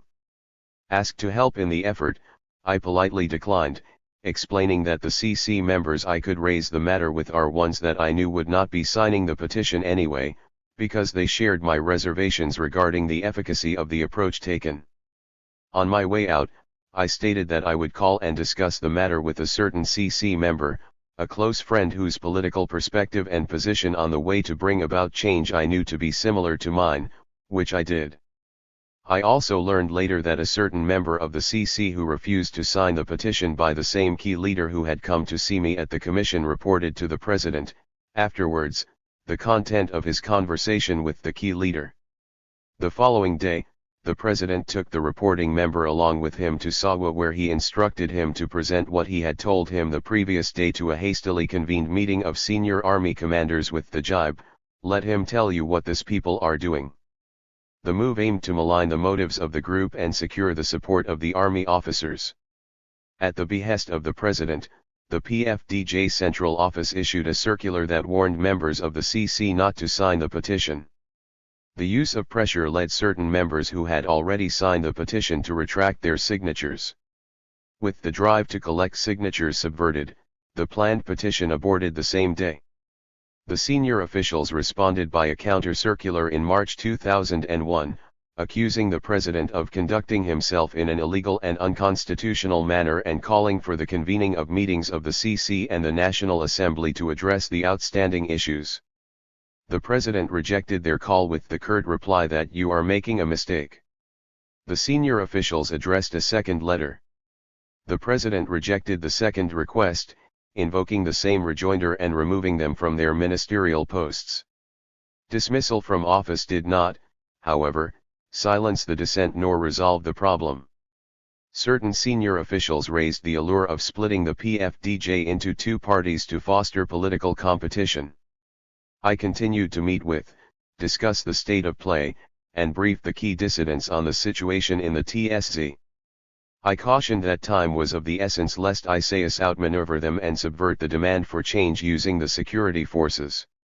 A key insurgent leader confidently assured me that they got majority support in the Army High Command and had the cowardly Isaias pretty much cornered. My probing for details to gauge the alignment of forces confirmed his assessment. In the deck and reeling from political isolation in the higher ranks of the government and the front, only the lack of swift and decisive action on the part of his senior critics allowed Isaias to regain control, retain power, and nip the idea of reform in the bud by the hairbreadth during the crucial interlude following the Third Offensive.